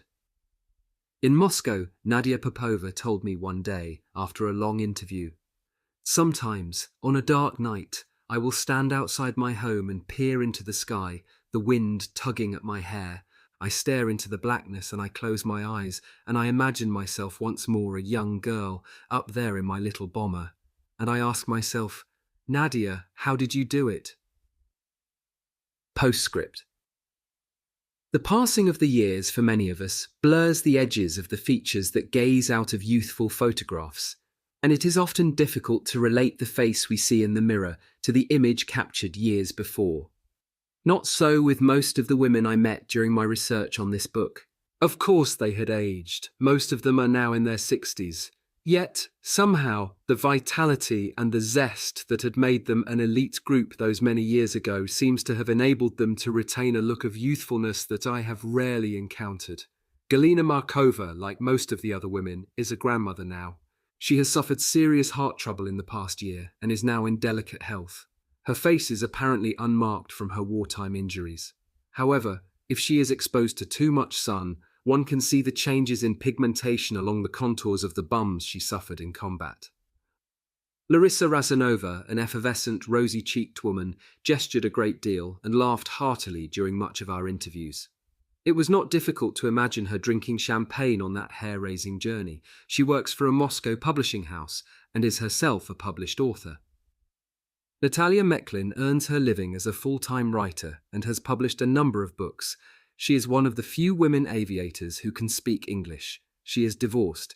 Nadia Popova is a tremendously self-confident woman and still physically attractive. Her husband is believed to be a general in the Red Air Force. Marina Chichnova has, physically, changed little from the black-eyed, fiery young girl in wartime photographs. She was still full of aggression as she described her wartime exploits. She and Nadia Popova have remained the closest of friends. Marina was unable to keep our last appointment because of her husband's grave illness. I am indebted to the Soviet authorities for all their efforts leading me to the above information on the survivors. I nevertheless am sorry that it couldn't extend further and provide biographical material on many of the other women.